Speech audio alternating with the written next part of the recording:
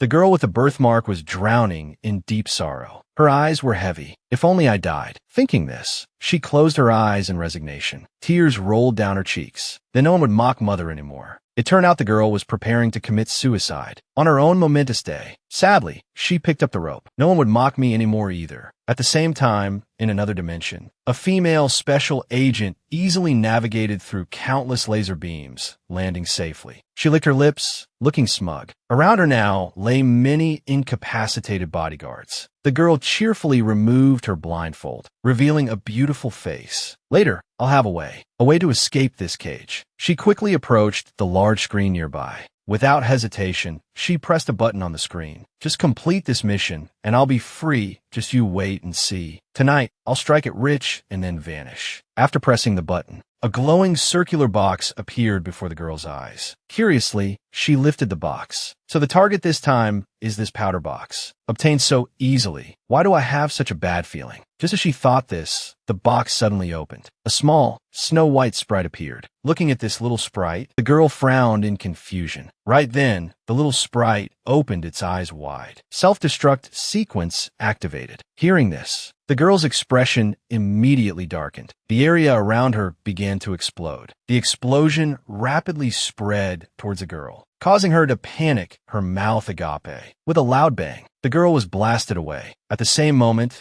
the girl with the birthmark kicked away the stool, beginning her suicide attempt. The two girls in two different dimensions ended their lives simultaneously. A few seconds later, the girl with the birthmark suddenly regained consciousness. She panicked, her face pale, struggling and coughing relentlessly. The girl fell to the ground. Confused, she looked around. Where is this? She stared blankly at her own hands. What am I doing? At that moment, the room door suddenly opened. The girl instinctively became frightened. An older woman led a group of fierce-looking people inside. Try to kill yourself again? Huh. Tie her up quickly. The woman angrily pointed at the girl. The prince's mansion carriage is almost at the door. You have to marry whether you want to or not. Hearing this, the girl instantly fell into a state of extreme panic. What is happening? I feel nauseous, carsick. Am I poor now? Where is this? Are they filming? Or have I transmigrated? What do I do if I've transmigrated? Me nim es maknyuk le. But do I have a mother? It turned out that the female special agent in the explosion had accidentally transmigrated into the body of an ancient girl named Masi Nuosi Lo. Masi Nuosi Lu's eyes suddenly flew open. Her head abruptly throbbed with intense pain. Wait, these memories. In her memory, the image of a girl with a sinister smile suddenly appeared. It was her who always bullied me. Images of Mac Nuok Lu being mistreated flashed through her mind, having to endure hunger and cold in the freezing weather. Like a film rewinding. So cold, so painful, so hungry. Back then, she had no strength to resist. She could only silently endure and shed tears. This scarred face is truly troublesome. Not only that, since childhood,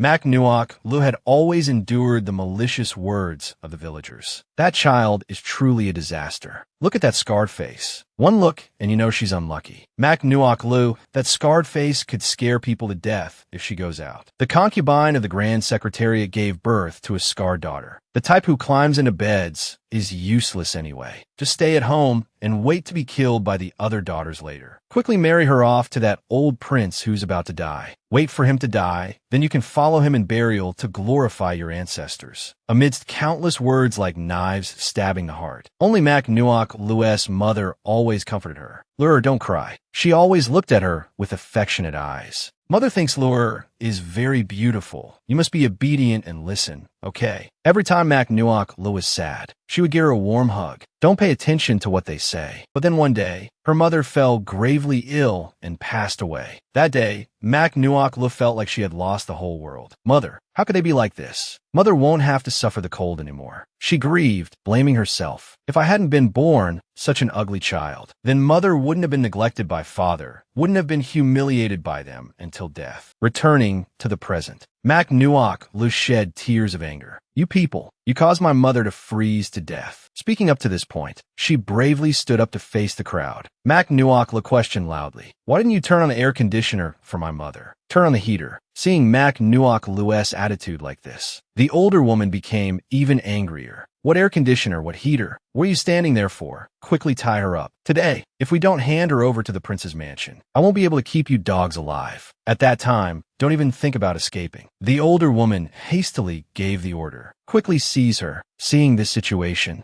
Mac Nuok Lu frowned, concentrating intensely. Two servants rushed towards Mac Nuok Lu. Quickly seize her. Mac Nuok Lu remained calm. She glared, seemingly having grasped the weaknesses of the two men. Mac Nuok Lu decisively struck one man's waist, then delivered a straight punch to the other's face. Mac Nuok Lu used her foot to stomp on his back. The others witnessing this scene were all stunned. Mac Nuok Lu gritted her teeth and spoke to them. I was an orphan for over 20 years. It was so hard to finally have a mother, yet you people caused her death. Mac Nuok Lu shouted furiously. I want you to pay with your lives. The old woman beside her broke into a cold sweat and said, Mac Nuok Lu, you are just the abandoned daughter of a concubine, truly ill-fated. She continued to order the others. What nonsense are you talking about? Quickly tie her up. It doesn't matter if you beat her half to death. Mac Nuok Lu was furious to the point of madness. She picked up a chair, raised it high above her head, and retorted fiercely to the old woman. I won't marry even if I die today. Why do you want to marry me off to a stranger? You treat people like animals to be bred, but you should at least see if both sides are willing. Come on, all of you. This old lady will beat you all up. Suddenly, at this moment, a voice rang out. Has the young miss been possessed by an evil spirit? Someone used a small flower vase to strike Mac Nuok Lu on the head. It turned out to be that blonde-haired woman. After knocking Mac Nuok Lu unconscious, she muttered a few words. Humph, truly insane. Mac Nuok Lu slowly collapsed. Sneak attacks don't align with the rules of the martial world. A while later, Mac Nuok Lu lay silently on the red marital bed. She gently opened her large, round eyes. Around her, candles flickered within the bridal chamber. Mac Nuok Lu narrowed her eyes and sat up. Where am I again? A bridal chamber.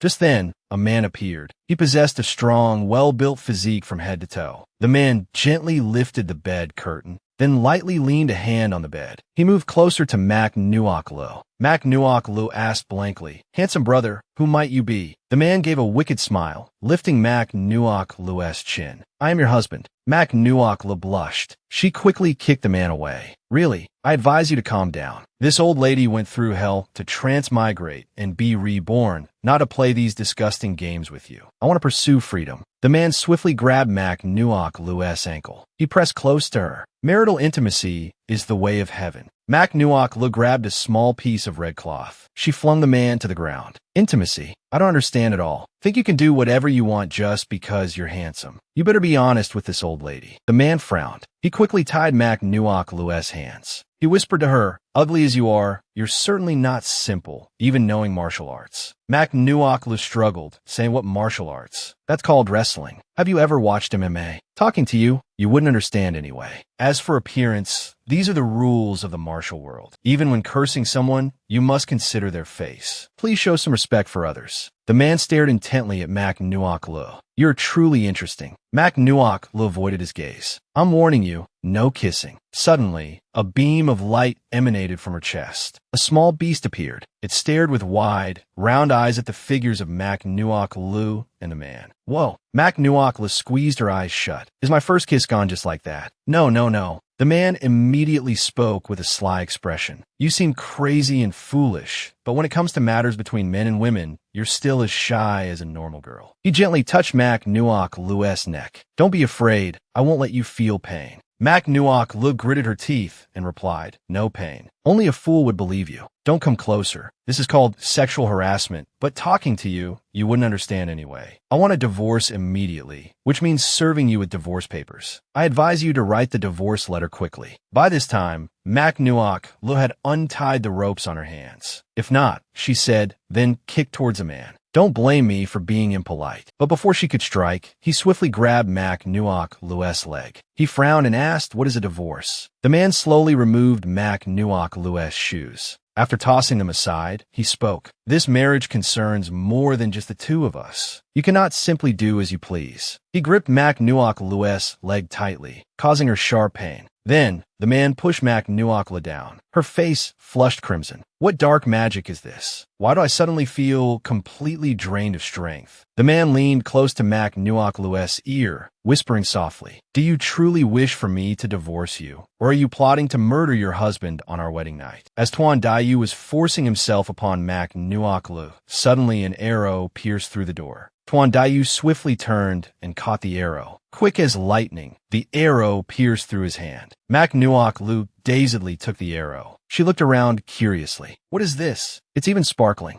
Tuan Dayu frowned, thinking to himself, the new emperor arrived quickly indeed. Then he abruptly snatched the arrow from Mac Nuoklu's hand. He frowned and questioned her. "How long have you studied martial arts to dare catch an arrow barehanded? Are you truly Mac Nuoklu, the third daughter of the Mac residents?" At this moment, a flash of green light appeared. Mac Nuoklu startled, seeing Ha-Ko materialize. "You scared me to death. Why are you here too? What on earth happened?" Ha-Ko gently landed on Mac Nuoklu's shoulder. "You failed to steal the treasure and even time traveled. Remember to thank me. Keep thanking me. Now I have to save your life again. Otherwise, neither of us will survive." Just then, Tuan Dayu suddenly asked, "Why are you sitting there spacing out? What are you mumbling about?" Mac Nuoklu froze, thinking to herself, so that's how it is. He can't see this little thing. But the crucial problem is how to resolve the current situation. Suddenly, black smoke emerged from the arrow. Tuan Dayu and Mac Nuoklu were alarmed. She widened her eyes and said worriedly, "Is this an assassination attempt?" "Oh heavens!" Tuan Dayu's expression turned grim as he pretended to be struck by the arrow. Mac Nuoklu revealed a determined look. "Quick, run." Both turned towards the candle simultaneously, then swiftly raised their hands. In an instant, they both blew out the enchanted candle together. Mac Nuoklu blushed, immediately retreating backward. At this time, Ha-Ko whispered into Mac Nuoklu's ear, "Next, let this adorable me save your life again, okay?" After that, Ha-Ko leaned close to her ear and spoke for a while. Mac Nuoklu slowly pulled down the robe on her shoulder, speaking to Tuan Dayu without hesitation. "Take it off." Tuan Dayu looked bewildered, crossing his arms with a cold smile. "Just moments ago, you wouldn't let me touch you. Now you want me to take it off." Mac Nuoklu closed her eyes tightly and replied to Tuan Dayu, "Take it off. Let me be the bait to protect your life." Tuan Dayu frowned, wondering what this woman was planning. Seeing Tuan Dayu's hesitant expression, Mac Nuoklu showed a look of exasperation. "I've already said this much, and you still don't understand. Or perhaps, instead of me going out to lure the assassins, you go out and kill them. Aren't you supposed to be gravely ill? Are you eager to die so soon?" Tuan Ju calmly replied, "Indeed, I certainly cannot go out to face the enemy and reveal my identity, but staying in the room makes us vulnerable to being surrounded." Mac Nuoklu thought to herself that he finally understood. She continued speaking to Tuan Ju.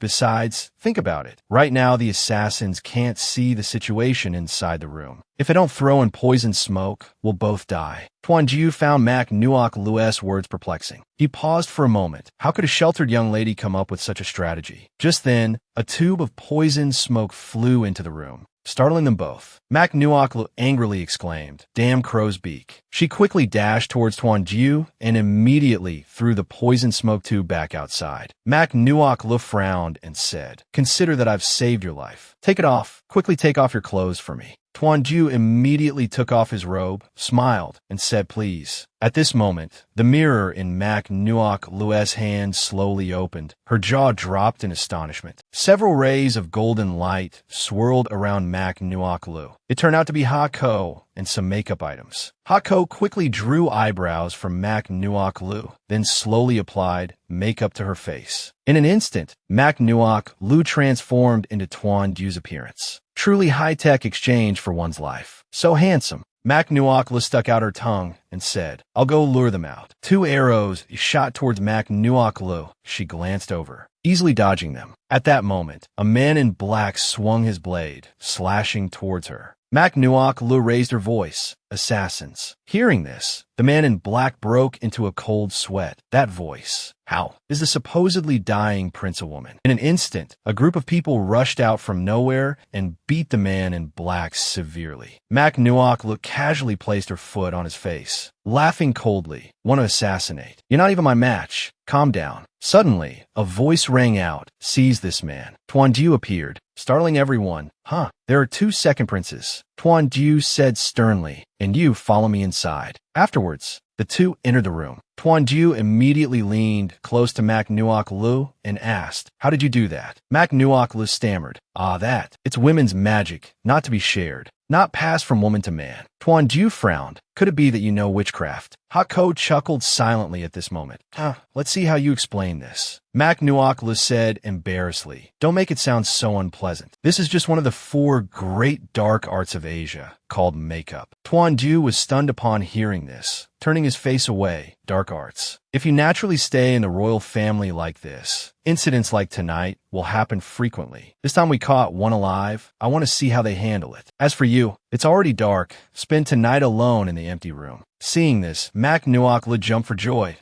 Thank you so much. This big bed is all mine to sleep in. Mac Nuok laughed and said, all right, wait. To repay you for saving your life just now, you should marry me. That should be acceptable, right? She narrowed her eyes, smiling pleadingly at Tuan Diu. It seems you don't like people with scars, meaning you don't like me. I don't like you either. Marriage requires 2 people who genuinely love each other. If we're not compatible, why should we drag this out and make both of us miserable? Tuan Diu looked at her with a sharp, stern gaze. This was the first time he had heard a woman express such thoughts. How interesting. Afterwards, he asked Mac Nuok Lu if she truly wanted him to set her aside. Wasn't she afraid of being repudiated right after getting married, ruining her reputation forever? Mac Nuok Lu replied that her reputation was already ruined. Just set me aside, and you can marry someone more beautiful, more useful than me. She opened her eyes wide and said, as for me, I want to live a life of freedom. Tuan Diu frowned. Freedom. All things are bound by the shackles of life. The freedom you speak of simply doesn't exist. Hearing this, Mac Nuok Lu was stunned for a few seconds, then sighed. No one thinks like you. She walked over to the window, opened it gently, her gaze drifting towards the bright moonlight. The freedom I speak of is not being weighed down by money, status, or other trivial matters. The sky is high and the sea is vast. I want to roam freely for a while. Hearing her words, Tuan Diu frowned and remained silent in thought for a moment. He turned to leave. Interesting, but as the princess consort, everything you do must be considered for the sake of the princely residence. Mac Nuok Lu suddenly raised her voice. What will it take for you to set me aside? Before the words were fully out, Tuan Diu had already stepped out the door, slamming it shut behind him. Mac Nuok Lu fumed. He slowly walked away, saying, rest early. Mac Nuok Lu frowned, then let out a huge yawn. So sleepy. Seeing this, Hako immediately pinched Mac Nuok Lu's cheek. Sleep. What's sleep? You just transmigrated here. This world has an emperor, but no phones. Killing people is as easy as child's play. And you transmigrated into an easily targeted position. If you're not careful, you won't even see the sun tomorrow. Mac Nuok Lu squeezed her eyes shut, then collapsed on her knees. Tomorrow's sun. Right now, I need to sleep. Suddenly, Mac Nuok Lu glanced at Hako. Wait, I don't even know your name yet. Hako replied, fool, you clearly came to steal my things but don't even know basic information. My name is Hako. Mac Nuok Lu pressed her lips together tightly, then burst out laughing cheerfully. Hako.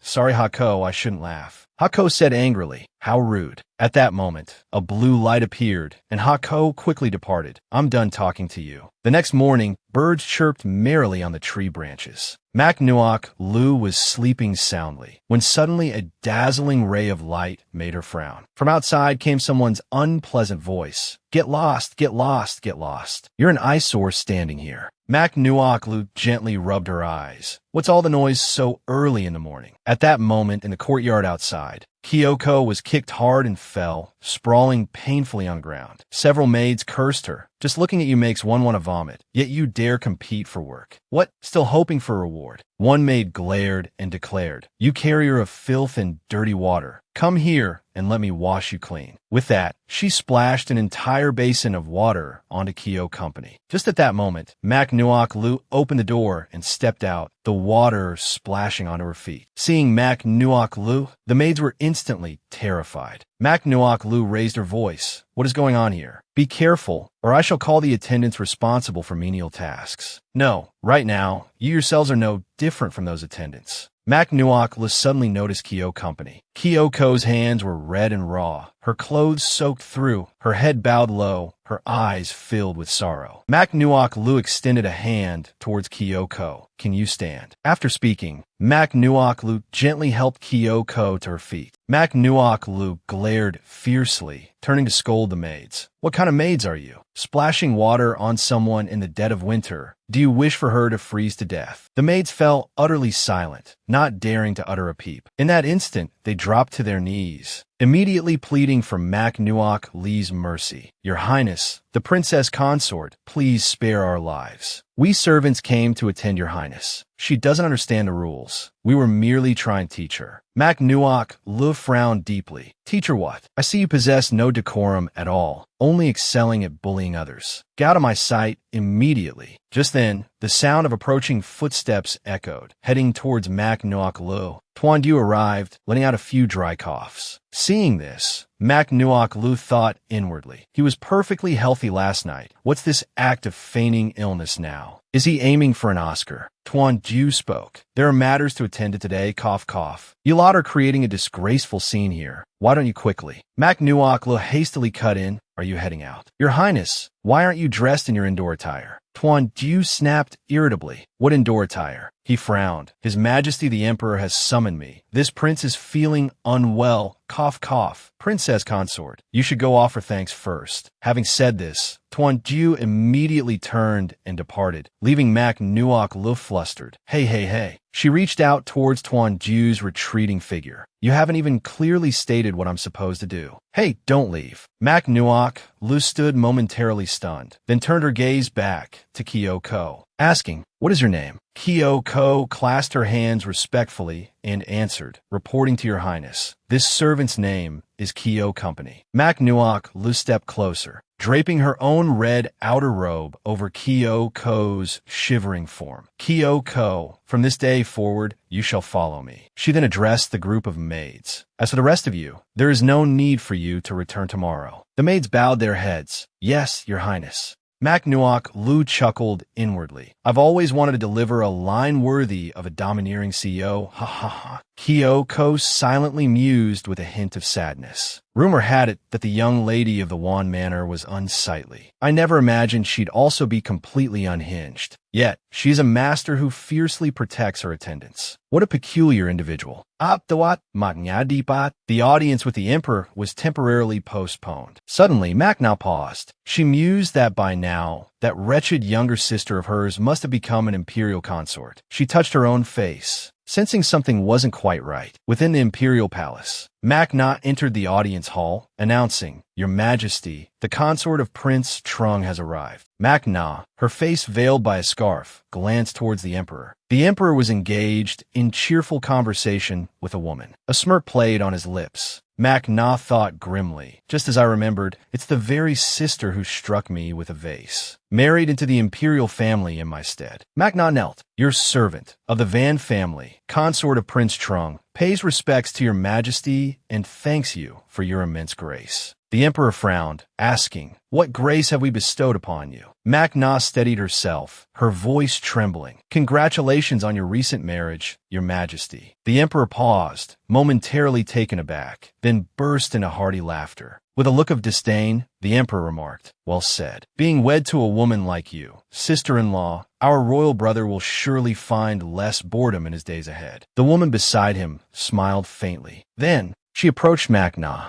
Elder sister, have you been well lately? Younger sister followed the late emperor's decree to marry into the imperial family. Now, as an imperial consort, my movements are restricted. Therefore, I requested His Majesty to summon elder sister first. Makna furrowed her brow. So, may I rise now? She pouted inwardly. How dare she act so disrespectfully before the emperor? The emperor stroked his chin. You may rise. Makna slowly stood up. Suddenly, the woman beside the emperor spoke. Oh yes, elder sister, don't stand on ceremony. Let younger sister have a proper look at you, she declared smugly, so His Majesty may also admire your famously scarred face, renowned throughout the capital. The emperor added, Sister-in-law, why must you cover your face? Do you not dare reveal your true appearance? As soon as he finished speaking, the woman lunged towards Manhwa. Exactly, elder sister. Covering your face before His Majesty is an act of great disrespect. Let younger sister help you remove it. Manhwa quickly stepped back. What is this vicious woman trying to do now? Does she want me to reveal my face only to humiliate myself? She clenched her fists. Is the enemy afraid now? Just then, Hako appeared. Don't cause trouble. Hako Thawen, speaking Manhwa, striking the emperor's wife in his presence. Aren't you afraid of being beheaded? It spoke smugly. I have a way to help you. Watch me. With that, Hako made a quick gesture, transforming Manhwa from a scarred girl into a stunning beauty. At that moment, the veil fell away, and the younger sister gasped, biting her lip in disbelief. How did she suddenly become so beautiful? Manhwa stood before her, an enchanting expression on her face. Manhwa said triumphantly, Didn't expect this, did you? She glanced at Hako. I didn't expect it either. This instant makeup skill. You truly are formidable. The younger sister sputtered angrily. How is this possible? Manhwa calmly replied, Why wouldn't it be possible? I merely touched up with a bit of powder, applied a little makeup, that's all. She frowned. Sister, surely you don't know that for women attending formal occasions, applying makeup is basic etiquette. Hearing this, the younger sister became furious. What are you saying, older sister? Clearly, you are a... Suddenly, the emperor spoke up. It matters not, causing her to stop mid-sentence. The emperor slowly approached Manhwa, born with unsightly features. The very bones of a beauty seemed shattered. I heard before that sister-in-law was somewhat concerned about her appearance. It's a good thing that there's now a way to apply makeup. The emperor wrapped his arm around the younger sister's waist. My royal brother claims illness and did not attend. Is he well? Does he still have an appetite? The emperor hinted darkly. Last night, was he still able to perform his duties with sister-in-law? That younger sister interjected. Ah, that's right. How about we fetch the bed linens from the prince's mansion? She covered her mouth, snickering softly. Let's see if royal brother, after being ill for so many years, is still capable. Ha ha. The emperor was greatly amused. Someone, go quickly to the prince's mansion.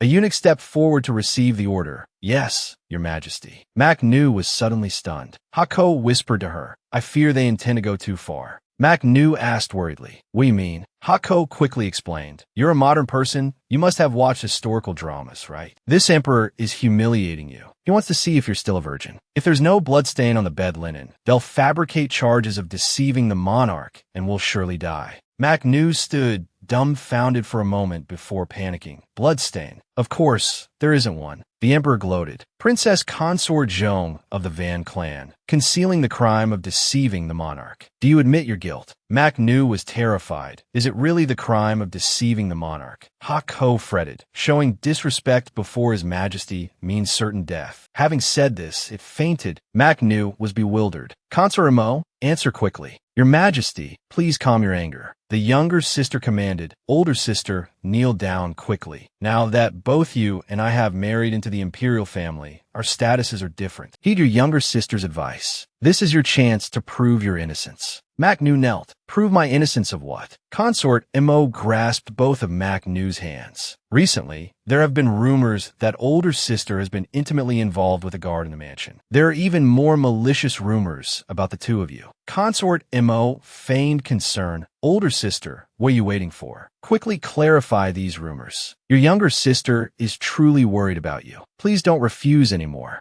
Manhwa was perplexed. What is this? Why don't I know anything about this? What nonsense are you talking about? Consort Mo's eyes welled up with tears. Older sister, why are you being so stubborn? His Majesty already knows. If not for my earnest pleading, he likely would have punished you already. Today's audience is precisely to restore your innocence. The emperor added, no need to say more. If Princess Consort Zhong does not wish to explain, then let this matter end here. To avoid damaging the imperial family's honor, just let her have a swift death. The emperor glanced, signaling for the poisoned wine to be brought. Immediately, a palace maid entered carrying the wine. Manhwa worried. Why bring it up so quickly? Is that poison wine? Manhwa fearfully asked Hako, are you ready yet? Weren't they supposed to inspect the bedsheet? Why aren't they inspecting it anymore? Can you give me a moment to prepare? What do we do now? Can you conjure a gun? Not today. I'm about to die. Hako was still fast asleep at this moment. The emperor raged. You refuse to drink. Guards, help the consort of Prince Trung drink the wine. As soon as the emperor finished speaking, several servants immediately rushed forward. One held Mac Na tightly, while another brought the wine, cupped her lips. He pinched Mac Na's face, but she still struggled, refusing to drink. Suddenly, the sound of a few coughs echoed as someone slowly approached. It turned out to be Tuan Diu.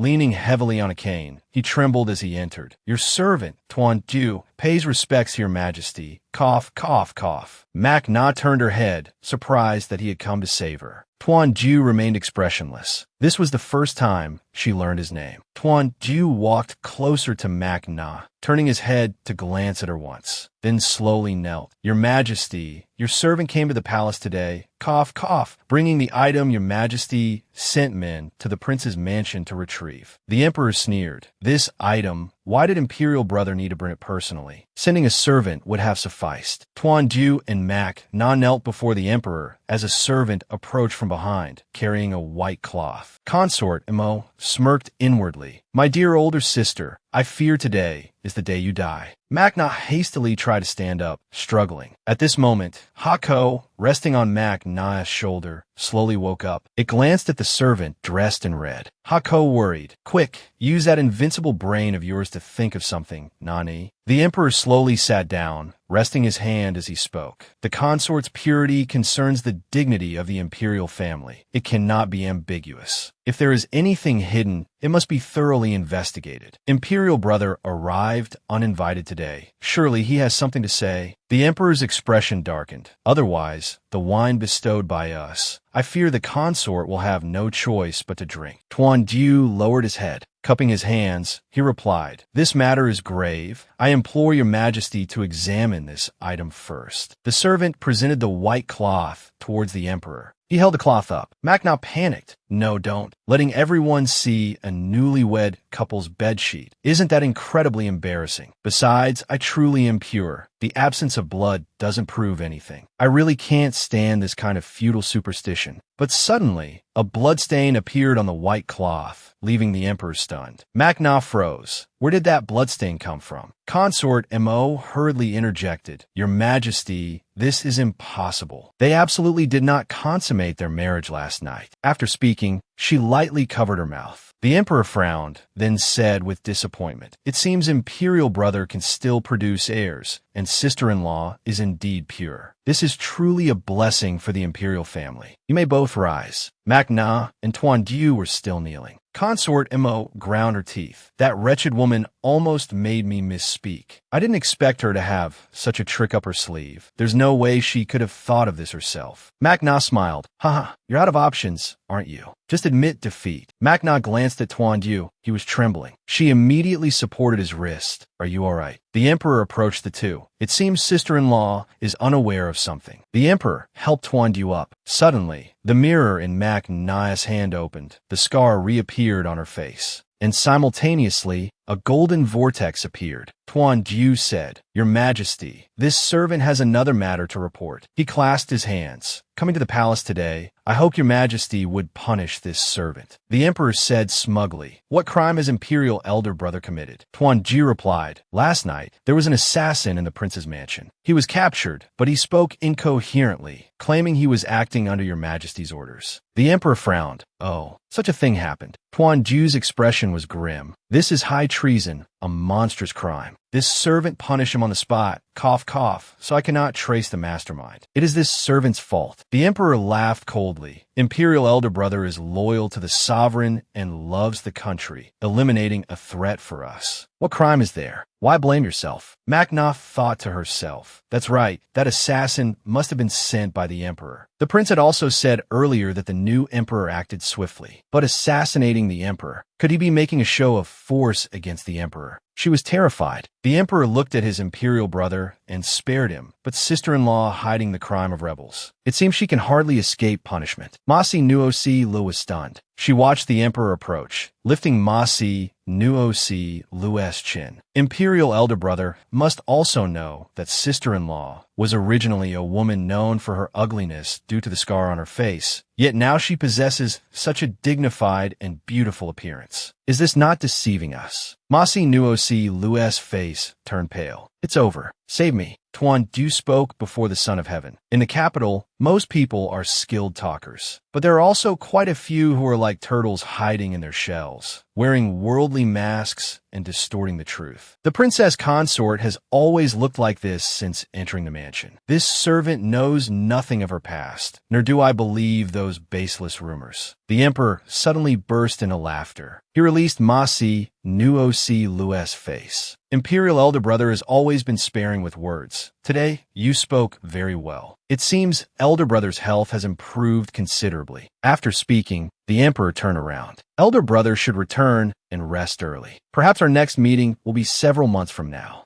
Masi Nuosi Lu and Tuan Ju clasped their hands and bowed. Then, the two slowly walked out of the imperial palace. Masi Nuosi Lu looked at Tuan Ju's retreating back. The imperial family. These people fight too fiercely. She thought perhaps she should tell Ha-ko they should slip away soon. Ha-ko replied that it was true. If you leave, it would be better for everyone. Don't you see the emperor wants to use you to deal with the prince? Masi Nuosi Lu was stunned. She reached out towards Tuan Ju, grasping his sleeve. Tuan Ju glanced over. Masi Nuosi Lu blushed and said, "Thank you for lying for me and for saving me too." Tuan Ju chuckled inwardly. Ha ha, she even knows how to say thank you. Mak nuk le sai. But about the matter I mentioned earlier, the divorce, could you perhaps consider it a bit faster? This infuriated Tuan Ju. Mak Nuok Lu added, otherwise continuing like this is very dangerous for both of us. Divorce me. Mak Nuok Lu's eyes widened. Tuan Ju frowned, speaking angrily. This prince only has deceased wives, not divorced ones. Tuan Ju grabbed Mak Nuok Lu's wrist, pulling her up. Mak Nuok Lu frowned, looking at him. Ah, that hurts. Do you really want me dead? Tuan Ju narrowed his eyes angrily at her. Woman devoid of etiquette. From today onwards, you will stay here, confined for self-reflection. Without this prince's permission, you are not to take half a step out of this room. Having spoken, he turned angrily and left. Mak Nuok Lu, feeling wronged and indignant, shouted after him, "What if I die? Am I supposed to just lie there then?" Tuan Ju narrowed his eyes. His sharp gaze swept over her. Silence. Life and death within this prince's mansion are decided by this prince. Mak Nuok Lu cursed angrily the minds of royalty. You people are even more stubborn than us commoners. Right now, the emperor and empress both detest me. Pretend you don't know me. You also know clearly. Keeping me here will only hinder the great plans you wish to achieve. Isn't that right? Tuan Ju frowned, looking at her. After a moment, he let out a cold laugh. I originally thought you were just an ordinary lady from a noble family, but now it seems I absolutely cannot let you go. His face darkened as he looked at her coldly. I know you possess martial arts skills. Guards have been arranged outside to watch day and night. Stay here obediently. Otherwise, the room door slammed shut with a bang. Mak Nuok Lu flinched. Closing her eyes, Ha-ko, who was on her shoulder, fell directly to the ground. Ouch! Scare me to death. Can't you close the door gently? A moment later, Mak Nuok Lu lay wearily on the bed. Tell me, how am I supposed to continue surviving in this world? Just then, Kyoko opened the door, carrying a tray of food inside. Princess consort, it is time for dinner. Mak Nuok Lu sat up on the bed, head bowed, dejected and silent. Suddenly, an idea struck her. Ha-ko looked at her, surprised and uneasy. My transformation function can only be used once a day. Don't you go causing trouble. Mak Nuok Lu frowned in surprise, looking at it. Oh, why? Why are you only telling me now? Ha-ko said dejectedly, I was designed only for makeup application. To completely transform into another person requires a lot of energy. It sighed, continuing aggrievedly. Moreover, I need to observe carefully and imitate the target to truly become alike. But the effectiveness cannot be guaranteed. Mak Nuok Lu asked hurriedly. So the makeup this morning counts too. Does applying makeup to cope also consume celestial power? She frowned, clicking her tongue. Fine, whatever. Observe Kyoko's appearance carefully. Later, try your best to transform me into her. Ha-ko sighed inwardly, watching Mak Nuok Lu get up and walk towards Kyoko. Oh no, don't tell me you want to. Kyoko looked at Mak Nuok Lu puzzled. Mak Nuok Lu smiled, clasping her hands towards Kyoko. Then, she quickly raised her hand and knocked Kyoko unconscious.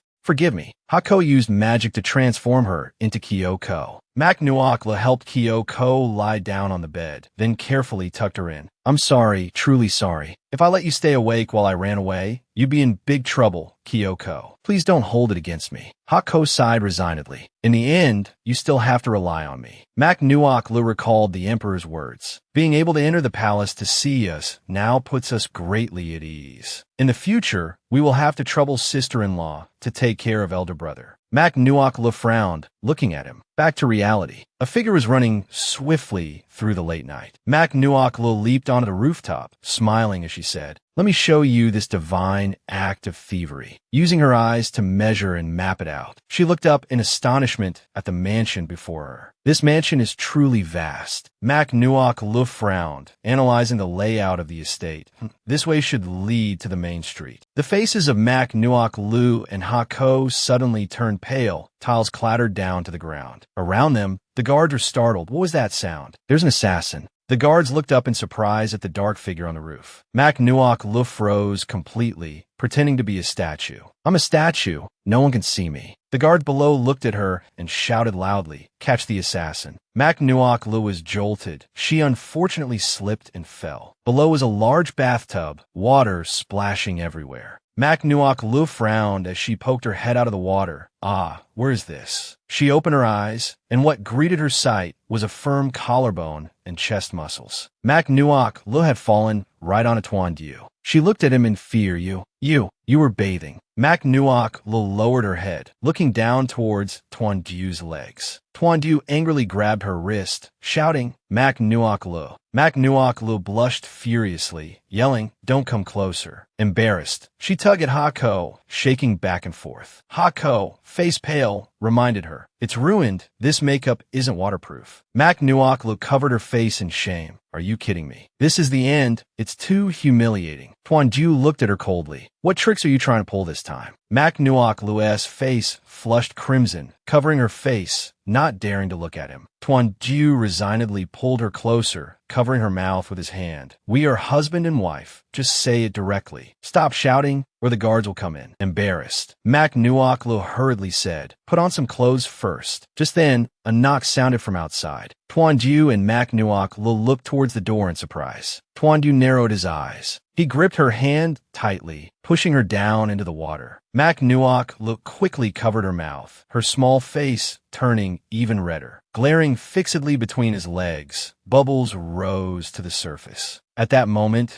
guards holding swords burst in, shouting loudly, "Your Highness, an assassin was just spotted outside. Did he hide in here?" Tanjiro stood up, draping a robe over himself, and looked at them coldly. "Get out. Can't you see this prince is bathing?" The subordinate stammered in fear. "This servant was truly worried about your Highness's safety. Forgive the intrusion. This servant will take his leave." After the guard left, Mak Nuakla, clothes disheveled, stood up, splashing water everywhere. Tanjiro, furious, glared at her exposed private parts and scolded. "Not even an hour has passed, and you're already pretending to be a maidservant, climbing walls to escape. Are you perhaps a spy, an assassin?" Mak Nuakla, embarrassed, covered herself with her hands. "Let me say this first. Where are you looking? Quickly hand me that bath towel." Tanjiro snorted coldly. "What is a bath towel?" With a thud, a white towel was thrown at her. Mak Nuakla, face flushed red to her ears, frowned as she looked at him. Although he saw her drenched appearance, she had also seen him without clothes. The way he handed her the bath towel seemed so gentle. Perhaps there was room for negotiation. She wiped her mouth, looked away, and said, "I've thought it over just now. Not divorcing is fine too. Separate living arrangements are possible. My leaving would be good for both of us." Tanjiro sighed. "What on earth are you thinking? If a woman doesn't rely on her husband or her family, how can she live alone?" He picked up a lock of her hair and continued, "Though the world is vast, there is no place truly free. If you run away, you will carry the burden of crime." Tanjiro smiled, letting go of her hair. "If you want freedom, then run. Let's see how long you can remain free." Mak Nuakla stared blankly at him for a moment. then asked excitedly, "Really? Then I'll be going, thank you." With that said, she leaped onto the roof without hesitation. Watching the bath towel fall from above, Tuan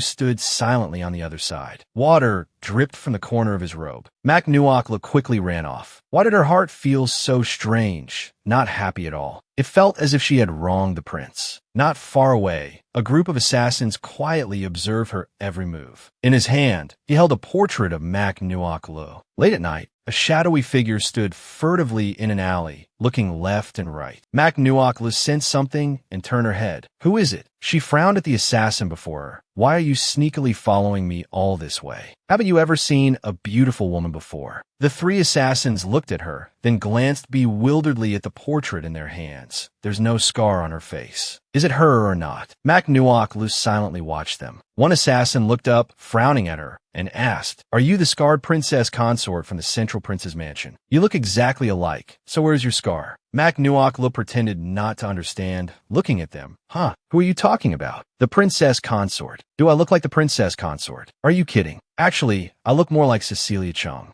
After speaking, she leaped up, intending to flee. An assassin with quick eyes and hands grabbed the hem of her robe, pulling her back. "Don't go." Mak Nuokla angrily shouted at them. "If you say don't go, then I won't go. I want to fight 10 of you." With that, she charged forward, engaging the three assassins in a chaotic fight. Hako dared not look upon the disastrous scene, quickly covering her eyes. It was truly unbearable to watch. A moment later, Mak Nuokla emerged from the battlefield, her hair utterly disheveled. Her hair was a complete mess, heavens. This body, I forgot she was a delicate young lady who couldn't even tie up a chicken. She hastily fled. After taking down 2 men, she was out of breath. Hako also grabbed a lock of her hair, pulling her along. "If you can't win, run quickly." Just then, a horse carriage sped towards Mak Nuokla and stopped. Mak Nuokla and Hako stared at it, startled. Kyoko lifted the curtain, hurriedly helping Mak Nuokla into the carriage. "It's me, Your Highness." Mak Nuokla sat in the carriage, panting heavily. "You're quite strong, able to pull me into the carriage." Kyoko smiled, looking at her. "You must be joking." Hako sighed, whispering into Mak Nuokla's ear. "You knocked her unconscious, and now she comes to help you, really." Mak Nuokla felt too ashamed to look Kyoko directly in the eye. I knocked you out earlier. I'm truly sorry. Now you've come to save me. Thank you."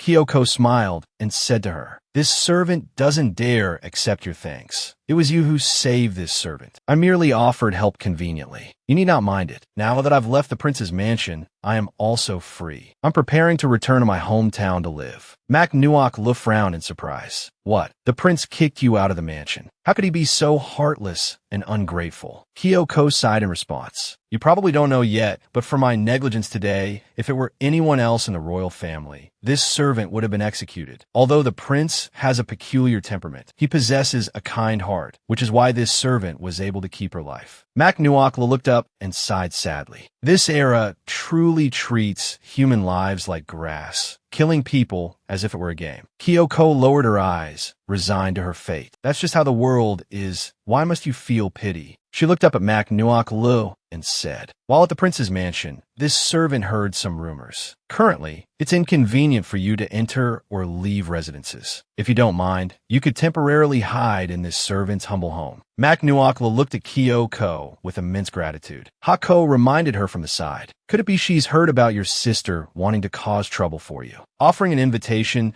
so proactively and coincidentally, isn't it too convenient?" Mak Nuokla crossed her arms, frowning at Hako. "Oh, so what do you suggest? You say you don't want to trouble her, yet you also say you suspect her." She looked up and saw Kyoko's gentle smile, then nodded in agreement. "All right, I have nowhere else to go right now. I can only trouble you then. Thank you." Hako slapped her forehead helplessly at the side. Late at night, inside a dilapidated house, Mak Nuokla and Kyoko entered the room. Mak Nuokla looked around in surprise and asked, "You live alone?" Kyoko, who was folding clothes, smiled and replied, "This servant has lived in the prince's mansion since childhood and has never married. My parents passed away early, and I have no other relatives in the city. Only this house was left to me by my father." After neatly folding the clothes, Kyoko continued with a smile. "My home is quite shabby, and many things are lacking. Mak Nuok Lu replied nonchalantly, I think it's very good. Kyoko, you don't need to be so formal. Having said that, she even winked at Ha-ko on her shoulder. See, not a bad person. A moment later, Mak Nuok Lu picked up a broom, proactively offering to help Kyoko. Let me help you sweep the room. It must be hard for you living alone. This room looks like it hasn't been cleaned in a while, right? She lifted a small bucket, announcing, I'll start now. Startled, Kyoko hurriedly tried to stop her. Ah, you mustn't, Mak Nuok Lu said with a smile. I'm no longer the princess consort now. Don't be so formal. It's really good that you don't call me your highness. Seeing her like this, Kyoko remarked in surprise. You truly are a strange noblewoman, just like the prince. Mak Nuok Lu smiled and turned her head back. Huh, alike. I'm so lively and lovely. Much better than that cold, wooden-faced man. Actually, it was the prince who let me go. Just now, some people came to capture me. I don't know who sent them. Now, I can only rely on myself. This world is truly difficult to survive in. She gazed out into the night beyond the window and sighed. Mak Nuok Lu turned back and softly called out to Kyoko. Suddenly, a group of people appeared outside. Kyoko cried out in alarm. What do these people want? Mak Nuok Lu curiously asked Kyoko what was wrong. Running outside, she saw a group of black-clad men surrounding Kyoko and frowned. What are you doing? Mak Nuok Lu grabbed a nearby iron poker, narrowing her eyes at them. Humph, you followed me all the way here. What's so great about bullying a woman? An assassin took advantage of her distraction and attacked sneakily from behind. Mak Nuok Lu narrowed her eyes, lifted her leg, and gritting her teeth, kicked him hard.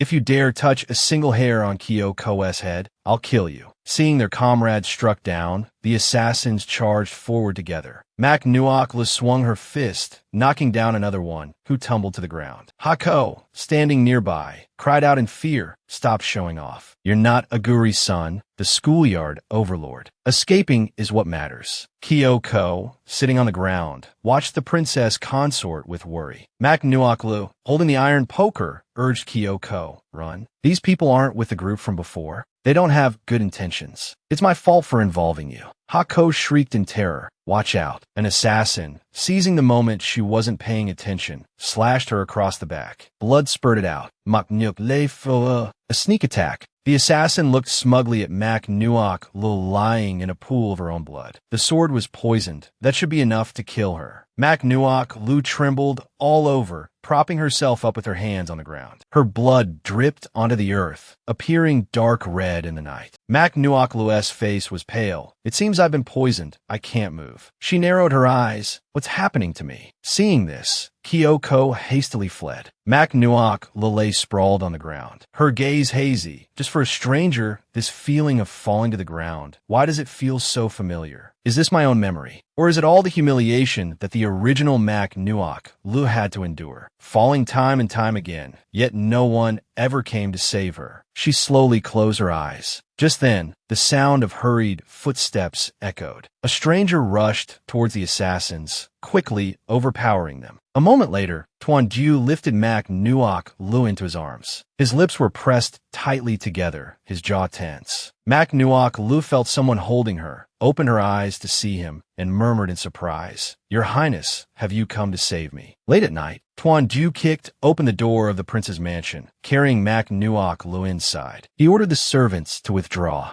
Mak Nuok Lu shivered in his arms. So cold. Tanjiro carried her towards the large bathtub, frowning at her with concern. No one understands this poison better than I do. This is the wondrous drug of the Deep Palace's 6 chambers. He quickly removed her clothes. I didn't expect they wouldn't even spare you. Mak Nuok Lu opened her eyes, weakly trying to stop his actions. What are you doing? Tanjiro sighed and explained. This poison is called lactin. The poisoned person feels cold all over, as if fallen into an ice cellar. Only by using the antidote to slowly warm the flesh can the toxin be forced out. Otherwise, you will die in the next moment. The knife that struck you was coated with lactin. Mak Nuok Lu, lying weakly in his arms, asked, How do you know these things? Tanjiro fell silent for a moment, seemingly lost in memories, then told her in a cool voice, Because I too have been poisoned. Royal bloodline. This sort of thing is very common. The main purpose is to eliminate thorns in the side. They will resort to any cruel method they can think of. Mak Nuok Lu, exhausted, drifted off to sleep in Tanjiro's embrace. The next day, in the bedroom,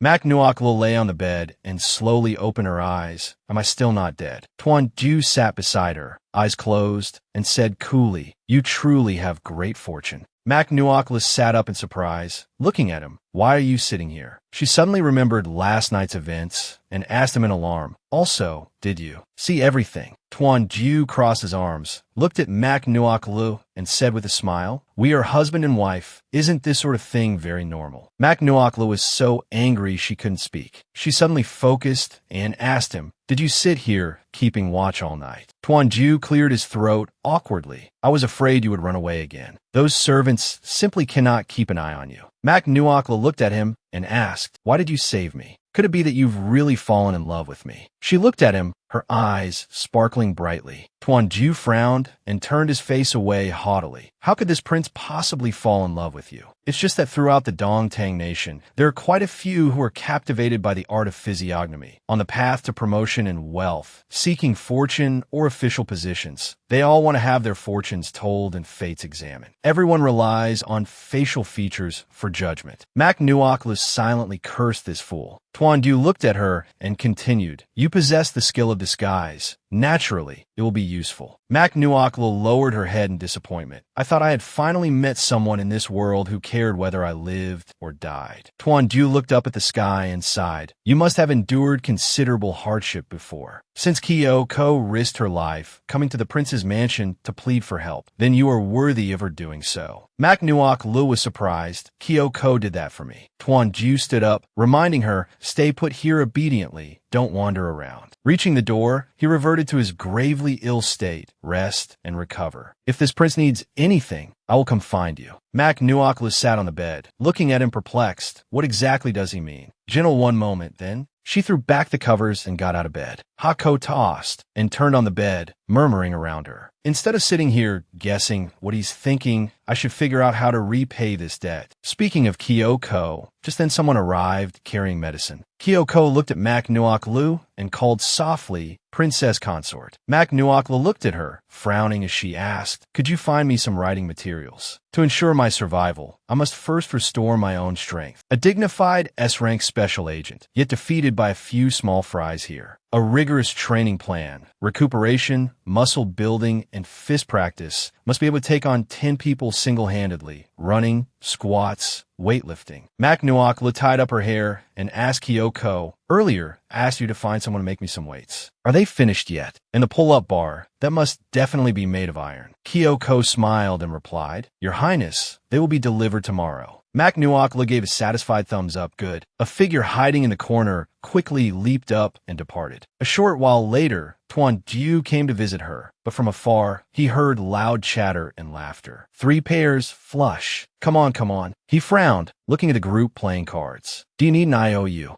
Mak Nuokla angrily threw her cards onto the table. No need. Just pay up, Tuan Ju shouted. Everyone stopped playing. He strode over to Mak Nuokla. Looking at her furiously, I told the entire mansion that you were mad. Firstly, to turn away guests, and secondly, to silence the servants. What on earth are you doing? Still trying to cause more trouble. Mak Nuokla guiltily picked up her cards and explained, This is called poker. I designed it myself. She looked at him aggrievedly and began to lament. Isn't it because I got bored waiting for you? Next time, I'll teach you how to play too. Oh, right. Tuan Ju looked at her helplessly. Now what? Mak Nuokla tied her hair up tightly, smiling as she said, Find those who have suffered due to their appearance and bring them here. I want to organize a grand makeover convention, earn some benefits for you. This is my second plan to help you win the hearts of the people. Mak Nuokla was helped down from the carriage by her maid, her face concealed by a wide-brimmed hat. Stepping down, she lifted the curtain, gazed at the crowd before her, and said with a smile, Greetings, dear people of the capital. I have missed you all so much. Kyoko, standing beside her, introduced to the crowd. Recently, the princess consort has learned a secret art of appearance transformation,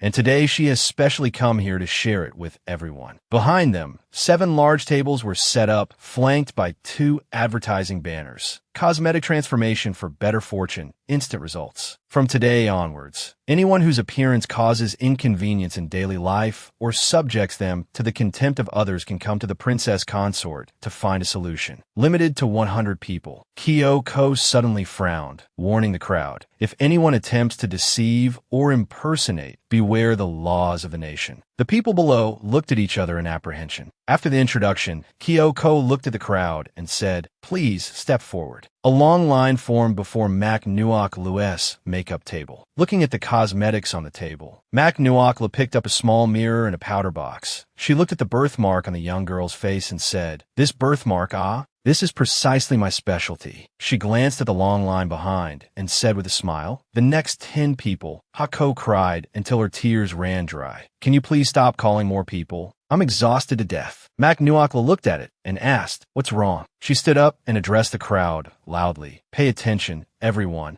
Mac Nuoklu, holding a makeup brush, pointed towards the people. "This is contouring and highlighting. Used similarly to the powders and rouges of noble ladies, it can modify the features, making the face appear smaller and the nose seem higher than usual. Draw the eyebrows, apply powder, stick on eyelids, apply lipstick. This is called eyelid tape. It can be applied to the eyelids to make the eyes appear larger." Mac Nuoklu smiled at the crowd, while Hako beside her used magic to help everyone transform. The men and women below joyfully examined their new appearances. "This time, I'll surely be the Shishur of Tofu Village. Let's see who dares to laugh at my squinty eyes anymore. What are these mud-colored powders called again? Contouring. This is the handsome look a real man should have. Ha. Hako helplessly raised its hands in surrender. Stop, and let me rest for a bit." It slumped exhaustedly onto the table. "Who told you to spout nonsense about cosmetic transformation for 100 people without even discussing it with me first?" Mac Nuokla smiled and patted its head. "You worked hard. I just wanted to help those like me, who are scorned by others because of their unattractive appearance." In the Imperial Palace, at this moment, a flock of crows flew across the sky. Consort whom Mac held a letter, cursing angrily. "What damn thing is this nameless one, the so-called number 1 under heaven? That bitch not only didn't die, but dares to pull tricks on the street." The white-haired man, wearing a mask beside her, let out a cold laugh. Tan Quan placed a hand on his chest, smiling as he bowed to her. "Princess Consort, 10,000 blessings upon you." He sat lazily by the window, saying, "The person you wish to kill naturally cannot continue living. However, after this matter succeeds, Your Highness the Princess Consort must remember our agreement." Consort Mac angrily stood up and roared, "Success. It's clear you lot achieved absolutely nothing. Even with the strongest poison, that bitch still managed to survive." Tan Quan leaped down, replying through gritted teeth, "This lowly one knows his mistake. Next time, there absolutely will be no errors, haha. Princess Consort, do not worry. This time it was because a skilled expert intervened to neutralize the poison. I will be more careful in the future." He took a lock of Consort Mac's hair. "The fragrance on your body is truly pleasant." Consort Mac angrily stepped back. "Get lost quickly, you damn treacherous merchant." Tan Quan let out a loud laugh and swiftly leaped out, departing. On the bustling street, Mac Nuok stood before the makeup table, her expression turning grave. Sensing the killing intent, Hako also looked around warily. It jumped onto Mac Nuok Lu's shoulder and asked, "You sense it too, don't you?" At this moment, a graceful young woman approached the makeup table. "Princess Consort, 10,000 blessings upon you." She removed her mask, revealing a hideous, old, wrinkled face. Hako frowned, reminding Mac Nuok Lu, "Something's wrong. This person is disguised." Mac Nuok Lu's brows knitted tightly. Suddenly, a rain of arrows shot towards her. Hako hurriedly flew over, shouting loudly, "Quickly hide," onto the table. Abruptly, the arrows were blocked by an iron shield. A person dressed in white, wearing a mask, rushed forward,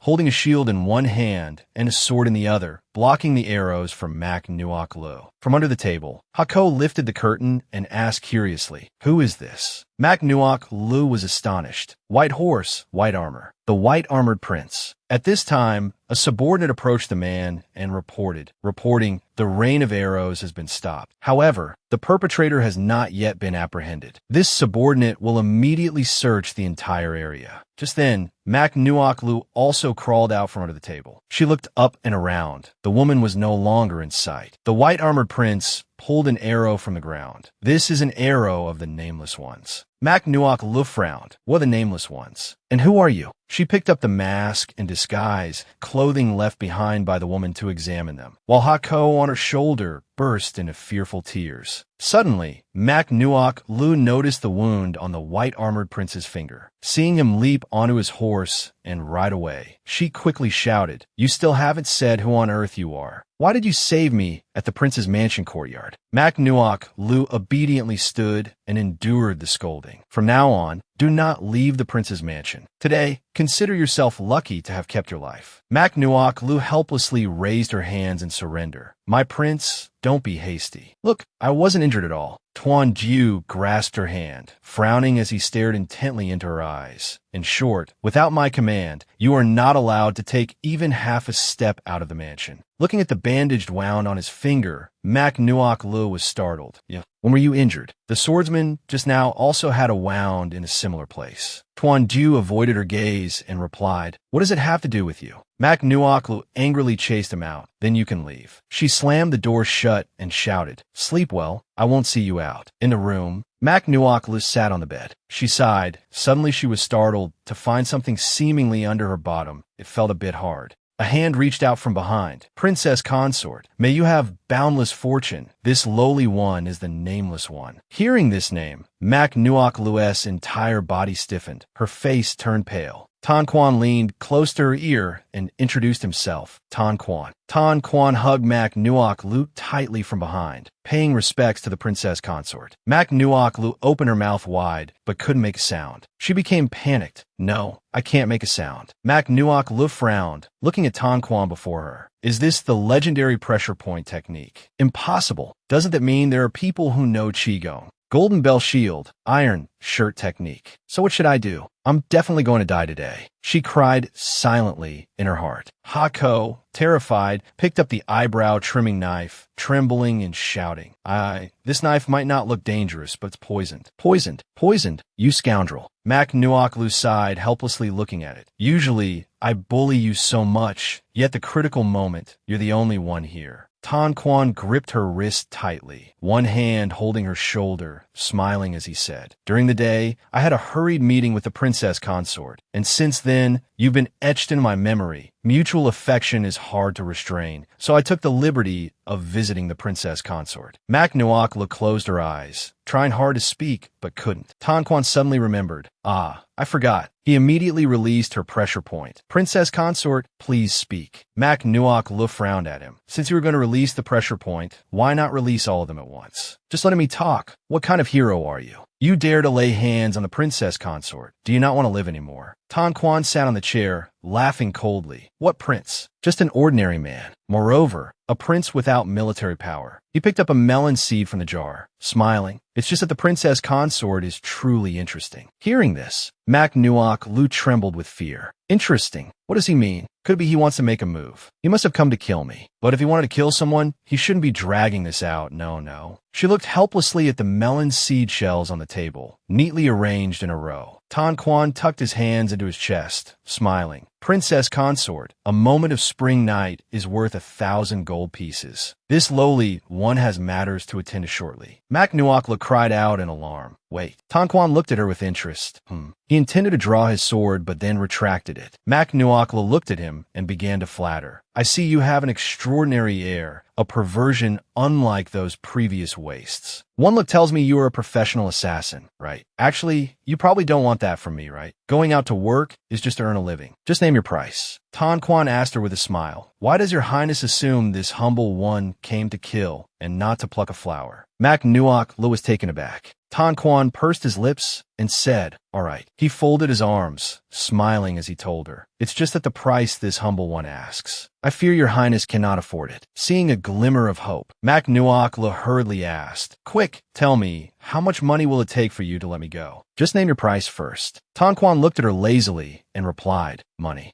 The lady in the palace has already promised this humble one priceless treasures. Can this declining prince's mansion possibly offer a higher price than her. Mak Nuok frowned at Tan Quan, saying, "Surely you don't truly have no need for money." Tan Quan smiled and suddenly spoke. "Ah, your highness is indeed exceptionally intelligent." Mak Nuok's eyes suddenly lit up. "You saw everything just now. You saw my efficiency too. I'm really not deceiving you. Besides, my makeup skills could also be considered a priceless treasure, couldn't they?" Tan Quan toyed with the silver needle in his hand, replying dismissively, "It's merely a disguise trick." He brought the sharp silver needle close to her face. "I know how to do that too." Mak Nuok inwardly sneered, feeling a touch smug. But outwardly, she maintained a smile, analyzing for him. "Big brother, your disguise technique is too crude. Mine is truly useful. I could become anyone I wish. With this skill, assassinating anyone you desire would be like giving a tiger wings. If you don't believe me, release my pressure points, and I'll demonstrate for you." Seeing Tan Quan's less than interested expression, Mak Nuok pitifully promised, "I guarantee I won't cause any trouble. Besides, wouldn't it be incredibly easy for you to kill me if you wished?" Tan Quan smiled, nodded in agreement, and released her pressure points. "Very well." Mak Nuok stood up and looked behind her. She reached her hand down towards Hako. "Hako, give me the powder box." Hako immediately handed her the powder box and makeup brush. Mak Nuok began applying eyeshadow, then blush, skillfully making herself up to resemble Tan Quan. After a moment, Mak Nuok smiled triumphantly at Tan Quan. "See, very useful, isn't it? Want to learn? Come closer, and I'll tell you the secret technique." Mak Nuok hid one hand behind her back, tightly gripping the powder box in her palm. Taking advantage of Tan Quan's momentary distraction, she flung the powder into his eyes. "I can still see even with my eyes covered." Tan Quan swung his hand, attacking her. Mak Nuok quickly retreated, the blow whistling past her. Having been tricked by her, Tan Quan angrily rubbed his eyes and walked towards the bed, startled as he looked at the secret passage beneath it. There's a secret passage under the bed. A cold, knowing smile suddenly touched the corners of his lips. The powder drifted down onto a small table elsewhere. Tuan Jiu suddenly let out a sneeze. He put down the book he was reading, walked over to close the window, and abruptly spotted a suspicious figure on the roof. Tuan Jiu exclaimed in surprise, "Someone's there." He observed the figure on the roof, frowning. That attire, the faceless one. Tuan Jiu quickly gripped his sword, narrowing his eyes, daring to sneak into the Central Prince's residence. "I fear there are more behind this." Tuan Jiu's expression suddenly changed. "Not good." Mak Nuok Lo. Tuan Jiu hastily pushed the door open and rushed in. Mak Nuok looked at the chaotic room before her as Tuan Jiu frowned and lifted the bed curtain. Tuan Jiu stared at the secret chamber before him, asking in astonishment, when was this secret room built? Suddenly, a strange noise came from below.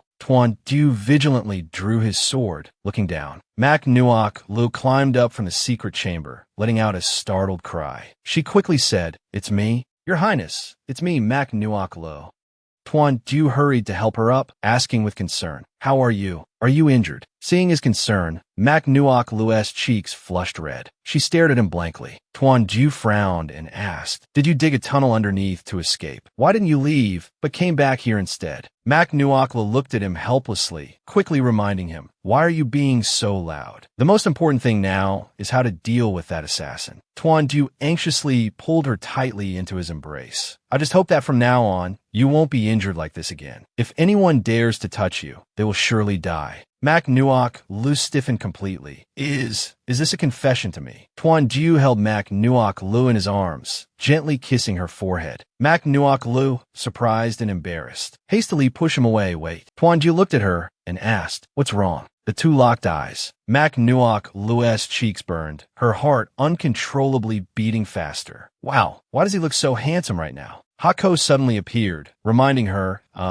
sorry to interrupt, but your heart rate seems a bit too fast." Mak Nuok was startled, angrily snapping, "Shut up." She quickly touched her face, trying to hide her embarrassment. Tuan Jiu reached out his hand towards her. "All right." Mak Nuok looked up at him blankly. Tuan Jiu smiled gently at her. "Forget what I just said." After speaking, he turned around coldly and left. Mac Nuok stood behind, staring foolishly after him. Huh. She lowered her eyes. Forget what? Hako looked at her with an experienced smile. Have you never been in love before? Mac Nuok was startled, her face flushing. Who needs you to meddle? She lowered her eyes, her gaze melancholic. But what did he mean in the end? Elsewhere, in the Imperial Palace, Consort Mok was dancing gracefully in her palace, captivating and alluring. Two beauties nestled against the Emperor, calling softly, "Your Majesty, Your Majesty." The Emperor, enraged, shoved the beauty beside him away. "Get out, you common things." He glanced aside, smiling as he extended a hand towards Consort Mac. Consort Mac stepped forward, nestling into his embrace. The Emperor grasped her face, asking coldly, "Both surname Mac, yet why so different?" He stood up, callously pushing her to the ground. Truly, only new things pique one's interest. Ha ha ha. Consort Mac scrambled up, kneeling as she pleaded, "May your Majesty quell your anger." Meanwhile, elsewhere, Mac Nuok walked along merrily, humming a tune. Noticing someone approaching, she quietly made her way to the front of a room. She knocked gently on the door. Mac Nuok stood there demurely, her cheeks flushed pink. Hako, beside her, sighed at the sight. Ah, a woman in love. She sternly tapped Mac Nuok on the head. "Snap out of it. It's only 7 o'clock. He still needs to wash up and change." Hearing this, Mac Nuok couldn't help but recall Matron Kyo's words. Destiny is decreed by the heavens. Instead of worrying, why not follow your heart? If your Highness the Princess Consort hasn't decided, why not accept His Highness the Prince's goodwill? At this moment, a trace of vexation entered her heart. My fate is truly bitter. Mac Nuok frowned worriedly. Only after getting married do I start worrying about matters of the heart. If he doesn't come to me, I must go to him. Suddenly, a commotion erupted from within the room. Mac Nuok wondered, what's happening? Without hesitation, she pushed the door open and entered. Mac Nuok called out loudly, "Your Highness, are you all right?" Seeing her, Tuan Ju grew tense. One of the men inside demanded, "Who are you?" Tuan Ju hurried to Mac Nuok's side, uttering harsh words. "This madwoman who allowed you to come here." Just then, one of the disciples spoke cautiously. "Your Highness, this matter is of utmost importance. I fear the Princess Consort just now overheard things she shouldn't have." But Tuan Ju immediately retorted, "She's a lunatic. Even if she heard something, she wouldn't understand what we were discussing." Seeing Tuan Ju's attitude, Mac Nuok felt a flicker of irritation. "I'm a lunatic," she snapped angrily. Hey, why are you pushing me? Who are they?" Mac Nuok curiously turned her head back to look. Could it be? But before she could get a clear view of the people inside, Tuan Ju had already pushed her out. Mac Nuok thought to herself, what important matter are they discussing in there? They were arguing just moments ago. Then, realization dawned on her. He called me a lunatic because he was afraid I'd overhear their secret. Could it be? At this thought, a touch of fear crept into Mac Nuok. He's protecting me. Meanwhile, inside the room, Tuan Ju frowned and thought, she will understand. She's so intelligent. I must protect her. I cannot let her be drawn into this struggle. Thinking of Mac Nuok's silhouette, Tuan Ju's resolve hardened. Besides, if I fail this time, having feelings will only cause her more pain. At this moment, his being surged with fighting spirit. Tuan Ju called out in a loud voice. To reclaim the world from the fatuous ruler, destiny was sealed that very night. Mac Nuok sat forlornly by the railing. Seeing this, Hako immediately asked, "Why haven't you gone back to your room yet? It's already dark." Mac Nuok, with a sorrowful expression, said, "Tell me, what on earth is he thinking?" She couldn't help but feel anxious. He confessed his feelings before, then called me crazy. And he hasn't come to see me. It's as if he's involved in something incredibly dangerous. Hako nonchalantly replied, "That's right. Don't forget how perilous this world is. Even if you want to fall in love, you must first protect your own life." Suddenly, there was movement in the nearby bushes. The perceptive Hako quickly noticed it. There seemed to be something there, while Mac Nuok, still lost in her thoughts, remained completely unaware. "I want to find him and talk. We're both adults. What can't be discussed openly." By the time she suddenly realized, a hand was already reaching for her. An assassin appeared, drugging Mac Nuok with an anesthetic, catching her completely off guard. The drug took effect instantly, causing Mac Nuok to faint. A while later, Mac Nuok groggily regained consciousness, the surrounding scene leaving her stunned. Where is this? It must be very late outside by now. Mac Nuok irritably covered her face with her hands. "Don't tell me I've time traveled again." Suddenly, a hand appeared, parting the curtains. "You're awake." It was the Emperor, wearing a sinister smile. Seeing this, Mak Nuok Lu was somewhat astonished. "Your Majesty." The Emperor looked at Mak Nuok Lu affectionately and said, "Sister-in-law, are you well?" As he spoke, he moved closer, lifting Mak Nuok Lu's face, causing her immense panic. "Why did you bring me here?" The Emperor chuckled softly. Silence. Mak Nuok Lu struggled fiercely. "Your Majesty, allow this servant to speak first," she said firmly, "regardless of what my younger sister, I know. What Consort Mac might have said, this servant has never done such things." "Thank you." Hako also appeared at this moment. "I advise you not to provoke this mad emperor." Hearing Mak Nuok Lu's words, the emperor remained silent. Meanwhile, Mak Nuok Lu was so frightened she broke out in a cold sweat. "Am I not still kneeling?" Suddenly, the emperor grabbed Mak Nuok Lu's wrist, pulling her closer. He said with amusement, "We want you to be our consort." This declaration horrified Mak Nuok Lu, consort. "Right now I am." These words were also overheard, every single one, by Mak Nuok Lu's wicked younger sister. She covered her mouth in shock. "What?" The emperor smiled and continued, "A monarch does not jest." Hearing this, Mak Nuok Lu's face turned deathly pale with fear. "But this servant is your sister-in-law. The prince hasn't even divorced me yet." She desperately refused. "Besides, this servant is neither beautiful, nor powerful, nor talented." Mak Nuok Lu thought helplessly, were emperors in ancient times all this unrestrained? But the emperor paid no heed. He swiftly wrapped his arm around Mak Nuok Lu's waist, pulling her close. "Among the women under heaven, as long as we desire it, none can say no." Meanwhile, at the prince's manor, Tuan Jiu was lost in worried contemplation. Suddenly, a guard knelt to report, "Your Highness, this subordinate failed in the rescue attempt. Following her trail, the princess consort has been taken into the palace. Please punish this subordinate, Your Highness." Hearing this, a disciple beside him eagerly declared, "Your Highness Prince Trung, if you give the command today, we will surely follow you into the palace to rebel." But an old official offered a different perspective. At such a critical moment, for the princess consort to be forced into the palace, this servant fears. Tuan Jiu cut him off. "Withdraw. This prince will handle this matter personally." At this moment, a guard spoke up, "Your Highness Prince Trung, this matter cannot be delayed. One fears that a long night invites complications. The new emperor is causing trouble now. Perhaps he has already caught wind of things. If we don't act decisively, I fear tonight will be the night we die." The guard then proposed, "This servant has a plan. If your Highness writes a letter of divorce now, severing ties, then however the emperor wishes to deal with that woman, it will have nothing to do with you." Hearing this, Tuan Jiu grew furious, his expression darkening. "You call her that woman." Seeing Tuan Jiu's reaction, everyone fell silent, daring not to utter another word. Tuan Jiu frowned in thought, then abruptly stood and declared, "At the hour of 11 p.m. to 1 a.m., if this prince has not appeared at the palace gates, all of you are to put away your weapons. There is no need to throw away your lives for my sake alone." Reaching this point, Tuan Jiu couldn't help but look up at the heavens. "If you see this prince, enter the palace immediately." As soon as he finished speaking, he used his martial arts skills to depart. Simultaneously, Mak Nuok Lu sat on the bed, fraught with anxiety. Why did this scene feel so familiar? Her hands and feet were now bound. Mak Nuok Lu felt bewildered. Even remarriage requires some procedure, doesn't it? She was so angry her face darkened. The emperor acts on a whim, truly now. Hako, beside her, chuckled softly. Mak Nuok Lu was actually trying to bite through the ropes binding her hands. "This is outrageous." Hako continued, "Actually, thinking about it, being the emperor's noble consort ranks higher than being that minor princess consort. Looking at that prince, following him offers no future." By now, Mak Nuok Lu had bitten through the ropes. She immediately showed her indignation. If this were modern times, this would be bigamy, kidnapping, human trafficking, a whole list of crimes. Mak Nuok Lu spoke as she untied the ropes on her feet. "Besides, he never asked if I consent, nor did he ask the prince." Hako interjected, "Even if he had asked." Thinking of Tuan Jiu's demeanor and his secret plans, Hako speculated, for the sake of his grand ambitions, the prince might indeed abandon you. Suddenly, there was a loud noise. The emperor appeared, a smug look on his face. He slowly strode into the room, catching Mak Nuok Lu completely off guard.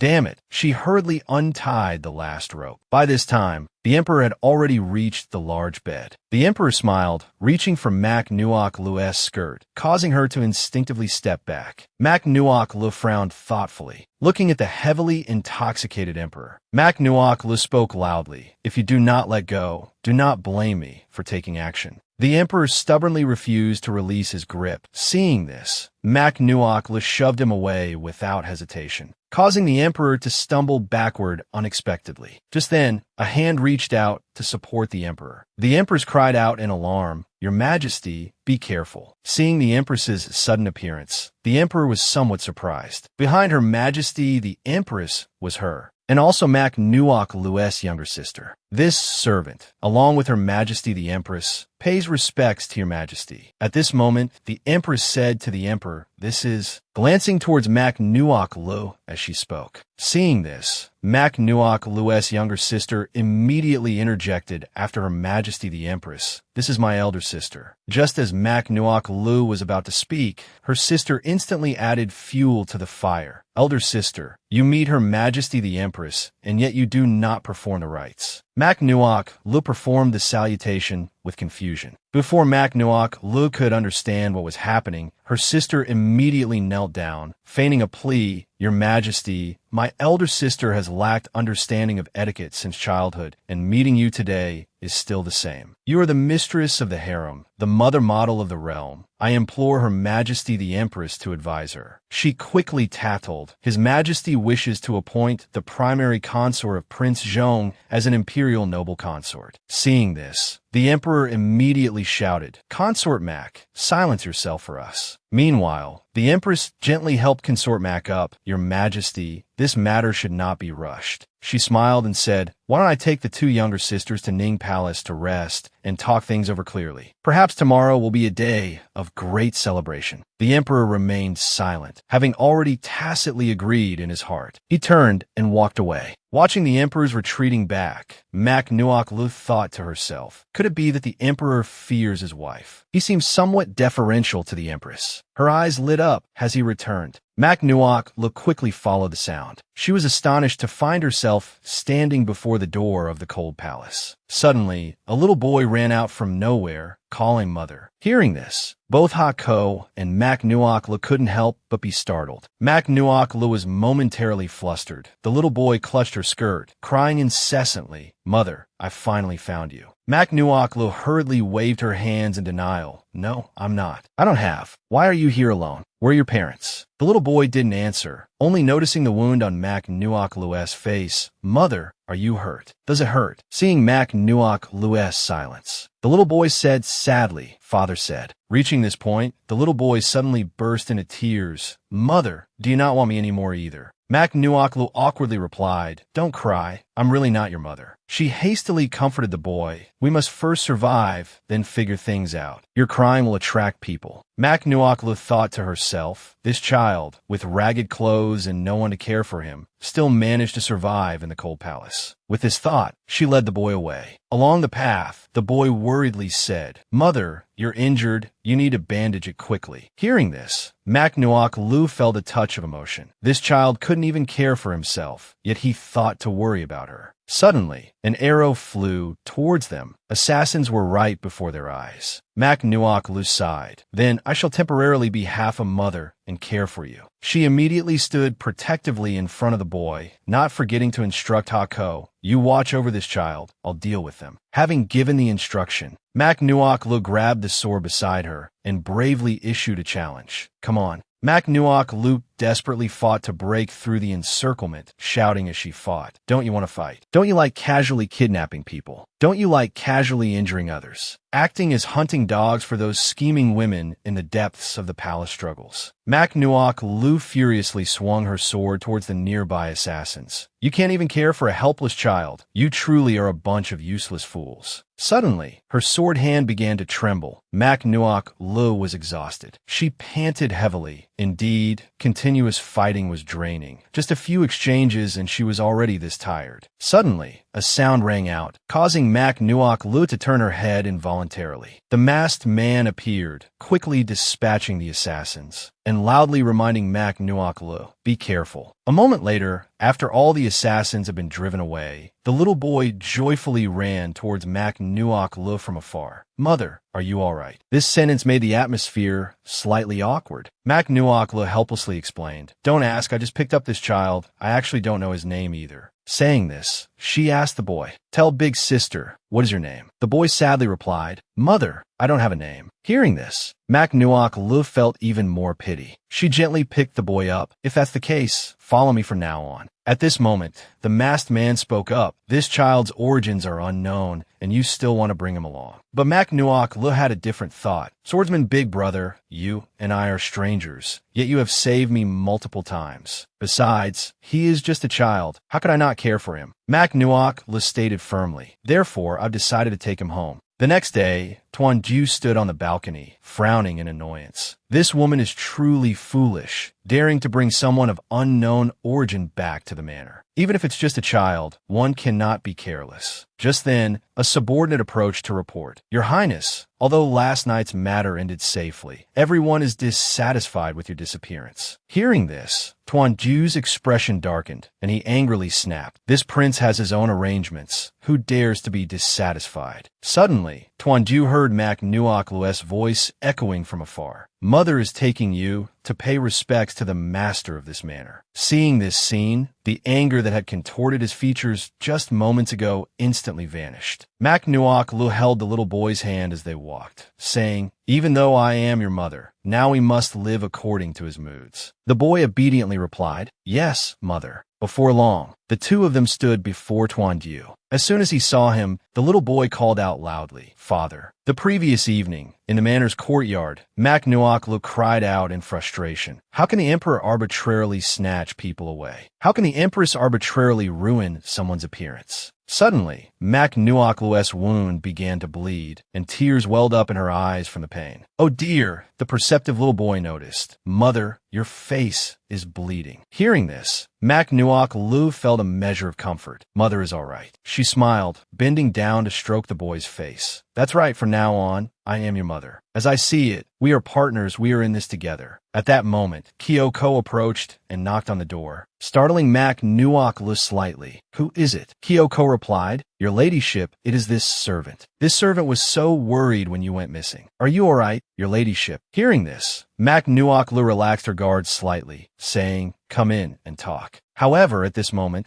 the little boy clutched Mak Nuoklu's hand tightly, fear evident on his face. "Mother, I'm scared." Mak Nuoklu, somewhat puzzled, went to open the door for Kyoko. Seeing the wound on Mak Nuoklu's face, Kyoko immediately expressed her concern, "Your ladyship." Meanwhile, the little boy became agitated upon seeing the stranger. "Mother, run quickly." He scrambled onto the bed, pulling the covers completely over himself, trembling uncontrollably. "The old crone is here, must hide quickly." Seeing this, Mak Nuoklu gently approached his side, comforting him. "What's wrong?" "It's okay. This lady is mother's friend. She is a good person," she thought to herself, wondering what this child had endured in the palace to hide upon seeing an older woman. Were the women in the palace truly so cruel? What had they done? At this moment, the boy cried, asking, "Really, mother? Don't let the bad people trick you." Hearing this, Mak Nuoklu affectionately moved closer to the boy. "It's all right, I know everything." She lovingly embraced the boy. "I also grew up without a mother. I know how much you've suffered. But it's okay now. You have me. I am your mother." At this moment, Mak Nuoklu suddenly noticed that the fear in the boy's eyes had vanished, replaced instead with burgeoning hope. She reached out her hand soothingly. "Oh dear, crying makes you look unsightly." The little boy quickly threw himself into Mak Nuoklu's arms, saying happily, "Mother has me now too. You won't be lonely anymore either." Hearing this, Mak Nuoklu felt deeply moved, and she unconsciously recalled images of being with her own mother when she was young. Suddenly, Kyoko took out a vial of medicine. "Your ladyship, the prince said you were injured outside. This is wound medicine." Mak Nuoklu started in surprise. "Your Highness, how did he know I was injured?" Hearing these words, Kyoko instantly became flustered.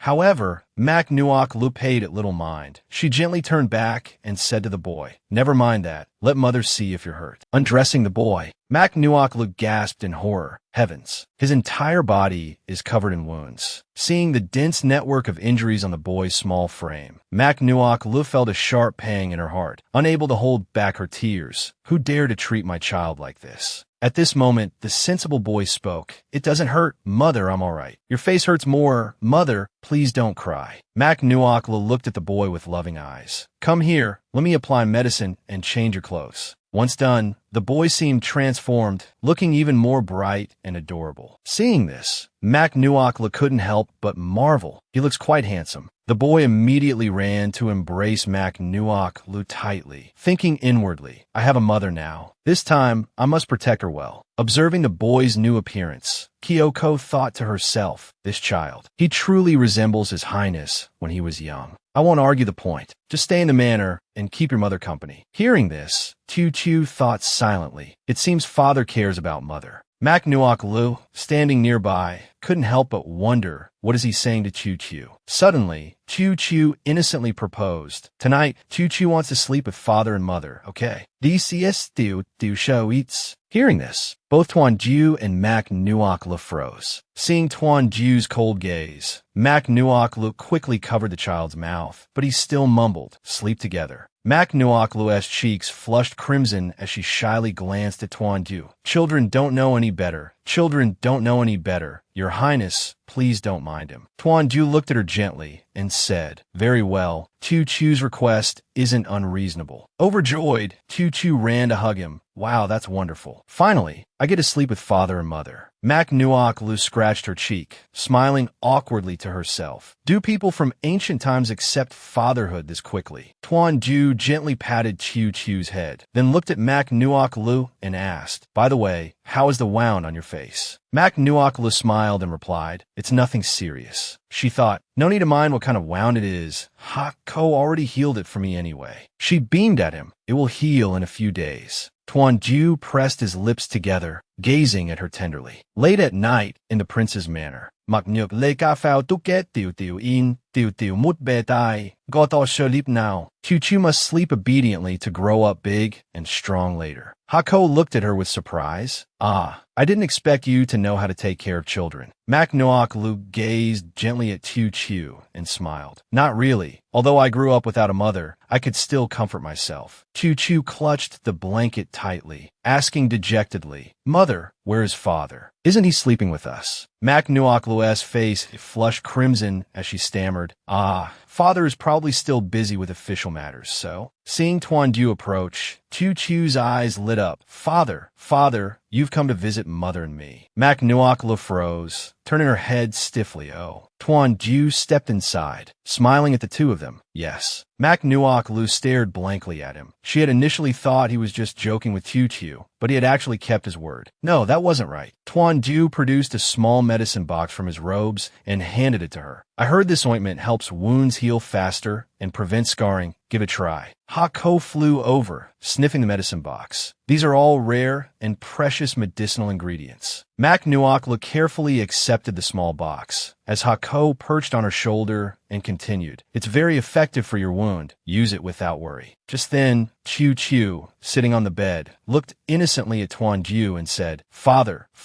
mother is hurt. Can't you help mother apply the medicine?" Tuanju sighed, looking at her. Mac Nuok Lu, mortified, shut her eyes and quickly refused. "Ah, there's no need for such trouble. I can apply it myself." Tuanju took the medicine box and opened it. "It's all right. Let me help you." He took a small amount of the ointment and gently applied it to the wound on her face. Tuanju slowly spread the medicine, noticing her slight frown. Tuanju looked at her and asked, "Does it hurt?" Mac Nuok Lu shook her head. No. Her small face was bright red. Heavens, who could withstand such tenderness from a prince? Chu piped up from the side again. "Father, mother must be in a lot of pain. You have to blow on it for her." Tuanju paused. He then lifted Mac Nuok Lu's face and blew gently. Chu giggled. With father's blow, Mother's wound will fly away. Mak Nuok Lu thought to herself. This little rascal, it's such a waste of talent not having him host a show. She quickly urged the child. All right, Choo Choo, it's late, time for bed. Choo Choo obediently replied. Yes, Choo Choo is going to sleep now. Good night, father. Good night, mother. Watching Choo Choo settle down in a corner of the bed, Mak Nuok Lu asked curiously, Choo Choo, why are you sleeping over there? Don't you want to sleep between father and mother? Choo Choo pretended to be asleep, remaining perfectly still. Tuanju took her hand and said, Never mind, just let him be. Mak Nuok Lu sighed inwardly. This little imp is so cunning. Late at night, in the prince's manor, a faint fragrance drifted through the air. Mak Nuok Lu lay in bed, her cheeks flushed, wanting to shift her position. She turned and glanced at the man lying beside her. Suddenly, Tuanju opened his eyes, looked at her, and asked, Why aren't you asleep yet? Mak Nuok Lu shyly lowered her gaze. This is the first time in my life sleeping next to a man. How could I possibly sleep? She whispered, I'm not used to this bed. I can't sleep. Tuanju immediately reached out and pulled her into his embrace. Let me hold you. Just rest assured and sleep. Mak Nuok Lu was startled. What are you doing? Tuanju embraced her gently from behind, murmuring, Don't move. The next morning, sunlight streamed onto the bed. Mak Nuok Lu raised a hand to shield her eyes. Sisat o smiling at tiu. Good morning, tiu. Choo Choo looked back at her, reminding, It's already noon. The child peered at her curiously. Were you very tired last night? Mak Nuok Lu started, blushing as she stammered. Did I sleep that long? The prince. No. Where did father go? Choo Choo looked at her and replied obediently. This child doesn't know either. Does mother want to go find father? Mak Nuok Lu quickly refused. No, father must be very busy. Mother will take you shopping today. All right. Choo Choo asked curiously, what is shopping? Mak Nuok Lu smiled, explaining to the child it's bye. Choo Choo's eyes sparkled as he looked at her. Then Choo Choo wants to eat candy hawthorns. Mak Nuok Lu walked to the dressing table, smiling in agreement. All right. Then Choo Choo, go wait in the courtyard for a moment. Mother will wash up, change clothes, and come out. In the room, Hako was helping Mak Nuok Lu with her makeup when she asked doubtfully, Why does your wound seem worse the more medicine is applied? Mak Nuok Lu glanced at her. Is that so? Why don't I feel anything? You must be seeing things because of your occupational hazard, thinking it's getting worse. I can only help you with makeup. The wound relies on the medicine. Mak Nuok Lu replied nonchalantly, It's fine. It will heal in a few days. A short while later, on the street, Mak Nuok Lu, wearing a veil, strolled hand in hand with Choo Choo. Holding the candied hawthorns, Choo Choo said happily, Mother, these candied hawthorns are delicious. In the distance, two men watched them silently. The richly dressed man ordered his subordinate behind him, follow them discreetly. The subordinate quickly replied, Yes, sir. Meanwhile, in the imperial palace, Consort Imo smiled at the empress. Your Majesty was indeed correct. That hussy always wears a veil when she goes out. The poison must have taken effect. The empress plucked a flower. Speaking casually, this poison is colorless and odorless. Its insidious nature lies in how it corrodes the victim's skin without them feeling a thing. No matter how that hussy tries to cover it with makeup, she threw the beautiful flower to the ground and crushed it underfoot. It will be useless. Let's see how she plans to seduce His Majesty now. Beside her, Consort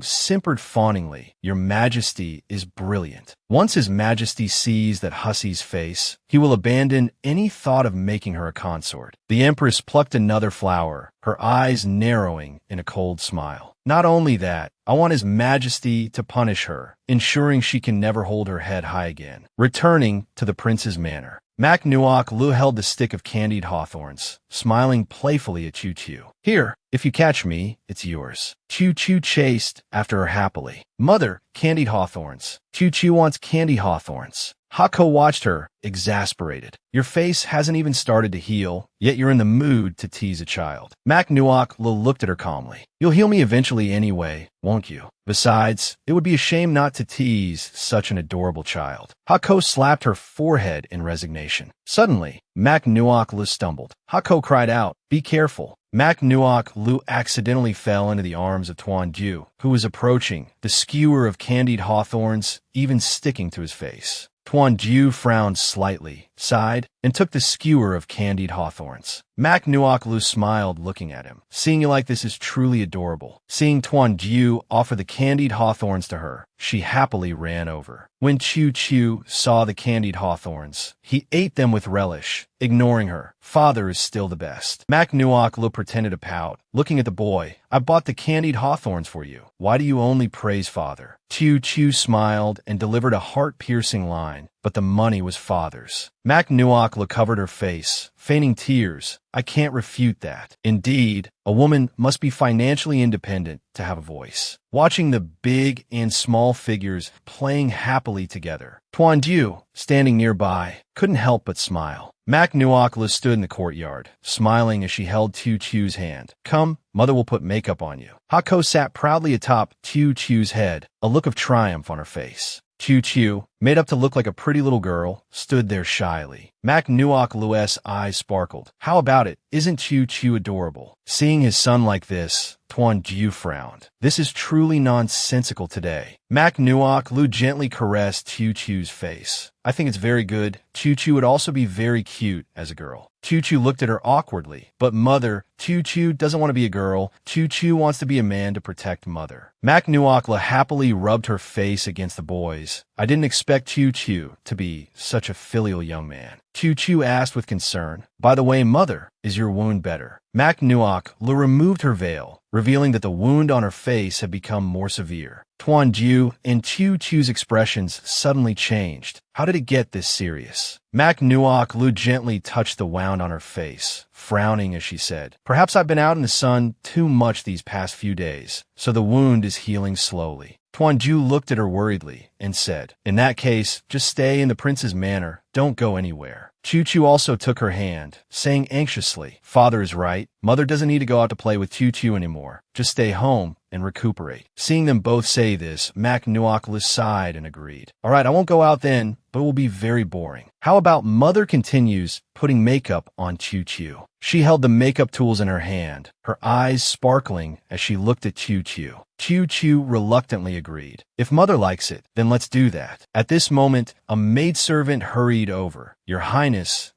consort, someone from the palace has arrived. Tuan Jiu narrowed his eyes, looking towards the back. Mak Nuoklu calmly looked at the maidservant, while Chu Chu looked over, innocent and uncomprehending. A few days earlier, at Hao Nin Palace, a loud announcement rang out. His Majesty the Emperor arrives. Consort Mo and the Empress were drinking tea, and upon hearing this, they quickly stood up to curtsy. Greetings to your Majesty. The Emperor said coolly, rise. The two said in unison, thank you, your Majesty. The Emperor sat down, looked at the Empress, and asked, Empress, how fares the matter you promised us? The Empress furrowed her brow, feigning difficulty as she replied, Your Majesty, the preparations for bringing the consort into the palace are adequate. But the Emperor looked at her and said, But what? Speak, do not be afraid. The Empress shot a meaningful glance at Consort Mo. Consort Mo understood, feigning melancholy as she said, Your Majesty. What Her Majesty the Empress worries about is that Mak Nuoklu is currently Princess Consort Tuan. If your Majesty insists on bringing her into the harem, I fear the realm will gossip about your Majesty. The Emperor slammed his hand on the table in anger, his expression dark as he roared, We are the Emperor. The realm belongs to us. Who dares to gossip? The Empress quickly soothed him. Your Majesty, don't be angry. She nestled against him, pretending to say, Younger sister has a point, but your servant has a better way to silence the realm. The Emperor let out an oh. Looking at her with interest, the Empress said, Let me tell you. The Empress leaned close to the Emperor's ear and whispered. Seeing the two so intimate, Consort O snorted coldly in anger. This vixen, taking all the credit for herself. Meanwhile, the Emperor stroked his chin and nodded. Good. Empress, proceed as you wish. As for Tuan Jiu, just find a pretext to kill him. Having said that, he departed coldly. A while later at the prince's manor, Consort Mo personally came to find Tuan Jiu and Mak Nuoklu. Tuan Jiu frowned and asked her, May I know why Consort Mo has summoned us? Consort Mo gave a seductive smile and said, Naturally, it's a joyous matter. Elder sister has been in the prince's manor for several months now, but still hasn't conceived. The emperor, thinking of the prince, also wishes for the imperial family to flourish with heirs. She looked outside and clapped her hands. Come in quickly. The sound of footsteps echoed. A beautiful and graceful young woman entered and bowed to the three. Daughter of the Minister of Personnel, Hua Fuangyi, pays respects to Consort Mo, pays respects to Your Highness the Prince, Your Highness the Princess Consort. Consort Mo stood up, smiled at Hua Fuangyi, and said, This is the secondary consort His Majesty has specially bestowed upon the prince out of favor. She enters the manor today. Hua Fuangyi's cheeks flushed red as she looked shyly at Tuanju. Tuanju and Mac Nuoc Lu were furious, their expressions dark as they stared at her. Mac Nuoc Lu narrowed her eyes, angered by the situation unfolding before her. What the devil is this? Is this some homewrecker appearing out of nowhere? Tuanju's face was grim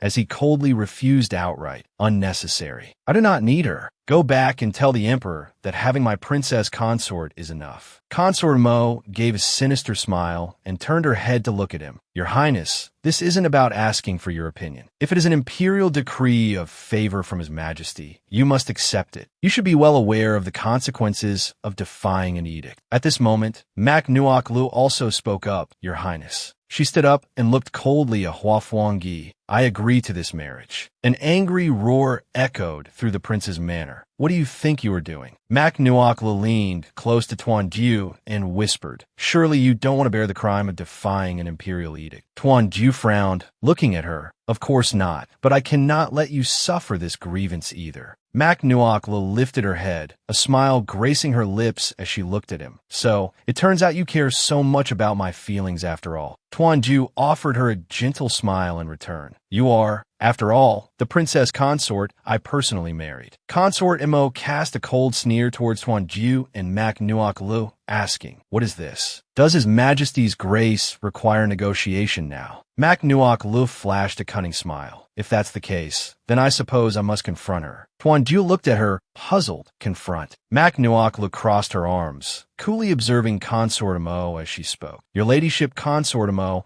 I believe bearing children isn't merely about choosing someone, but also depends on fate. Consort Mo frowned, her gaze fixed on her. Mac Nuoc Lu looked at her with a smile that didn't quite reach her eyes. Just because I haven't conceived yet, the Empress and the Emperor have already bestowed palace maids upon the prince's manor. In that case, your ladyship Consort Mo has been in the palace for a long time. Shouldn't the imperial harem also welcome more consorts? Tuanju discreetly gave her a thumbs up. Mac Nuoc Lu wore a smug expression. Witnessing this, Consort Mo furiously snapped. How audacious. You dare gossip about this consort. Mac Nuoc Lu regarded her with a cold smile. Not at all, your ladyship. This servant is merely stating the truth. How would I dare gossip about you? Consort Mo was fuming, pointing a trembling finger at her, rendered speechless.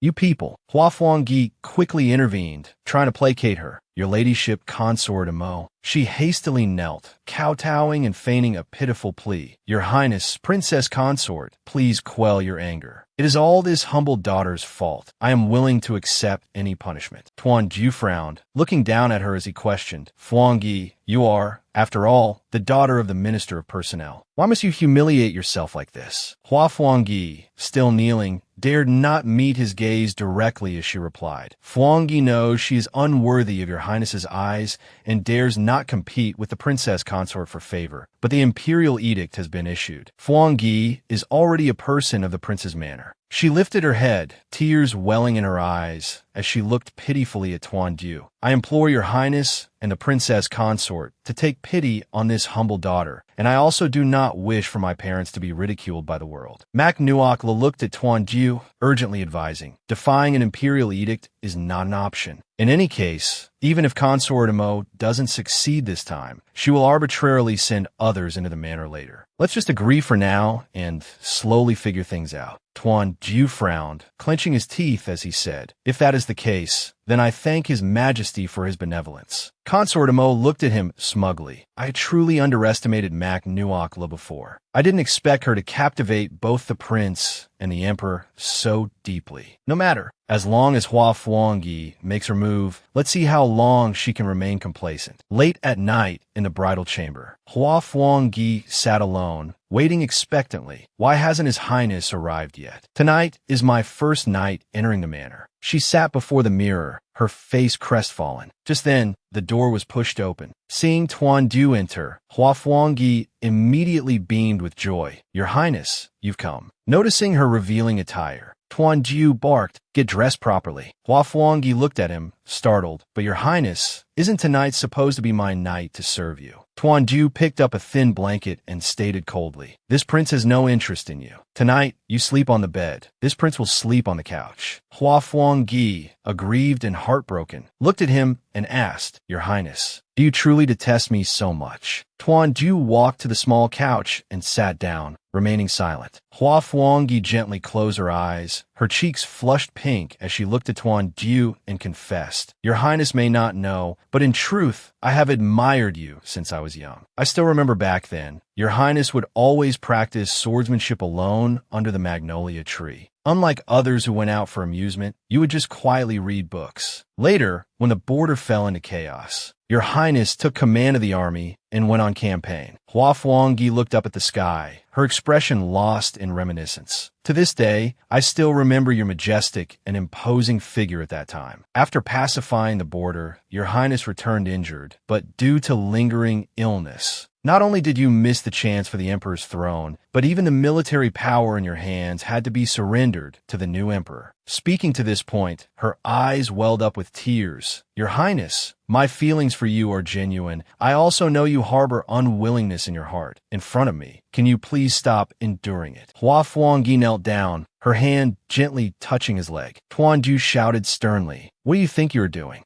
Hua Fuangyi sobbed pitifully, removing her outer robe as she spoke. Your Highness, I know you suspect my identity, and I also know that in your heart, there is only my elder sister, but just being able to stay by your side makes me very happy. Therefore, Your Highness, please don't send me away, all right? Tuan Du crossed his arms, his face devoid of emotion as he looked at her coldly. This prince already has a princess consort, so what you desire, this prince cannot give. But if you know your place and behave properly, this prince will not send you away. Hua Fuangyi, moved with tears welling in her eyes, looked at him and hastily agreed. Yes, Your Highness. Elsewhere, Hako lay sprawled over Mac Nuoc Lu's shoulder, yawning.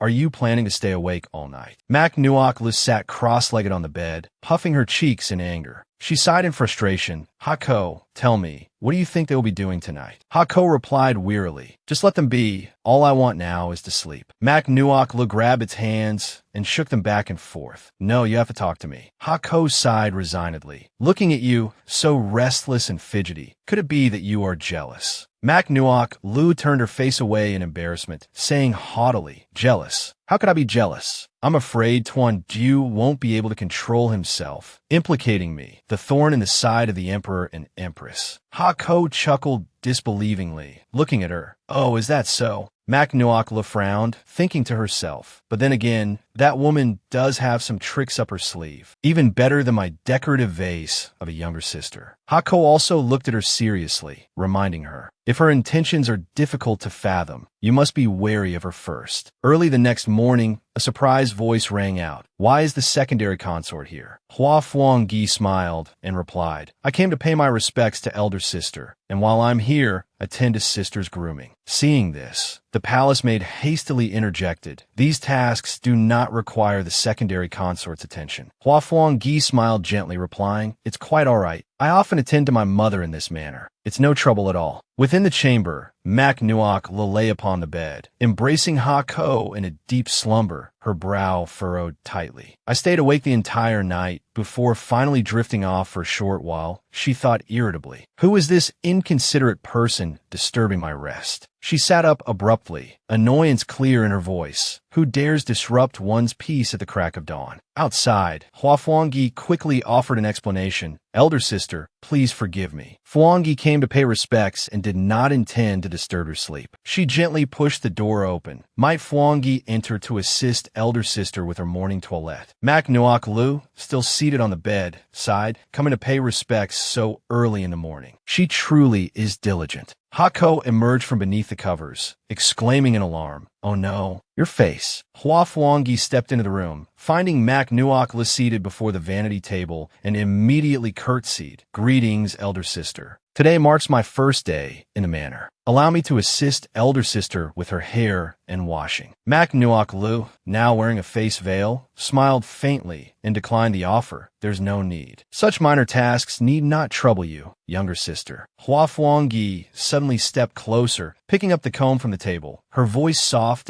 Elder sister's comb is exquisite. Was it a gift from His Highness? Mak Nuok Lu replied coolly. This was a keepsake left to me by my mother. Hua Fuangyi gasped in apparent surprise. Her hand slipped from the comb. The comb clattered to the floor, instantly breaking in two. She hastily knelt, pleading for forgiveness. My deepest apologies, elder sister. I didn't mean to. I'm so sorry. It's all my fault for being clumsy, breaking everything I touch. Please punish me, elder sister. Mak Nuok Lu frowned, dismissing her leave first. I will clean this up myself. She bent down to retrieve the broken comb, her eyes filled with sadness. Hako cursed under her breath. She definitely did that on purpose. That scheming white lotus. In Hua Fuangyi's chambers, Hua Fuangyi returned silently, then suddenly struck her own face with fierce determination. The maid beside her cried out in shock. Mistress, what are you doing? Hua Fuangyi clutched her stinging cheek, turning with a sinister smile towards the maid behind her. Knock bitch, quickly, go find His Highness. Realization dawned on Knock bitch's face as she looked at her mistress. This servant understands. Hua Fuangyi pointed to her cheek, a cold smile playing on her lips. Not long after, Knock bitch knelt before the study, weeping pitifully. Your Highness, my mistress. She has cried herself into a faint. Tuan Du, engrossed in his work, looked up with a frown. What happened? Knock bitch sobbed out her fabricated tale. Mistress accidentally damaged the princess consort's comb, and the princess consort struck her across the face. Mistress said nothing, merely returned to her room to weep. Mak Nuok Lu sat dazedly in her room, looking out as an announcement came. His Highness arrives. Tuan Du strode in, followed closely by Hua Fuangyi. Tuan Du narrowed his eyes, questioning her sharply. Princess consort, would you truly strike someone merely over a comb? Is there truth to this matter? Hua Fuangyi deftly positioned herself behind him, tugging at his sleeve and murmuring softly, Your Highness, please don't be upset with elder sister. It was all my servant Knock bitch's fault for gossiping. This is merely a trivial matter. Mak Nuok Lu regarded her with a cold smile. So that's how it is. You stage your own play and expect me to act along. She then feigned distress, holding up the broken comb for Tuan Du to inspect. A comb, I ask your highness, is this memento left by my mother truly not worth a single coin? Tuan Du hastily explained, that was not my intention, but for you to strike someone was indeed excessive. Behind him, Hua Fuangyi put on a show of aggrieved sobbing. Your highness, it was an elder sister's fault. I bumped into her myself. It was Fuangyi who carelessly dropped sister's comb. It's right that sister should punish me. Tuan Du embraced Mak Nuok Lu comfortingly, then shot a glance at Hua Fuangyi. It's true that you offended the princess consort first. It is right that she disciplines you. Hua Fuangyi stared blankly at him. Tuan Du addressed her coldly. However, seeing as you have admitted your fault, you are sentenced to 3 days of confinement. Apologize to the princess consort. Hua Fuangyi looked at him in stunned disbelief. How can this be? Mak Nuok Lu is equally astonished. Aren't you going to pursue the matter of me hitting someone? Tuan Du, realizing he had perhaps misspoken, cleared his throat awkwardly. Naturally, the princess consort must also reflect on her actions. Do not be so impulsive next time. Mak Nuok Lu smiled up at him, so he was protecting her. She feigned obedience, nodding. Yes, your highness. Hua Fuangyi, standing beside them, looked wounded as she addressed Tuan Du. Yes, your highness. 3 days later, Mak Nuok Lu was in excellent spirits, standing cheerfully alone beside the lake. Hua Fuangyi and Knock bitch hid nearby, observing her secretly. Hua Fuangyi glared venomously at her. Damzu, Mak Nuok Le, you got me confined. This time, I absolutely must see what your face looks like. With this thought, she walked over to Mak Nuok Lu's side. Elder sister, why are you here all alone? Mak Nuok Lu looked at her, displeased. Why are you out so quickly? Hua Fuangyi pretended not to hear her, pointing instead to her veil and asking, Elder sister, why do you always wear a veil? Don't you find it hot? Mac Nuok Le retorted angrily. What concern is it of yours? Hua Fuangyi slowly drew nearer, feigning innocence. Does elder sister dislike Fuangyi so much? But Fuangyi sincerely wishes to get along well with sister. Catching her off guard, she reached out and pulled off her veil. Let younger sister help elder sister take this off. Mac Nuok Le ground her teeth in fury, staring at her. This is bad. Hua Fuangyi feigned a horrified gasp. Heavens, elder sister's face. Mac Nuok Lu furiously delivered a slap across her face. Didn't I tell you last time I wanted to strike you? This time, I'll truly let you have it. Hua Fuangyi clutched her cheek, weeping resentfully. Elder sister, last time was a misunderstanding. It was because my maid didn't know any better and spoke nonsense. Noticing a group of people approaching, she moved towards the edge of the lake, cried out dramatically, Elder sister, I was wrong, don't be like this, and then plunged into the water. Mac Nuok Le stared at her in astonishment. This woman, Hua Fuangyi, thrashed in the water, crying for help. Save me. Sister, I was wrong. I won't dare do it again. Bitch Knock crouched on the ground, screaming frantically. Someone, help! My lady has fallen into the water. A moment later, Hua Fuangyi was pulled ashore. She sat on the ground, feigning pitifulness as she sobbed, her whole body trembling. Your Highness, Fuangyi was so scared just now, scared I would never see your Highness again. Bitch Knock knelt on the ground, looking at Tuanjiu as she tearfully recounted. Your Highness, this servant saw with her own eyes the princess consort strike my lady, and even push her into the water. Although my lady wasn't carried through the gates in a sedan chair borne by 8, she is still the daughter of the minister, the empress's cousin. You must seek justice for my lady. Mac Nuok Le frowned, speaking angrily. Regardless, I'm the princess consort. Is it not permissible for me to teach a mere concubine some basic respect for hierarchy? Tuan Du roared in anger. Audacious. Such an insolent princess consort. From today onwards, you are confined to quarters to copy the virtue and conduct sutra 50 times. Your provisions shall be halved, and you are forbidden to leave without my command. Mac Nuok Le stood silently, watching everyone depart. Hua Fuangyi glanced back at her with a cold smile. Humph, a woman like you dares to contend with me. Bitch Knock fanned Hua Fuangyi with a small fan. My lady, that move was truly brilliant. His Highness must surely despise the princess consort now. Hua Fuangyi pursed her lips, saying, will you understand? If His Highness truly despised her, it wouldn't just be simple confinement. Bitch Knock looked at her, puzzled, asking, then what does my lady mean? Hua Fuangyi took out a small vial from her robes and held it up. Remember the wound on Mac Nuok Lu's face. As long as I help her heal it, His Highness will surely be very pleased when he finds out. Bitch Knock smiled slyly, saying, this servant understands. Elsewhere, Mac Nuok Lu was writing, furiously cursing under her breath. I curse you, pig head. Looking at the pig head she had drawn on the paper, her scolding grew fiercer. You pig trotter, you damned traditionalist fool. What gives you the right? Suddenly, a voice came from behind. What is this? Who are you drawing? Mac Nuok Lu jumped and spun around. What the armored prince on the white horse asked, perplexed. What does that mean? Mac Nuok Lu hastily covered the pig head drawing she had just made, frowning as she replied. No, nothing. It's just a catchphrase. Isn't the prince's mansion guarded? How could he possibly get in? She looked at the man behind her, frowning as she asked, why have you come here? This is the prince's mansion. What if you get caught? The armored prince on the white horse leaned his face close to hers, whispering, it's all right, because I missed you. Mac Nuok Lu turned her head to look at him, reminding him seriously, don't speak nonsense. I'm the princess consort. The armored prince on the white horse did not relent, smiling as he said, isn't your status as princess consort merely an empty title? Why not allow others to like you? Mac Nuok Lu lowered her eyes. His words just now seemed far from a joke. She replied softly, no, although besides staying in the prince's mansion, I have no other choice. Suddenly, she smiled and continued, but now, I have my own plans in mind. The armored prince on the white horse asked curiously, aren't you afraid that staying in the prince's mansion will bind you? As long as you say the word, I can take you away anytime. Mac Nuok Lu looked at him, moved. After a moment, she lowered her head, sighed, and said, then where could I possibly go? Seeing her troubled expression, the armored prince on the white horse quickly asked, what's wrong? Did I say something wrong? Mac Nuakla shook her head and replied, "No, what you said reminded me of my home." The armored prince on the white horse paused. The Mac mansion. Mac Nuakla looked at the drawing of a pig's head on the table and said softly, "No, if I told you that I am not a person of this era, but came from the future, would you believe me?" The armored prince on the white horse stared at her in astonishment. Mac Nuaklu helplessly patted her forehead.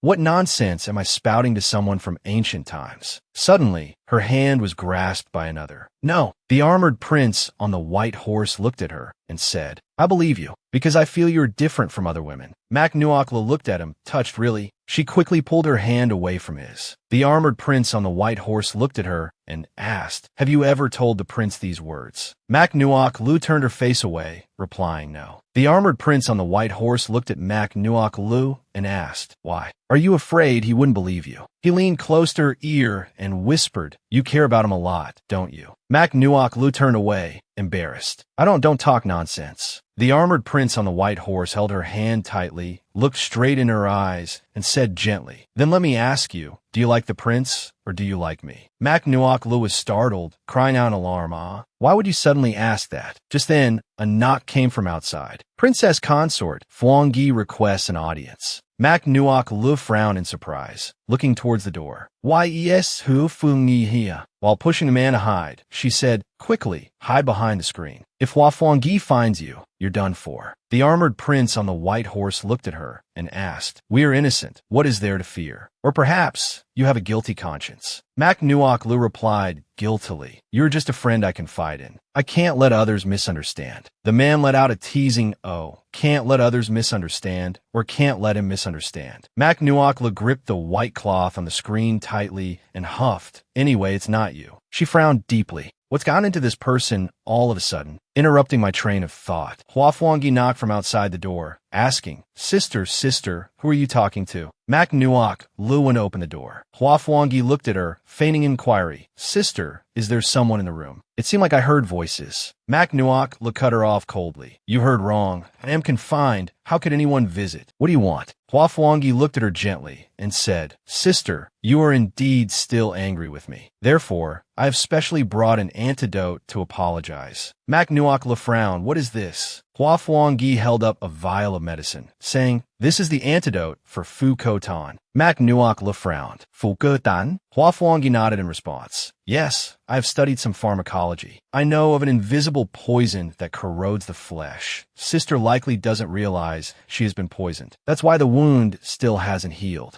Mac Nuaklu frowned, recalling the events that transpired in the palace. It was indeed the Empress playing tricks. She looked at Hua Fuangyi and asked, "Why are you helping me?" Hua Fuangyi held the medicine vial and respectfully offered it to her. "Last time at the Lotus Pond, I panicked and misunderstood Sister, causing Sister to be confined. I truly feel remorseful in my heart. Therefore, I wanted to find an opportunity to reconcile with Sister. I hope Sister will be magnanimous and forgive me." Mac Nuaklu frowned, speaking coolly, "If that is the case, thank you for your trouble." She then accepted the medicine vial. Hua Fuangyi replied gently, "Sister speaks too formally." After Hua Fuangyi departed, the armored prince on the white horse stepped out from behind the screen. "She gave you medicine to treat your wound. You trust her." Mac Nuaklu looked at him and replied, "I don't know what she means by suddenly being so kind." Outside, Hua Fuangyi quietly pressed her ear against the door, eavesdropping. Indeed, I didn't mishear. It's a man's voice. Looking at the medicine vial placed on the table, she furrowed her brows tightly. Or perhaps she really has changed. Hako hastily reminded her, "Snap out of it." Mac Nuaklu picked up the medicine vial, sighed, and said, "I was just kidding. It would be strange if she changed. She has framed me time and time again." The man looked at her worriedly, but this medicine was delivered by her personally. If anything happens to you, she cannot escape responsibility. Mac Nuaklu shook her head and replied, "Not necessarily. Since she dared to bring it, she must have prepared thoroughly. Let me see what's in this medicine." The man looked at her and asked, "Can you tell?" Mac Nuaklu winked at him smugly. "Of course." In the prince's mansion, Ha-ko laughed smugly. Haha, if I don't help you, let's see how you handle this. Mak Nuokla looked at it flatteringly. Please, Ha-ko, help me quickly. Ha-ko looked at her helplessly. I really can't do anything with you. It then began to use its abilities, starting to analyze the components. The man standing beside watched Mak Nuokla intently. Can she really discern the toxicity? Ha-ko looked at the medicine vial and said angrily, this vial appears fine on the surface. It's the mercury inside. It seems fine, but is lethal. There's only a very small amount, very difficult to detect. Mak Nuokla looked at it gratefully. You've worked hard. She looked at the masked man beside her, frowned, and said, this medicine indeed has some problems. The masked man looked at her and asked, so what do you intend to do? Mak Nuokla frowned. You don't need to concern yourself with this matter. You've been in the prince's mansion for so long. It's best you leave quickly. The masked man took a lock of her hair, smiled, and asked, chasing me away just like that. Are you afraid the prince will see and get jealous? Mak Nuokla's face flushed red. She lowered her head, looking at him. He wouldn't be jealous. The man pressed his lips tightly together, glaring at her in anger. To be so shy and unreserved in front of others like this, it was truly infuriating. Just then, a noise came from outside the room. Hua Fuangyi was heard, questioning the side consort. Why have you returned? Hua Fuangyi feigned understanding, saying a moment ago, I thought I heard a man's voice in older sister's room. I was worried, so I came back to check. It wouldn't be good if a thief got in. Mak Nuokla's expression changed drastically as she looked towards the door. This was bad. Hua Fuangyi was indeed suspicious. Outside, Auntie Kyo hurriedly tried to stop Hua Fuangyi. Side consort must have misheard. This servant has been guarding the door the entire time. Besides the side consort, no one else has entered. Hua Fuangyi looked at Auntie Kyo and questioned, is that so? Are you that certain? If anything were to happen to older sister, could you bear the responsibility? Auntie Kyo stood unflinchingly before the door. This servant only knows that without the prince's or the princess consort's command, no one is allowed to take even half a step into the room. Inside the room, Mak Nuokla was frantic,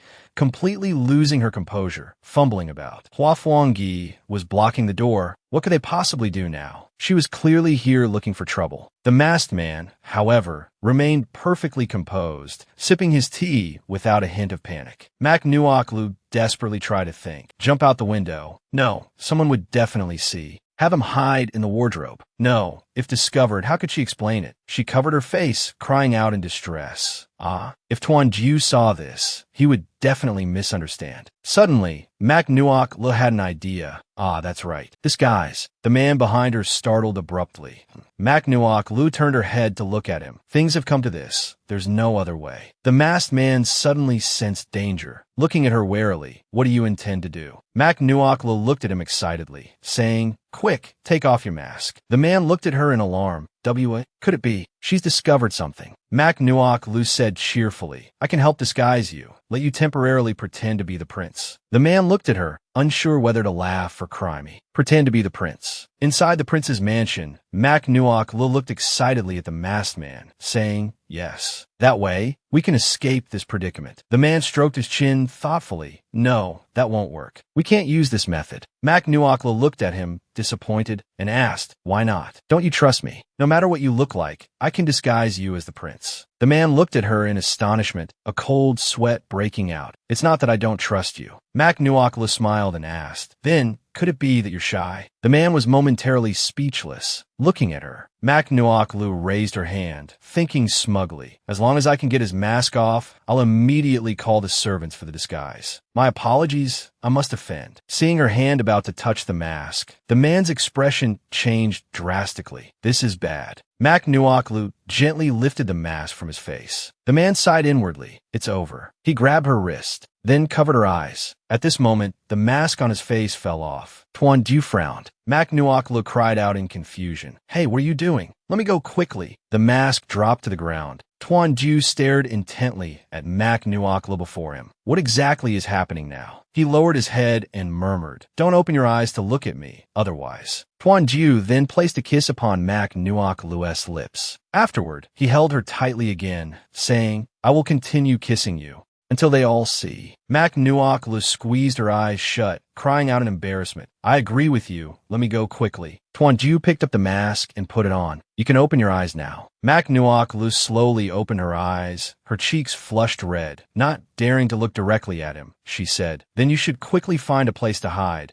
Let me think of a way to lead Hua Fuangyi elsewhere. Outside, seeing Hua Fuangyi determinedly trying to barge into the princess consort's room, Annie Kyo stood outside the door, blocking her. Secondary consort? Absolutely not. What if the prince assigns blame? Hua Fuangyi paid no heed. She aggressively pushed open the door, stormed in, and shouted loudly, Stop using the prince to scare me. You lowly servant, get out here quickly. A teacup was placed on the table. Mak Nuoklu sat calmly before the tea table, enjoying her tea. Auntie Kyo approached Mak Nuoklu's side and reported, Princess consort, the secondary consort refuses to listen to this servant's advice. Mak Nuoklu glanced coolly at Hua Fuangyi and asked, Does younger sister have some matter again? And bringing so many people along? Hua Fuangyi gave a cold smile and said, Younger sister heard strange noises in elder sister's room. I was worried for elder sister's safety, hence my actions. Mak Nuoklu narrowed her eyes at her. You may leave now. As you can see, I am quite safe. Hua Fuangyi looked at her, smiled, and said, Elder sister is sending younger sister away just like that. Could it be that you are hiding something? Mak Nuoklu frowned, looking at her. What does younger sister mean by these words? At this moment, Tuanju, having changed into different attire, suddenly appeared, asking, Has something happened? Seeing him arrive, Hua Fuangyi hurriedly curtsied. Greetings to your highness, the prince. Mak Nuoklu walked past her, approaching Tuanju's side, feigning pitifulness and pouting. Your consort is currently confined to her room. It must be the secondary consort who brought people again, barging into my chambers without permission, truly bothersome. Hua Fuangyi quickly explained, reporting to your highness, this consort was only concerned for elder sister's safety and reputation. Regardless, Tuanju looked at her coldly. Regardless. Nakbitch stepped forward and knelt, speaking loudly, reporting to your highness, permit Nakbitch to speak her mind. This servant personally witnessed the princess consort in the same room with a masked man that day, their behavior exceedingly intimate. Mak Nuoklu and Tuanju narrowed their eyes at her. Could it be that they had already found out? Hua Fuangyi raised her hand and slapped Nakbitch. Insolent. How dare a lowly servant like you slander the princess consort's reputation? Nakbitch pretended to be pitiful and pleaded, Young mistress, spare my life. This is a serious matter. This servant dares not conceal even half a word. Furthermore, that man must surely still be hiding in the princess consort's room. If your highness does not believe it, you can dispatch people to search. Hua Fuangyi began her act again. Your highness, Nakbitch is my serving maid. She would not lie about such a serious matter. I implore your highness to investigate thoroughly to restore my sister's innocence. Mak Nuoklu coldly observed the two of them. This Hua Fuangyi and Nakbitch sang and danced beautifully together. Clearly, they had come prepared. She wondered how Tuanju would handle this. Hua Fuangyi shot her a triumphant, cold smile. Let's see how you turn this around this time. Tuanju looked coldly at everyone and declared, This prince knows the princess consort's virtue best. This matter requires no further investigation. Hua Fuangyi was astonished. What? I beg your highness for a clear investigation. Even if you trust sister, you should still protect the reputation of the prince's mansion. Furthermore, if word of this gets out, sister will be slandered by the world. Tuanju stepped into the room and coldly warned her. In that case, you had better manage the mouths of your servants. If any detrimental rumors about the princess consort appear, I will immediately hold you accountable. Hua Fuangyi stared at him in shock. What? Tuanju narrowed his eyes and glanced at her. Furthermore, you claim there is a man hidden in the princess consort's room. Very well. Tonight, this prince shall stay in the princess consort's room. Let's see who possesses such audacity. Hua Fuangyi was shaken. Your highness. She hastily knelt at his feet, weeping. Your highness, every word I spoke is true, without a hint of falsehood. Tuanju narrowed his eyes, raised his foot, and kicked her away. If you are so certain, then keep watch outside all night. If no man other than this prince appears, then prepare yourself to face the consequences for the crime of slandering the princess consort. Hua Fuangyi collapsed onto the ground, her spirit scattered. How? How can this be? Late at night, Mak Nuoklu sat in her room, frowning in thought. Strange, I've turned the room upside down, but couldn't find him anywhere. Could be a secret passage. But how would he know about a secret passage? Just then, Tuanju lifted the curtain and entered, asking her coldly, "What are you thinking about?" "Thinking of another man." Seeing him appear so suddenly, Mak Nuok Lu jumped, exclaiming, "Heavens!" Seeing the strong muscles before her eyes, she blushed. This scene felt all too familiar. Embarrassed, she quickly covered her eyes. Improper to look, improper to look. Tuanju grabbed her hands and pushed her onto the bed. "You are my princess consort. If you want to look, then look openly and honestly." Mak Nuokla looked at him, astonished. What on earth did this man want? She looked at him, puzzled. "Why would you suddenly wish to perform the duties of husband and wife with me without reason?" Tuanju looked at her with a hint of a smile. "What's wrong? You don't want to. Could it be that you really do have a man hidden in your room? Is your heart not here?"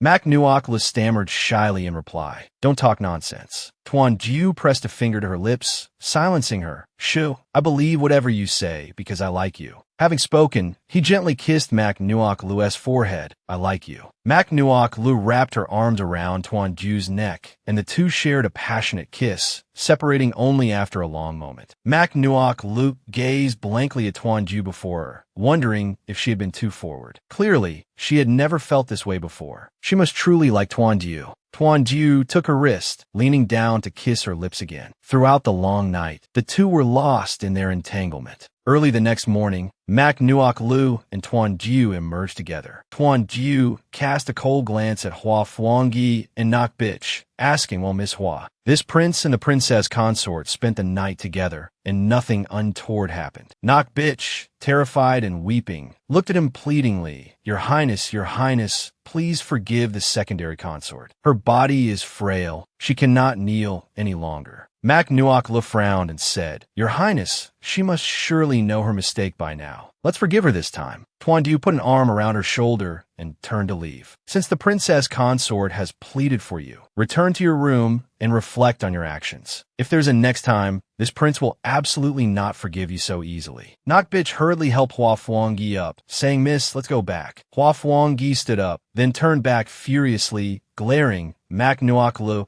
"I will repay today's humiliation 100-fold. Chu Chu ran happily to his mother's side, throwing himself into Mak Nuok Lu's arms. "Mother, Chu Chu missed you so much." Mak Nuok les mai, hubing her son li. "I'm sorry, Tiu. So much has happened these past few days. Mother couldn't come see you." Chu Chu, understanding, comforted her. "It's okay, Mother." Chu Chu also hopes mother and father can spend more time together. Mak Nuok Lu affectionately rubbed Tu's nose. "My little imp." Tuanju stood beside them, smiling as he watched the two. Chu Chu looked at Mak Nuok Lu and asked, "Mother, was someone bullying you?" Mak Nuok Lu, blushing slightly, quickly replied, "How could that be? Mother has father and Chu Chu to protect her. Who would dare touch mother?" Chu Chu nodded obediently, yes. Chu Chu and father won't let anyone who bullies mother go either. That's right, father has been teaching Chu Chu to write and read lately. Tuanju smiled. "You see, Chu Chu is my son. Naturally, I must teach him well." Mak Nuok Lu looked at him with a gentle smile. "If your Highness has children, you will surely be a good father." Tuanju wrapped an arm around her waist, smiling as he asked, "Then, when does my lady plan to bear me a child?" Mak Nuok Lu, embarrassed, quickly reminded him, "Chu Chu is right here. What are you doing?" Chu Chu, beside them, cheerfully chimed in, "Mother, Chu Chu also wants younger brothers and sisters, preferably 2 little brothers and 1 little sister. Then Chu Chu will be the big brother." Mak Nuok Lu patted his head helplessly. "Why are the 2 of you, 1 big and 1 small, suddenly so enthusiastic about this?" Just then, a guard rushed over to report, "Your Highness, Princess Consort, I fear. She has taken her own life." Tuanju and Mak Nuok Lu frowned, turning their heads to look at him. Inside the imperial palace, the emperor roared furiously. "What did you say?" Fuangyi hanged herself in Prince Zhong's residence. The empress, weeping, looked at him and replied, "Yes, your majesty must uphold justice for my cousin." The emperor furiously commanded, "Summon Prince Zhong, Princess Consort Zhong, and Hua Fuangyi to the palace." A moment later, the 3 appeared in the grand hall. "We pay our respects to your majesty, your highness the empress." The emperor, seated high upon the dragon throne, frowned at the 3. "It is said that the daughter of the Minister of Rights, Prince Zhong's secondary consort, took her own life in the residence. Imperial brother, is there such a matter? Tuan Du stopped Mak Nuok Lu, who was about to rise. It was Lady Hua who first plotted against the princess consort, and after I exposed her, she pretended to take her own life. Hua Fuangyi feigned a pitiful look, crying, "Your Majesty, Your Highness, I've been terribly wrong." It was clearly the princess consort who relied on her status to bully me within the residence, monopolizing the prince. It has been several days since I entered the residence, yet I still haven't consummated the marriage with the prince. My only wish is to bear children for the royal family. The empress angrily shouted, "How could such an outrageous thing happen?" Mak Nuok Lu, indignant, spoke coldly. "Lady Hua, do you know the crime of deceiving the monarch? Is this princess consort someone you can simply slander?" Hua Fuangyi pulled a hairpin from her hair. "Every word I speak is the truth. I am willing to prove it with my death." Mak Nuok Lun narrowed her eyes at her. "Then this princess consort shall see how you prove it." Hua Fuangyi cast a pleading gaze towards the empress. "Your Highness the Empress." The empress looked at her angrily, truly incapable of succeeding, but more than capable of failing. Hua Fuangyi raised the hairpin and stabbed her own arm.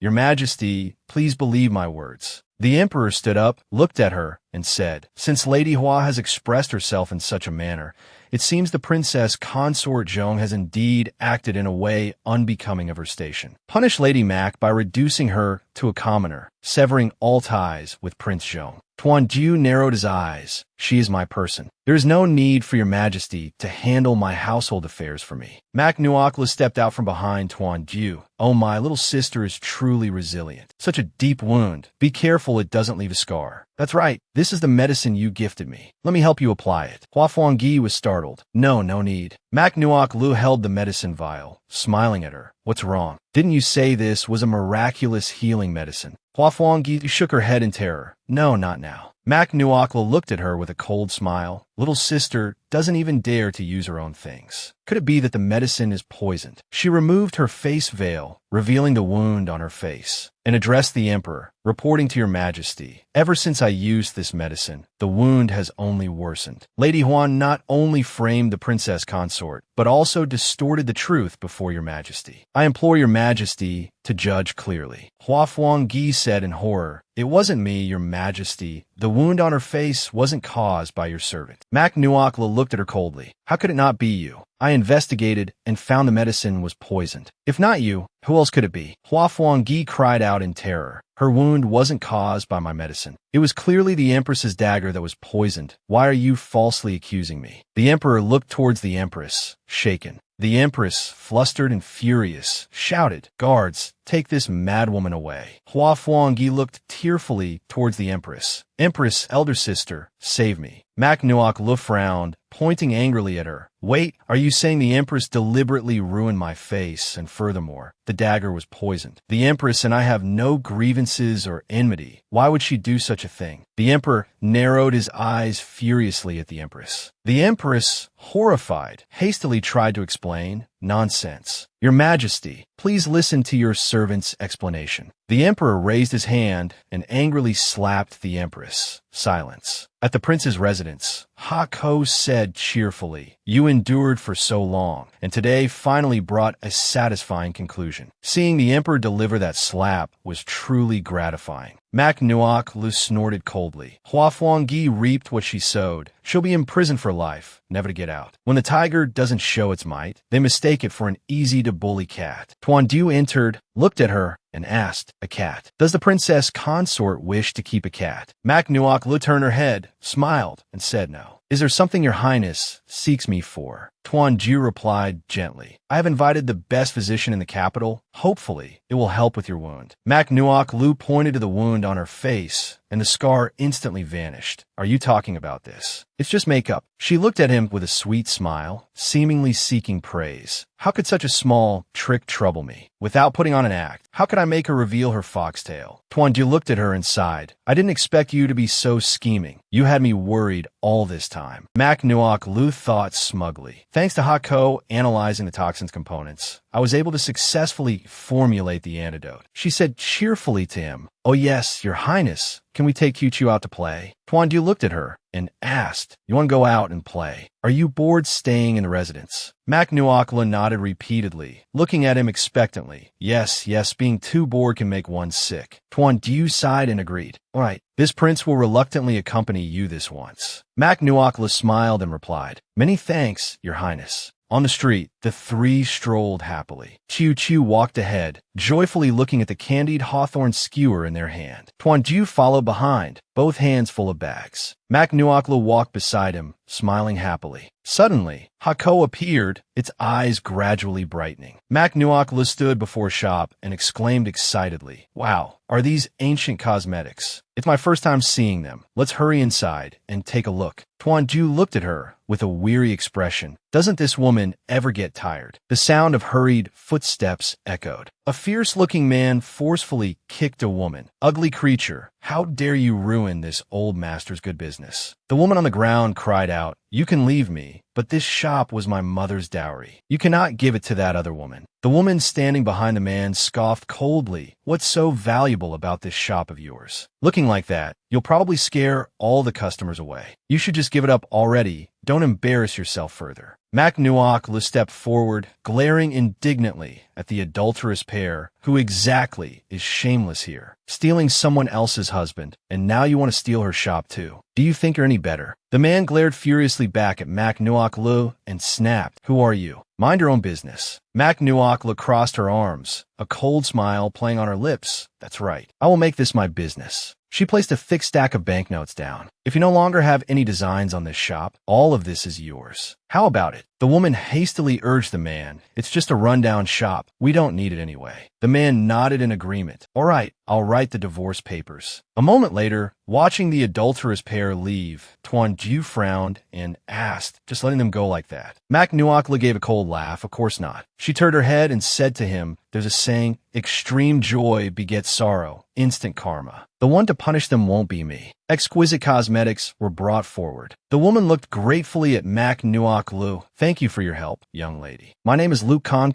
These are for you. Consider it a small token of my appreciation." Seeing these makeup items, Hako's eyes lit up. This lipstick color isn't bad, and the makeup style is quite refined, not inferior even in modern times. Mak Nuaklu took them and looked at Luke Khan, asking, "Did you make all of these yourself?" Luke Khan smiled and nodded. "Yes, I hope you don't mind them, young lady." Mak Nuaklu opened a powder box with a smile. "Then why don't you use them yourself?" Luke Khan lowered her head sadly. "Wouldn't it be a waste on my face?" Mak Nuaklu smiled in response. "How could it be a waste? Let me try it on you." After a short while, she spoke. "All right, open your eyes." Luke Khan slowly opened her eyes, staring in astonishment at her reflection in the mirror. "This. How on earth did you do this?" Mak Nuakla looked at Luke Khan and asked, "Do you want to learn? I can teach you." Luke Khan looked at her, nodded, and replied, "I'll have to trouble you then, young lady." Mak Nuaklu gently stroked Luke Khan's hair and said, "But since I paid the money, you have another task. Don't you want to punish that adulterous pair with your own hands?" Luke Khan said resolutely, "I want to ask for your guidance on what I should do, young lady." Mak Nuaklu smiled and said, "To get revenge on that kind of scoundrel, the first step is to appear before him with outstanding beauty and poise, letting him understand that even after leaving him, you are living very well." Luke Khan nodded firmly. Late at night, Mak Nuaklu handed Luke Khan a box of fragrant balm. This is a balm made from jasmine flowers, honey, and morning dew. Using it morning and night can make your skin smoother. It can also fade the freckles on your face. Mak Nuaklu and Luke Khan soaked together in the large bathtub. She looked at Luke Khan and said, "Your skin is a bit dry and rough. Bathe with jasmine petals every evening. Gently massage your skin with coarse salt. This way your skin will become fairer." Luke Khan closed her eyes, sighed, and said, "To be honest with you, Miss Mac, ever since I was young, I was often bullied because of this appearance. I never thought I could change myself. It was you, miss, who made me understand that destiny can be held in one's own hands." Mak Nuaklu smiled with satisfaction, looking at Luke Khan.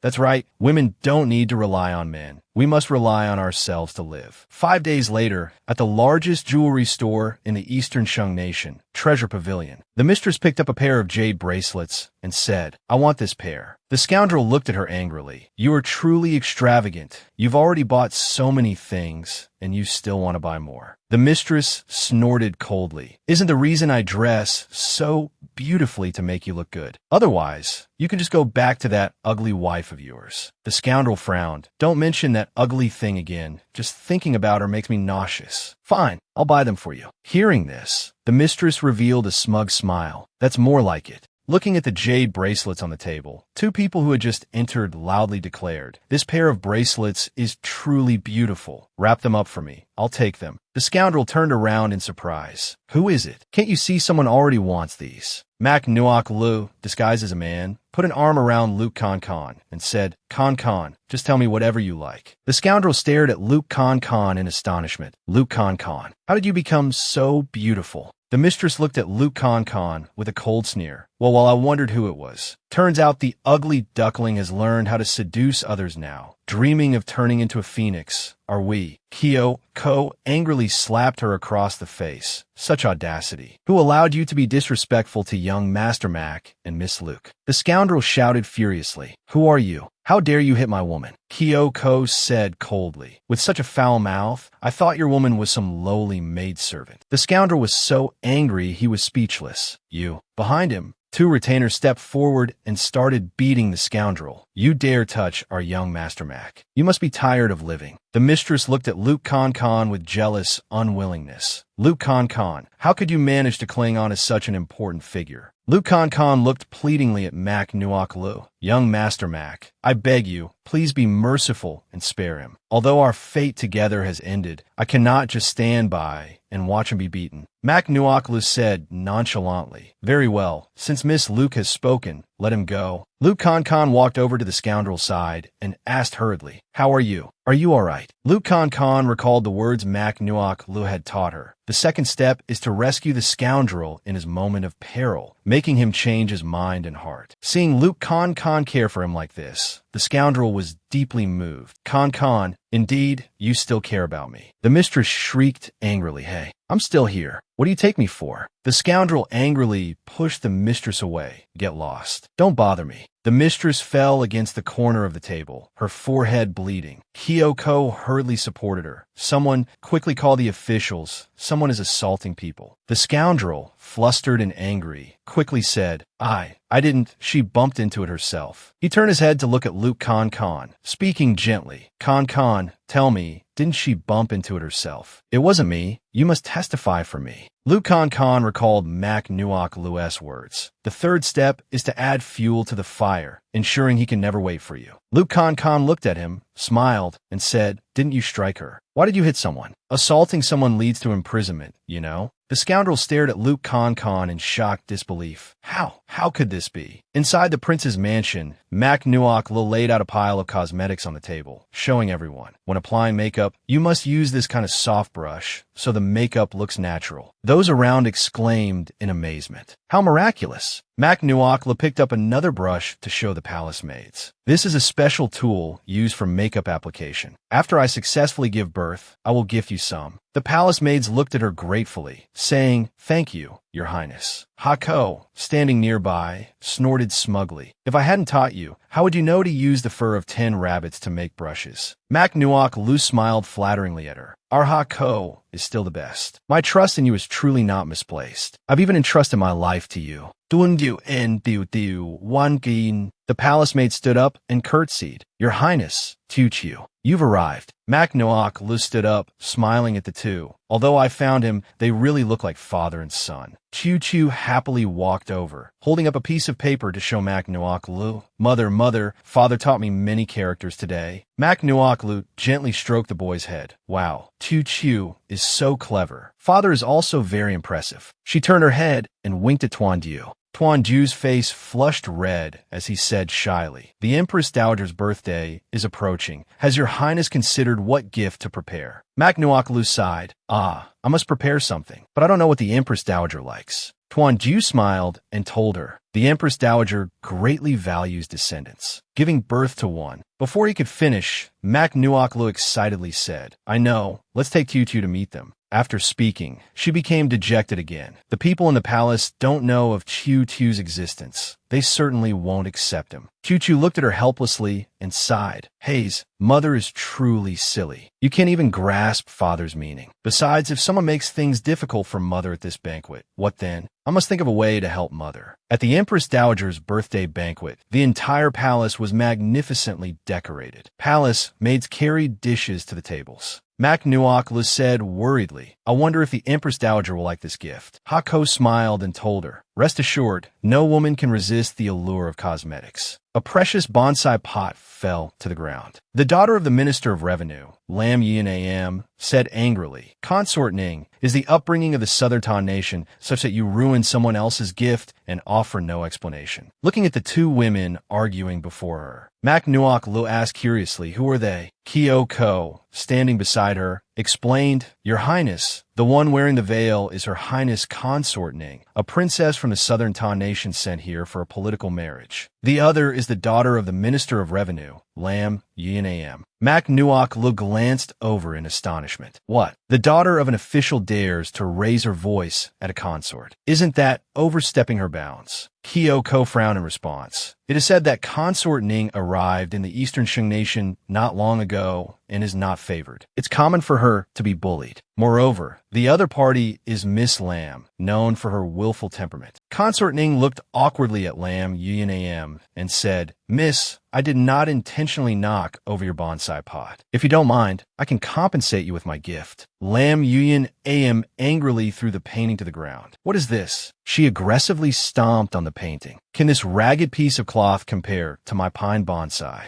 Mac Nuok could bear no longer. Stepping forward to say, Miss Lam, is the upbringing of the Lam residents to teach you to repay kindness with enmity. Lam Yin Am turned her head angrily. Who are you? Mac Nuok curtsied to both women. Consort Zhong, Mac Nuok pays respects to Her Highness Consort Ning and Miss Lam. Lam Yin Am looked at her with a cold smile. So it's Consort Zhong. I heard Prince Zhong is unwell. Does the consort still have the leisure to meddle in others' affairs? Mac Nuok gritted her teeth in anger, looking at her and thinking inwardly, whether he is well or not, does it concern you? But outwardly, she maintained a smile, looking at her and saying with a half smile, Miss Lam, regarding the favor shown to the Lam family, if I were to elaborate. Lam Yin Am glared at her, grinding her teeth in fury. If that's the case, then Consort Zhong, please explain how I am repaying kindness with enmity. Mac Nuok smiled faintly. Miss Lam gifted the pine bonsai wishing the Empress Dowager longevity and eternal youth, correct? Lam Yin Am frowned. Yes, is there a problem? Mac Nuok looked at her coldly. The sentiment itself is naturally not a problem, but a pine tree should stand proud between heaven and earth. Yet now it is confined within a small pot. Miss Lam, try to guess. Will the Empress Dowager be pleased or angered upon receiving this gift? Lam Yin Am's face turned pale with fear. She had heard from her father that the emperor harbored some reservations about the Empress Dowager. Outwardly filial, he had covertly reclaimed much of the Empress Dowager's power. If she presented this gift, wouldn't she become someone sowing discord between the emperor and the Empress Dowager? Lam Yin Am hastily changed her attitude, looking earnestly at Consort Ning. My flower pot was accidentally bumped into Her Highness Consort Ning by a palace maid. I hope you can forgive this. Consort Ning gently replied, Miss Lam exaggerates. Lam Yin Am looked at the palace maid behind her and said, let's go. After Lam Yin Am left, Mac Nuok knelt down, picked up the painting, and handed it to Consort Ning. Her Highness Consort Ning, I'm afraid this embroidery can no longer be used. By the way, Your Highness Consort Ning, forgive my impudence, but your face is. Consort Ning touched her face sorrowfully. I don't know why either. As soon as I entered the palace, my face became like this. Not only does the emperor refuse to see me, but even the palace staff avoid me. She removed her veil, revealing the red spots scattered across her face. I had hoped to seize an opportunity during the Empress Dowager's birthday celebration, but now it seems impossible. An idea suddenly sparked in Mac Nuok's mind. Consort Ning, I actually have a method. Would you be willing to try it? Consort Ning spoke gently. As long as it can make the emperor notice me, I am willing to try anything. At the Empress Dowager's birthday banquet, a good show was about to begin. One incense sticks time later. Consort Ning knelt before the Empress Dowager, saying, This servant arrived late.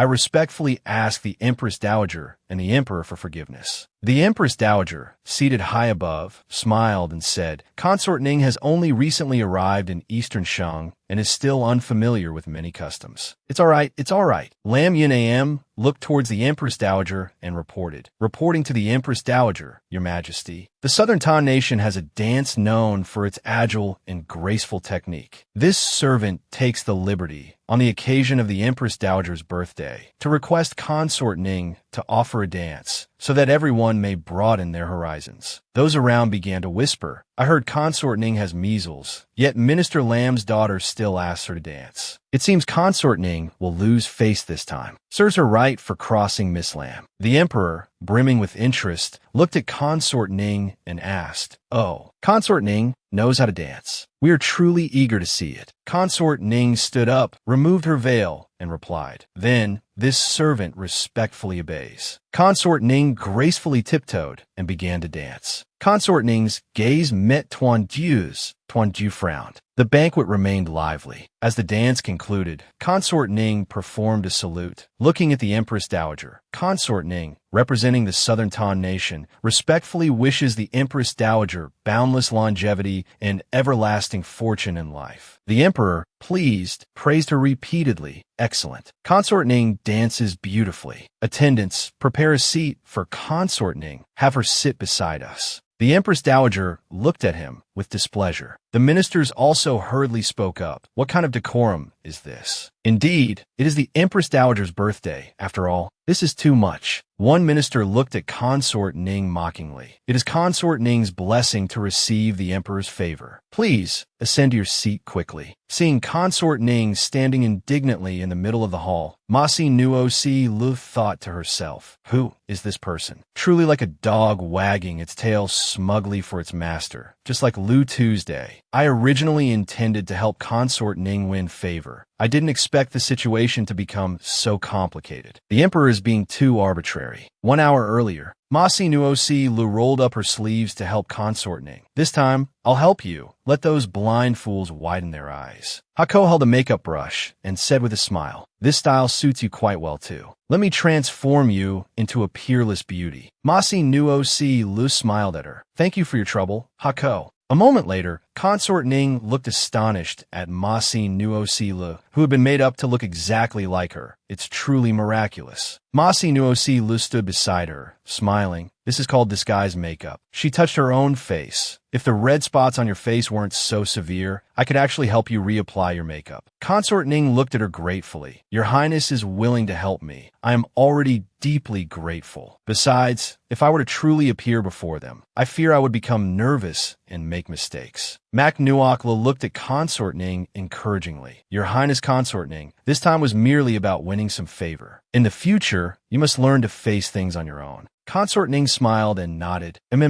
I'll remember. Mak Nuoklu smiled and said, All right, there isn't much time left. Quickly teach me how the Ketha dance goes. Consort Ning nodded in agreement. Okay, first, fortunately, in my past life, I was trained as a spy. Memorizing this dance is merely a trivial matter. Returning to reality, the Emperor looked at Mak Nuoklu, frowning as he spoke. What is it? Does Consort Ning not wish to sit beside us? Minister Lin frowned, looking at Mak Nuoklu and urging, Your Highness Consort Ning, do not keep His Majesty waiting. Mak Nuoklu ground her teeth in anger and said, Many thanks to the minister for the reminder. On one side is the Empress Dowager, on the other is the Emperor. It seems today I must offend one of them. Lam Yin Am sat to the side, watching the drama unfold with amusement. That's right, who asked you to ruin the flower pot and steal my limelight? Now you're caught between a rock and a hard place. No matter what, you'll have to offend one side. At this moment, Chiu, who was nearby, threw a plate down at her feet. Mak Nuokla looked down in surprise. These shards are actually useful. A small injury is better than offending one side. Tuan Jiu frowned. Not good. She intends to. He quickly stood up. Just then, Chiu rushed over from the side. Your Highness Consort Ning, be careful. Chiu ran quickly. Apologies, Your Highness Consort Ning. The young boy pretended to look pitiful and said, Chiu accidentally broke a teacup. Luckily, Your Highness Consort Ning didn't step on it. Tuan Jiu frowned. Looking at the boy Chiu, why are you here?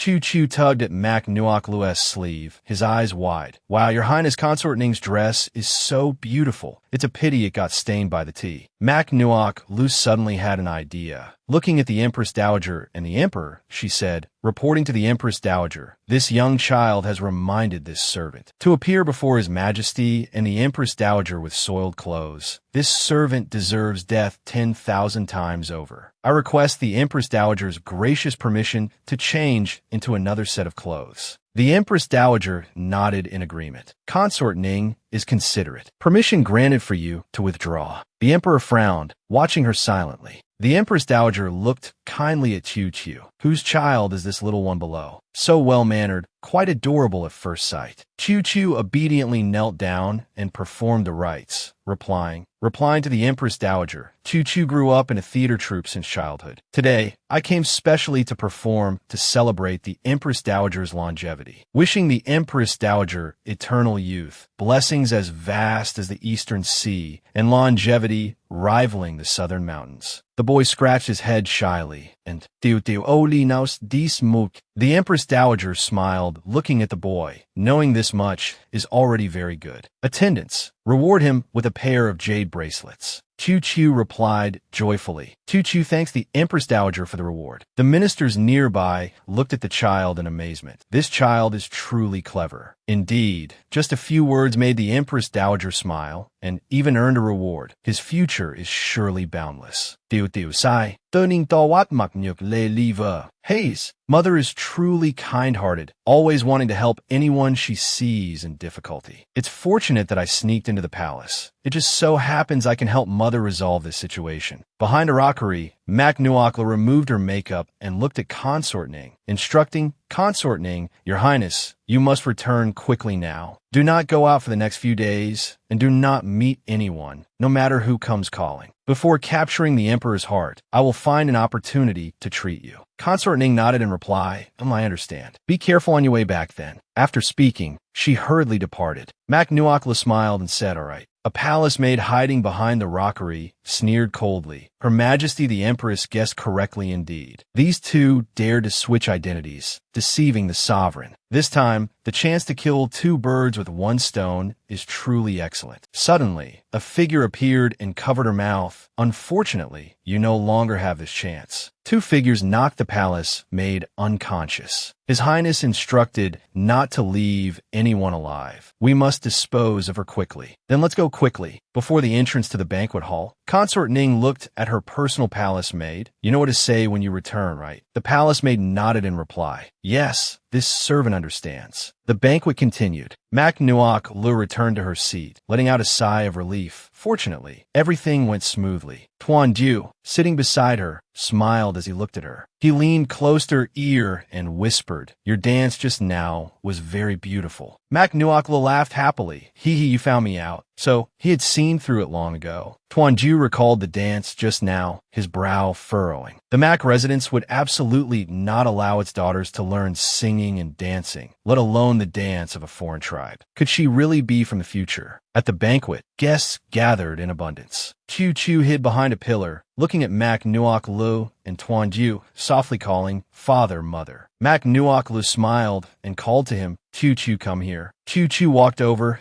and sat between the two, the family of three appearing happy and harmonious. Lord Lamb cleared his throat softly, stood up, and sneered, Congratulations, Your Highness. Congratulations, Your Highness. Prince Zhong's health is frail, and the imperial family has been worried that Prince Zhong has no heir. Now that a child has presented himself at your door, it is truly a joyous occasion. Lam Yin Am stood beside them, looking mockingly at the pair. Father is right. Congratulations to Prince Zhong on gaining a precious son. You will have an heir in the future. Mac Nuok Lu ground her teeth in anger. So these two were father and daughter. No wonder they were both so detestable. At this moment, the Emperor also approached his imperial brother, so lively. What's the matter? Tell us about it. He looked at Chu. This child bears some resemblance to imperial brother. How about imperial brother adopts him? It would also lessen imperial brother's loneliness. Upon hearing this, everyone began whispering amongst themselves, Prince Zhong is of noble birth, yet the Emperor tells him to adopt a child from a theatrical troupe. Isn't this meant to humiliate him? Indeed, there's a good show to watch now. Tuan Ju coughed weakly twice, walked over, and gently patted Chu Chu's head. If that's the case, then this child and this prince can be considered to have fate. He gently picked up Chu Chu and said, Your Majesty's words are precious as gold and jade. This subject respectfully obeys and accepts this child as my adopted son. The family of 3 appeared happy and harmonious. The emperor let out an angry, cold snort. How utterly dull. The empress, standing nearby, frowned. She ordered Consort Mo beside her. Those 2 young maids seemed rather suspicious. Find an opportunity to summon them and question them thoroughly. Consort Mo replied with a sinister smile. Yes, Your Highness. This servant will see to it at once. During the birthday banquet, the official responsible for presenting gifts brought forth 3 bolts of brocade, bowed to the Empress Dowager, and announced, reporting to the Empress Dowager, This floral brocade is woven from silk,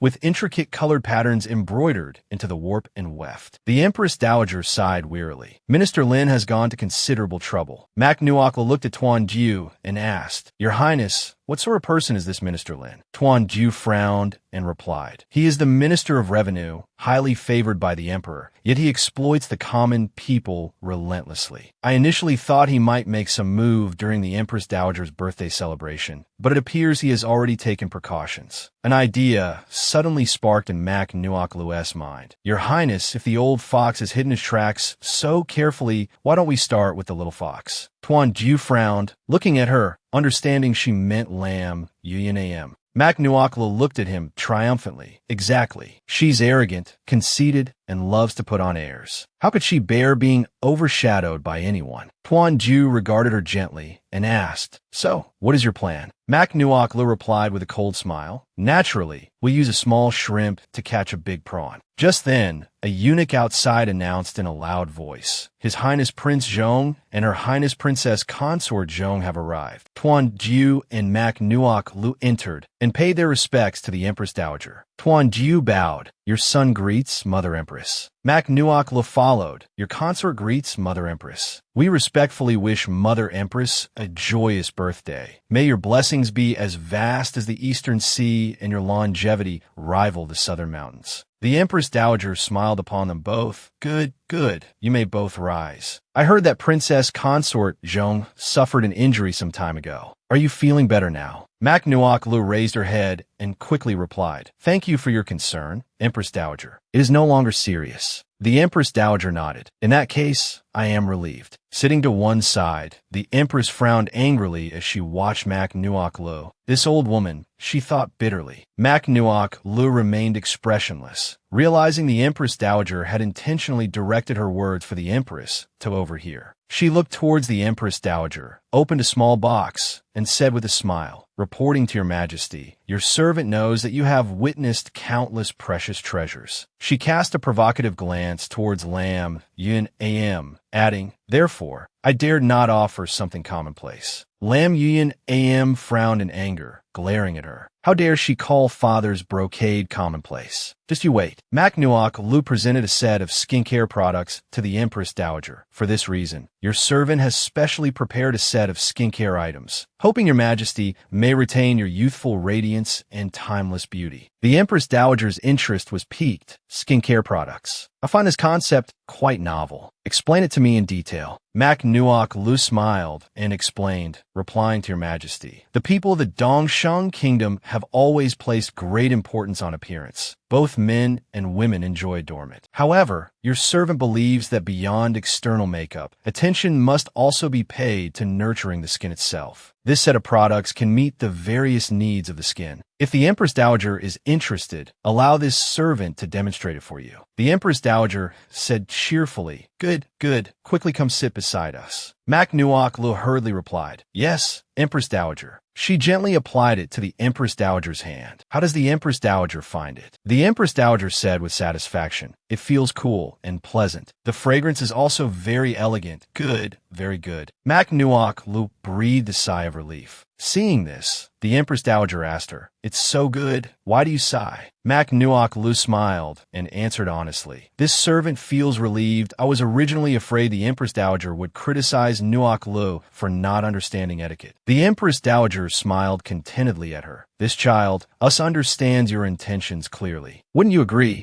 Empress? She turned to ask the Empress. The Empress quickly replied, yes, Prince Zhong's consort is devoted and filial. It is the fortune of the imperial family. Mother Empress is truly blessed. Lam Yuyan AM angrily clenched her fists and said loudly, this humble daughter believes that Her Majesty, the Empress, manages the harem, burdened with many tasks. Prince Zhong's consort should not compete for attention and furthermore looks down on others. Seeing this, Lord Lam broke out in a cold sweat from fear, hastily standing up to plead with the Empress Dowager. My young daughter Yin Am speaks recklessly. I beg the Empress Dowager's forgiveness. The Empress Dowager frowned, looking at Lam Yin Am. So does Lord Lam's daughter, truly like father, like daughter. Lam Yin Am smiled and clapped her hands a few times, reporting to the Empress Dowager, actually, this humble daughter has specially prepared a gift, believing you will certainly like it. A red coral tree was carried up. Everyone around gasped in astonishment. It's actually purple jade coral. That is the treasure of the treasure pavilion. How did Lord Lam obtain it? Hearing everyone's praise, Lam Yin Am was very pleased. It is said the Empress Dowager has long desired the purple jade coral. Lord Lam's gift this time has truly captured the Empress Dowager's heart. Tuan Ju winked at a high official not far away. Lord Lu understood immediately and stood up, reporting to the Empress Dowager, Your Majesty, Lord Lam presenting the priceless purple jade coral shows profound sincerity. But this subject has a question. I wonder where Lord Lam obtained this treasure. Lord Lam hastily explained. Lord Lu speaks too harshly. I merely have some acquaintance with the owner of the treasure pavilion. Borrowed it to admire for a few days, that is all. Official Lord Lu angrily raised his voice in accusation. Admire. Then why have I heard that Lord Lam's precious daughter used coercive means to force the owner of the treasure pavilion to part with it reluctantly? It seems Lord Lam not only possesses abundant wealth, but also overwhelming power. The Empress Dowager angrily slammed the table. Audacious. Lord Lam, as a court official, not only engages in corruption and accepts bribes, but also bullies others relying on his position. This matter is serious. It must be thoroughly investigated to see who issued the decree. Throw Lord Lam and his daughter into the imperial prison to await judgment. Lord Lam and Lam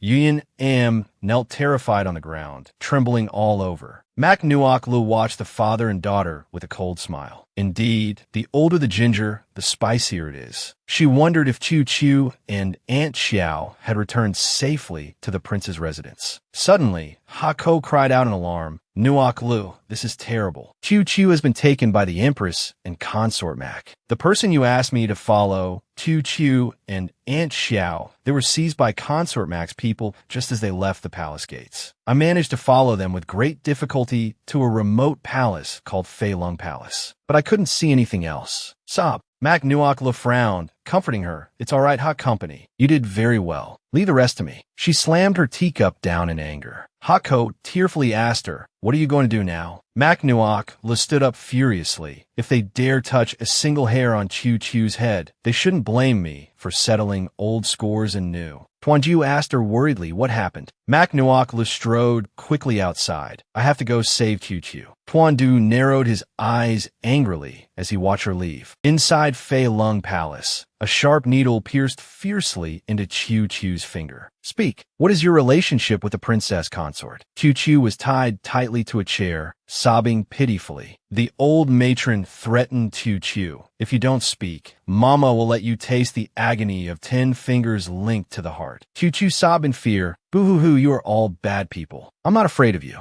Consort Mac snorted coldly. Your Majesty the Empress, look at this little beast, dragging this out for so long, still hoping that bitch will come to save him. How ridiculous. Just then, the door outside was violently kicked open. The Empress and Consort Mac turned their heads in shock, only to see Mak Nuok Lu striding in aggressively. The Empress stared at her in astonishment. Mak Nuok Lu, how did you find this place? Chu Chu looked at Mak Nuok Lu with tearful grievance. And oh mother. Mak Nuok Lu looked at Chu Chu comfortingly. Chu, don't be afraid. Mother is here to save you. The Empress shouted furiously. What are you standing there for? Seize her quickly. The old matron beside them warned Mak Nuok Lu. Princess Consort, you've offended Her Majesty the Empress. Don't blame this old servant for being impolite. Mac Nuakla rolled up her sleeves and laughed coldly. Oh, just by yourselves. Late at night, seeing Mac Nuak Lee's defiance, the Empress Dowager's personal palace maid shouted angrily, "Quickly make the Princess Consort submit obediently to being tied up." Suddenly, she stepped forward and slapped Mac Nuak Law. Mac Nuak Lu punched her, knocking her to the ground. The old matron grabbed Mac Nuak Lu tightly from behind. Mac Nuak Lu angrily seized the matron's hand, flipping her over her shoulder, causing her to fall.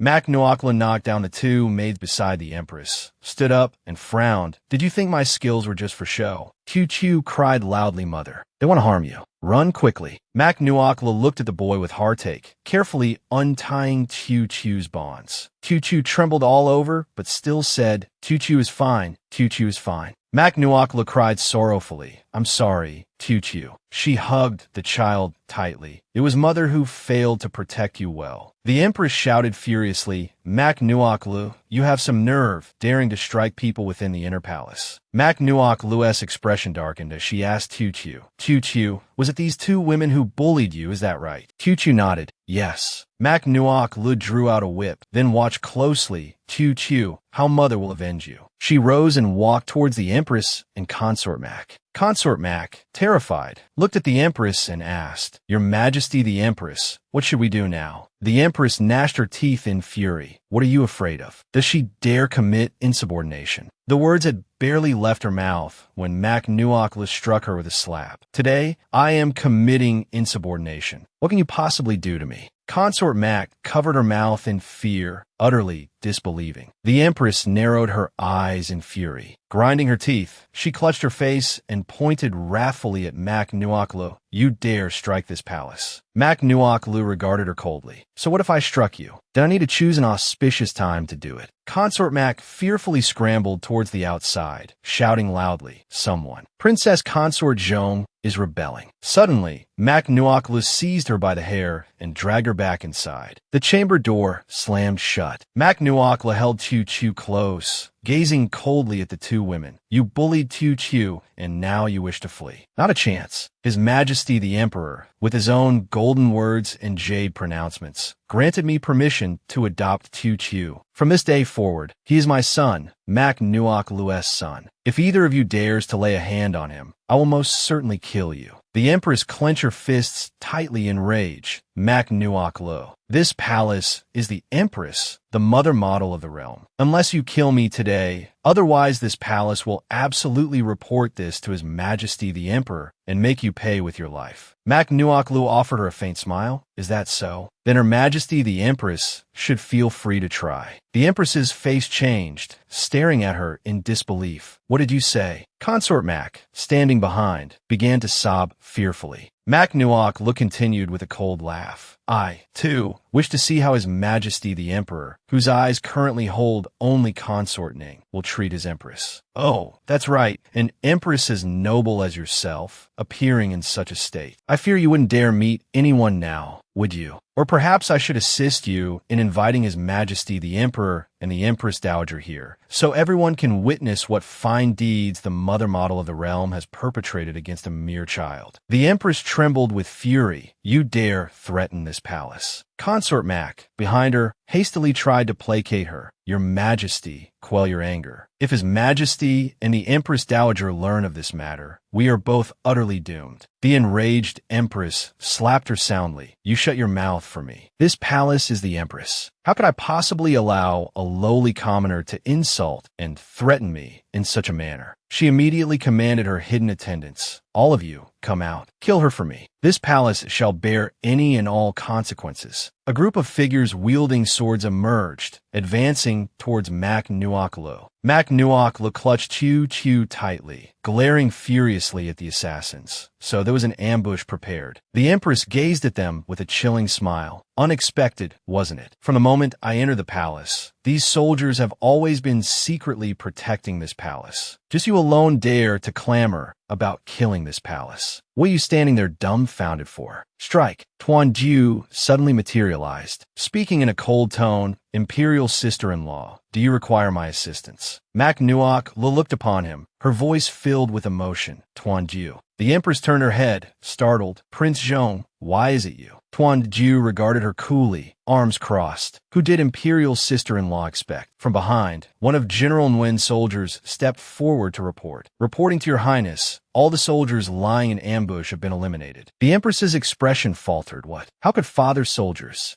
Impressive, Prince Zhong. All that talk of frailty and illness, of not having long to live. It was all a charade, wasn't it? Tuan Jiu narrowed his eyes at her. Imperial sister-in-law's words serve as a reminder. After all, the fewer who know of this matter, the better. The Empress recoiled in fear and suspicion. You. What do you intend to do? Tuan Jiu cast a cold glance at the Empress and consort Mak, issuing an order to the men behind him. Aside from those two women, kill the rest without mercy. The subordinates behind him responded swiftly. By your order, your highness. The Empress shrieked in terror. I am the Empress. How dare you? Tuan Jiu rushed to Mak Nuok Lu and Chu Chu's side, asking with concern, are you both unharmed? Mak Nuok Lu and Chu Chu nodded.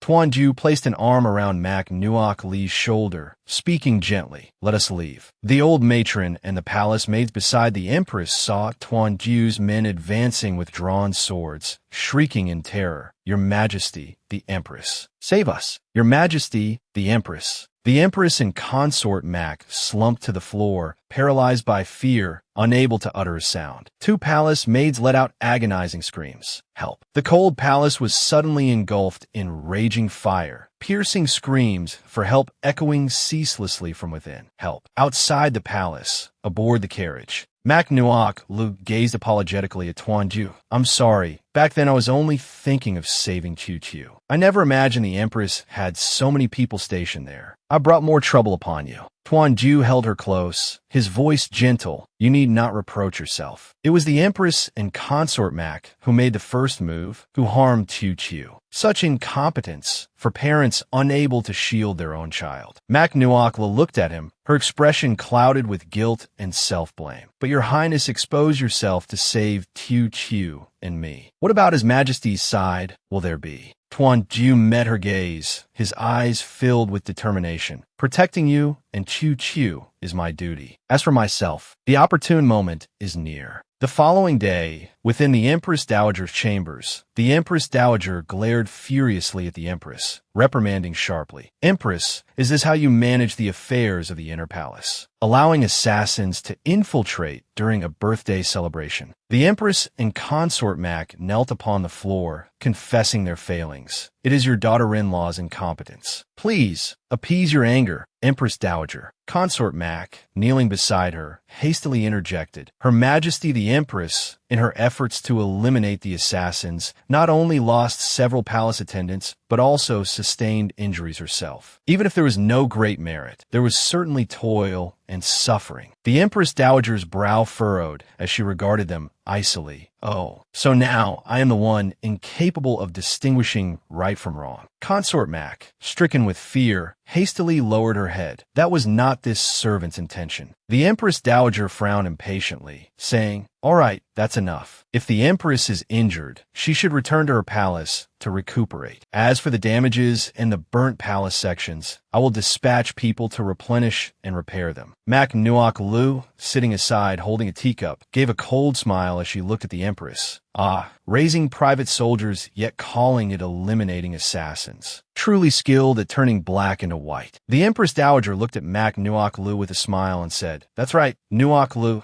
the fine item you gifted me yesterday was very good to use. But it will be a pity for me to enjoy such a precious thing alone. Mak Nuok Lu, understanding the implication, replied, the Empress Dowager thinks for the sake of the people. It is truly the fortune of Dongtang. This servant will certainly not betray the Empress Dowager's trust and will quickly research and create more cosmetics for many people to use. The Empress Dowager looked at her with satisfaction, nodded, and said, Princess Consort Zhong is indeed intelligent. This palace truly did not misjudge you. Mak Nuok Lu felt shy from the praise and said, "The Empress Dowager praises too much." In the garden, within the Empress Dowager's chambers, the Empress looked coldly at Mak Nuok Lu and said with a sneer, "Congratulations, Princess Consort Joan." "Congratulations." Mak Nuok Lu frowned, looking at her. "Your Majesty the Empress, what is the meaning behind these words?" The Empress sneered coldly. "Princess Consort Joan receives the Empress Dowager's favor. Interfering in the affairs of the inner palace is only a matter of time." Mak Nuok Lu did not fall into the trap, smiling as she said, "For the Empress to say such things truly wrongs this servant. Regardless of whether your Majesty faces setbacks or not, you are still the Empress. Your Majesty the Empress, please take good care of your injuries." This servant takes her leave. The Empress furiously shouted, "How dare this insolent wretch humiliate this palace time and time again?" She narrowed her eyes and asked Consort Mak, "Didn't you say Mak Nuok Lu had a weak and easily bullied temperament? What is this now?" Consort Mak frowned thoughtfully. "Your Majesty, please calm your anger. This servant also does not know. This elder sister of mine seems to have transformed into a completely different person overnight." At Loch Min Mountain, Mak Nuok Lu stretched happily. "Oh, the scenery here is so beautiful, and the air is so fresh. If only the prince and Chu Chu were here too, it would be perfect." Hako, sitting on the ground holding a beautiful flower, said cheerfully, "Then why didn't your prince come along?" Mak Nuok Lu sighed in response. "He has to participate in the investigation of Lord Lamb's bribery case and couldn't get away." Hako, sitting beside her, looked at her disdainfully. Tiske, you're truly blinded by love now. If you found a way back to the modern era, I fear you wouldn't even want to return anymore." Mak Nuok Lu scratched her face sheepishly. "Home is where you make it. The most important thing for a person is to enjoy the present." Suddenly, a roar echoed from behind them. Mak Nuok Lu and Hako turned their heads in fear. Did you hear something?" Mak Nuok Lu stood up warily. It sounds like a wolf howling." She hugged Hako in fear.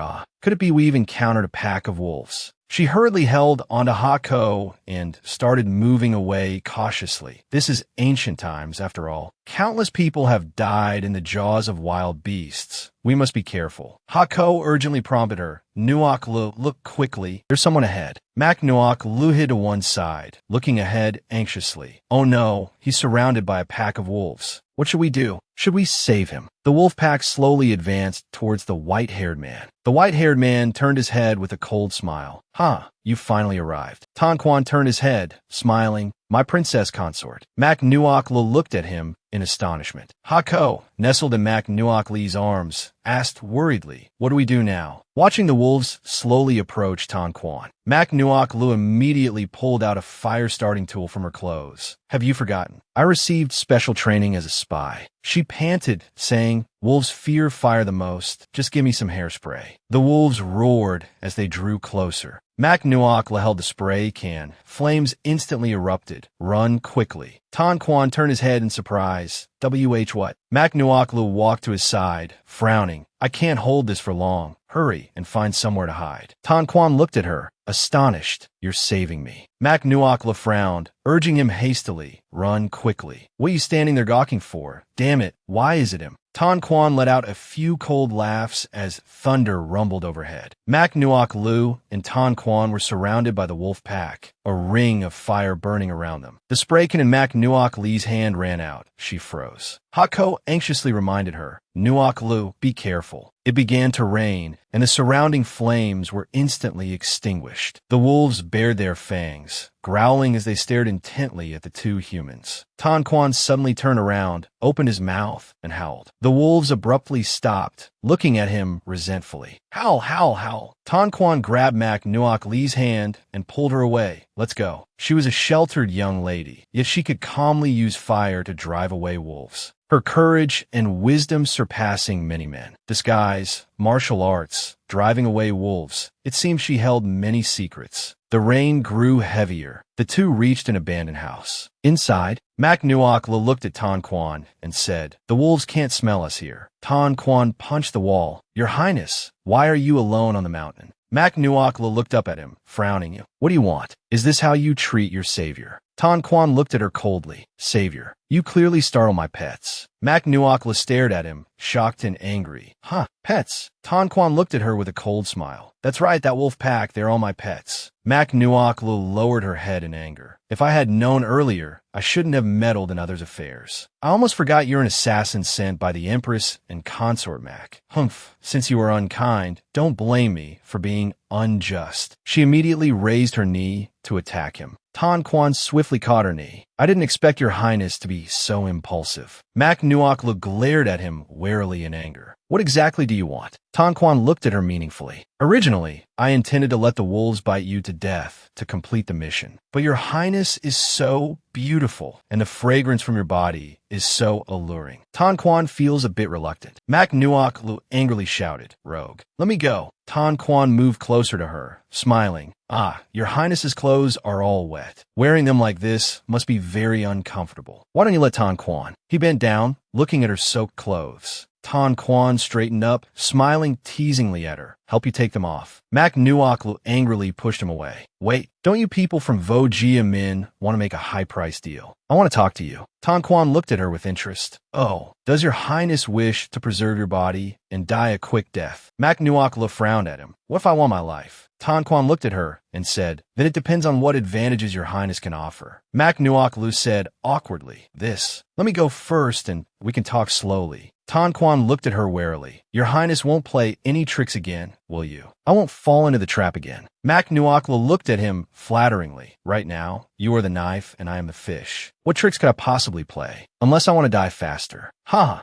Tan Quan looked at her silently. Mac Nuokla frowned. Just then, she suddenly struck out, attacking Tan Quan. The mask on his face was snatched off by her, revealing a large scar. Mac Nuokla looked at him in shock. Heavens, your face. Tan Quan narrowed his eyes, glancing coldly at her. Has your highness seen enough? Mac Nuokla guiltily handed the mask back to him. Sorry, I didn't know. Tan Quan quickly snatched the mask back. He turned around and put the mask back on. Mac Nuokla asked cautiously, You seem to care a lot about the scar on your face. Tan Quan looked at her coldly and said, That's right. Since your highness has seen it, Tan Quan cannot spare your life. Mac Nuokla stepped back in shock. What? You mean everyone who sees your face must die? That's too unreasonable. Tan Quan said indifferently, Ah, reason. What reason is there left to speak of in this world? Mac Nuokla lowered her head, silent. Tan Quan lightly touched his mask, his voice deepening. Because of this scar, I have endured the ridicule and contempt of others, endured humiliation and torture. Is that what you call reason?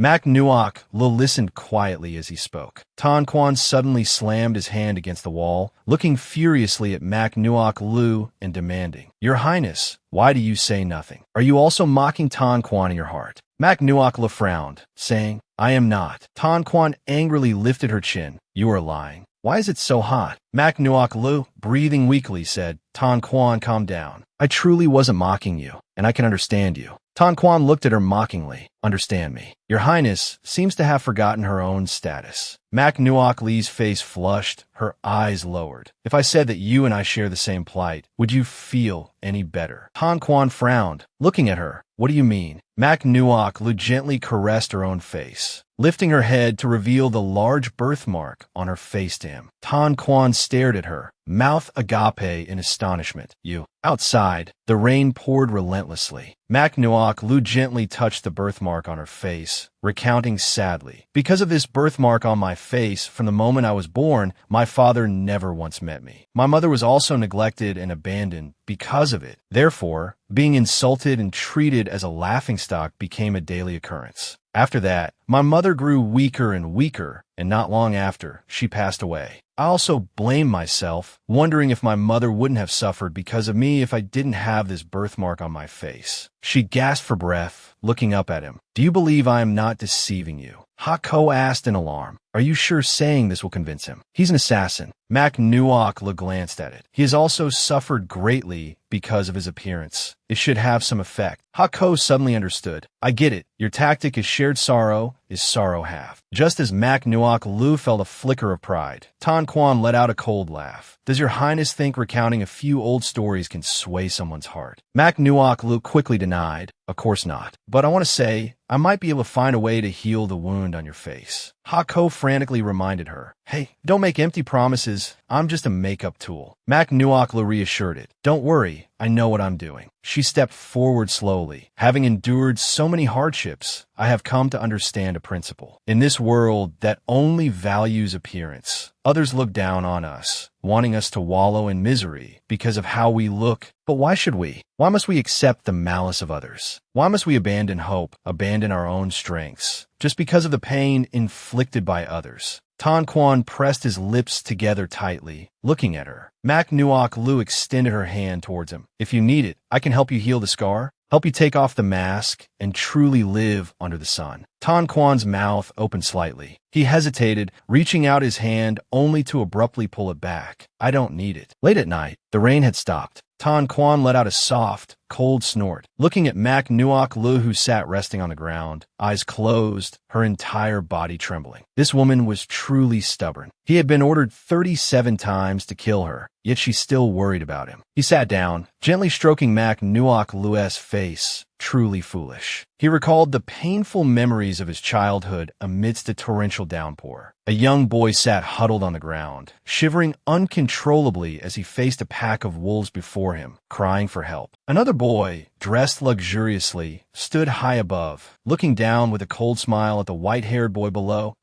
Bite this wretched creature to death. The white-haired boy's face was slashed by a ferocious wolf, fresh blood instantly flowing out. The boy screamed in pain, fearfully covering his face, his tears mixing with the rainwater. Panting heavily, the boy picked up a stone from the ground and attacked the wolf pack. Returning to the present, Tan Quan gently touched his mask, just as she said. Then he took the mask off. If the wound has become just a small scar, perhaps I should let go too. He gently touched her face. Mac Nuok Lu spoke weakly. So cold, she shivered. Tan Quan frowned, looking at her. It seems she's caught a cold. A moment later, a small fire was lit. Tan Quan sat beside it, holding Mac Nuok Lu tightly. Just then, Tuan Du entered, sword in hand, narrowing his eyes as he coldly stared at Tan Quan inside the dwelling. Inside this dilapidated house, Tuan Du stepped in, long sword in hand. His eyes narrowed in anger as he pointed at Tan Quan. Member of Wu Jiaming, what do you intend to do to this prince's consort? Tan Quan held the unconscious Mac Nuok Lu tightly, looking at Tuan Du with a cold smile. I wondered who it was. Turns out it's Prince Zhong. This humble one was impolite, unable to welcome you from afar. Tuan Du coldly ordered him to release her. Tan Quan let go of Mac Nuok Lu, carefully stepping back. Tuan Du narrowed his eyes at him. This prince asked you a question you still haven't answered. Tan Quan glanced behind him and let out an "Oh." Her Highness the Princess Consort is awake. Tuan Du quickly turned his head, looking at Mac Nuok Lu with concern. Seizing the opportunity, Tan Quan raised his hand. The sword in Tuan Du's hand gradually corroded and vanished. What? Where's the sword? Tuan Du narrowed his eyes. As expected, a person from Wu Jiaming. Tan Quan smiled coldly, looking at Mac Nuok Lu sitting on the ground. It seems the prince cares deeply for the princess consort. Tuan Du's sword suddenly appeared in Tan Quan's hand. Tan Quan held the sword, looking at Tuan Du with a cold smile. How does it feel, Your Highness, to be pointed at by your own sword? Not very pleasant, is it? Suddenly, a shout rang out. Stop. The two men looked over in surprise. Mac Nuok Lu looked angrily at Tan Quan. Tan Quan, what do you intend to do to the prince? Tan Quan frowned, slowly lowered the sword, then turned and walked away. Tuan Du held Mac Nuok Lu, looking at Tan Quan in surprise. Someone from Wu Jiaming actually listens to Nuok Lu. Mac Nuok Lu looked at him worriedly, asking, Your Highness, are you all right? Tuan Du, filled with jealousy, gave a cold laugh. The princess consort dares to entangle herself with someone from Wu Jiaming behind my back. Mac Nuok Lu frowned at him. What do you mean? Tuan Du frowned, questioning her. Since when has the princess consort been involved with someone from Wu Jiaming behind my back? Mac Nuok Lu froze, grimacing as she gestured towards Tan Quan. Me and him. She looked at Tuan Du, hastily explaining. We met on the mountain. You've misunderstood. Tuanju looked at her jealously. Oh, a misunderstanding. Then the princess consort being held in his arms was also a misunderstanding. Mak Nuoklo's jaw dropped in astonishment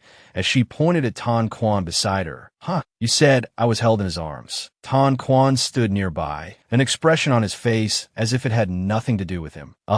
Mak Nuok frowned in anger. This Tan Quan, what did he do while I was asleep? She looked up, trying to appease him coquettishly. Your Highness, I truly have nothing going on with him. Didn't you say you would trust me? Seeing this, Tuanju grew even angrier. Is the princess consort trying to curry favor with me for another man, wanting to save his life? Mak Nuok quickly waved her hands, explaining, I didn't. Tuanju wrapped his arm around her waist, leaning down angrily to kiss her lips. Tan Quan, standing nearby, frowned. Tuanju kissed Mak Nuok for a long moment before finally releasing her. Speaking in a low voice, I will temporarily not pursue today's matter further. Tan Quan angrily gritted his teeth. Tuanju lifted Mak Nuok's face, frowning as he looked at Tan Quan. But Princess Consort, you must always remember your status. Hako suddenly appeared amidst the three of them in the abandoned house. The two men narrowed their eyes at each other, neither willing to back down. Hako witnessed this scene and whispered, It seems His Highness is quite jealous. Mak Nuok said embarrassedly, I don't know what happened either. Hako explained to her from the side. At that time, miss, you were unconscious, constantly murmuring about being cold. That Tan Quan fellow called you foolish, then ran over and held you. Mak Nuok furrowed her brow, asking for details. And then what? Hako replied with a grin. The scene afterwards was too much to watch, so I slipped away quietly. Mak Nuok patted her own face, not daring to look. She recalled Tuanju's kiss from moments ago. So that was it. Tuanju had kissed her out of jealousy. Hako's eyes gleamed knowingly as she looked at her. Oh, so you two kissed again, huh? Mak Nuok sighed, saying, Is the kiss really the main point here? Hako scoffed. If not this, then what is? She turned her head to look at the two competitive flames before her, saying, Well, I should probably leave first. Seeing her wanting to depart, Tuanju frowned, asking, Where are you going? Mak Nuok started to leave alone. Hako looked at her, saying, Miss, leaving like this isn't very good either. Mak Nuok sadly lowered her gaze. To you, I am merely your possession anyway. What's there to feel bad about? Hako looked at her and said, Isn't this just a misunderstanding on his part? Mak Nuok retorted angrily. He clearly said he would trust me. Truly, a man's words are nothing but lies. The sound of hurried footsteps echoed, and Mak Nuok turned her head. Tuanju frowned as he looked at her, reaching out to grasp her hand. Tuanju looked at her and asked, Did I make things difficult for you? Mak Nuok angrily turned her face away. Let go of me. I don't want to see you right now. Seeing her like this, Tuanju grew even more jealous. This prince is your husband. You can only look at this prince. Mak Nuok glared at him furiously, questioning, How ridiculous. Look at your attitude just now. I'm nothing more than your possession, am I not? As soon as someone touches me, you use this method to mark your territory and declare ownership, right? Tuanju angrily tightened his grip on her hand. What's wrong with this prince kissing his own princess consort? Mak Nuok frowned, but Tuanju narrowed his eyes. Or perhaps the princess consort didn't want that insignificant nobody to see. Mak Nuok felt helpless against his way of thinking. This isn't about doing it in front of anyone, it's clearly. Without another word, Tuanju leaned down again and kissed her lips. Mak Nuok frowned in anger. Once wasn't enough, now a second time. She angrily pinched his hand. Tuanju released her lips and sighed, saying, You really are a silly girl. Can't you possibly think it's because I like you? Mak Nuok angrily turned her head away. Like me. She looked at him agitatedly, questioning, Liking me means you can do whatever you want. You don't need to care about my feelings. She angrily pushed him away. Tuanju looked at her in surprise. Mak Nuok glanced at him, her voice low. You truly are too arrogant. Inside the prince's residence, seeing Mak Nuok still angry, Hako sighed beside her and said, They say there's no argument a kiss can't solve. If one isn't enough, then two. It seems the young lady's prince understands this principle very well. Mak Nuok Lu was in low spirits and frowned, saying, "Enough with your teasing. I only came back because I was worried about Qiu Qiu." Hako fundamentally didn't believe her, smirking as she looked at her. Really? Her true feelings exposed. Mak Nuok Lu turned her face away and replied, "Of course." At this moment, Kyoko came forward to report, "Princess Consort, dinner is ready." Mak Nuok Lu nodded in response. "All right, I know." In the dining room, Mak Nuok Lein Tiu Tiu Sata Tedining Taba eating. Looking at the empty seat beside them, Qiu Qiu wondered why his father hadn't come for the meal. The little boy looked at Mak Nuok Lu's downcast face and sighed helplessly. Could it be that he argued with mother? But people say couples argue at the head of the bed and make up at the foot. Surely tonight they will. Qiu Qiu scooped up a spoonful of rice and ate. Mak Nuok Lu placed a chicken drumstick into Qiu Qiu's bowl. "Qiu Qiu, ever since you started school, it seems you're not clinging to mother anymore." Qiu Qiu, holding the drumstick, smiled and said, "Mother, please don't misunderstand. Qiu Qiu also hopes you and father." Mak Nuok Lu smiled, interrupting him. "Then how about mother stays with you for the next few days?" Qiu Qiu looked at her in surprise. "Ah, but father." Mak Nuok Lu put her rice bowl down on the table, saying unhappily, "It seems Qiu Qiu doesn't want me to." Qiu Qiu forced a smile and quickly nodded in agreement. I do. Diu want to do all." Mak Nuok Lu looked at him with a satisfied smile. "Good boy." Pleased, she picked up another piece of meat for Qiu Qiu. "Eat more meat." Qiu Qiu held his bowl, forcing another smile. "Thank you, mother. Looks like I'll have to think of a plan." Late at night, Qiu Qiu lay sprawled sadly on the bed. Mak Nuok Lu looked at him and asked, "Qiu Qiu, what's wrong?" Qiu Qiu lifted his eyes to look at her and said, "Mother, I heard from Sister Kyoko that father is still in the study handling official business this late. Do you think father might be cold?" Mak Nuok Lu gave a forced smile. "Oh, so Qiu Qiu is concerned about father. Do you want to go to the study with him?" Qiu Qiu fearfully burrowed under the covers. "Of course not. Qiu Qiu, be a good boy and go to sleep." Mak Nuok Lu smiled, looking at the child. How could I not see through a child's thoughts? As for Tuan Du, she picked up a candle, gently lit it, and placed it on the stand. Finished, she blew out the candle in her hand, frowning as she spoke. "I won't compromise so easily." The night was deep. The candle on the stand burned brightly. The room door suddenly opened. Tuan Du walked to the bedside, looking at the soundly sleeping Mak Nuok Lu. He gently reached out his hand, helplessly gazing at the small, peacefully sleeping face. Why won't she yield to this prince? Mak Nuok Lu mumbled in her sleep, Tuan Du, Tuan Du." Tuan Du looked at her, astonished. Mak Nuok Lu said irritably,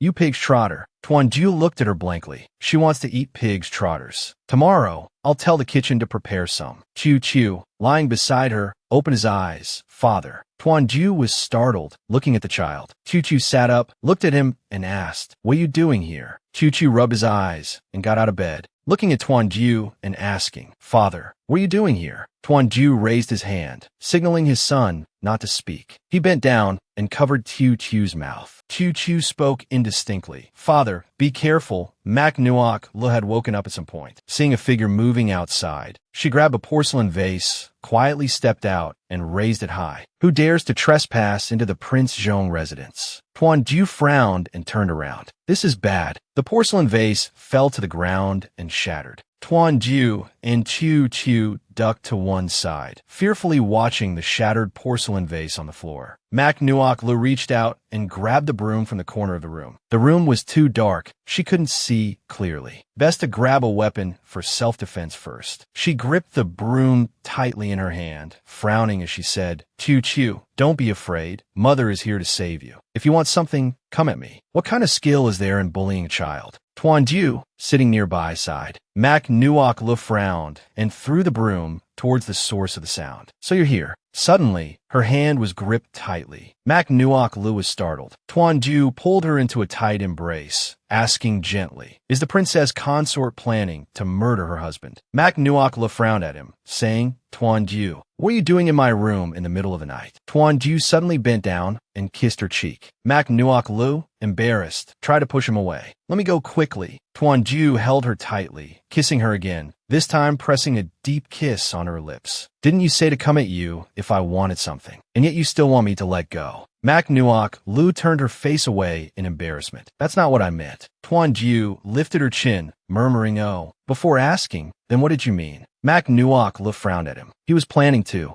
Again, she pushed him while saying, no, no. She couldn't let him do it again. Caught off guard, Tuanju was pushed and fell to the ground. His hand accidentally touched a shard from the flower vase. Ouch, that hurts. Mak Nuok Lu reached out her hand, surprised. Why did it feel wet? Could it be that a shard from the flower vase had cut him? She looked at him worriedly, asking hastily, Tuanju, what's wrong? Are you hurt? Tuanju chuckled. Ah, that's right. You really struck hard. Mak Nuok Lu anxiously grabbed the hem of his robe. Quick, let me see where you're hurt. Tuanju grasped her wrist, saying, it's not there. Don't just touch randomly. The candle in the room suddenly flared brighter. Mak Nuok Lu pushed Tuanju down onto the bed. Chu, holding the candle, stood beside them, staring blankly at the two. Mak Nuok Lu blushed as she looked at him. Tuanju was also a bit embarrassed. His face couldn't help but turn red as he looked at her. Chu's jaw dropped in astonishment. The child awkwardly turned away, scratching his face as he explained, Chu didn't see anything. Father, mother, please continue. Mak Nuok Lu and Tuanju were startled. Tuanju adjusted his clothes, stood up, and cleared his throat twice. No more touching. This prince still has official matters to attend to. I'll be leaving first. Chu sensibly walked towards the door, waving at the two. Mother. Chu suddenly remembered he still has homework to finish. Since father is already here, please sleep with mother in Chu's place. Besides, what if an assassin breaks in, right? Mak Nuok Lu frowned angrily at the boy. Father, this is all Chu can help you with. Now, we'll have to see what mother thinks. Tuanju reached out, intending to pull Mak Nuok Lu, but she had already stepped forward, smiling as she looked at Chu and asked, oh, Chu, what homework could you possibly have that needs doing in the middle of the night? Chu was momentarily speechless. This. Mak Nuok Lu gave the two of them a cold smile. Since the two of you, father and son, share such a deep bond, then both of you can just get out. Furious, she grabbed them both by the collar and threw them out. The door slammed shut. From inside, her furious, cold snort could be heard. Still trying to help your father trick me. Not a chance. Outside the room, Chu tugged at Tuanju's sleeve, frowning as he asked, Father, what exactly did you do? Why is mother completely unresponsive, no matter what we try? Tuanju sighed. It's a long story. Chu sat on a stone bench in the garden, nodding as he looked at the prince. So that's how it is. The prince lowered his head and sighed. Don't worry about adult matters. You're still young. You wouldn't understand. Chu adopted an adult-like tone, saying, it's not that Chu doesn't understand. Chu can see that father did it because he likes mother. Suddenly, the boy became crestfallen, but knowing mother's personality, it's only normal for her to be angry. Therefore, father, you must. The prince's eyes lit up. He ruffled the boy's hair and asked, must what? Chu leaned close to his ear and whispered. The prince smiled and said, so that's the plan. The next morning, Mak Nuok Lu woke up and stretched. That was a good sleep. Her hands, nails painted black, reached out. The prince embraced Mak Nuok Lu from behind. Nuok Lu, are you still angry with me? Mak Nuok Lu looked at him in surprise. When did you get in? Get out quickly. How would I dare be angry with the prince? The prince held her tightly, whispering an apology. I was wrong. Forgive me. Mak Nuok Lu frowned at him. What is this man planning now? She sighed, lowering her head. Oh, forget it. It was just a small matter anyway. This noble one is magnanimous. I'll forgive you. The prince seized the opportunity to start removing her outer robe. Nuok Lu. Mak Nuok Lu started. What are you doing? I haven't actually agreed to forgive you yet. The prince grasped her hands firmly, pressing her down onto the bed. You smell so good. Mak Nuok Lu cried out in embarrassment. Let go. Let go. Their eyes met. The prince smiled and told her, keep your voice down. Don't let the maids hear. An unknown amount of time later, Chu held a small box, asking his father worriedly, will this thing really work? The prince handed the box to the boy, saying confidently, Chu, you're still too young. The gift I prepared, your mother will definitely love it. Chu lowered his eyes and said, Father, I told you we need to prescribe the right medicine for the illness. But this. The prince smiled reassuringly. She will understand my intentions. Chu looked at him with a reminder. Father, you should hide first. The prince looked at the boy and asked, why do I need to hide? Chu gave him a mischievous wink. Of course, it's to give mother a surprise. Aren't you afraid that if mother sees you, she'll immediately slam the door? Chu looked at his highness, smiled, and said, Father, rest assured, I guarantee that when Mother sees the gift you meticulously selected, she will. Kyoko looked at His Highness in surprise. Your Highness, why are you? His Highness frowned, looking at her and asking, what is it? Is there something wrong with me today? Kyoko hurriedly said, just now, didn't you already enter the room? You even instructed this servant not to disturb you. Chu looked anxiously at the room door. This is bad, father. Quickly, go inside and see. Mother is in danger. His Highness's expression changed drastically. He rushed forward and kicked the door open. Nuok Lu. His Highness anxiously ran into the room, hurriedly pulling back the bed curtains. Nuok Lu. His Highness stared in astonishment at the scene before him. Mac Nuok Lu was pinning the other man down on the bed, looking coldly at him. His Highness's hands clenched tightly into fists. Mac Nuok Lu held a knife to his neck, asking coldly, who exactly are you? Why are you impersonating His Highness? The man frowned, looking at her and asking, Nuok Lu, what's wrong with you? Are you joking with me? Mac Nuok Lu angrily retorted, who wants to joke with you? Believe it or not, I'll kill you right now. His Highness, standing beside them, drew his sword and said coldly, Princess Consort, don't dirty your hands. This kind of task is more suitable for me. Mac Nuok Lu looked at him in surprise. Your Highness. His Highness pointed his sword towards the man, saying angrily, such a bold assassin, daring to impersonate me. With that, he swung his sword to strike. The man leaped backward. His Highness looked anxiously at Mac Nuok Lu, asking, how are you? Are you hurt?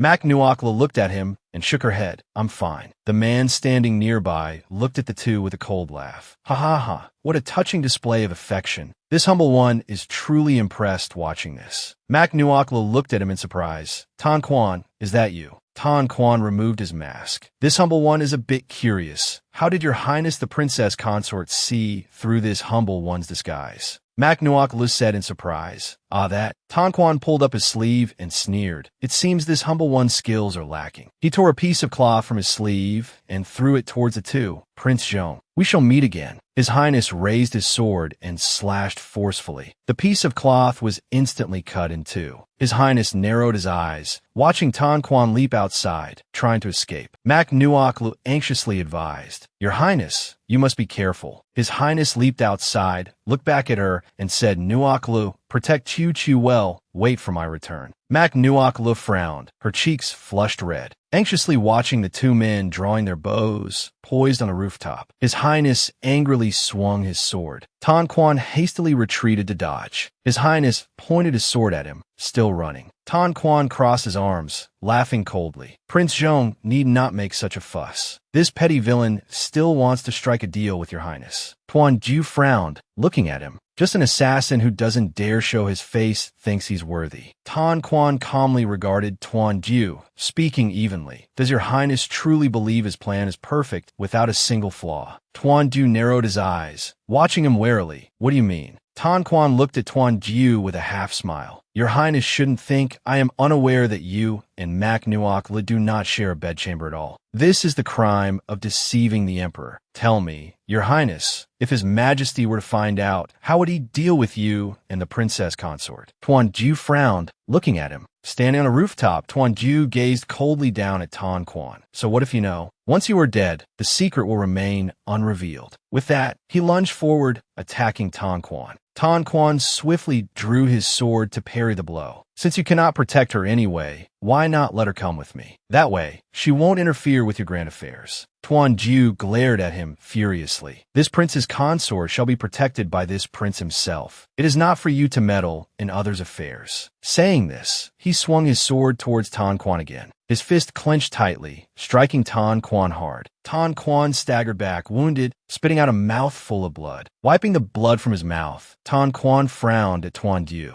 Truly stubborn. Tuan Ju pointed his sword at Tan Quan's face, speaking coldly. In your next life, guard your eyes well. Do not pry into matters that do not concern you, lest you lose your life. Tan Quan let out a cold laugh. Do you think that by killing me, The Emperor and Empress will not move against Mak Nuoklu. Tuan Du narrowed his eyes, looking at him coldly. What do you mean? Tan Quan frowned and said, you still don't know. 3 months ago, a solar eclipse occurred in the heavens. The Emperor urgently commanded the Imperial Astronomy Bureau to investigate. Now, the results are in. The Bureau reports, only when the sun is not obscured and the stars do not deviate from their paths can there be peace and prosperity. This anomaly appeared because the one destined to alter the fate of the Eastern Shang Kingdom has emerged. Only by sacrificing her to the heavens can the nation's destiny be changed, disasters quelled, and peace secured for the land. Tuan Jiu frowned, glaring angrily at him. What exactly are you trying to say? Tan Quan clutched his wound and stood up, handing him a piece of paper inscribed with a birth date and time. Using the birth details of the imperial family members, the Imperial Astronomy Bureau calculated that Mak Nuoklu is that person. Born on the day of Gue Hai, at the hour of Cho. Tuan Jiu's brow furrowed deeply as he reached out to take the paper. She is the star of calamity, bringing disaster upon the nation. Tuan Jiu stared at the paper with an expression of disbelief. How can this be? Tan Quan stated gravely. This matter is absolutely true. The Emperor has already issued an edict summoning you and Mak Nuoklu to the palace. In less than 1 double hour, the imperial decree will arrive at Prince Zhong's residence. Besides, the Empress and Consort Mo have also persuaded the Empress Dowager. Even if Mak Nuoklu is favored, this matter concerns state affairs. The Empress Dowager will not protect her either. Tuan Jiu roared furiously. You clearly followed the Empress's orders to assassinate Nuoklu time and again. Why should this prince believe you? Tan Quan lightly touched the scar, saying,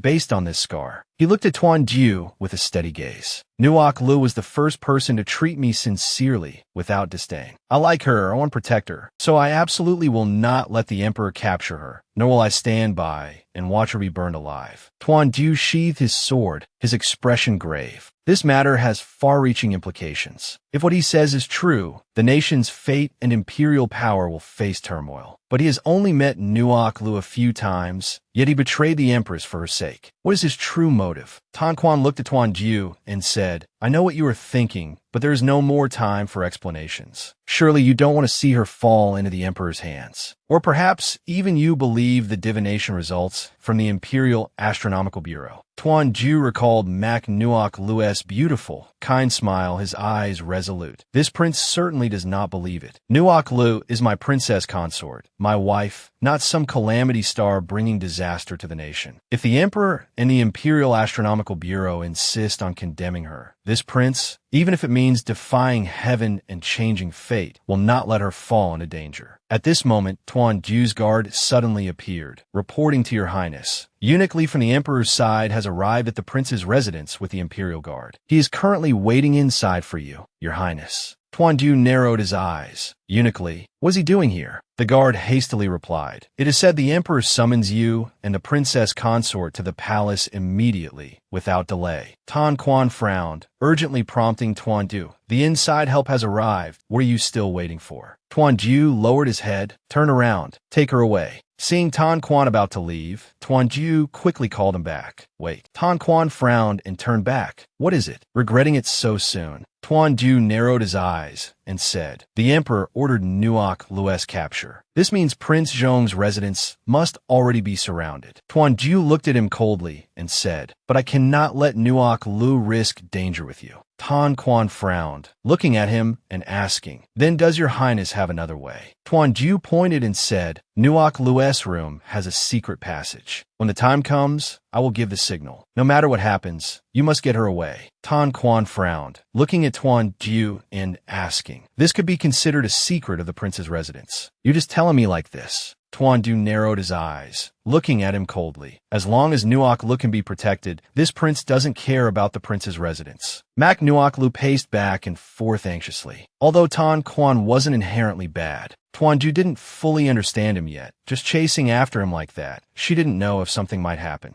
Suddenly, the chamber door burst open. Mak Nuokla looked up joyfully. Tuanju, you have returned. Seeing it was Tan Quan, Mak Nuokla's hopeful expression fell, her gaze dropping in disappointment. Why is it you? Where is Tuanju? Tan Quan rushed forward, grasping her hand. Come with me. Mak Nuokla stared at him coldly. What is the meaning of this? Release me at once. Tan Quan urged her anxiously. There isn't much time. If you wish to live, you must come with me. Mak Nuokla's expression shifted abruptly. What did he mean? There isn't much time. Could it be, had he already moved against Tuanju? Her face hardened, eyes narrowing as she watched him. Very well, I will go with you. Seizing a moment when his attention wavered, Mak Nuokla drew a hidden dagger. Tan Quan spun back around, instantly alert. Mak Nuokla swiftly brought the blade to Tan Quan's throat. What exactly have you done to Tuanju? Tan Quan frowned down at her. Rest assured, your prince is unharmed. It is just... Mak Nuokla's brow furrowed with worry. Just what? Tan Quan regarded her with a helpless frown. There is no other way. It must be done like this. He suddenly seized her throat, wrenching the dagger from her grasp, while his other hand struck sharply, rendering her unconscious. Mak Nuokla slumped unconscious. Tan Quan lifted her into his arms and carried her away. Outside, Eunuch was shouting furiously. Well done, Prince Zhong. How dare you defy an imperial edict to shield a source of calamity? Do you understand the crime you are committing? Tuanju remained seated, calmly sipping his tea, his eyes narrowing as he glanced at the imperial edict laid out before him. This prince and Nuokla were joined by His Majesty the Emperor's decree. If Nuokla is truly a calamity star fated to bring disaster upon the kingdom, does that not imply His Majesty erred in judgment, that his virtue is insufficient for his station? The teacup slipped from his grasp, shattering upon the floor. Eunuch recoiled in fear, bellowing, audacious. Guards, seize Prince Zhong at once. Tuanju regarded him with a cold smile. Ah, Eunuch, there's no need to draw weapons. If His Majesty is so eager to see this prince, then this prince shall accompany you on this trip. After all, certain accounts ought to be settled clearly with His Majesty. Within the Qianzheng Hall, objects lay strewn about in disarray upon the grand table. The Emperor roared in fury. Useless. All of you are utterly useless. 2 days have passed, and you cannot even find a single woman. What use does we have for keeping you all? Eunuch dropped to his knees in terror. This slave deserves death. It is this slave who is incompetent. Your Majesty, please quell your anger. The Empress hurried forward, attempting to soothe Tuan Dike. Your Majesty, please do not impair your dragon body. Although Mak Nuokla has not been captured, we do have Prince Zhong in our custody. Tuan Dike's brow remained tightly furrowed in anger. But Prince Zhong adamantly refuses to disclose the Mak woman's whereabouts. Are we simply to wait? A sinister smile touched the Empress's lips. Of course not. Prince Zhong previously feigned illness, harboring treacherous thoughts, and now shields a source of calamity. Each is a grave offense. Why does your Majesty not punish him severely? That will surely force Mak Nuokla to reveal herself. Tuan Dike stroked his chin, a cruel smile spreading across his face. Excellent. We shall heed the Empress's counsel. In the marketplace, a surprised crowd buzzed with gossip. Have you heard? Prince Zhong, for defying the imperial decree and showing disloyalty, has been stripped of his title, reduced to a commoner, and thrown into the great prison. Yes, I heard he was shielding that calamity star of Dongsheng, the woman named Mak. Now the Emperor has issued a warrant for her capture, offering a reward. A calamity star appearing, what does that mean? This doesn't just affect the nation's fate, it brings disaster. Really, Dongsheng once experienced a drought unseen in 100 years. Crops withered, 7 years of famine followed, and the corpses of the starved were everywhere. Even now, I remember the sight of black crows covering the dead bodies. You might not know, but a calamity star doesn't belong in the mortal realm. Only by sacrificing her to the heavens can the disaster be quelled. Therefore, as long as the calamity star remains unpunished, our Dongsheng nation will know no peace. Standing amidst the crowd, Tan Quan clenched his teeth in anger. A bunch of ignorant fools. An unfamiliar inn. Tan Quan pushed the door open, finding the room empty. Tan Quan frowned, anxiously eyeing the rope dangling outside the window. Damn it, could she have run off? Mak Nuokla, hiding in a corner, frowned. Now's the time. Seizing the moment while Tan Quan was distracted, she dashed for the door. Tan Quan turned his head, raised a finger. and the door instantly slammed shut. Mak Nuok Lu, her face pale, pounded relentlessly on the door. Tan Quan sighed, looking at her, still trying to run. Did you think I wouldn't anticipate such a petty trick? Mak Nuok Lu glared at him angrily. My limbs are attached to my own body. What right do you have to control me? Besides, this is kidnapping. It's illegal. Tan Quan closed his eyes, so angry he almost laughed. What you said actually reminds me. Mak Nuok Lu watched him warily, wondering what he was plotting. Suddenly, her arms and legs were tightly bound. Mak Nuok Lu stared at him furiously. Hey, why are you tying me up? Tan Quan gave her a sinister smile. Since it's already kidnapping, isn't tying up a victim a necessary step, right? Mak Nuok Lu ground her teeth, glaring at him. Your way of thinking is truly bizarre. Tan Quan, unwilling to argue further, headed out, opening the door to say, Don't be angry. I'm going out to buy some food. Be good and wait here for me, okay? Mak Nuok Lu, her face dark, snorted at him. The door slammed shut again. Mak Nuok Lu let out a cold laugh. You think a couple of ropes can hold me? This old lady still has a divine artifact. Ha Ko suddenly appeared, looking at her in astonishment. I just took a short break, and you've already gotten yourself into this state. Mak Nuok Lu looked at it and asked, It's a long story. Do you have a way to untie these ropes? Ha Ko chuckled smugly, pulling out an eyebrow-trimming knife. Of course, this is no challenge for me. The cut rope fell onto the second-floor corridor of the inn. Hako looked at Mak Nuok Lu and said, Wait a moment, let me scout ahead first. Mak Nuok Lu carefully peeked her head out the door and replied, Okay. A moment later, Hako hurried back. It's not good, Nuok Lu.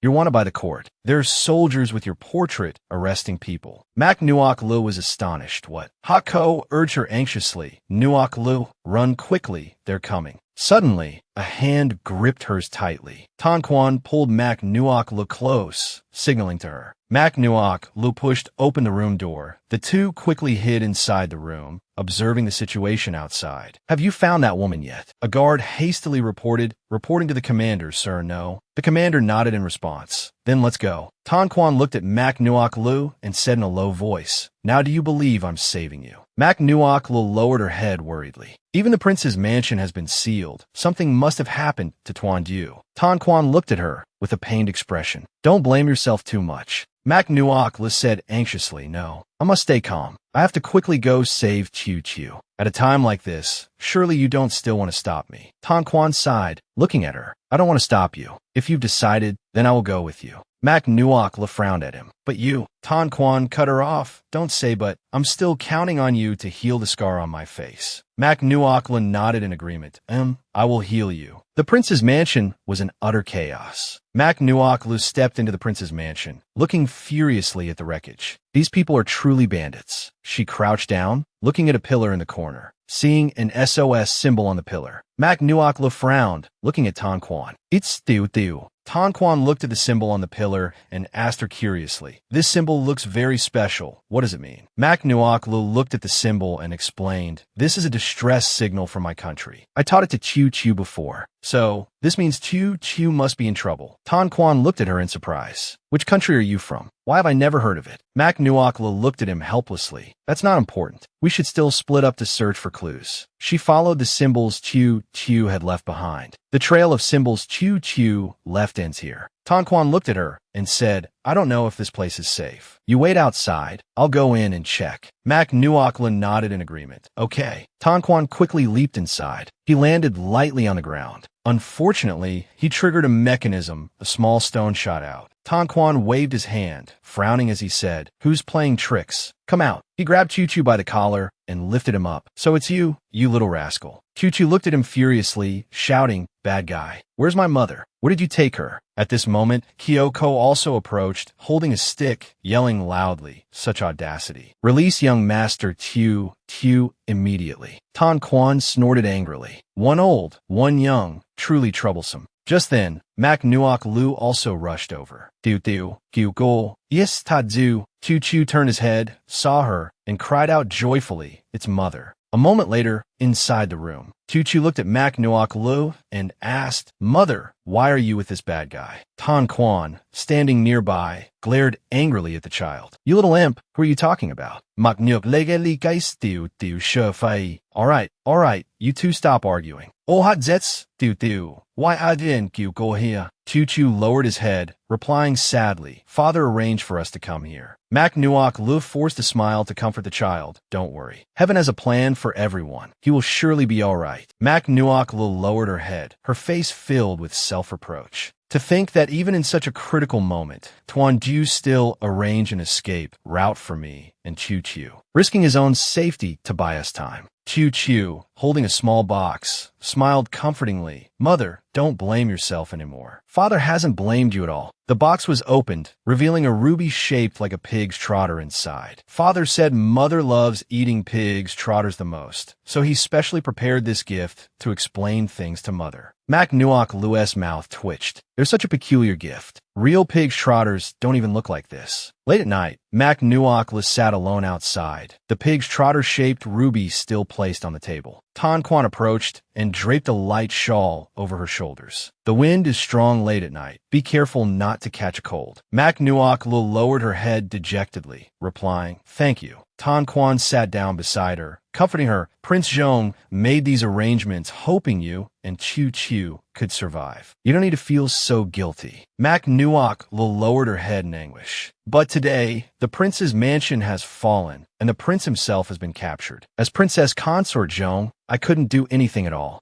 Tan Quan frowned at her. "Right now, you are one person. Do you intend to betray Prince Zhong's hopes, turn yourself into the court, and sacrifice yourself for this nation?" Mak Nuok Lu said, "Shamefully, precisely because I bear this criminal status, whatever I do is wrong. It might be better to take this opportunity to stir things up." Tan Quan frowned at her. "Are you planning something?" Mak Nuok Lu looked up and replied, "That's right. I want to break someone out of prison." At this moment, at the Imperial Prison, Tan Quan and Mak Nuok Lu hid on the rooftop, observing every movement below. Tan Quan's brows furrowed tightly. "The guards are dense. It seems getting in won't be easy for us." Mak Nuok Lu suddenly spoke up. "Actually, I have another way." A short while later, a loud explosion caught the attention of the soldiers guarding the gate. "Who's there?" They saw two figures dressed in black, masked and tightly bound, huddled in a corner. The soldiers were astonished. "What happened?" One soldier stepped forward to help remove the masks and ropes from the two figures. Mak Nuok Lu cried out in panic, "This is bad. Someone trying to break people out of prison disguise themselves as us to infiltrate." A terrified soldier ran inside. "What?" To the others, "You two, quickly go call for reinforcements." Tan Quan and Mak Nuok Lu exchanged a triumphant glance. Success. Late at night, standing atop the roof, Mak Nuok Lu asked Tan Quan, "Are you certain this is the most heavily guarded cell block in the Imperial Prison?" Tan Quan frowned, replying, "That's right. High-profile criminals are usually held here." Mak Nuok Lu surveyed the situation below, her brow furrowed, "But it doesn't look particularly different." Tan Quan, arms crossed, calmly stated, "Don't be fooled by the seemingly lax defenses. In reality, the guards are all elite soldiers meticulously trained by His Majesty." Seeing her sit down, he frowned and asked, "What are you planning to do?" Mak Nuok Lu produced a pill, looked at him, and answered, "Naturally, I'm going down to find His Highness." Tan Quan hastily tried to stop her. "No, that's too reckless. We must at least confirm Prince Zhong is being held here before making a move." Mak Nuok Lu frowned back at him. "But if we don't go down and look, how can we confirm?" "Don't worry." Tan Quan quickly covered her mouth. "Shoo!" Two patrolling soldiers walked past, muttering, "Beaten to such a state, practically crippled, yet he still refuses to reveal where that enchantress is. Indeed, a beauty that brings disaster. Prince Zhong has lost his mind over a woman." Mak Nuok Lu's expression turned grim. She ground her teeth, glaring furiously at them. "I want to slaughter them all." She crushed the roof tile underfoot and leaped down. Tan Quan watched her in alarm. "Wait." Mak Nuok Lu landed swiftly. Looking back up at Tan Quan, she urged, "We can't delay. Let's split up." Suddenly, a whip lashed out toward her. Tan Quan rushed forward, carefully pulling her aside into his arms. His other hand tightly gripped the whip's end. "I didn't expect to alert His Majesty's people so quickly. Let me hold him off. You go find Prince Zhong." Mac Nuokla hesitated, but Tan Quan frowned, urging her no, but go quickly. He engaged their attacker. Mac Nuokla ran off swiftly, calling out, Tuanji, where are you? She stopped abruptly, staring in horror at the man bound to the wall, his body covered in blood. Mac Nuokla cried out in anguish, Tuanju. Tuanju weakly lifted his head, looking at her. Nuokla, why have you come here? Tears welling in her eyes. Mac Nuokla looked at him, heartbroken. I've come to save you.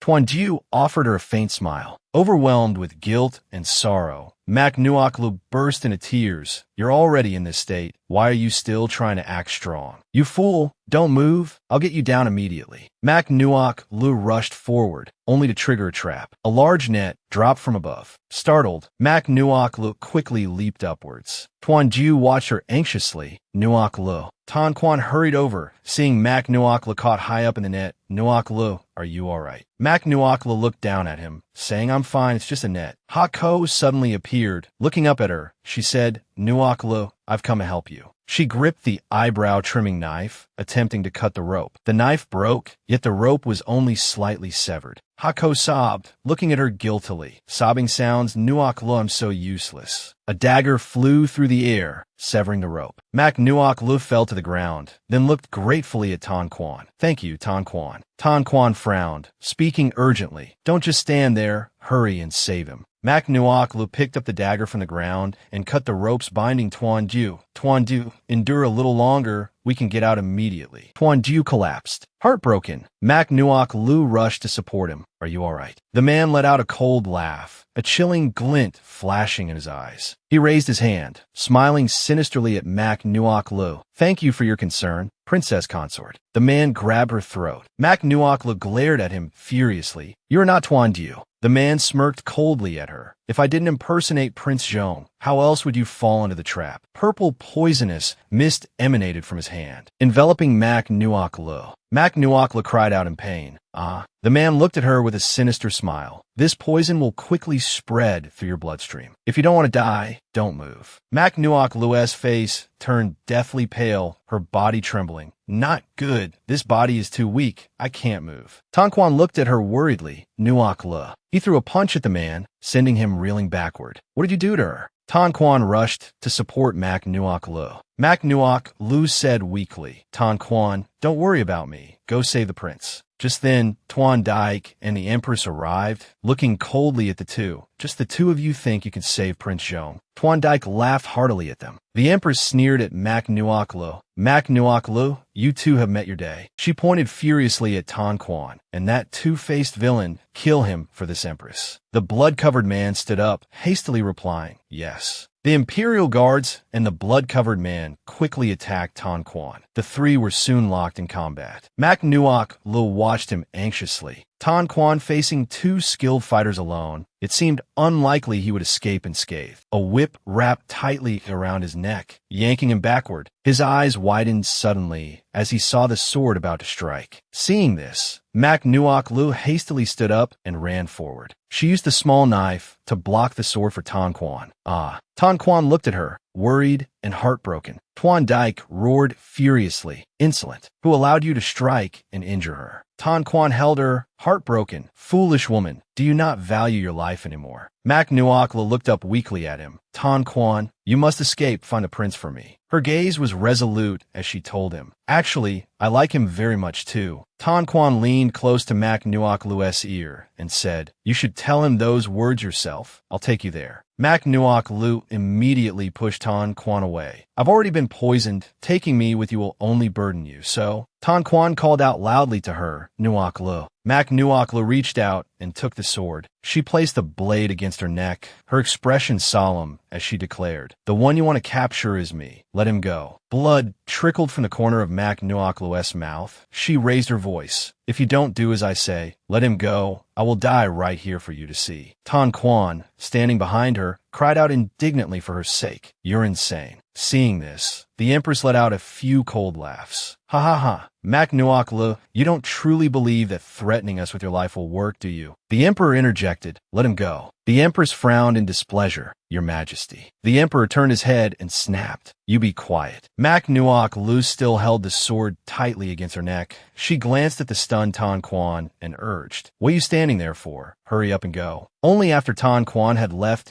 did Mak Nuok Lu slowly lower the sword. Then she quickly knelt down, leaving a few drops of blood on the ground. In a smoke-filled secret chamber of the imperial palace, Mak Nuok Lu was bound tightly by chains. The sound of rushing water echoed around. She slowly sat up. The Emperor fixed his sharp gaze upon her. Why must you endure such suffering? If you had agreed early on to become our concubine, how could you have fallen into such a state today? Mak Nuok Lu wore an expression of contempt. The Emperor angrily gripped her face, forcing Mak Nuok Lu's chin up. We are the Son of Heaven. We are the Emperor. How dare you not look at us? Mak Nuok Lu retorted. So what? You make me feel disgusted. The Emperor snorted. The more you act like this, the more we like it. He leaned closer to Mak Nuok Lu. If you're willing to follow us, we might, for the sake of brotherhood, spare Tuan Ju's life. Tuan Dike moved even closer to Mak Nuok Lu's neck, threatening. As for that nameless nobody, perhaps his corpse can even remain intact. Mak Nuok Lu demanded. What did you say? Tuan Dike gave a cold laugh. Ha ha ha. We shall give you some time to think it over carefully. Mak Nuok Lu said angrily. Go ahead and be smug. The real show is yet to come. She lowered her head and said, all right, I agree to your terms. Tuan Dike's face lit up with joy. He lifted Mak Nuok Lu's chin. She angrily slammed her head against his. You despicable villain. Did you think I would believe you?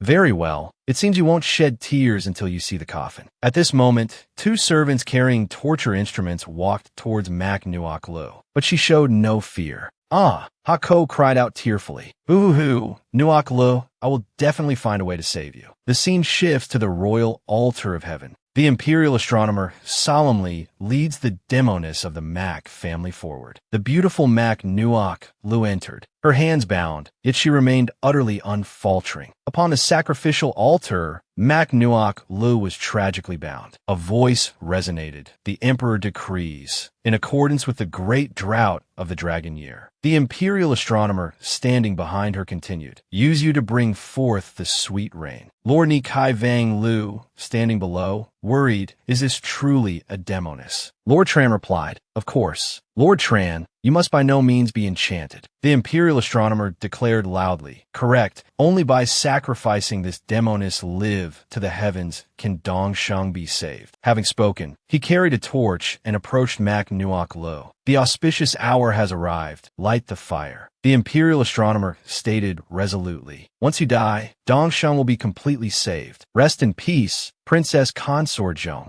Mak Nuok Lu spoke up. Speaking of which, we could be considered colleagues, the only difference being that I'm a modern spy and you're an ancient secret agent. She glared fiercely. Why must you hunt me down and seek my utter destruction like this? Hearing this, the imperial astronomer was enraged enough to die, still spouting such nonsense. Mak Nuok Lu said, who do you think is truly the one about to die? Humph. Just then, an arrow flew through the imperial astronomer's hand. Ah, the torch fell. The fire is spreading. Tuan Dike spoke furiously. Who dares be so bold as to cause chaos? A young man wielding a sword strode forward, leaving Mak Nuok Lu stunned. The valiant white horse knight, Tuan Du, heroically charged in on horseback. Seeing this, Tuan Dike immediately commanded, seize him for us. Tuan Du, majestic and imposing upon his horse, drew the sword in his hand, aimed towards the bound Mak Nuok Lu, and instantly slashed through the chains. Tuan Du gently held Mak Nuok Lu. Are you all right? Mak Nuok Lu, held securely within Tuan Ju's embrace, asked bewilderedly, the white horse knight. Mak Nuok Lu pressed, who are you really? Why do you always come to save me whenever I am in danger? Tuan Ju removed his mask and replied, matters have reached this point. It is time for me to reveal myself. I want to protect you openly and honorably. Mak Nuok Lu looked up at him. Your Highness. Tuan Dike witnessed it all, furiously clenching his fists. How dare they brazenly embrace in public on the altar of heaven? He pointed at the two. Prepare the bows and arrows. Shoot him dead for us. As soon as the words left his mouth, several guards raised their bows, knocking arrows aimed at Tuan Diu. Mak Nuok Lu worried. It's dangerous. At this moment, Tuan Diu raised a medallion. Let's see who dares. The guards were astonished. Turns out it's Prince Zhong. How does he possess the late emperor's gold medallion, granting immunity from death? Mak Nuok Lu was filled with apprehension. Tuan Diu approached Mak Nuok Lu. It's all right. I am your husband. I should use my true identity to protect you. Suddenly, with a swish, an arrow struck Tuan Diu's heart. Blood splattered onto Mak Nuok Lu's face. She cried out in terror. Tuan Diu. It turned out to be Tuan Dike who had shot the arrow. He laughed triumphantly. Ha ha ha. We've killed him. We've finally killed him. A voice rang out. He possesses the death exemption medallion. He cannot be killed. Tuan Diu and Mak Nuok Lu immediately fell from the horse. Several high officials worriedly exclaimed, the emperor has gone mad. That is his own blood brother, yet he disregards the late emperor's death exemption medallion. Such a tyrant is not worthy of our loyalty. Yes, indeed. Mak Nuok Lake Thado Tuan Diu. Tuan Dike frowned. So what if he has the death exemption medallion? Can it threaten us? He declared loudly, we are the reigning emperor now. The high officials whispered amongst themselves, This is truly high treason. The empress, breaking out in a cold sweat, ran over. What are you saying? I must go remind him. Suddenly, Consort Mac blocked the empress's arm. Where does your majesty the empress intend to go? The empress was startled. Consort Mac, you? At this moment, Tan Quan's sharp gaze was revealed. Your majesty cannot go. The empress was frightened. Why is it you? Tan Quang. Tuan Dike drew his bow and knocked an arrow, saying, now that matters have come to this, bringing disaster upon the Dong Sheng nation. Tuan Dike, as Prince Zhong, uses the late emperor's death exemption medallion to obstruct and challenge us. He gritted his teeth. Tell me, as the reigning emperor, what is wrong with killing a treacherous rebel who commits high treason? Who doesn't know that the late emperor doted on Prince Zhong while he was alive? Recalling this, Tuan Dike grew even more jealous of Tuan Diu. As the crown prince, when was I ever valued by him? Tuan Dike sneered coldly. Since the late emperor granted Prince Zhong the death exemption medallion, he must have predicted that we would slaughter our own brother. So what's wrong with letting those two, father and son, reunite? Ha ha ha. Having spoken, Tuan Dike threw down his bow, an arrow. Mak Nuok Lu, tears welling in her eyes, held Tuan Diu. Tuan Diu, wake up quickly. She looked up and cried out, you bunch of bastards. Suddenly, at this moment, a beam of light appeared, and the sky turned golden. The guards looked up at the sky, their eyes wide with astonishment. Look up at the sky quickly. Look, a beautiful nine-tailed fox has appeared. The flag of the Qing Qiu nation bears the image of a four-legged, nine-tailed fox, a symbol of peace and prosperity. Below, the crowd buzzed with excitement, murmuring that this nine-tailed fox heralded good fortune, a divine miracle. The appearance of the nine-tailed fox in the sky astonished everyone.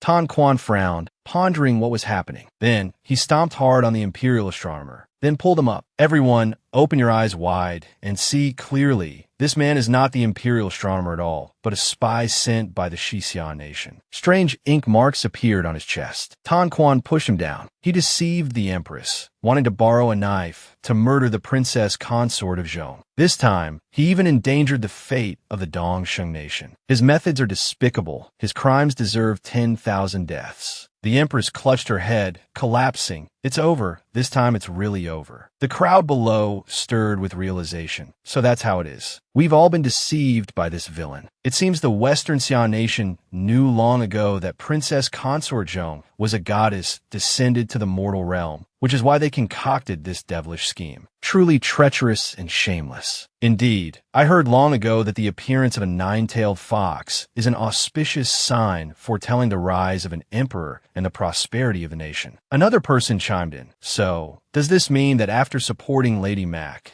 the Dongsheng nation will overcome this calamity, flourish, prosper, and unify the world? Tuan Dike spoke furiously. Princess Consort Zhong has the destiny of an empress. Then what does that make me? Hearing the murmurs ripple through the crowd, Tuan Dike raised his voice. Silence. All of you, silence for us. Do not forget that I am the emperor. I am the son of heaven. He commanded Mak Nuok Lu and Tuan Diu, since you possess the destiny of an empress, then I shall bestow upon you the title of empress. With those words, Tuan Dike seized Mak Nuok Lu's wrist, staring directly at her as he declared, "From this day forward, you are my woman." Mak Nuok frowned. "You think you are worthy." Immediately after, she swung a fist straight into Tuan Dike's face. Tuan Dike could only cry out, My face." Mak Nuok discovered, astonished, a golden light emanating from her hand. "Strange, what is this?" At this moment, Hako appeared. "Nuok, this technique is called Radiant Blaze Impact. When unleashed, it can burn the opponent's skin." Mak Nuok asked excitedly, "You mean it could disfigure someone?" Hako winked. "Exactly. A person's face is their most important feature. Awakening this skill now is precisely for dealing with those handsome young masters with wicked hearts." Mak Nuok flexed her wrist with relish. "Is that so? Then I won't hold back." Tuan Dike broke out in a cold sweat from fear. "Guards, protect us." Several high officials sighed, glancing at each other. "Let's not intervene." "That's right. He dared to profane a goddess. This is his own doing." Just then, two figures stepped forward to shield Tuan Dike. Mak Nuok scoffed. "Humph, truly a pack of loyal dogs." The man in front swung a rope towards Mak Nuok. Suddenly, Tuan Jiu rose to his feet and fired an arrow towards the attacker. The man was struck with terror. Tuan Jiu spoke. "Have things come to this? An imperial brother still feels no remorse."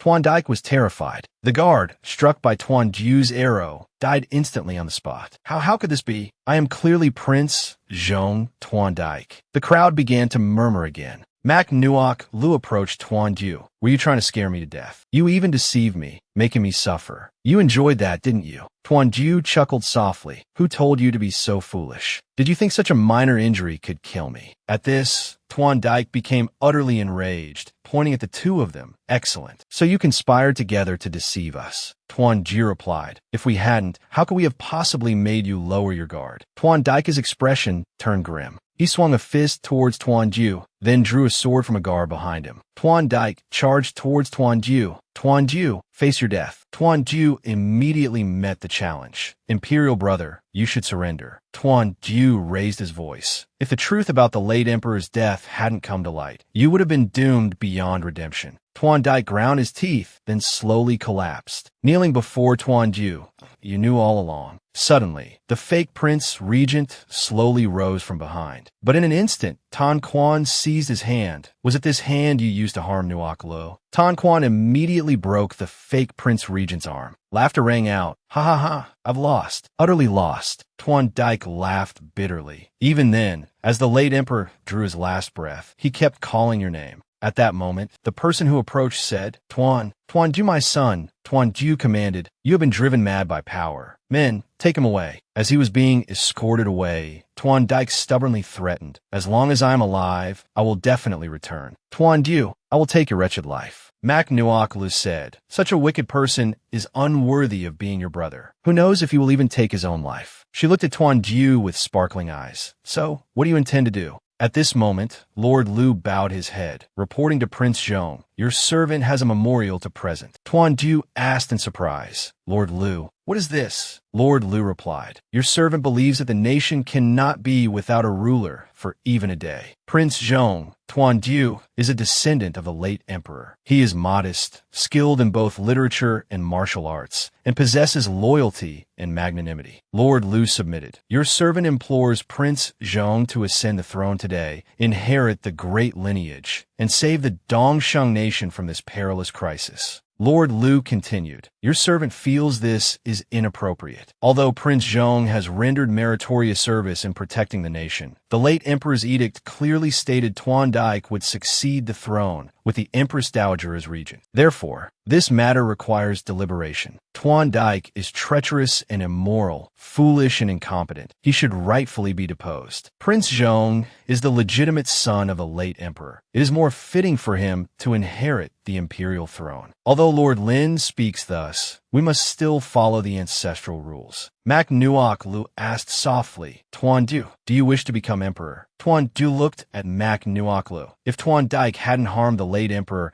and altered the imperial edict, that position would have originally been mine. But today, Tuan Dike is no longer capable of turning the tide, and I cannot bring myself to strike him down. He smiled. "Besides, this prince now has you and little. I only wish for peace. Living quiet days is also good." Lord Liu said, It is heard that Consort Ning is pregnant with twins. She should inherit the imperial throne. Just then, the Empress Dowager appeared. Consort Ning is, after all, of a foreign clan. According to ancestral regulations, only a prince of pure lineage can inherit the imperial throne. Several close ministers bowed to greet the Empress Dowager. The Empress Dowager appeared, frowning. Suddenly, Consort Mac appeared, startling Mac Nuoc Lo. Why is it her? Could it be? The Empress Dowager led Consort Mac before everyone and announced, I heard from the Imperial Medical Academy that Consort Mac is already 3 months pregnant. If she gives birth to a prince, he should rightfully be made the crown prince of Dongsheng. Mac Nuoc Lun narrowed her eyes, looking at Consort Mac. She hadn't expected her to hold such a trump card. If her child becomes emperor, I fear the prince, and I will know no peace. I must think of a way. Suddenly, a sharp blade flew through the air. How dare you, Mac Kainim, betray this palace? The Empress furiously pressed a dagger against Mac Kainim's neck. This palace clearly gave you contraceptive medicine, yet you dared to conceal this royal pregnancy. Mac Kainim looked fearfully towards the Empress Dowager, pleading, Empress Dowager, save your servant. The agitated Empress tightened her grip on her neck. Don't come closer, or I'll kill her. Haven't I fallen into this state because of you, you wretched woman, whispering poison in my ear? Why should you be able to rely on a child to gain favor and escape punishment? A sharp blade flew past, grazing the Empress's arm. Quickly, seize the Empress. The Empress struggled furiously. Let me go. I am the Empress. Tuan Jiu hurried forward to support Mac Kainim. Mac Kainim looked gratefully at Tuan Jiu. Many thanks to Prince Zhong for saving my life. Mac Nuoc Lu felt a pang of jealousy, looking coolly at Tuan Jiu, so eager to save her. Tuan Jiu smiled at her and quickly explained, I was merely protecting the royal bloodline. Don't misunderstand. Mac Nuoc Lu looked at him. I was just joking. I'm not that petty. Besides, the child is innocent. However, with your heroic rescue just now, I fear she won't be able to stop thinking about you.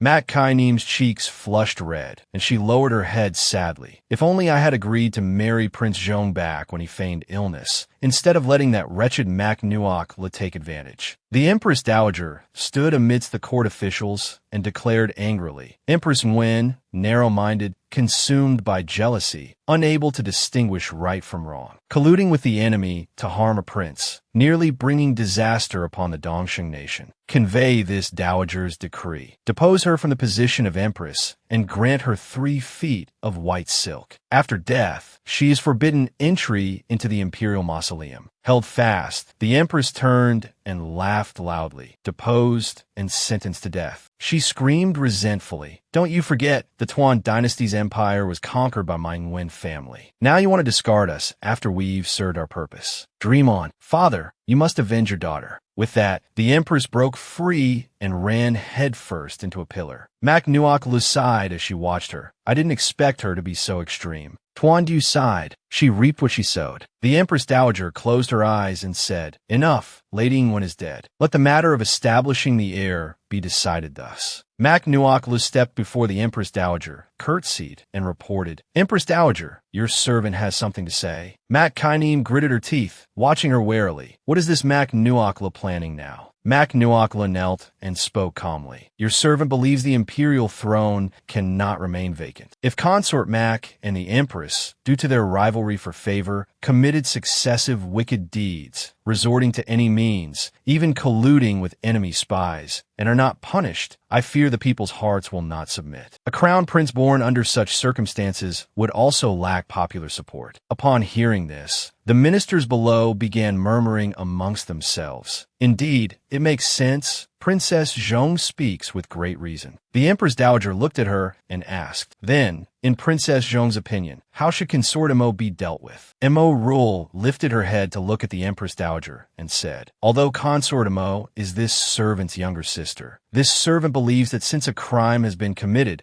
it must be handled according to the nation's laws. Mo Kai Nim cried out in fear. Isn't this a capital offense? I should not have conceived a prince. Empress Dowager, you must save me. Mo Rule looked at her coldly. You need not be so terrified. She placed a hand on her sister's shoulder, smiling as she said, because you carry a prince, the death penalty may be spared, but punishment is unavoidable. Mo Rule looked towards the Empress Dowager and reporting to the Empress Dowager, this servant believes that as consort, Mo carries a prince. The prince is innocent. Arrangements can be made for her to nurture the pregnancy within the palace until the heir is born. Afterward, she can be demoted to a commoner, and then the punishment carried out. Mo Kai Neem knelt on the ground, her entire body trembling with fear. Mo Rule continued, from this day forward, the Empress Dowager and Prince Zhong shall act as regents. The Empress Dowager and the regent prince will temporarily handle the affairs of the state. The Empress Dowager shall preside over governance, Prince Zhong over the military. Together, they shall navigate through this difficult period. Dong Sheng Year 352. Emperor Zhao Tuan Dike, being treasonous, foolish, incompetent, cruel, and debauched, was impeached in countless memorials listing his crimes. The Empress Dowager approved the petitions, stripped him of the imperial title, and ordered his perpetual confinement in the Repentance Hall within the imperial mausoleum. The assembled officials knelt and proclaimed in unison, your servants kowtow before the regent Empress Dowager, 10,000 years, 10,000 years, 10,000 times 10,000 years. A nation cannot be without a ruler for even a day. According to the late emperor's final edict, the Empress Dowager is empowered to assist in governance, temporarily acting as Regent Empress Dowager to handle state affairs and hold political authority. The military cannot be without a leader for even a day. Prince Zhong Tuan Du, having meritorious service in protecting the nation and being skilled in military strategy and deployment, shall temporarily serve as regent prince, assisting in state affairs and holding military authority. Tuan Ju relaxed, soaking in a large bathtub. Mo Rule approached, carrying medicine. These are all the finest medicines for treating injuries. Combined with a medicinal bath, you will recover quickly. Looking at the wounds on Tuan Ju's back, she frowned, her gaze filled with heartache for him. Mo Rule carefully applied the ointment to Tuan Ju. Tuan Ju winced slightly. He suddenly smiled and asked, by the way, did you like the gift I sent? Mo Rule paused, bewildered. Are you talking about that pig trotter? Tuan Ju glanced at her with a smile. Yes, there was a message I left on it. Did you see it? Mo Rule gave a helpless, wry smile. A message? I didn't see any message at all. Tuan Ju turned and grasped her hand, pressing her against the edge of the tub. Mo Rule hastily reminded him, hey, don't think you can act recklessly just because your wounds are slightly better. Her cheeks flushed red as she looked at him. Tuan Ju pressed his lips together, smiling as he looked at her, and asked, did you really not see it? Mo Rule turned her face away in embarrassment and replied softly, yes, I saw it. Tuan Ju frowned, looking at her, and yet you still dared to go rescue someone from the prison. Mac Nuokla looked at him seriously and said, I know you've always secretly wanted to raise troops, but that's rebellion. If it fails, it means death. So, it's better to let me be the bait, pretend to raid the prison, and lure the snake out of its hole. Wait for the opportune moment, then attack them. By then, who hunts whom remains to be seen. Tuan Ju lowered his head, looking straight into her eyes, asking, do you know how dangerous doing this is? If you really... Mac Nuok Lu raised a finger to stop him. Am I not still fine right now? Besides, I knew you would definitely come to save me. Tuan Ju embraced Mac Nuok Lu, asking gently, will you agree to be my true princess consort? Mac Nuok Lu lowered her head shyly. What do you mean? Tuan Ju leaned down and kissed her deeply. The next day, at the Imperial Academy, Chu Chu stood outside the door, looking at the two children before him, smiling as he asked, is there something the two crown princes need? Crown Prince Thua looked arrogantly at Chu Chu and asked, you are the adopted son of the regent prince uncle, Chu Chu.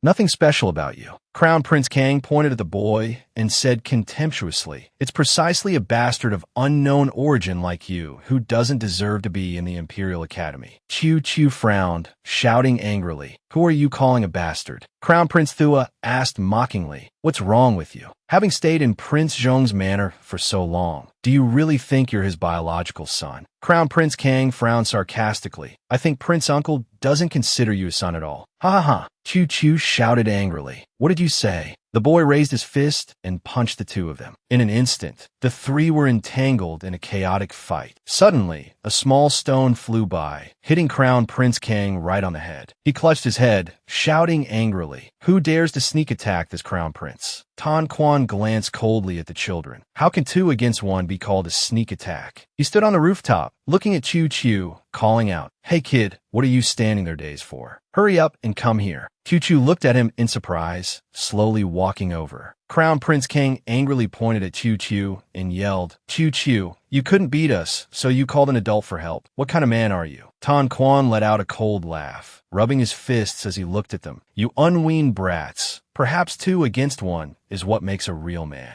After speaking, he rushed forward, fiercely teaching the 2 children a lesson. Chu Chu stood beside them, his eyes shining as he watched him. Wow, so amazing. After knocking the 2 to the ground, Tan Quan taught Chu Chu, "This is how you fight. Have you learned? You must learn how to protect yourself." Chu Chu nodded vigorously, replying, Tan Quan gently patted the boy's head, saying, "That's right. When you go back to the manor, help me pass a message to your mother. I have matters to attend to and will be away for some time. Tell her not to miss me too much." Chu Chu frowned, looking at him. "Although you saved my mother before and helped her a lot, I should thank you. But my mother is already a flower with an owner." Tan Quan smiled at the boy. "Little rascal, don't be wishful all by yourself. Do you really think I like your mother? I'm leaving." After speaking, he leaped away and vanished. Chu Chu, covered in dust, watched him with a smile. What a strange person. At dusk, inside the prince's manor, Tuan Ju walked over, looked at Mak Nuok Lo, and asked, "What is this?" Mak Nuok Lo was mixing some cosmetics. Seeing him return, she broke into a happy smile. "Ah, Tuan Ju, you're back." Tuan Ju smiled and asked, "What are you doing?" Mak Nuok Lo held up a jar of cream, smiling as she replied, "Tomorrow I want to participate in the cosmetics crafting assessment, so I'm doing some experiments now." She looked happily at the exquisite cosmetic jars on the table. Tuan Ju looked at the cosmetics on the table, an interested expression on his face as he asked, "Participating in the Powder Pavilion assessment, is this the finished product?" Mak Nuok Lu placed a jar of cream on the table and answered, "Of course not. But this is something called coconut essence, extracted from dried coconut. It's very delicious." She scooped up some dried coconut and offered it to him, smiling brightly. Tuan Ju affectionately caressed her cheek. "So, are you crafting cosmetics, or are you making food?" Mak Nuok laughed and replied, "Hey, it could be used for many things. I'm doing both." Suddenly, she remembered something and looked at him, asking, "Right, Tan Quan has left the Eastern Shang Nation, did you know?" Tuan Ju looked at her silently, only nodding after a moment, avoiding her gaze as he replied,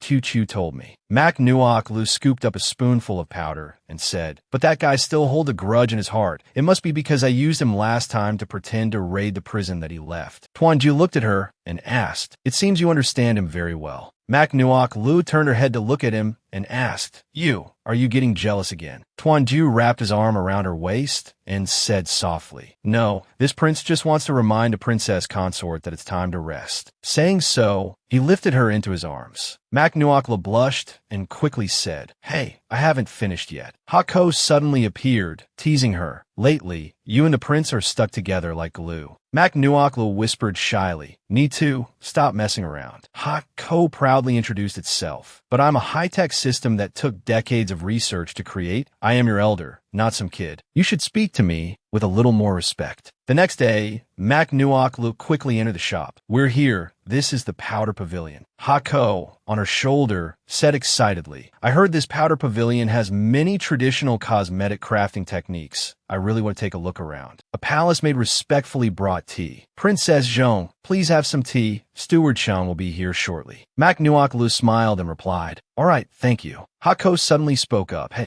Nuok Lu, look at her lips. Look at the palace maid's chapped lips." Mak Nuok Lu pursed her lips and offered the maid a stick of lip balm. "This is lip balm. It can help soothe dry, chapped lips. If you don't mind, Please try it. The palace maid's eyes brightened, looking at her with gratitude. Thank you, Your Highness the princess consort. With that said, she took out the lip balm to try it on. It smells so good. Her lips quickly became soft, no longer chapped. The palace maid gazed at the lip balm in her hand, as if it were a treasure. Wow, this thing is truly miraculous. Suddenly, the lip balm was snatched from her hand by someone else. Trin Tuet Y, the department head and managing female official of the Powder Pavilion, held the lip balm and scolded angrily. How audacious. Luke knew. Trin Tuet Y's attendant palace maid frowned at the other maid. Trin Tuet Y furiously threw the lip balm hard onto the ground, shouting, "The Powder Pavilion has clear regulations. Cosmetic products not approved by the Powder Pavilion are forbidden. Have you forgotten?" The palace maid knelt in fear, looking at Trin Tuet Y pleadingly. "Department head Trin, please quell your anger. This servant did not mean to. It's just that my lips were a bit dry." The lip balm that fell to the ground had broken in two. Trin Tuet Y roared, "Enough nonsense. Follow Luke New to the punishment department to receive your penalty." A teacup was placed firmly down on the table, and a cold voice rang out, "Hold on." Mac Nuakla stood up, looking coldly at Trin Tuet Y, and said, "Department head Trin, destroying the princess consort's belongings just like that. Do you feel no remorse whatsoever?" Trin Tuet Y looked at Mac Nuak Lu and performed a curtsy. "This servant has offended your highness, the central princess consort. However, the Powder Pavilion has regulations. Anything applied to the face from the highest-ranking consorts down to the palace maids must only be cosmetic products made by the Powder Pavilion. After all, if someone were to misuse a product of unknown origin and suffer facial disfigurement, and the higher-ups investigate, it would be the Powder Pavilion's dereliction of duty." Hako was fuming. The origin of her words is unclear. She looked calmly at Trin Tuet Y and said, "I understand Department Head Trina's concerns, but seeing the workers toil so hard, I merely wanted to help a little." Trin Tuet Y frowned and said, "The Powder Pavilion already has treatment formulas provided by the Imperial Medical Academy and has prepared heat-clearing ointment for the workers' use. There is no need for your highness to trouble yourself." Mac Nuakla frowned, looking angrily at her, but dry, chapped lips are not caused by internal heat at all. Using heat-clearing ointment is not treating the root cause for the workers. Trin Tuet Y lost her patience and snapped, "Enough. Does the Central Princess Consort intend to question the decisions of the Imperial Medical Academy as well?" Mac Nuakla's brows furrowed tightly as she looked at her. "No. Tuan Jiu is the regent prince after all. I cannot bring trouble upon him." Trin Tuet Y coldly ordered Luke New, "What are you standing there gawking for? Take her to the punishment department to receive her penalty." Luke New quickly replied, "Yes." She walked over and pulled the palace maid's arm. "Get up for me." The palace maid cried in fear, kneeling before Mac Nuak Lu and begging, "Your Highness, please save this servant. My mother is gravely ill. I rely solely on this meager stipend to save her life. If I am expelled from the palace, she will surely not survive." Mac Nuak Lu comforted her. "Rest assured, this matter arose because of me. I will not let you be punished." Then, she turned to look at Trin Tuet Y and asked, "May I ask Department Head Trin, if I can enter the Powder Pavilion, will she no longer be punished?" Trin Tuet Y considered for a moment, then said, "The Powder Pavilion has its rules for selecting talent. To enter, one must pass the cosmetics crafting assessment. Even if you are the Central Princess Consort, there are no exceptions." Hako snorted coldly in anger. "Who do they think they're looking down on? Nuak Lu? We must show these old-fashioned people what we're capable of." Mac Nuak Lu looked confidently at Trin Tuet Y and said, "Since that is the case, please, Department Head Trin, arrange the assessment day quickly." She helped the palace maid up and continued coldly, "As for her, before the assessment results are out, let her follow me to a small room." Hako looked around in surprise. This really is a house with 4 bare walls. Mac Nuakla nodded in agreement. Indeed. Chu Hung, this child, hasn't had an easy life either.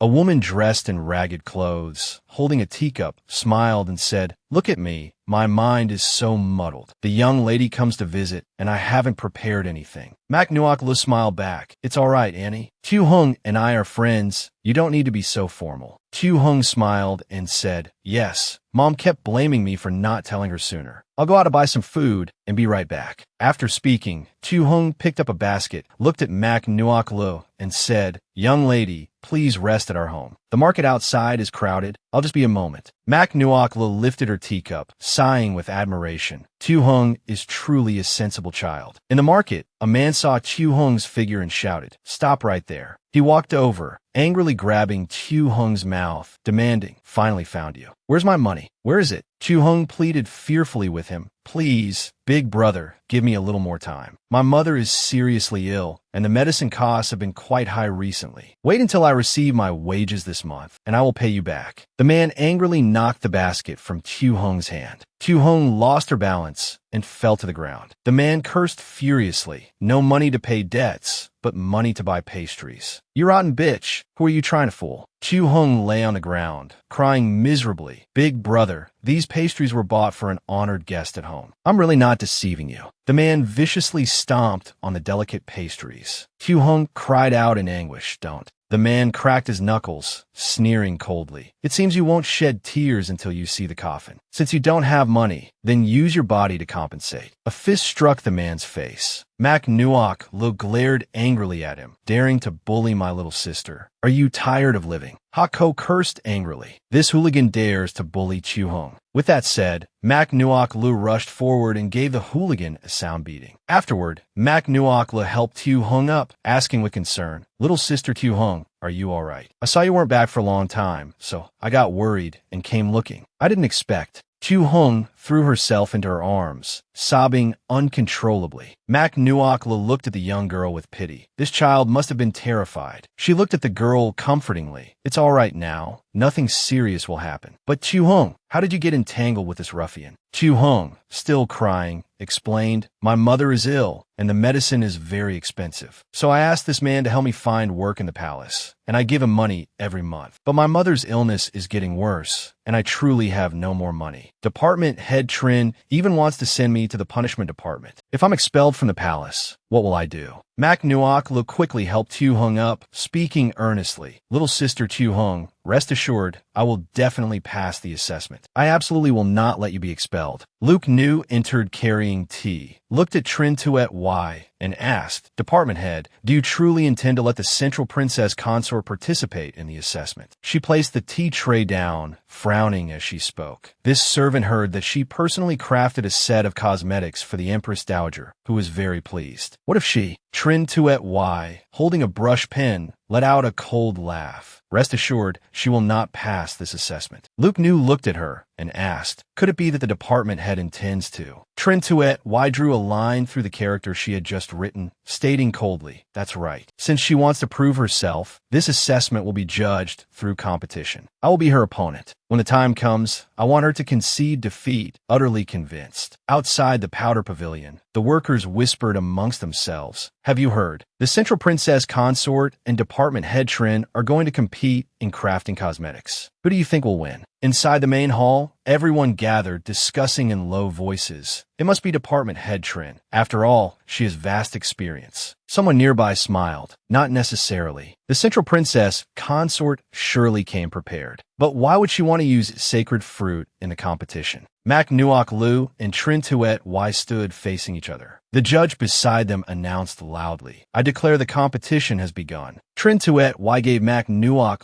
a cold smile. Mak Nuok rolled up her sleeves, holding a knife in one hand and a coconut in the other, saying, "Let's begin." You scrape the coconut to get the flesh inside. Hako, standing beside the coconut grinder, cheerfully explained, "First, grind the coconut flesh, then filter it to get the coconut milk, then boil it until the water completely evaporates. Remove the coconut residue, and that's it." Luke Nu approached Trin Tuet Y's side and whispered, "Department head, this servant has done as you instructed. Not only have I tampered with her ingredients, but I also sent someone to inform the Empress Dowager, who is now on her way." Trin Tuet Y held a flower petal, smiling sinisterly. "Good. She dares to use coconut for cosmetics. In this competition, I not only want to win, but I also want her to commit the crime of disrespecting the Empress Dowager." Over here, Hako looked at the basket and cried out in alarm. "Oh no." Mak Nuok looked at her and asked, "What's wrong?" Hako gritted her teeth in anger. "All the roses have wilted. How can we extract the fragrance now?" Mak Nuok picked up a wilted rose stem, grinding her teeth in fury. How despicable to resort to such underhanded tricks. Hako looked at the basket of withered roses and said, "What do we do now? Without the flowers, we can't create the color." Mak Nuakla looked at her seriously and said, "First, calm down. Don't disrupt the competition. Think of Chu Hung and her mother. Even if only for their sake, we absolutely must win this." Hako watched the palace maids carry basin after basin of fresh roses to Trin Tuet Y inside. Easier said than done. Look at the situation before us. That Trin Tuet Y certainly won't give us any other flowers. We must quickly think of a solution. Seeing workers carrying things past, an idea suddenly struck Mak Nuakla. Got it. I found something that can be used as a substitute for color. Hako watched Mak Nuakla crushing carrots and asked hesitantly, "Are you sure carrots will work?" Mak Nuakla smiled and replied, "Of course they can. Carrots are a common coloring agent, after all, and they also contain vitamins B and C, which are very suitable for nourishing the lips." Hako gave her a thumbs up. Makes sense. Although it can't compare to the red of roses, it's enough to provide color. Nuaklu, you're truly clever. A short while later, Mak Nuakla held up a stick of lipstick, smiling, finally finished. At that moment, a loud announcement echoed. The Empress Dowager arrives. The Empress Dowager entered the hall, attendants lining both sides, bowing in greeting. The Empress Dowager ascended to the main seat and said coolly, "Everyone may rise. I heard the Central Princess Consort was crafting cosmetics and came especially to see. There is no need to be nervous." Mak Nuaklu smiled and replied, "It is merely this servant consort's humble attempt." Trin Tuet Y presented her own cosmetic product for the Empress Dowager's inspection. "I respectfully invite your majesty to examine this." Reporting to your majesty, this servant heard from the imperial physician that the Shundang herb has cooling properties, so I specially used beeswax blended with mint to create this ointment, which has the effect of clearing heat and detoxifying. The Empress Dowager reached out, took the ointment box, and opened it. The bomb inside was translucent, carved with a lifelike flower pattern. Not bad at all. Department head Trin is thoughtful. Trin Tuet Y said smugly, "Thank you for your praise, your majesty." Mak Nuak Lu, standing to the side, frowned. It seemed this Trin Tuet Y did possess some skill. Hako nodded in agreement. We did underestimate her before, but don't worry, ours is not inferior." The Empress Dowager picked up the lipstick, opened it, and nodded, saying, "This one is also quite good. The color is unique, like drifting clouds. I like it very much." Luke New whispered from behind, "Department head, I didn't expect Mak Nuak Lu could turn disaster into fortune. What should we do?" Trin Tuet Y looked at the Empress Dowager and feigned a troubled expression, saying, "Reporting to your majesty, the Central Princess Consort used the sacred fruit. After all, this servant is worried." Hearing the surrounding crowd gasp in unison, Mak Nuak Lu was bewildered. Sacred fruit? What's sacred fruit? The Empress Dowager angrily pointed at Mak Nuak Lu and scolded, "Central Princess Consort, how audacious. You dared to secretly steal and use a tribute item from the Northern Lu country. Do you know what crime you have committed? The coastal Northern Lu country offers sacred tribute annually. The coconuts were presented by Northern Lu to Eastern Shang. Could the Central Princess Consort have stolen them? Are you trying to sabotage the diplomatic relations between our two countries?" Mak Nuak Lu frowned. The Empress Dowager raged. "What is this about, you wretched girl? The coconuts were gifted to me by the Holy Sovereign. I've been eating them for days. How did they suddenly become sacred fruit within the palace?" Hako's face turned pale with fear. Looking at her anxiously, she asked, "Nuaklu, what should we do now?" Mak Nuaklu snorted coldly. "Just her wanting to condemn me. Dream on." She calmly addressed the Empress Dowager, "Your Majesty, without your decree, the storeroom cannot be entered. Whether this servant stole the sacred fruit or not, your Majesty will know by sending someone to investigate." The Empress Dowager massaged her temples, sighed, and ordered the palace maid beside her, "Mua Thay, go check." The palace maid hurriedly replied, "Yes, your Majesty." The Empress Dowager wearily waved her hand. "Everyone may withdraw for now." Mak Nuak Lu frowned, looked at Hako, and said, "Hako, help me keep an eye on Trin Tuet Y. I feel her intentions are not that simple." Hako nodded in response. "Understood." Elsewhere, Luke New worriedly spoke to Trin Tuet Y, department head. Seeing the Central Princess Consort so confident, she probably didn't steal the sacred fruit. Trintuet Y gave a cold laugh. Do you remember how Lady Nguyen died? Luke Nu frowned and replied, I heard she colluded with spies from the Western Xian nation, was convicted of treason by the Empress Dowager, and died by suicide. Trintuet Y smiled sinisterly. Exactly what the Empress Dowager detests most is the crime of colluding with the enemy in treason. So, whether it's stealing the sacred fruit or colluding with the people of Northern Lu, she must bear one of these two charges. Therefore, you must convince the Empress Dowager to suspect her.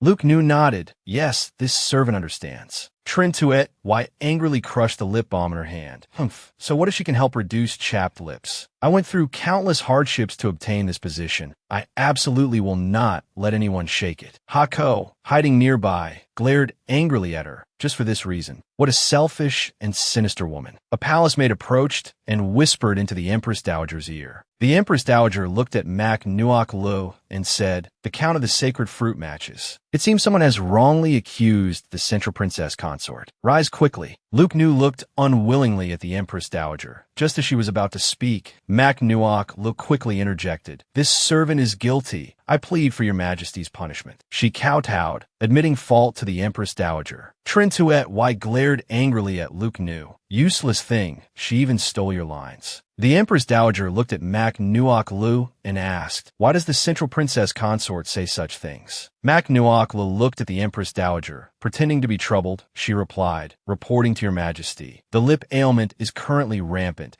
causing indescribable suffering among the palace staff and common people. Nuoc Lu wished to alleviate the worries for your majesty and the prince. Thus, I have been searching for a cure. This servant heard that the sacred fruit of Northern Lu has lip-nourishing properties and conceived the idea of using the sacred fruit to create lip balm. But this servant knows the sacred fruit is a tribute item, so I had no choice but to spend a large sum of money to have someone purchase it from the Northern Lu market. This action overstepped boundaries. I implore your majesty to decree punishment. The Empress Dowager stood up and walked towards her, smiling. She said, the Central Princess consort thinks for the people. It is the fortune of our Eastern Shang. She gently helped Mac Nuoc Lu up. Who could possibly punish you? Rise quickly. The Empress Dowager glared angrily at Trintuet Y. On the contrary, it is you, Department Head Trin, who baselessly framed the Central Princess consort. What crime have you committed? Terrified, Trintuet Y hastily knelt down. Your Majesty, please show mercy. This servant was momentarily confused and had no intention of framing the princess consort. Luke Nu also quickly knelt to plead. Yes, please, your Majesty and Central Princess consort, grant us mercy. Trintuet Y ground her teeth in anger. Truly useless trash, even implicating me in the Empress Dowager's reprimand. Hako smirked with hidden delight. Dog eat dog. Such wonderful infighting. Serves him right. Meanwhile, Mac Nuoc Lu made a show of pleading for her. Department Head Trin has deceived the sovereign and offended her superiors, which warrants punishment by law. However, today's competition is to find a method to help the palace maids treat their chapped lips. Therefore, this consort humbly requests the Empress Dowager to witness as the afflicted palace maids try the finished products. If Department Head Trin loses, for the position of managing the Fandoy Palace, may the Empress Dowager choose another person of talent and virtue. The Empress Dowager pondered for a moment, then nodded in agreement. Very well. Let it be as the Central Princess consort suggests. After all, the Fandoy Palace is crucial to our Eastern Shang nation. If Department Head Trina's virtue is unworthy of her position and her talent is inferior, then this outcome is fair. Hearing this, Trintuet Y quickly responded, Yes, your majesty. She then hastily turned to instruct Luke Nu. Why haven't you quickly gone to use silver to pull some strings? When the time comes, make sure the users side with me. Luke Nu hurriedly replied, Yes. A moment later, a palace maid entered and reported respectfully reporting to the Empress Dowager. The people have been brought. The Empress Dowager nodded. Good, let us begin then. The palace maids began to try the lip balm and ointment. Just then, a loud announcement echoed from outside. His Highness, the Regent King, arrives. Tuan Du entered and bowed to the Empress Dowager. Your son pays his respects, Empress Dowager. Seeing him, the Empress Dowager smiled and said,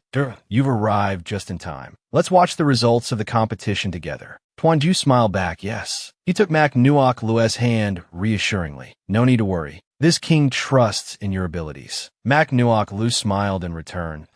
Luke Nu approached Trintuet Y and whispered, "Rest assured, Department Head Trin, this servant has made all the preparations. The Central Princess consort will definitely lose." Suddenly, a palace maid who had just applied the ointment cried out in pain. "Ah, my lips are burning." Trintuet Y's expression changed drastically. "What?" The Empress Dowager glared at her angrily, questioning, "Department Head Trin, what is the meaning of this?" Frightened, Trintuet Y quickly pleaded, "Please calm your anger, Your Majesty. Every time, this servant follows the prescription from the Imperial Medical Academy precisely. Such a situation has never occurred before. Perhaps someone is secretly trying to frame this servant. Please investigate clearly, Your Majesty." Mac Nuoc Lu found herself implicated, disaster falling from the clear blue sky. She helplessly touched her forehead and sighed. Hako was fuming. Who exactly is framing whom here? Mac Nuoc Lu gestured to a palace maid. "Bring me the lip balm made by Department Head Trin." She opened the lip balm container, then looked at Hako and said, "Hako, help me analyze the ingredients. I really want to see what she has done." Hako readily agreed. "All right, honey, mint, salicylic acid. But the concentration of salicylic acid doesn't seem quite right." Mac Nuoc Lu stroked her chin and mused. "I recall salicylic acid is extracted from willow bark. It's a natural fever-reducing medicinal ingredient." Hako nodded in agreement. "Indeed, but normally it's only used in concentrations from 0.5% to 2%. This amount is clearly much higher. Furthermore, people in the past favored using lard for application. Protein and salicylic acid react together, creating a corrosive effect." Mac Nuoc Lu suddenly understood, so that's how it is. A moment later, Mac Nuoc Lu looked towards the Empress Dowager and reported, "Your Majesty, Department Head Trin just claimed she followed a formula from the Imperial Medical Academy. However, your servant discovered that a large amount of willow bark extract was used within it." Trintuet Y frowned, hastily explaining, "That was to reduce fever and alleviate pain. Is there a problem with that?" Mac Nuoc Lu turned back to question her sharply by saying that, "Department Head Trin, you are admitting to violating the prescribed proportions yourself." Trintuet Y stared at her in astonishment.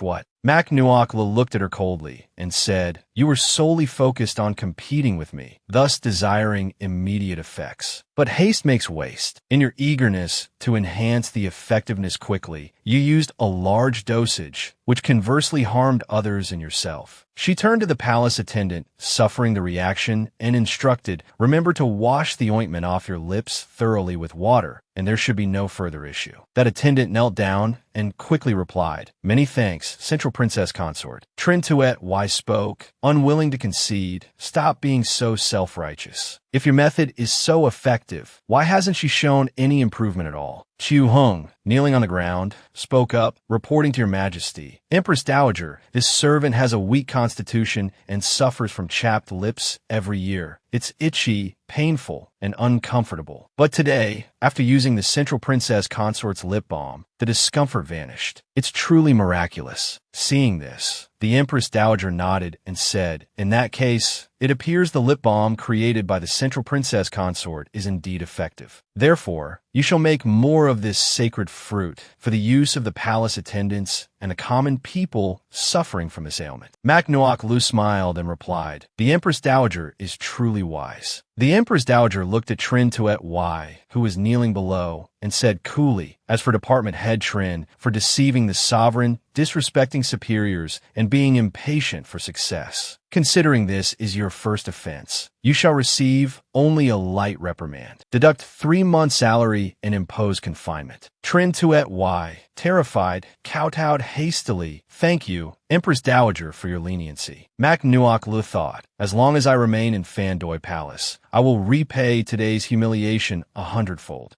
Mac Nuoc Lu looked at Tuan Jiu and asked, "Tuan Jiu, wouldn't you say Trintuet Y must be incredibly resentful?" Tuan Jiu looked at her, smiled, and replied, "Having lost both the bait and the fish, naturally, she is resentful." Mac Nuoc Lu looked at him, puzzled. "Ah, what do you mean?" "A short while ago at the prince's manor, Tuan Jiu was sitting in his study when a guard suddenly appeared. Tuan Jiu frowned, looking at him and asking, "Has something happened to the princess consort?" The guard hurriedly reported, "Reporting to your highness, everything is fine with the princess consort. However, your subordinate saw a palace maid interacting with the maidservant of the Fandoi palace head official and took the liberty to arrest and interrogate them." Seeing Tuan Jiu, the two palace attendants immediately grew fearful, crying and begging, "Central Prince, spare our lives." This servant was momentarily foolish and accepted a bribe from department head Trin. Tuan Jiu gazed coolly at the two palace attendants, asking, "So, what did she want you to help her with?" At this moment, Mac Nuok Lu finally understood. She held up the lip balm made by Trin Tuet Y. "So that's how it is, involving such an underhanded transaction. She truly reaps what she sows." "But Tuan Jiu, surely you didn't throw your weight around and intimidate those two palace maids, did you?" Tuan Jiu leaned close to her ear and whispered, "This king wouldn't stoop to such things. I merely told them to speak the truth, because I trust in your ability to win." Mac Nuok Lu blushed from the praise. Her cheeks flushed red as she said proudly, "Since you hold me in such high regard, I must strive even harder." Tuan Jiu looked at her gently, asking, "So what are your plans next?" An idea suddenly sparked in Mac Nuok Lu's mind. "I've investigated. The Fandai Institute primarily creates cosmetics for the royal family. Not only has it built good relations with many influential powers, but it can even facilitate the exchange of cosmetics between nations. Therefore, I want to leverage this, combine makeup techniques from various countries, research some new cosmetics, and then compile them into a book, using cosmetic diplomacy to promote exchange between nations. What do you think?" Tuan Jiu gazed at her indulgently and said, "Very good." 5 days later, outside the main hall, Chu Chu stood alone, hugging a book. "Mother is too busy compiling her book. She didn't come to pick me up from my studies. Father is still better." Suddenly, the sound of something shattering came from within. Chu Chu looked inside, startled. The Empress Dowager glared angrily at Tuan Jiu, scolding, "Foolish. You are the regent king. How can you be entangled in romantic affairs? Who asked you? Do you truly intend to refuse this marriage alliance?" Tuan Jiu frowned, his voice cold. "Your imperial son already has Nuok Lu. My heart has no room for another woman." The Empress Dowager turned pale with fury. "Fine. Truly the worthy son of Consort Lo, the royal consort. Your mother certainly raised a foolish and stubborn son." Tuan Jiu frowned, his voice cold. "My royal mother has passed away. I ask the Empress Dowager for respect." The Empress Dowager waved her hand impatiently, saying, "Don't think that just because you are the regent king now, you can stand in my way. Otherwise, your end will be the same as that fool Tuan Dyke." Tu Chu stood outside, looking worriedly at Tuan Jiu. Why has the Empress Dowager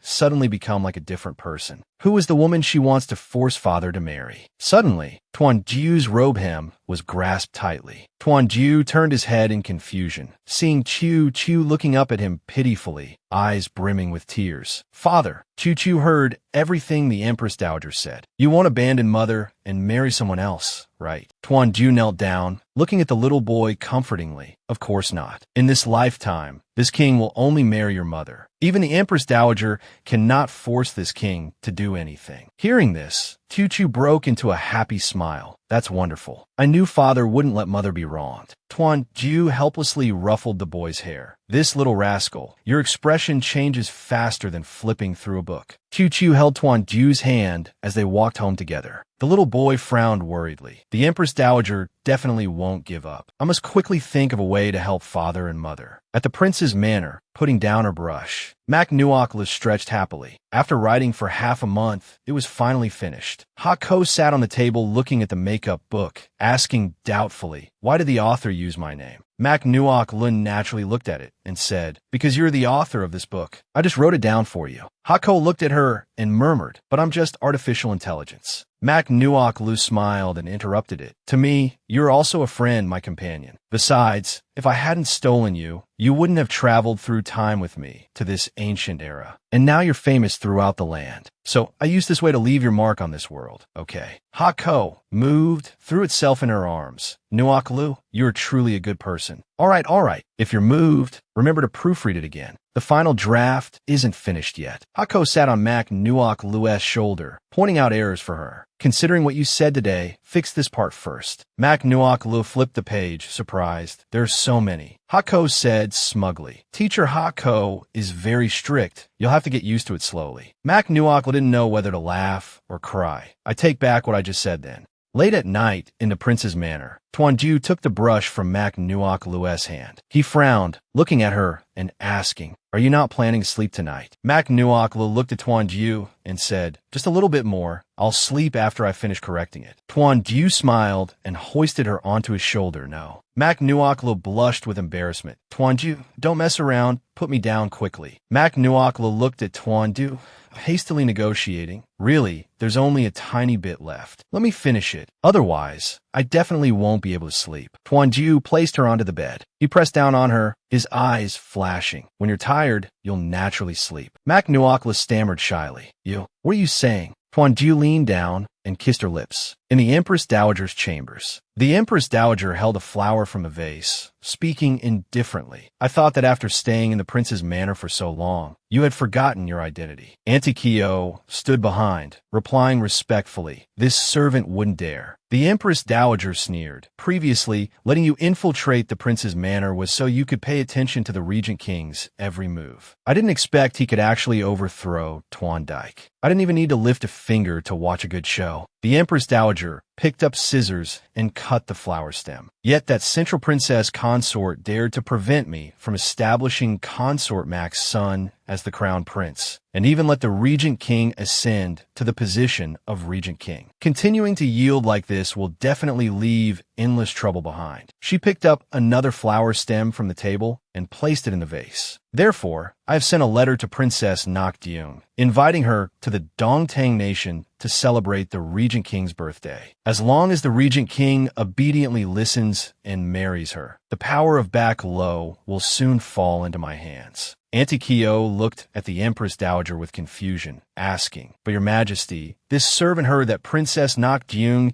is not only favored but also intelligent and clever. If she discovers we are using her, wouldn't it affect the diplomatic relations between our two nations?" The Empress Dowager smiled and countered, "So what if it does? After all, back then, Princess Nokdyung didn't hesitate to betray her own side to save the Middle King, even daring to defy her own imperial father, which led to her being punished and imprisoned for many years. I fear she still doesn't know that the Middle King has already married, to scheme everything for the man she loved, only to watch helplessly as another woman snatched him away. If I help her meet the Middle King, she should be grateful to me." Auntie Kyo looked respectfully at the Empress Dowager and said, "So that's how it is. This servant knows what to do now." At the imperial palace of the Back Lo nation, soft brushstrokes sketched a portrait on paper. A palace maid entered, looked at Princess Nokdyung, and asked, "Princess, are you drawing General D's portrait again?" Princess Nokdyung didn't look up, replying coolly, "If you have something to say it quickly. Don't disturb me." The palace maid held out a letter and reporting to the princess, "This is a letter sent from Dongtang. This servant feared his majesty would discover it, yet worried about delaying, so I dared to disturb the princess. Please forgive me." Hearing this, Princess Nokdyung Imo Donman of the Back Lo nation was instantly startled and hurriedly asked, "A letter from Dongtang?" She hastily took the letter. "It must be from Tuanju. I knew he wouldn't forget me."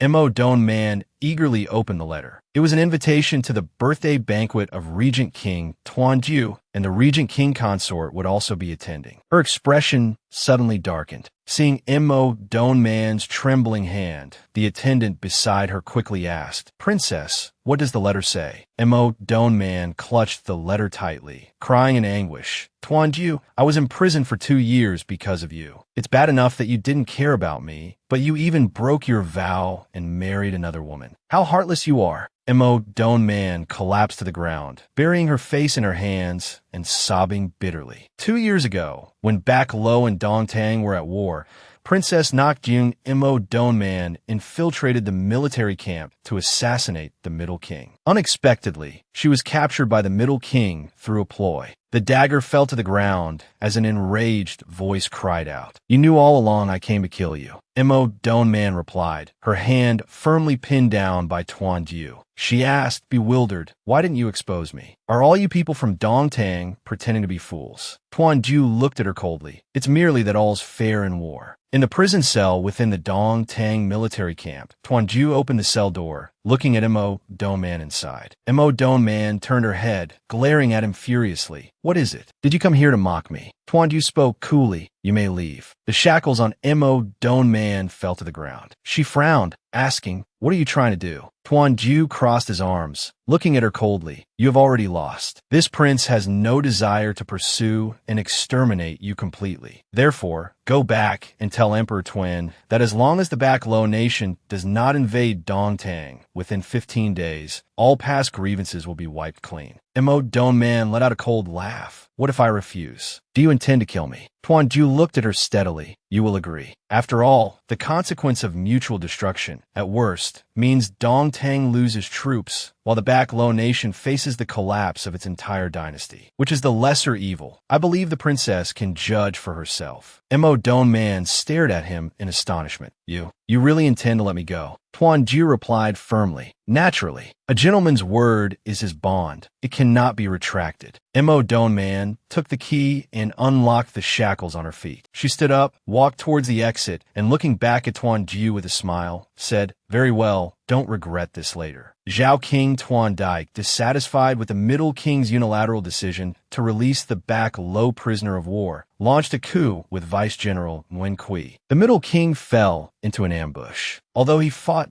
desperately to break through the encirclement, he was wounded. Just then, Princess Nokjung risked her life to save him. However, Zhao King Tuan Dike launched a surprise attack. The peace treaty between the two nations was shattered. Backlow suffered heavy losses, and Emperor Twin wanted to kill the Middle King to avenge the fallen and settle the score. At Junghua Hall, in the Backlow Nation, Mo Donman sat by the bed, anxiously watching the unconscious Tuan Jiu. An angry roar echoed. Man, get out of the way. The enraged emperor of the Backlow Nation stormed in, sword in hand, pushing Mo Donman aside. He glared at Tuan Jiu lying on the bed and roared furiously. He is the son of the emperor of Dongtang. I want to kill him with my own hands to avenge our fallen generals and soldiers. Mo Donman, terrified, rushed to stop him. Father Emperor, Tuan Jiu already agreed to peace last time, and he spared my life. There must be a misunderstanding in this matter. Please, Father Emperor, show mercy and spare his life. The Emperor of the Backlow Nation furiously rebuked. He is our enemy. His death would not be regrettable. Mo Donman frantically ran to block him. The sword in the Backlow Emperor's hand grazed her arm. Seeing Mo Donman injured, the Backlow Emperor said with heartache, are you mad? A princess of noble birth, shielding a man with your own body. Quickly, summon the imperial physician for treatment. Mo Donman looked at the Backlow Emperor and pleaded, I love him, so I don't care if he is friend or foe. If Father Emperor truly wants to kill him, then kill me along with him. The Backlow Emperor staggered back a few steps, the sword in his hand falling to the ground. He looked furiously and sorrowfully at Mo Donman kneeling on the floor. How could I have a daughter like you? He sat beside the bed, looking at her and advising, have you ever considered what will happen if Dongtang finds out their prince is still alive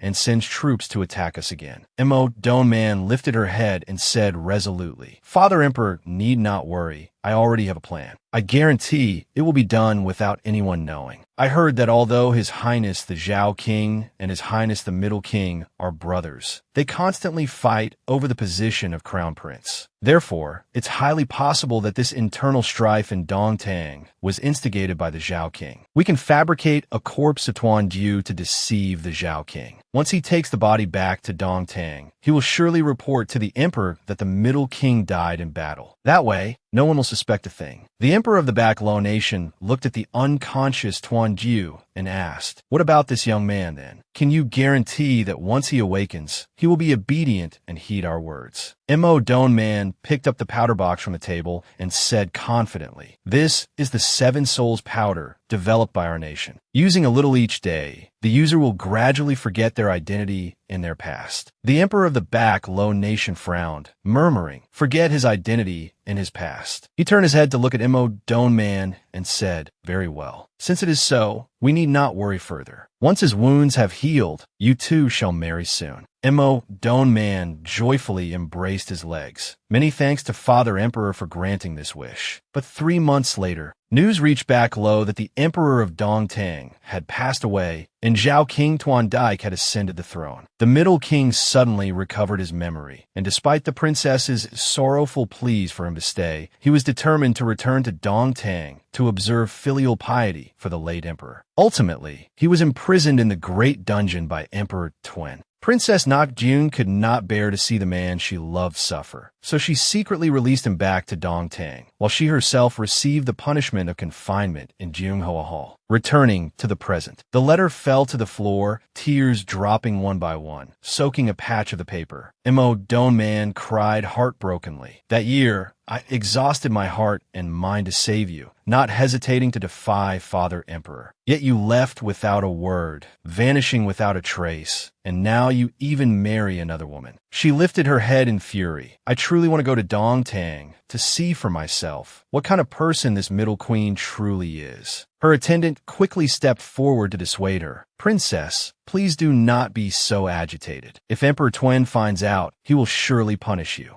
Mo Don Man said firmly, do not try to persuade me. At the main palace gate, Mo Don Man spoke coldly. Let me in. I wish to see Father Emperor. The guard looked at her with difficulty. Princess, His Majesty has ordered that no one is to disturb him. Please do not make things difficult for this subordinate. Mo Don Man stood outside and shouted loudly, Father Emperor, can it be that you do not care about your daughter's lifelong happiness? If you do not see me today, I will not leave this place. Emperor Tuen of the Back Low Nation, Mo Thin, frowned angrily at her. Mo Don Man, how long do you intend to cause trouble? Have you forgotten your confinement 2 years ago? Mo Don Man looked at him and hastily explained, Father Emperor, I received an invitation from the Empress Dowager of Dongtang, saying it is for the Regent King's birthday banquet, inviting me to attend. Mo Thin exclaimed in astonishment, What? You want to go to Dongtang? Have you forgotten how that young man abandoned you? Mo Don Man cried in anguish. How could I possibly forget? But 2 years have passed, and I still cannot forget him. Mo Thin looked at her, pained, a princess of noble birth, crying at the slightest provocation, What has become of your dignity? And do not forget, you were the one who released him back then. Mo Don Man wept tragically, saying, What's released is released. What can be done now? I don't care. I want to go to Dongtang. If Father Emperor does not agree, today I will smash my head against this pillar and die for you to see. Mo Thin, helpless, quickly stopped her. All right, put away your self-torture ploy, we agree. You may go.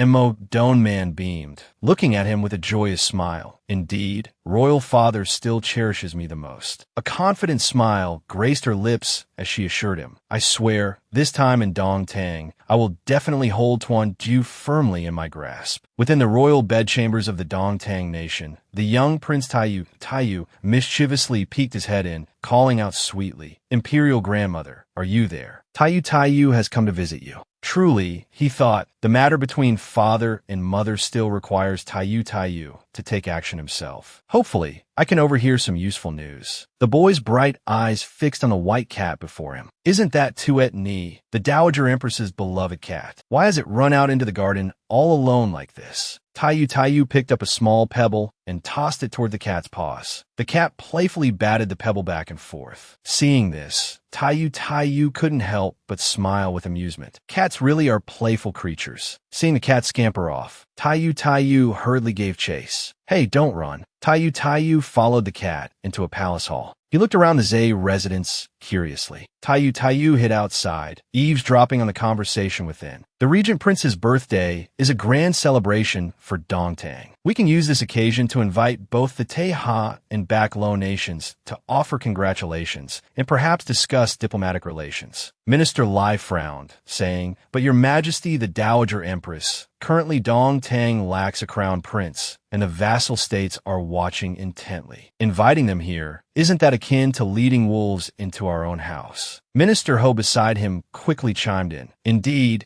Teha even plotted to harm Princess Consort Joan, scheming to ruin our nation's fortune. They truly do not deserve such a reception from us. The Dowager Empress frowned, retorting, "So, according to Minister Lai and Minister Ho, you wish to dispatch troops for a punitive expedition. You both know the national treasury is currently empty, and provisions are insufficient. What shall we fight with? I fear you both are unaware that Princess Nokjung of the Backlow Nation and Prince Zhong have a marriage agreement, and she still admires him to this day. If we can seize this opportunity to rekindle their past connection, then the Tehan nation alone would hardly be a concern." Standing outside, Taiyu's mouth fell open in astonishment. "So, the Dowager Empress wants to exploit father's birthday banquet. This won't do. I must quickly inform mother about this." The white cat looked at the pebble on the ground and let out a soft meow. Taiyu carefully skirted around the cat to leave, accidentally bumping into a table leg, making a noise. The Dowager Empress shouted alertly, "Who's out there?" Taiyu startled. "Oh no, it's too late to escape now." An idea suddenly struck him. "I've got it." Taiyu picked up the pebble and tossed it out the door. Seeing it, the white cat immediately chased after it. The Dowager Empress stepped out, calling softly, "Tuetni." Hearing the call, the white cat turned its head back. Taiyu, now covered in dust, suddenly appeared, looking at the cat with a grin. "Tuetni, where did you run off to?" He looked up, saw the Dowager Empress, and froze. "Greetings, Dowager Empress." The Dowager Empress looked at Taiyu in surprise, asking, Taiyu, why have you run to my palace and gotten yourself covered in dirt like this?" Taiyu stepped before the Dowager Empress, bowing respectfully, reporting to your majesty,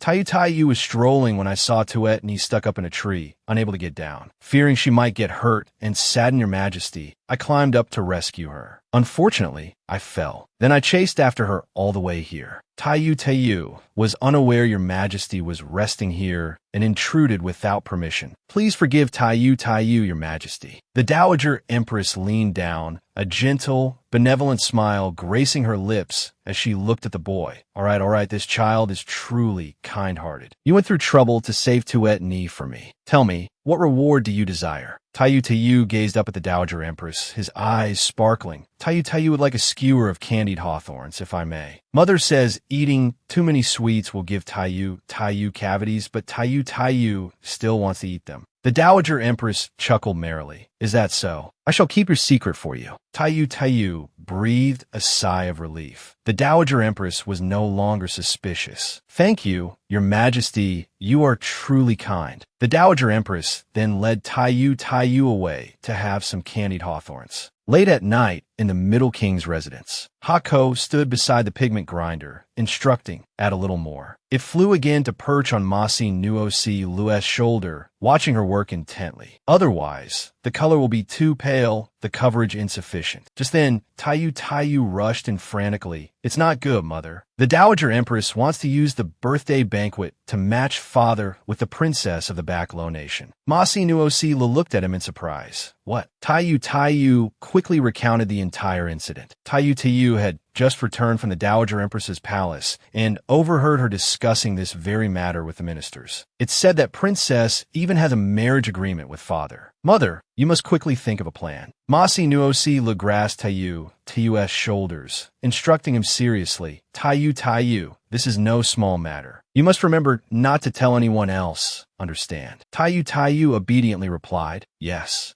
Masi Nuosi smiled, ruffling his hair. Seeing you like this, you must have worried quite a bit for mother. Taiyu, covered in dirt, threw himself into her embrace. If it weren't for mother, Taiyu would have starved to death in the cold palace long ago. That's why Taiyu absolutely won't let anyone steal mother's happiness. Masi Nuosi gently stroked Taiyu's head. Thank you, Taiyu, you truly are mother's little treasure. But her anger flared, and she crushed the iron spoon in her hand. Taiyu gasped, his mouth agape, as he stared at the spoon, now bent in two. Masi Nuosi clenched her fists, roaring in fury. Tuan Dayu. He never told me he had an old flame. I will definitely settle this score with him. Taiyu broke out in a cold sweat, terrified. Although I want to explain for father, this is grown-up business. I'm still just a child. I shouldn't interfere. Late that night, Tuan Dayu returned from a banquet. Entering the room, he was surprised to find all the lamps extinguished. He drew back the bed curtains, smiling tenderly. Why are you asleep so early today? Are you already asleep? Why didn't you wait for me? Tuan Dayu reached out, intending to touch Ma Si Nuo Si Lu. Ma Si Nuo Si Lu angrily slapped his hand away. You lecher. Don't touch me. Tuan Dayu stared at her, astonished. What's wrong? Did I do something wrong? Ma Si Nuo Si Lu sat up abruptly, furious. Her cheeks puffed out as she glared at him. Let me ask you, what exactly is your relationship with the princess of the Backlow Nation? Tuan Du didn't answer, instead asking her back. What relationship does the princess consort think we have? Mak Nuokla frowned and said, Stop joking. Don't try to change the subject. Think carefully before answering me. Without another word, Tuan Ju pulled her into a tight embrace, surprising her with a kiss on the lips. Even now, does the princess consort still not understand my heart? Mak Nuok Lu's cheeks flushed red. When did this man become like this? Tuan Ju calmly looked at her and said, Mok Don man did indeed save my life, but that's all there is between her and me. So don't let your thoughts run wild. Mak Nuok Lu sighed. I wasn't letting my thoughts run wild. I just feel that we've worked so hard to get to where we are today, and it's annoying that someone wants to disrupt it. Anyway, I don't care what princess she is or how noble her status. If she dares to touch what's mine, I absolutely will not let her off. Tuan Ju gave her a thumbs up. It seems I've married a fierce princess consort. Mak Nuokla glanced at him. You dare mock me. I'll bite you. Half a month later, at the prince's residence, Kyoko entered holding a set of formal attire and said to Mak Nuok Lu, Princess consort, this is the formal attire for the prince's birthday banquet. If it doesn't fit well, this servant will take it to the Embroidery Institute to have it altered. Mak Nuokla nodded in reply. All right, let me try it on. Kyoko helped her change into the formal attire. Looking at the splendid formal attire on Mak Nuok Lu, Kyoko smiled. This formal attire is truly beautiful. When the time comes, the princess consort will surely outshine everyone. Mak Nuok Lu nodded with satisfaction. Looking at the attire, not bad, but the hem of the skirt is too long. Shorten it a bit. Kyoko looked at her and replied, Yes, let this servant take it to be altered. The banquet at the Kaimin Hall in the Imperial Palace began. The Dowager Empress, not seeing Mak Nuok Lu, asked, Where's the middle princess consort? The envoys have all arrived. Why hasn't she come yet? Tuan Ju looked at the Dowager Empress and replied, Imperial Mother, rest assured, Nuok Lu always understands propriety. She must be on her way now. Nuok Lu is here. Mak Nuok Lu called out anxiously, Kyoko, why haven't you returned yet? Hako hurriedly reminded her, Miss, don't be anxious. Your makeup is about to smudge. If it really doesn't work out, just change into something else. Mak Nuok Lu helplessly patted her forehead. No, the formal attire was commissioned by the Dowager Empress. If I don't wear it, won't people find fault with me? Just then, Kyoko rushed in carrying the formal attire. Princess consort, it's here. Hurry and change so we can leave. Mak Nuok Lu quickly put on the formal attire. Seeing Kyoko covered in dust, she asked with concern, Kyoko, what happened to you? Kyoko hastily brushed the dust off her clothes and replied, It was this servant's clumsiness. I was running too fast and accidentally tripped. Mak Nuok Lu looked at her apologetically. You've suffered. Kyoko, apply some medicine after the banquet ends. Kyoko looked at her and said, Thank you, princess consort. Mak Nuok Lu urged, Let's go quickly. The banquet is about to start. Kyoko quickly replied, Yes. Seeing the large tear on the back of Mak Nuok Lu's dress, Kyoko exclaimed in shock, Heavens, princess consort, your dress. Kyoko said fearfully, This servant deserves punishment. It must have been when I fell that I accidentally tore the dress. Please punish me, princess consort. Hako was also frantic. Nuok Lu, what do we do now? At this rate, we won't make it to the banquet in time. Mak Nuok Lu was tense as well. Don't rush. Let me think of something. Seeing this situation, Kyoko recalled the Dowager Empress's instructions from a few days prior. When the time comes, find a way to delay the princess consort. Only if she doesn't appear at the banquet will I have the chance to arrange for the Middle King to meet Princess Dudyung. At that moment, Kyoko had felt deeply conflicted. Returning to the present, Mak Nuok Lu reassured Kyoko, Don't blame yourself either. Bring the needle and thread here. Perhaps it can still be salvaged. Meanwhile, at the banquet, Hochi Yusi clasped his hands respectfully and said, This floral lantern represents the Western Xia nation in congratulating the Regent King on his birthday. May you enjoy blessings, longevity, and well-being. He then ordered his men to bring forth the treasures. Ho-Chi-Yu-Si continued, specifically a ruby scepter made of white jade, and also a flowing moon pearl, both of which are rare treasures. Tuan Du interjected sharply. I have heard that the Western Xia nation suffered widespread natural disasters this year, leading to failed harvests, famine, and great suffering among the people. For the third prince to present such lavish treasures now seems rather insincere. Hearing this, the guard beside Ho-Chi-Yu-Si frowned. Your Highness, the third prince, his attitude clearly shows no desire for reconciliation. How we brought humiliation upon ourselves this time. But Ho-Chi-Yu-Si remained quite composed. The regent king exaggerates. This small token of sincerity is hardly worth mentioning. However, there's indeed a matter that needs clarification today. He immediately clasped his hands and reported. Previously, spies plotted against the princess consort. They were indeed people from our Western Xia nation, but there's a misunderstanding regarding this matter. I respectfully request the Regent King and the Regent Dowager Empress to investigate clearly. Just then, Mak Nuok Lu appeared. A misunderstanding. She slowly walked towards the center of the banquet hall. The third prince puts it so simply, perhaps because the dead cannot testify.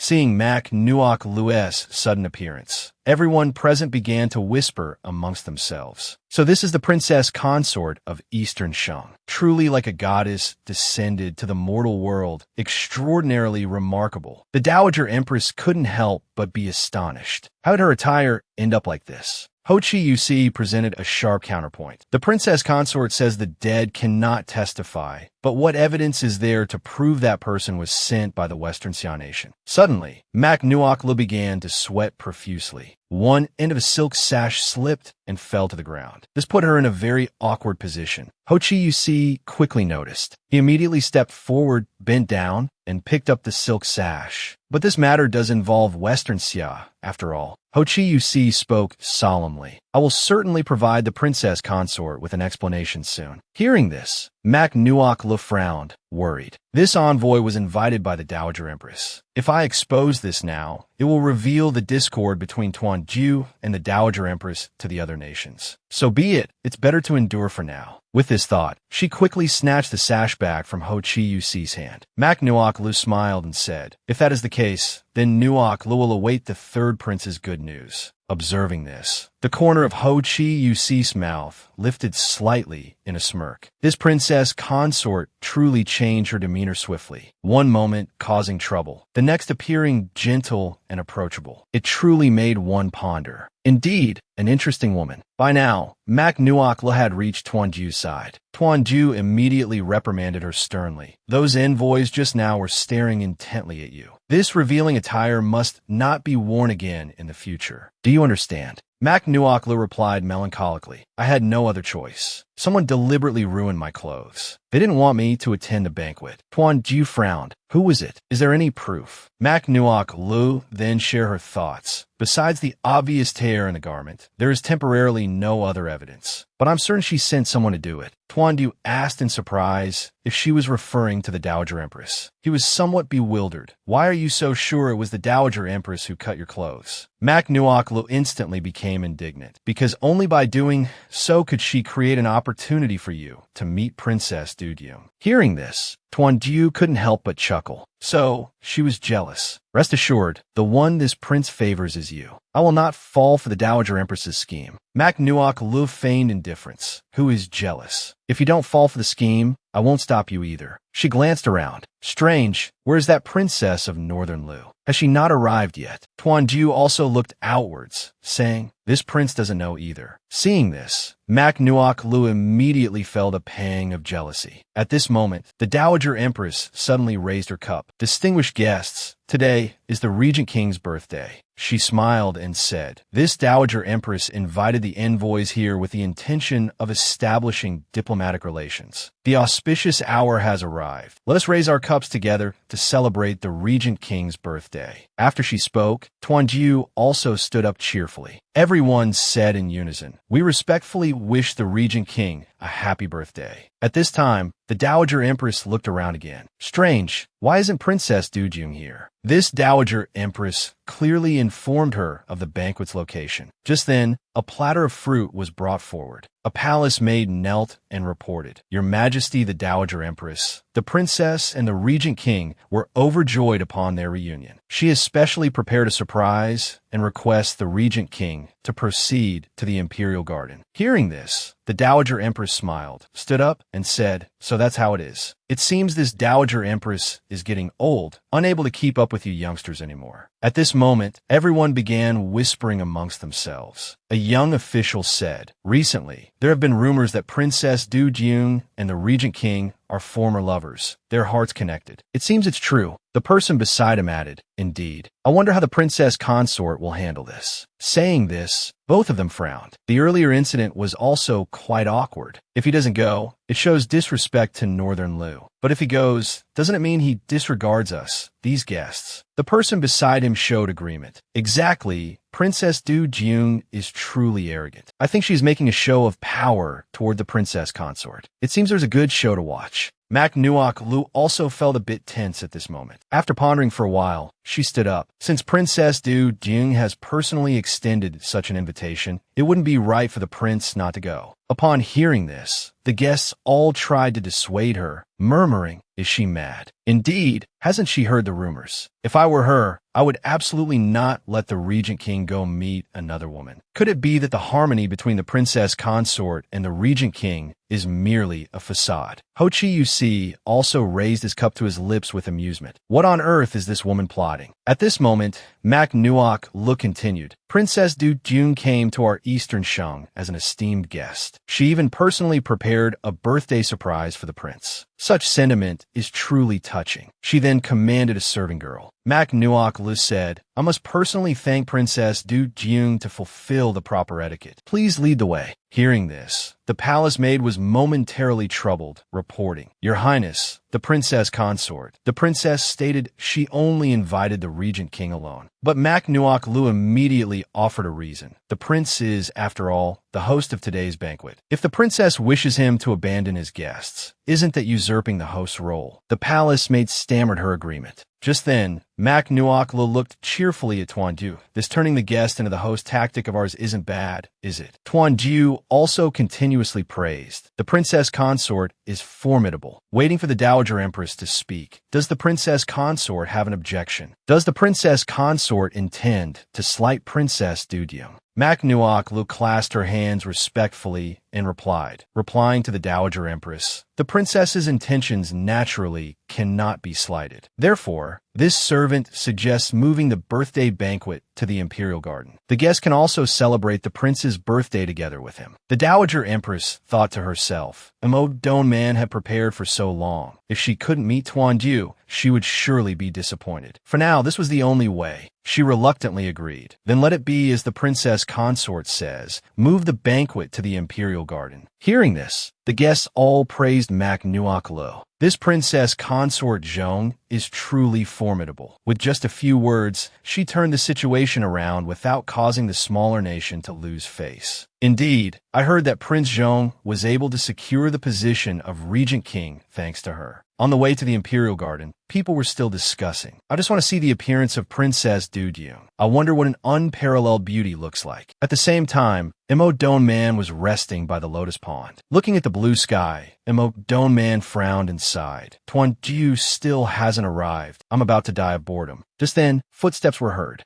Mo Don Man turned around joyfully. "Tuan Ju, you finally come." But the person who appeared before her was Mak Nuok Lu. The princess consort Zhong of the Eastern Shing Nation pays respects to Princess Du Jung. Mo Don Man immediately flared up. "So you're the princess consort Zhong. Where is Tuan Ju? Why didn't he come to see me?" At that moment, Tuan Ju also approached. Mo Don Man called out happily, "Tuan Ju." Now, the others also began to praise. I had long heard the legends of the merfolk of the Northern Lu Nation. Seeing one today, she is indeed an absolute beauty. They stared intently at Mo Don Man. Heavens, the mermaid tale is so lifelike. Truly beautiful. This made Mo Don Man shyly cover herself. However, the murmurs did not cease. Prince Zhong already has the princess consort, yet he is also adored by Princess Du Jung. He is truly fortunate. At this moment, Ha Ko's eyes also lit up brightly. The mermaid costume is truly beautiful. I adore it. She excitedly draped an arm over Mo Donman's shoulder, but it's still not perfect enough. Not quite perfect, it isn't waterproof. Only then did Mo Donman, flustered, exclaim loudly, "Why have you all come here? I clearly invited only Tuan Diu." Mak Nuok Lu smiled in response. Nuok Lu has long heard of the princess's renown. Hearing that you meticulously prepared a birthday surprise for His Highness, I wish to come and express my gratitude in person. If I have intruded, I hope the princess will forgive me. Hearing this, Mo Donman immediately grew angry. Stop with the pretense. She stated bluntly, "If you hadn't stolen Tuan Ju away, he would have married me long ago." Mak Nuok Lu thought to herself that this princess was indeed straightforward, saving her the trouble of beating around the bush. With this thought, Mak Nuok Lu spoke sternly. "On what grounds do you assume Tuan Ju would definitely marry you?" Upon hearing this, the guests present couldn't help but be astonished. Ho Chi, you see, also smiled. Just how many faces does this woman possess? Mo Donman frowned. On what grounds? On the grounds that when he was assassinated that year, suffering grievous injuries and nearly drowning, it was I who risked my life, diving into the water to save him. Mo Donman looked tenderly at Tuan Ju. "Tuan Ju, do you still remember? Back then, underwater, you dazedly asked if I was a mermaid." Her face suddenly flushed crimson. "That's why I deliberately dressed like this today. Do you like it?" Seeing this, Tuan Ju glanced helplessly at Mak Nuok Lu, who was brimming with jealousy, and cleared his throat. "This prince's memory has been impaired. I truly do not recall clearly." Mak Nuok Lu declared smugly, "Based solely on this, you expect him to marry you. That's asking far too much of someone." But Mo Donman remained insistent. "What? Shouldn't a life debt be repaid with one's body?" Hearing this, the guests present all chuckled.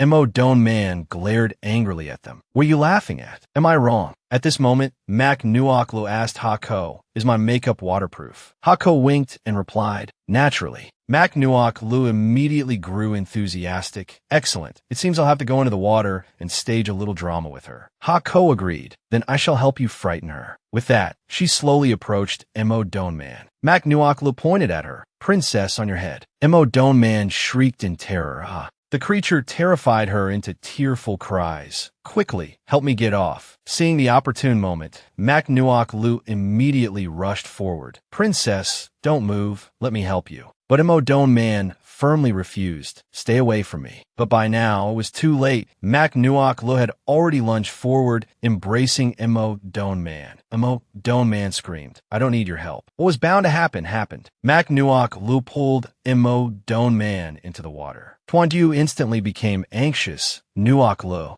Mak Nuok Lu feigned a cry for help. "Help! I don't know how to swim." Meanwhile, Mo Donman was utterly exasperated. "Why are you clinging to me? Let go at once." The others witnessing this scene also broke into a cold sweat. Princess Consort Zhong and the princess have both fallen into the water. What is to be done? Another high official offered reassurance. "Rest assured, people from Northern Lu are excellent swimmers. The princess will certainly rescue Princess Consort Zhong." But the other person remained anxious. "Why does it seem to me that the princess is pushing Princess Consort Zhong down?" Another official interjected. "If that is truly the case for a princess of a nation, her heart is exceedingly malicious." Over here, Tuan Ju was just about to remove his outer robe and jump in to save them when the Dowager Empress stopped him. "Wait." She voiced her concern. "You are the Regent King now. What if you catch a chill?" Chu Chu also chimed in. "That's right, Royal Father, please listen to the Dowager Empress." The child smiled mischievously at Tuan Ju and said playfully, "Royal Father, don't worry, Mother is just putting on an act." Glancing at the surrounding people, Tuan Ju thought inwardly, an act. Mak Nuok Lu continued to cling tightly to Mo Donman, crying for help. Mo Donman, by now, was incandescent with rage. How utterly vexing. A short while later, both were back on shore. Mo Donman glared venomously at Tuan Ju, who was embracing Mak Nuok Lu. Tuan Ju asked in a low voice, "This charade of yours, what exactly are you trying to achieve?" Mak Nuok Lu winked, who told her to be so unreasonable. "Naturally, I had to take her down a peg." At this moment, Mo Donman glared furiously at Mak Nuok Lu and Tuan Ju. "I fell into the water too. Can't you show me even a shred of concern?" Mak Nuok Lu refused to yield. He's my husband. By what right should he concern himself with you? She grew more impassioned as she spoke. Besides, hasn't the princess known how to swim since childhood? What is there to be concerned about? Mo Doman frowned and retorted, You ungrateful wretch. Don't forget that it was I who saved you. Mak Nuok Lu replied sternly, I had good intentions to help you, yet you were unappreciative and caused me to slip and fall into the water. Saving me was merely the natural thing to do, wasn't it? Hearing this, Mo Doman was momentarily struck dumb. Mak Nuok Lu continued her critique. Furthermore, the princess ought to take a good look at her own appearance right now. If I were you, I would have long since lost the face to meet anyone. Mo Doman was perplexed. What do you mean? Just then, Hako approached to assist with her appearance. Allow me to help you become more beautiful. The crowd murmured amongst themselves. Quick, look at the princess's face. How did it turn out like this? It seems her previous beauty was all false. The guard beside Mo Doman instantly covered their faces in shame. She has utterly disgraced us, Northern Lu people. Mak Nuok Lu thought to herself, truly, a world that judges solely by appearances. At this moment, Mo Doman walked to the edge of the pond to look. She stared in horror at her own reflection. How could this be? Mo Doman whirled around and accused Mak Nuok Lu. It was you. You pretended to fall into the water, deliberately intending to humiliate this princess, wasn't it? Mak Nuok Lu replied without a shred of hesitation. Indeed, I simply couldn't tolerate your arrogant demeanor. As soon as the words left her mouth, Mo Doman raised her hand towards Mak Nuok Lu, shouting loudly, Such heaven-daring audacity. How dare you humiliate this princess? But her slap was immediately intercepted by Tuanju. May Princess Dujun not forget that this is Eastern Shang, not Northern Lu. He sternly warned, if you dare disrespect the princess consort again, then do not blame this king for being discourteous. Hearing this, Mo Doman felt a pang of heartache. Tuanju, you must be mad. You would raise a hand against me for this woman. Tuanju frowned helplessly. Princess, in this state, you should still return and tend to yourself first. Mo Doman was astonished. Are you despising me? At this moment, a palace maid spoke up, advising, Princess, please endure it. If Emperor Twin learns that you disgraced Northern Lu before the envoys, he will certainly summon you back to the country immediately. Hearing this, Mo Doman had no choice but to turn and leave. Mak Nuok Lu, just you wait. The palace maid followed, speaking in a low voice. Dowager Empress, please allow this servant to escort the princess back to her bedchamber to change her clothes. The Dowager Empress immediately agreed. Go ahead. Have the inner attendants prepare ginger tea. Remember to give it to the princess to drink. The palace maid replied, Thank you, Dowager Empress. Over here, Tuanju gently showed his concern. You are also soaked through. Come back with this king to change your clothes. Mak Nuok Lu happily agreed. She couldn't stop sneezing. Seeing this, Tuanju immediately took off his outer coat and draped it over Mak Nuok Lu. We'll explain clearly once we return to the royal manor. Mak Nuok Lu thought to herself, It's over. Once we're back at the manor, he will definitely take my life. At this time, Tuanju turned to address the guests. This king and the princess consort are going to change clothes. We will return shortly. Please, make yourselves comfortable. Seeing this, everyone began to gossip about the regent king and the princess consort again. One person said, This princess consort is not simple. She can even handle Princess Dujun. Another person agreed. That's right, Princess Dujun is highly favored in Northern Lu. Whatever she desires, she will surely find ways to obtain it. Being toyed with like this by the princess consort this time, she certainly won't let it go. It seems we will have a good show to watch next. These words reached the ears of the Dowager Empress. Thinking of Mak Nuok Lu, the Dowager Empress frowned thoughtfully. This Mak Nuok Lu indeed cannot be kept. Must have Kyo co-act quickly. At this moment, inside Mo Doman's bedchamber, she angrily smashed the cup beside her. Someone immediately investigate Mak Nuok Lu's background thoroughly for me. This princess wants to teach her a lesson. The palace maid knelt down in fear and replied, Yes, princess. This servant will go tidy up the bedchamber right away. Hearing this, Mo Doman became even more furious. Tidy what up? Go immediately. If you cannot find any information, then don't bother coming back. The palace maid cried out in fear, Princess, A moment later, the palace maid walked away, thinking helplessly, easier said than done for the princess. I can't even get through the gates of the Regent King's manor. How can I possibly gather information? At this moment, a hand suddenly reached out and covered the palace maid's mouth. It was Kyoko. She sternly signaled the palace maid to remain silent. If you wish for your princess to deal with the regent princess consort, then obediently follow me. A short while later, the carriage halted before Kyoko's residence. Kyoko, the palace maid, and Mo Don Man swiftly entered the house. Mo Don Man glanced around, unable to resist complaining. This place is truly wretched. Kyoko stated, my home is humble. I hope Princess Du Jun will forgive its simplicity. At this moment, Mo Don Man asked curiously, you are the maid Kyoko who serves Mak Nuok Lo? Kyoko replied, yes. This servant attends to all the regent princess consort's daily needs, including food and drink. Mo Don Man, slightly suspicious, said, without proof, how can this princess believe you? Hearing this, Kyoko immediately retrieved an object from within her robes. This is the princess consort's hairpin. Surely the princess must have seen it before. She presented the hairpin towards Mo Don Man, inviting her inspection. Mo Don Man rested her chin on her hand, recalling the Regent King's banquet a few days prior. She indeed wore this hairpin. She then smiled and said, since you are by Mak Nuok Lu's side, you must know her weaknesses. Kyoko adopted a serious expression as she reported, this servant has followed the princess consort for a long time, yet I have not discovered any weaknesses. She always seems capable of resolving any danger. Mo Don Man was astonished. How can that be? I remember, she has a child. You should capture that child. Ting op diu diu. Kyoko immediately tensed. The young master cannot be implicated. With this thought, Kyoko said, reporting to the princess, that child is merely adopted by the Regent King and the princess consort. He cannot pose any threat. Currently, the most crucial matter is for the princess to capture the Regent King's heart. Mo Don Man agreed, smiling faintly. You are right. I shouldn't leave a cruel impression in Tuanju's heart because of a child. Kyoko continued. In this servant's view, the Regent King and the princess consort share a very deep affection. Images of Tuanju and Mak Nuok Lu's intimacy couldn't help but surface in her mind. Kyoko put on a grave expression. In the Regent King's eyes, there is fundamentally no room for any other woman. Unless the princess consort does something that the Regent King finds unforgivable. After all, for a man, the most unforgivable thing is betrayal by the woman he loves. The scene shifts to the rear garden. Mak Nuok Lu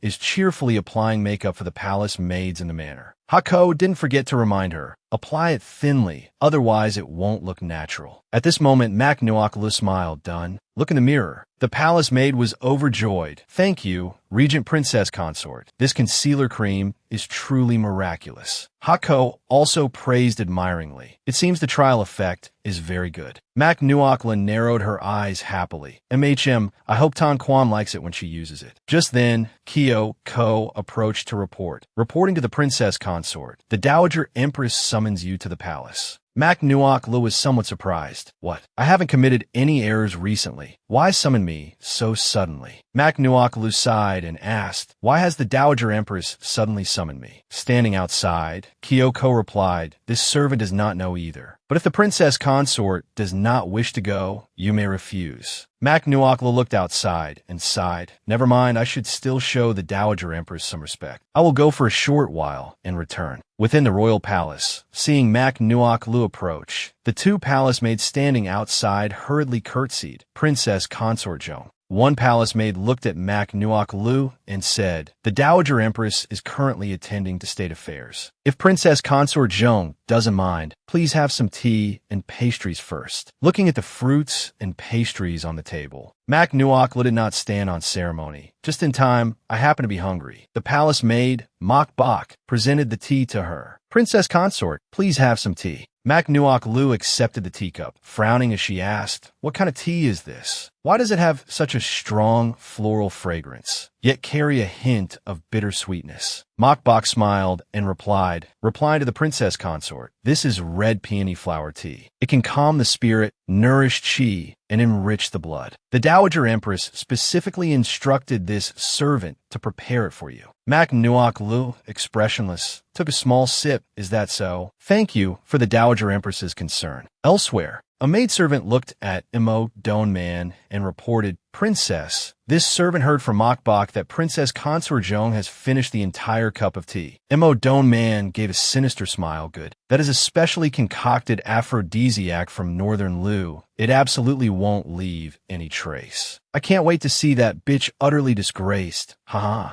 In Qingyu Hall, the teacup fell onto the table. Mak Nuokla's cheeks were flushed red as she lay face down on the table, unconscious. Mokbok looked at her and asked softly, "Princess Consort Zhong, what's wrong with you?" She knelt down and gently shook Mak Nuoklo. "Where do you feel unwell?" Mak Nuoklo, her face flushed, looked at her and said, "So hot." "Uncomfortable." Her eyebrows knitted tightly. Seeing this, Mokbok coldly ordered, "Coming quickly." The sound of footsteps echoed. A man entered and supported Mak Nuoklo, who was lying face down on the table. Truly a great beauty. Mokbok looked at him coldly and said, "The Dowager Empress, the Regent King, and the Princess are on their way here. Perform well, and you won't lack rewards later." The man looked at Mak Nuok Lu with lustful eyes and replied, "Yes, this humble one obeys. Milady, rest assured, this humble one will definitely serve her well." Mak Nuok Lu opened one eye, frowning as she looked at him. She raised her hand and twisted his arm behind his back. The man cried out in pain, "Ah, my arm." Mak Nuokla spun around and pushed him to the ground. "What? Someone like you dares to take liberties with me?" Angrily, she threw him onto the floor. Mokbok,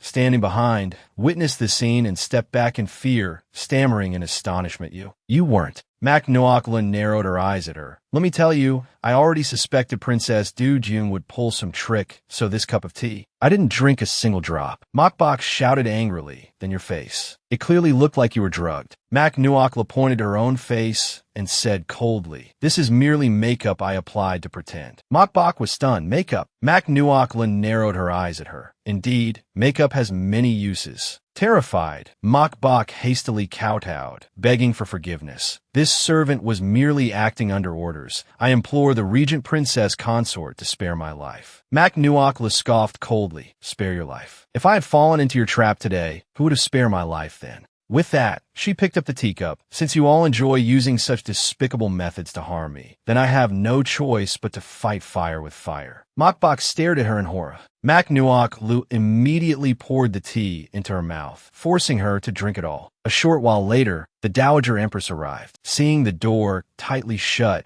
she commanded the palace attendants behind her, "Why is the door locked? Hurry up and open it." The attendants quickly replied, "Yes." The Dowager Empress frowned, looking inside and asking, "Where is the Regent Princess Consort?" She strode quickly inside. A palace attendant pointed frantically toward the inner room. "Look quickly. There are two people on the bed." Everyone entered to see clothes strewn messily across the floor. An attendant beside them gasped, "Heavens, the figure looks very much like the Regent Princess Consort." Mo Donman, standing nearby, revealed a sinister smile. The Dowager Empress furiously shouted, "The esteemed Princess Consort of a nation, daring to engage in such unrestrained debauchery right here in the palace. Men, seize this adulterous pair for me." Mo Donman let out a cold laugh, thinking inwardly, "Mak Nuok Lu, you're definitely finished this time." Tuanju suddenly spoke up, "Wait." He picked up the clothes from the floor, frowning as he said, "These are not Nuok Lu's clothes. There must be a misunderstanding here." Mo Donman angrily yelled, "Tuanju,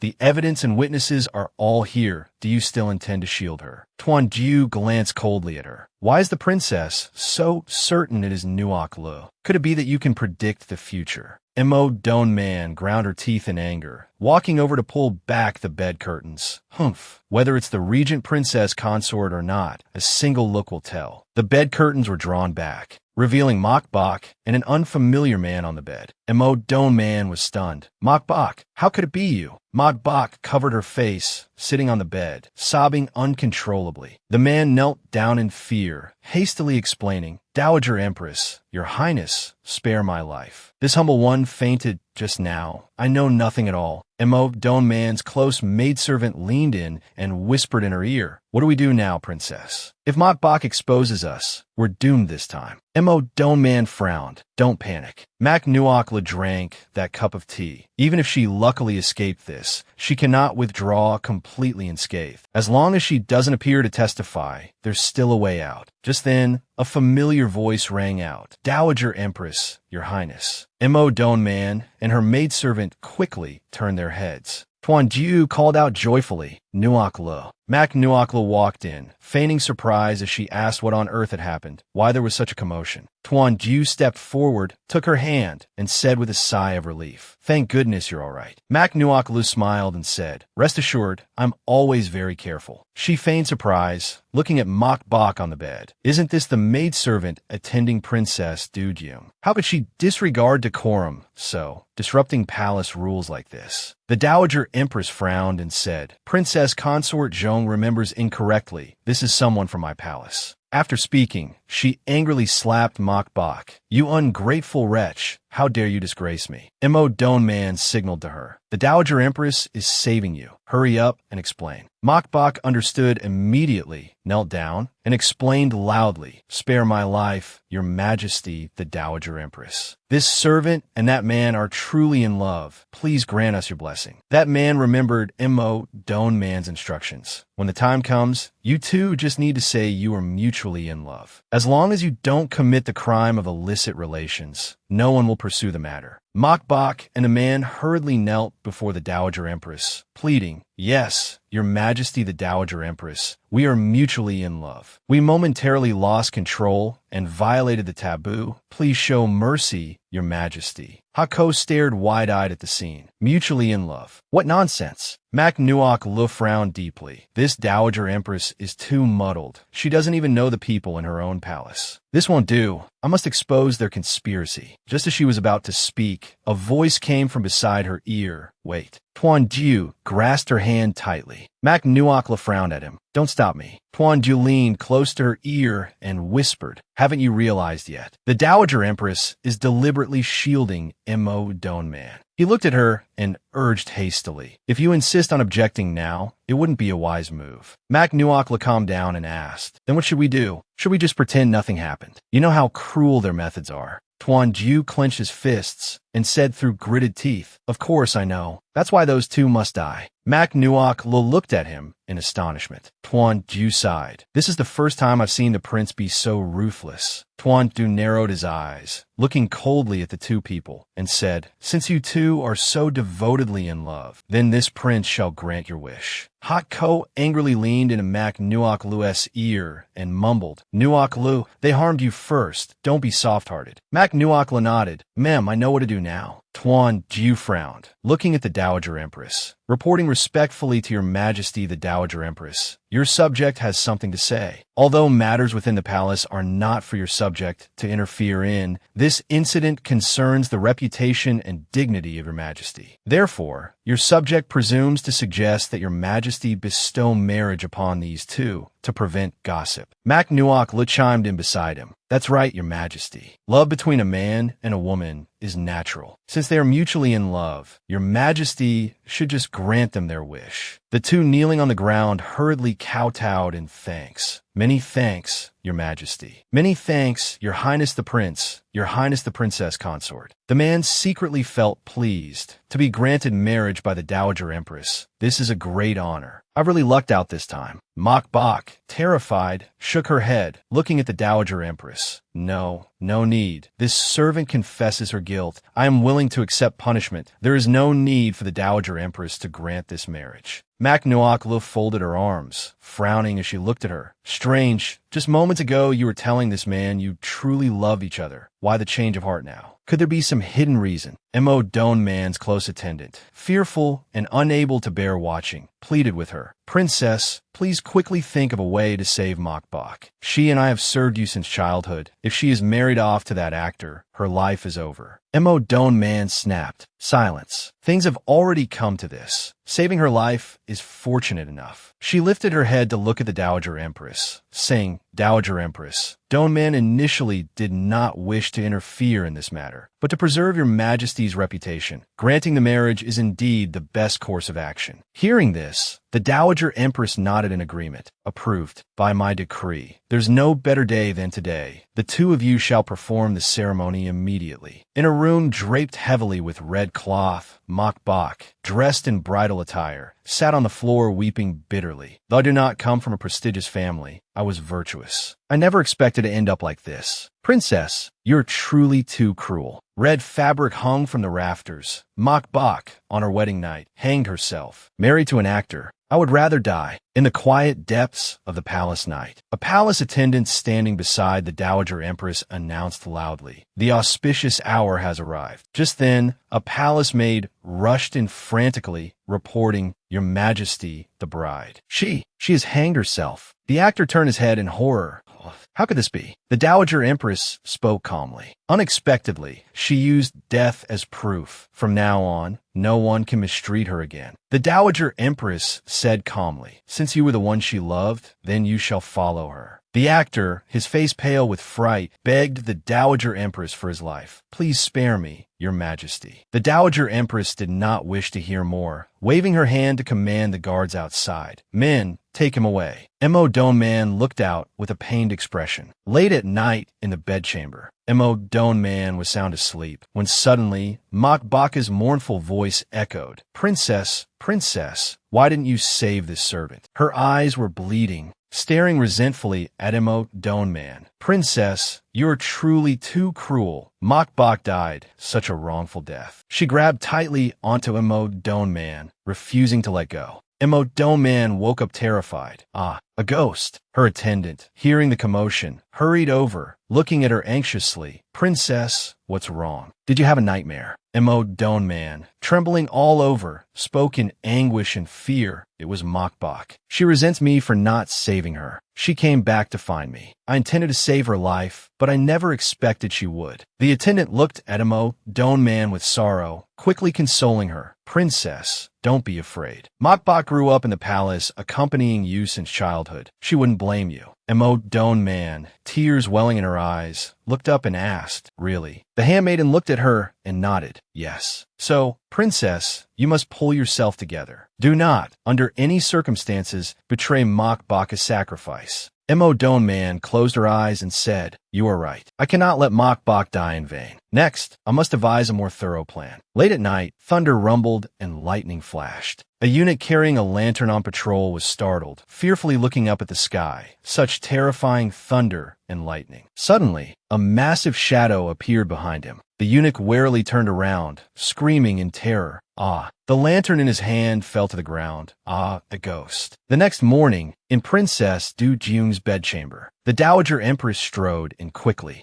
Mo Donman sat on the bed, trembling all over, crying out in fear, "Ghost, there's a ghost." Her close handmaiden looked at her worriedly. "Princess, do not be afraid. The Dowager Empress and the prince have arrived." Mo Donman trembled violently, clutching her head and screaming, "Ghost, there's a ghost." The Dowager Empress and Tuan Ju hurried forward to check on her. The Dowager Empress looked at Tuan Ju, frowning, and said, Princess Du Jung is of noble birth, a golden branch, and jade leaf. If someone is using ghosts to frighten her, I will absolutely not forgive them." Tuan Ju nodded. "Yes, your son will certainly investigate thoroughly." On the other side, Hako scolded angrily. "What nonsense about pretending to be gods and ghosts. I think she's just putting on an act herself." Mak Nuokla looked at Hako and said, "Who knows? Anyway, I don't believe in ghosts and spirits. I only believe in science. However, don't you find the layout of this room a bit strange?" Hako looked at her and replied, "Because the princess is a foreigner. The room's arrangement is also different." Mak Nuokla walked around the room, observing. She recalled the layout diagram of Mo Donman's bedchamber in her mind. Entering through the main door, there's a screen, then seashell decorations, followed by candles, and the inner furniture at the very back. Mak Nuokla lowered her head in thought. The screen obscures the inner furniture. Behind it is a tea table, upon which rests a seashell ornament. She looked up at the candles, then at the seashell decoration before her, then at the screen, frowning. The tea table, placed behind the candles, doesn't seem particularly unusual either. But overall, Hako suddenly noticed something amiss. There's a piece of cloth on the screen. This is the first time I've seen it. Mac Nuokla nodded. Exactly. Perhaps there's something suspicious about it. She lifted the cloth on the screen, discovering a small hole in the middle of the screen. As if understanding something, she looked at the small holes. I know now. She gently touched the small hole. This is it. Suddenly, a hand appeared. Mac Nuok Lu turned her head in surprise. Ho Chi Yu bowed towards her. Chi Yu pays respect to the princess consort Zhong. Mac Nuok Lu frowned, glancing at him. Dispense with the formalities. Ho Chi Yu looked at her and asked, does the princess consort Zhong also find this object unusual? Mac Nuok Lu pulled the cloth back down, replying nonchalantly, it's nothing, I was just taking a look. Excuse me. With that, she turned and left. Ho Chi Yu smiled at her. It seems you've discerned the secret of this room. Truly an intelligent woman. Hako looked curiously at Masi Nuosi Lu and asked, Nuosi Lu, what is it? Is there something wrong with what that person asked? Masi Nuosi Lu looked at her and replied, I can't quite put my finger on it. I just feel he's not simple. It's best to interact with him as little as possible. A moment later, Tuan Dayu entered,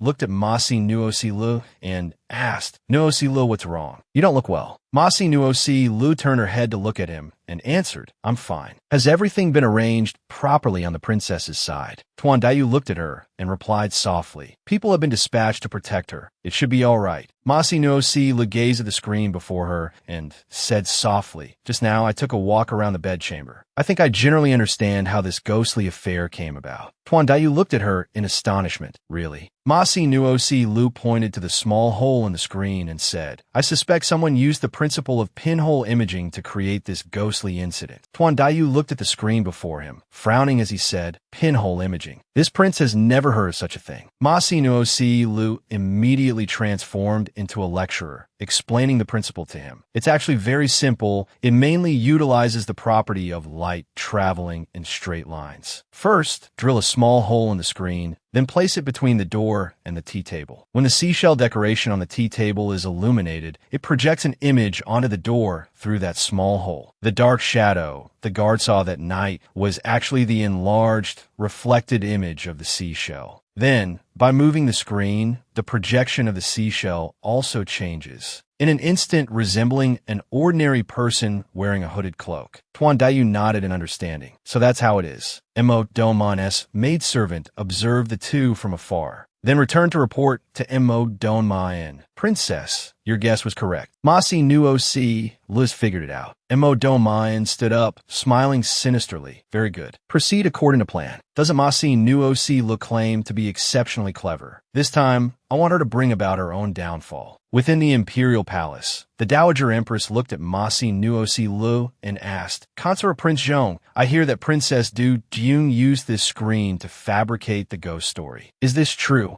Masi Nuosi Lu smiled and replied, that is indeed the case. Mo Donmaen put on a pitiful act, saying, you're talking nonsense. I've already been frightened to this extent. Why would I still lie to deceive people? Masi Nuosi Lu frowned, looking at her. Whether you are lying or not, you know best in your heart. I merely wish to expose the truth. She walked towards the screen. Hako rushed over, crying out in panic. This is bad, Nuosi Lu. Those small holes have disappeared. Masi Nuosi Lu touched the screen, frowning. How could this be? Unless. Mo Donmaen looked at her with a cold smile and asked, please continue, consort of Prince Zhong. Donmaen also wishes to know, what exactly is this truth you speak of? Masi Nuosi Lu glared angrily at her. You knew I had found the clue, so you destroyed the evidence. Hako looked at her worriedly and asked, what do we do now? Is it too late? Mac Nuok Lu frowned, saying, but I think hiding such a large screen wouldn't be easy. Seeing she remained silent, the Dowager Empress asked, Consort of Prince Zhong, why do you not continue? Mac Nuok Lu looked at the Dowager Empress and reported, Your Majesty, your servant has just carefully examined this screen and discovered it has been swapped by someone. Mo Donmaen shouted angrily, Nonsense. This is my bedchamber. Who could possibly play tricks behind my back? Mac Nuok Lu, refusing to back down, looked at her and questioned, what if the one who swapped it was the princess herself? Mo Donmaen yelled, you are falsely accusing me. She turned to the Dowager Empress, saying, Your Majesty, Don Man traveled a great distance to Dongtang, only to be falsely accused like this. May I ask if this is how Dongtang treats its guests? Her handmaiden also hurriedly knelt and chimed in. Indeed, Your Majesty, the princess was awake all night, and this morning she was taken away for investigation. Many people saw it. Isn't it that the consort of Prince Zhong wants to frame our princess, but couldn't find any evidence? So now she's just spouting nonsense to cover it up. Mak Nuok Lun narrowed her eyes in anger. The two of you, mistress and servant, are clearly acting guilty. Now you twist black into white, framing others as more like it. The Dowager Empress snapped. Insolent. How can the dignified consort of Prince Zhong speak so disrespectfully? Tuan Ju quickly stepped forward to defend Mak Nuok Lu. Your Majesty, Nuok Lu misspoke only because she was overly anxious. As soon as the swap screen is found, the truth will naturally come to light. The Dowager Empress frowned at him and said, Very well, I grant you one chance. If you fail to find this so-called evidence, you should know the crime of covering up faults. Tuan Ju nodded. Yes, Your Majesty. That handmaiden looked at Mo Don Man and said confidently, Rest assured, Princess, your servant has made all preparations. I guarantee they won't find it. A moment later, Mak Nuok Lu and Tuan Ju left together. Mak Nuok Lu frowned, saying, Strange, where on earth could that screen be hidden? Tuan Ju also frowned, saying, We've searched the entire bedchamber. Could it have been moved outside the hall? That screen isn't small. Moving it out would surely attract attention. Unless... Mak Nuok Lu suddenly spoke up. What they saw wasn't fundamentally a screen. The guard outside let out a long yawn. Mak Nuok Lu and Tuan Ju glanced at him. Seeing the two approach, the guard hurriedly knelt in salute. Greetings, Your Highness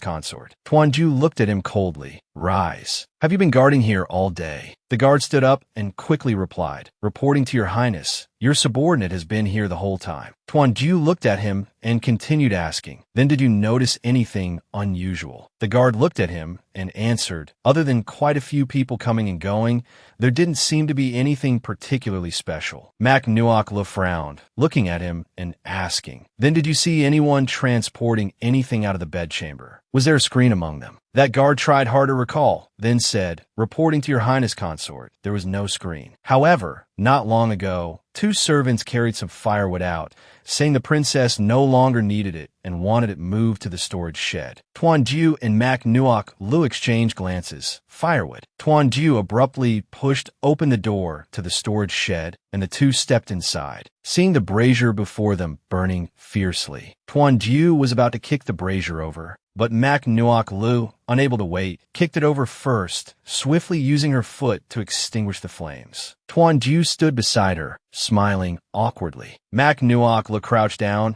and picked up a piece of unburnt fabric, her expression darkening. Tuan Ju, look, this is fabric from the screen. A moment later, the burnt brazier was placed in the middle of the main hall. The Dowager Empress spoke. This is the so-called evidence. Mak Nuok Lu looked at the Dowager Empress and hurriedly reported, Your Majesty, by the time His Highness and I reached the storage shed, the screen had already been destroyed, so we could only find these fabric scraps. Mo Don Man glared at her angrily, questioning, Just based on these few scraps, what right do you have to say it was in this princess's bedchamber? Mak Nuok Lu narrowed her eyes at her. The proof is that it's embroidered using the techniques of the northern Lu country. The maidservant beside Mo Don Man feigned innocence. Your Highness, the consort, you misunderstand. Those scraps are just from clothes that were no longer usable, so this servant burned them. Mak Nuok Lu looked at her furiously and snapped. What kind of clothes require running to the storage shed to burn? You are clearly lying. Mo Don Man glared at her and shouted, It is not your place to discipline this princess's maidservant. Seeing the three about to argue again, the Dowager Empress waved her hand angrily. Enough. She rubbed her temples wearily. If Consort Zhong cannot find that screen, then nothing can be proven. Let this matter be dropped. Mak Nuok Lu frowned at her. Dowager Empress, this is clearly unfair. Your servant is not convinced. The Dowager Empress stood up angrily and scolded her. How audacious. Consort Zhong has such nerve, daring even to oppose us. Tuan Ju quickly stepped forward to defend her. Dowager Empress, Nuok Lu is merely concerned that the imperial dignity might be affected by ghostly matters. The Dowager Empress angrily cut him off. Silence. We see it is precisely your excessive indulgence that has made Consort Zhong rely on favor to become arrogant, having no regard for anyone, even daring to defy our decree. Consort Zhong is headstrong and willful, acts recklessly, and is disrespectful to superiors, lacking the proper demeanor of a consort. She is sentenced to 1 month of confinement, copying Buddhist scriptures to cultivate her character. During this time, she is forbidden from seeing Prince Zhong. The Dowager Empress sat back down, looking kindly at Imo Donman. Furthermore, the princess's bedchamber has long been plagued by a malevolent aura, which will surely affect the princess's precious health. In our opinion, it would be better for the princess to choose another bedchamber to reside in. Imo Donman looked at the Dowager Empress gratefully. Thank you for your concern, Dowager Empress. However, Donman has a request to make. The Dowager Empress looked at her gently. Speak freely. Imo Donman's cheeks flushed slightly as she said softly, to be honest, Donman came to Eastern Shung this time because of Prince Zhong. If we are speaking of bedchambers, Donman wishes to move directly into Prince Zhong's residence. Tuan Jiu and Mak Nuok Lu frowned in astonishment, their gazes fixed upon her. Mak Nuok Lu was so incensed her entire body went rigid. So, this was her true aim all along. Tuan Jiu delivered a cold refusal. The princess possesses a noble status. Residing within Prince Zhong's residence is truly improper. The Dowager Empress offered a smile, saying, I find it quite suitable. After all, Prince Zhong's residence is heavily guarded by troops, capable of ensuring the princess's safety. Let it be decided thus. Imo Donman smiled in return. Donman expresses her gratitude to the Dowager Empress. A smug smile touched her lips. How wonderful. This way, I can see Tuanju every single day. It appears my performance that day was not subpar. At Prince Zhong's residence, a grand carriage halted at the entrance, while servants bustled about, diligently moving belongings both in and out. Imo Donman's handmaiden spoke with delight. Congratulations, princess. With the consort currently confined, you now have the opportunity to grow closer to His Highness. Imo Donman lifted a mirror to her face, pursing her lips into a satisfied smile. Not bad at all. From outside, a loud voice announced, Prince Zhong arrives. The handmaiden urgently prompted Imo Donman. Quickly, princess, Prince Zhong has come to see you. Imo Donman gazed at her reflection, asking gently, how are my hairstyle and makeup? Am I beautiful? The handmaiden smiled back, exceedingly beautiful. Imo Donman hastened out to welcome him. Tuan Jiu has arrived. Tuan Jiu stated coldly. Everyone stepped forward. A contingent of soldiers abruptly materialized behind him. Imo Donman stared at him, aghast. Tuan Jiu, what is the meaning of this? Tuan Jiu regarded her, his eyes brimming with glacial coldness. These are all guards meticulously chosen by this prince. Starting today, they shall rotate shifts day and night, tasked with escorting and safeguarding the princess's security. Having said this, he turned to the soldiers behind him and commanded, completely surround this chamber. No suspicious individuals are permitted entry, nor is the princess allowed to depart at her own discretion. The soldiers chorused in reply, understood. Imo Donman screamed in fury. Well played, Tuan Jiu. This is nothing but house arrest in disguise. Tuan Jiu shot her a glance and retorted. The Dowager Empress has issued a command. This prince dares not be negligent. I implore the princess's forgiveness. A soldier advanced, addressing Imo Donman. Princess, kindly return to your room.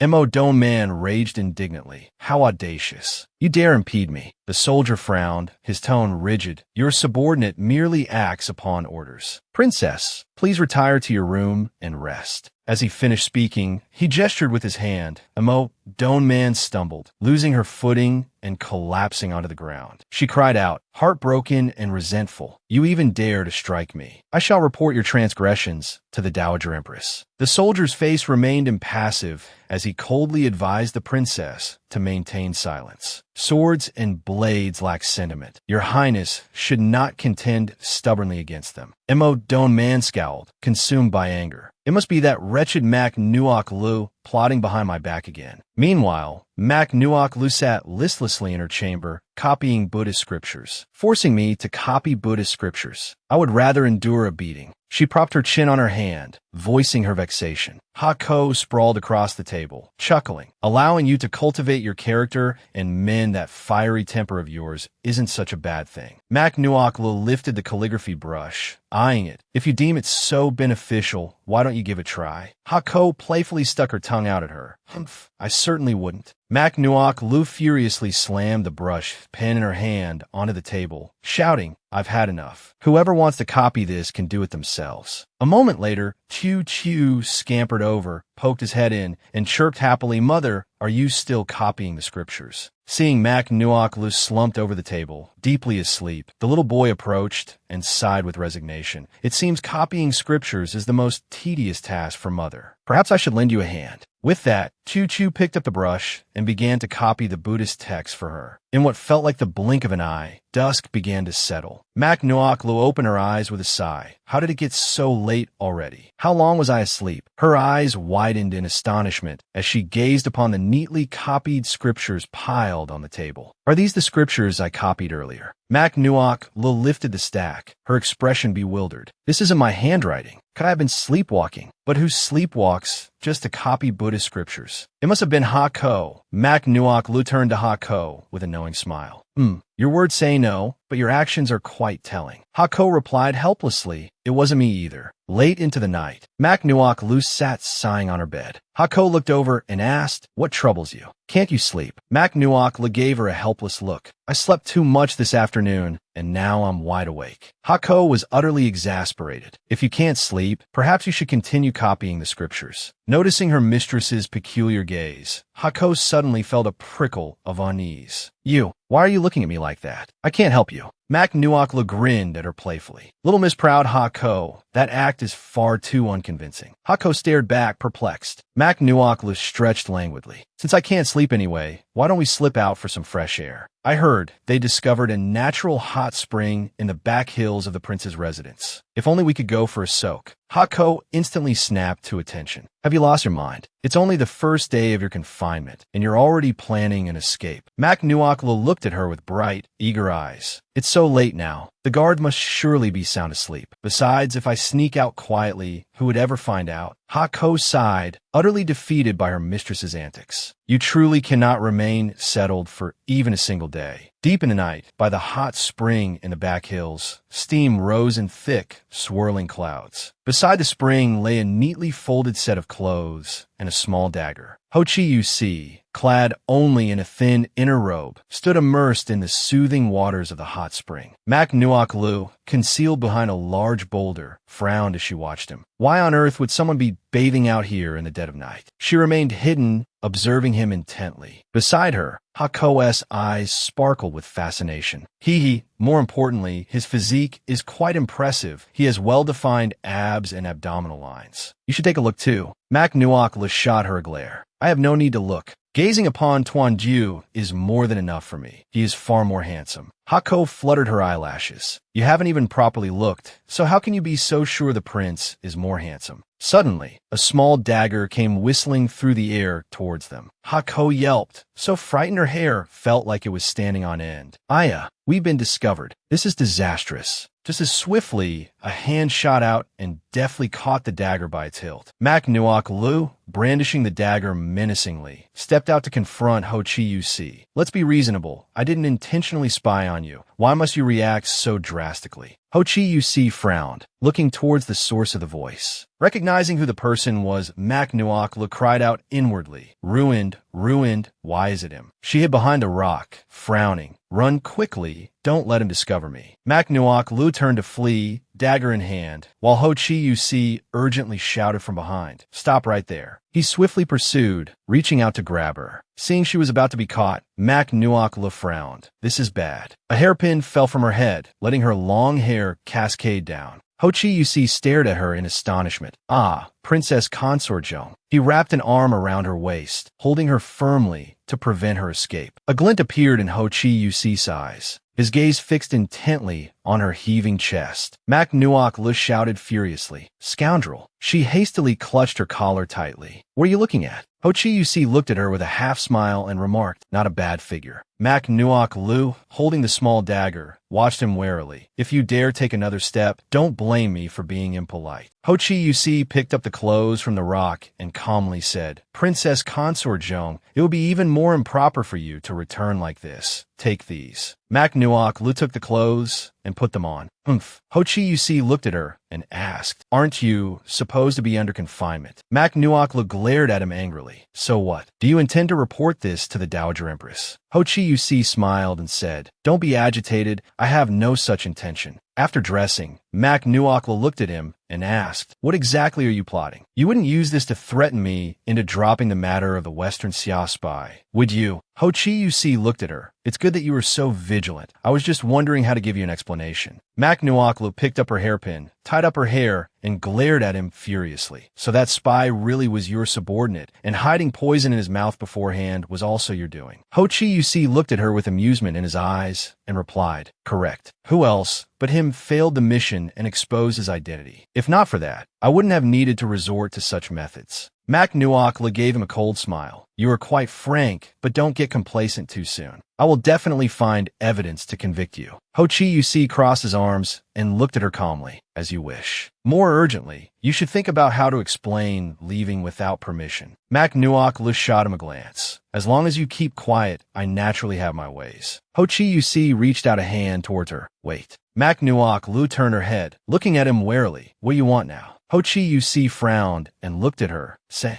"That dagger belongs to me. I'm afraid I cannot gift it to you." Mak Nuok Lu narrowed her eyes at him, as if I wanted to keep it. She then handed the dagger to him. Ho Chi Yusi accepted the dagger, watched Mo Rule's departing figure with interest. Things seemed to be getting more and more interesting. The next morning at the prince's residence, Xiao Gu entered carrying clothes, looked at Mo Rule, who had just woken up and was sitting on the bed, and said, "Princess Consort, it's already the hour of the dragon. This servant has come to attend to your washing and grooming." Mo Rule lowered her eyes and murmured, "Is it that late already?" She got off the bed, looked at Xiao Gu, and asked, "Xiao Gu, where is His Highness? Has he gone to the palace again?" Xiao Gu placed the water basin on the table, looked at her, and replied, reporting to the princess consort, "His Highness is currently in the main hall receiving the third prince of the Western Xia Kingdom and Princess Diyu." Mo Rule leaped up in astonishment, exclaiming, "What did you say?" A moment later, after changing her clothes, Mo Rule hurriedly rushed outside. She furrowed her brow tightly. "What is that fellow doing here? Could it be he wants to expose me?" Xia Ji, perched on her shoulder, cried out dizzily, "Slow down a bit, I'm getting dizzy." Inside the room, Sun Yao and Hu Jiyu were seated, while Mu Duanmin stood beside them, observing the two men. Mo Rule ran quickly, hastily adjusting her attire as she reached the doorway. Sun Yao turned his head in surprise, looked at her, and asked, "Rule, why have you come here?" Mo Rule, covered in sweat, forced a smile and said, "I heard your highness was receiving the envoy from the Western Xia Kingdom, so your consort came to see if everyone needed anything." Mu Duanmin frowned, looked at her, and reminded sharply, "What does Prince Zhong receiving the envoy have to do with you? Don't forget you are still under confinement." Mo Rule crossed her arms, looking at her with a cold smile. "I'm the Princess Consort Zhong. Entertaining guests in the prince's residence has always been my responsibility. If it doesn't concern me, could it possibly concern you, an outsider?" Mu Duanmin grew furious, pointed at her, and shouted loudly, "The Empress Dowager decreed your confinement, explicitly stating you are not to meet Sun Yao. You are defying the imperial decree." Mo Rule clenched her fists in anger. "Humph, you really intend to threaten me?" A gentle voice interjected, "Hold on." Sun Yao stepped forward, embracing her comfortingly. Mo Rule frowned, looked at him, and asked, "Why are you stopping me?" Sun Yao turned her around gently and said softly, "You cannot cause trouble now, otherwise the Empress Dowager will punish you again." Mo Rule pouted, looking at him, but Sun Yao looked at her confidently and said, "Leave it to me." He turned his head, looking coolly at Mu Duanmin, and said, "Princess Diyu, it seems the princess has misunderstood the Empress Dowager's decree." Mu Duanmin frowned. What do you mean? Sun Yao calmly stated. The Empress Dowager can find rule, but she never specified it had to be within her room. As long as she does not leave the prince's residence, it does not count as defying the decree. As for rule meeting me privately, that is even more baseless. Aren't you two present right here? Mu Duanmin was rendered speechless at this moment. Hu Jiu also spoke up. Indeed, Princess Consort Zhong has certainly not defied the decree. Princess Diu, please don't stir up trouble. Mu Duanmin was so angry tears welled up. You people twist words and force logic. Just you wait. Mo Rule stood beside, looking at her smugly. Take care on your way out. No need to see you off. Returning to her room, Mu Duanmin angrily swept everything off the table with her hand. This infuriates me to death. A small porcelain vase fell to the ground, shattering into pieces. Her lady-in-waiting beside her was anxious to the point of tears. Princess, calm your anger somewhat. Don't let fury harm your body. Mo Duanmin indignantly said. Quickly, summon Kyoko here. I refuse to believe that wretched woman has no flaws whatsoever. A moment later, Kyoko arrived carrying a set of clothes to meet Mo Duanmin, reporting to the princess. These are the clothes this servant discovered today while tidying the princess consort's room. Please examine them. Mo Duanmin took the clothes and examined them closely. Judging by the style, they were men's garments. Are these Prince Zhong's? Kyoko answered affirmatively, reporting to the princess. This servant has served the prince for many years and can confirm these are not the prince's clothes. Furthermore, the princess consort deliberately hid them. There must be some hidden affair. Mo Duanmin's close lady-in-waiting took the clothes and said, Princess, look at this embroidery pattern. It doesn't resemble the needlework of Dong Sheng. Moreover, the fabric is of the highest quality. Mo Duanmin smiled sinisterly. So this means this is evidence of Mak Nuok Li's illicit affair with a foreign envoy. Kyoko looked at her and asked, then what does the princess intend to do next? Mo Duanmin waved her hand, ordering her, you return first. Remember not to alert the snake by striking the grass. Kyoko quickly replied, yes, this servant takes her leave. After Kyoko left, Mo Duanmin ordered her lady-in-waiting, that Kyoko is also untrustworthy. Take these clothes and investigate. The lady-in-waiting hastily agreed, then suddenly exclaimed, Princess, this servant remembers now. The pattern on these clothes is very familiar. It's what the third prince of the Western Xia Kingdom wore during the banquet. In the pavilion, tea from the rear garden was laid out on the table. Ho Chi Yu picked up a teacup and said with a smile, fragrant as orchids, tastes like sweet dew, truly fine tea. Mak Nuok Lu, standing beside him pouring a light cup of tea, said softly, the third prince has excellent taste. Ho Chi Yu looked at her and asked, today, the princess consort's attitude towards this prince is somewhat unusual. Could it be because? Mak Nuok Lu quickly interrupted him. Because the third prince is an esteemed guest from afar. Naturally, I cannot be discourteous. She pushed the teacup towards him, her eyes fierce. Please have some tea. Ho Chi Yu picked up the teacup and drank. Mak Nuok Lu inwardly lamented.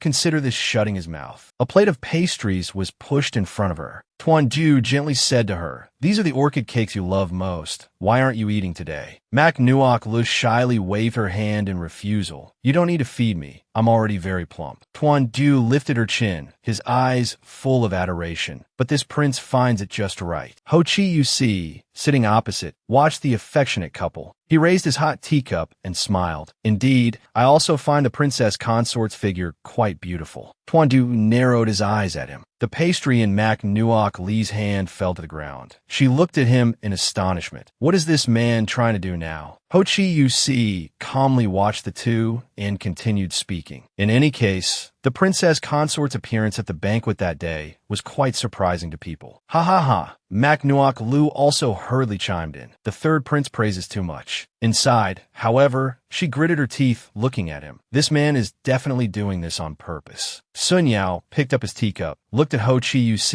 and asked, that's right, the third prince suddenly visited today. I wonder what the matter is. Ho Chi Yu looked at him and said, Chi Yu heard that the central prince is highly skilled in horse riding and archery, capable of hitting prey from 100 meters away. Therefore, I sincerely invite the central prince to participate in the autumn hunting festival at Loch Min Mountain 5 days from now. He handed the invitation card to Sun Yao, smilingly asked, I wonder what the Central Prince thinks. Mak Nuok Lee's eyes lit up. Hunting. This is their forte. Sun Yao looked at her helplessly. Don't even think about it. You are still under confinement. He accepted the invitation card, looked at Ho Chi Uc, and replied, since the third prince has shown such kindness, this prince will definitely attend. The two men narrowed their eyes, looking at each other. Ho Chi Uc coldly looked at him and performed a salute. The Central Prince is indeed straightforward. Then we shall meet again in 5 days. After speaking, he left. Mak Nuoklin narrowed her eyes warily, watching him. This man's thoughts are unfathomable. Who knows if he will pull any tricks during the hunting festival? Sun Yao looked at her, pulled her into his embrace, and asked, do you find him more handsome than me? Mak Nuoklu forced a smile. Of course not. Sun Yao refused to let it go, looking at her and asking, then why did you keep staring at him? Mak Nuoklu quickly waved her hands to explain, I was just worried he might cause trouble during the hunting festival. Sun Yao snorted coldly, holding her shoulder tightly. Let's see if he has the ability to cause trouble. Also, from now on, you're not allowed to look at him, nor get close to him. Mak Nuokla looked at him helplessly. Seeing her silence, Sun Yao immediately asked, why aren't you saying anything? Could it be that there's something between you and him? Muduan means maidservant, standing far off, sneered. It seems the Central Prince is already suspicious. It will be easier to make a move next. She stealthily opened the door to Mak Nuok Lee's room and came out. Xiao Xiao, hiding in a corner, watched her. Why did she come out of Mother's room? Over here. Mak Nuokla lowered her head guiltily and said, I'm sorry. I shouldn't have hidden it from you.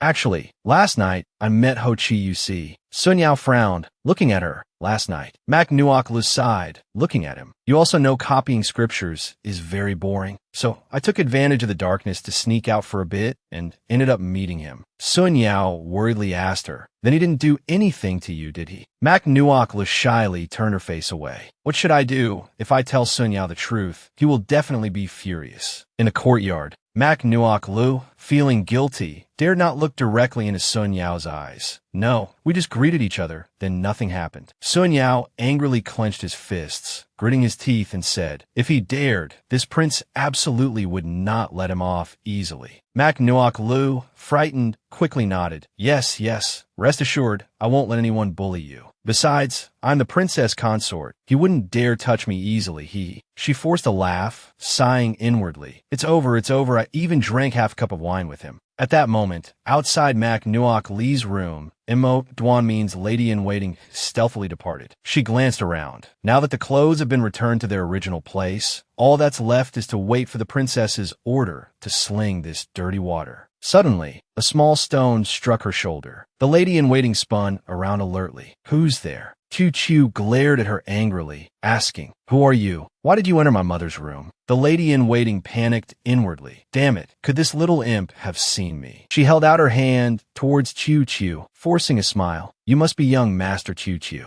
Please don't misunderstand. I just came to see if the princess consort's room was lacking anything. Chu Chu snorted coldly, slapping her hand away. Don't touch me. I don't believe you. Seeing Chu Chu run off, the lady-in-waiting shouted in panic. You rotten brat, just you wait. A moment later, upon finding Mak Nuok Lu, Chu Chu hurriedly shouted, Mother, mother, I finally found you. Mak Nuok Lu turned to look at the boy, asking, Chu Chu, what's wrong? Why are you in such a rush? Chu Chu quickly ran up to her and said, Chu Chu just saw a strange woman enter your room. She definitely means to harm you. Mak Nuok Lee's expression changed. Oh no, those clothes. Mak Nuok Lu rushed back to her room, lifted the bed curtain, and looked at the clothes on the bed. She frowned. I clearly left it on this side. Now it's been moved over there. Someone definitely touched it. Hako frowned, saying, I didn't expect them to find out so quickly. What do you plan to do? Mak Nuok crossed her arms and sneered. They will definitely claim that I have a relationship with the owner of these clothes. We can only use a goading tactic. Central Prince's residence. Chu Chu carried a small tray into the room. Mother, here are the sulfur and gunpowder you wanted. Looking at the powder and sand on the tray, Mak Nuok Lu said excitedly, Good, now we can set up the mechanism. I want to see who dares to come steal my things again. Chu Chu looked at her and asked, Mother, what kind of mechanism do you want to set up? Gan tiu tiu li dan. Mak Nuok Lu smiled gently, stroking the boy's head. Of course you can. Mother will teach you. A moment later, a molded lump of clay sat on the table. Mak Nuok Lu seriously taught Chu Chu. This is called an earth firecracker. When you throw a heart onto the ground, the friction from the sand inside generates heat, which then ignites the sulfur and gunpowder. It will cause an explosion, making it a very good tool for scaring people. Qiu Qiu's eyes lit up as he looked at the clay lump. Wow, it's that amazing.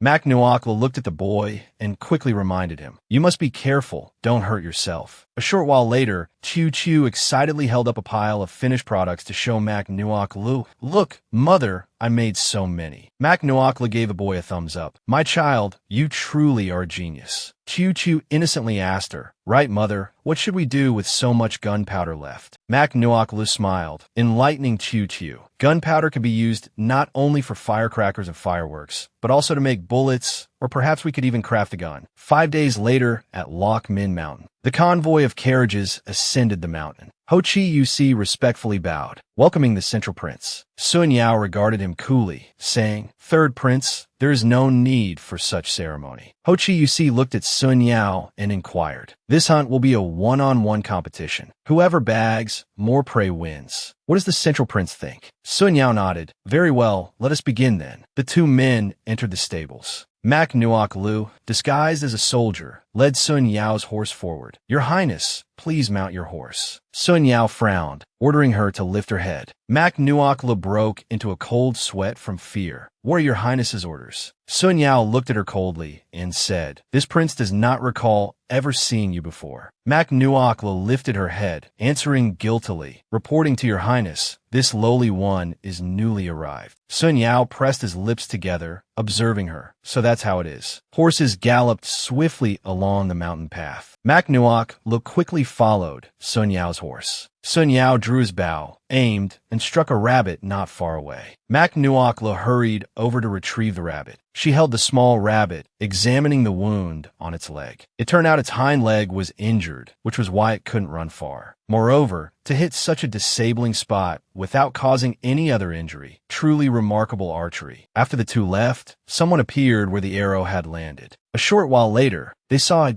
deer passing by alone. Sun Yao drew his bow and took aim. Mac Nuaklu, standing beside him, vigilantly turned her head. Seeing an arrow flying towards them, she cried out in alarm, "Sun Yao, be careful." Sun Yao swiftly pulled her into his arms and dodged aside. This foolish woman. The arrow grazed past them, embedding itself in a tree trunk. Mac Nuakla looked worriedly at Sun Yao, asking, "Your Highness, are you all right?" Sun Yao gave a cold snort, looking at her, "Humph," as if an arrow like that could possibly injure this prince. Mac Nuakla quickly held up the small rabbit, forcing a smile. It was this subordinate who worried too much. But the situation just now was truly perilous. Sun Yao put his arm around her waist, frowning as he spoke. "Knowing the danger, yet you still rushed forward. Do you wish for this prince to become a widower?" Mac Nuakla looked at him in astonishment, asking, "You recognized me. Then why didn't you expose me earlier?" Sun Yao smiled, holding her tighter. "This prince was merely curious to see how long you intended to keep up the act." Mac Nuakla puffed her cheeks in annoyance and turned her face away. "Humph, if I had known you would find out anyway, I wouldn't have gone through all this trouble." Sun Yao looked at her with an indulgent smile.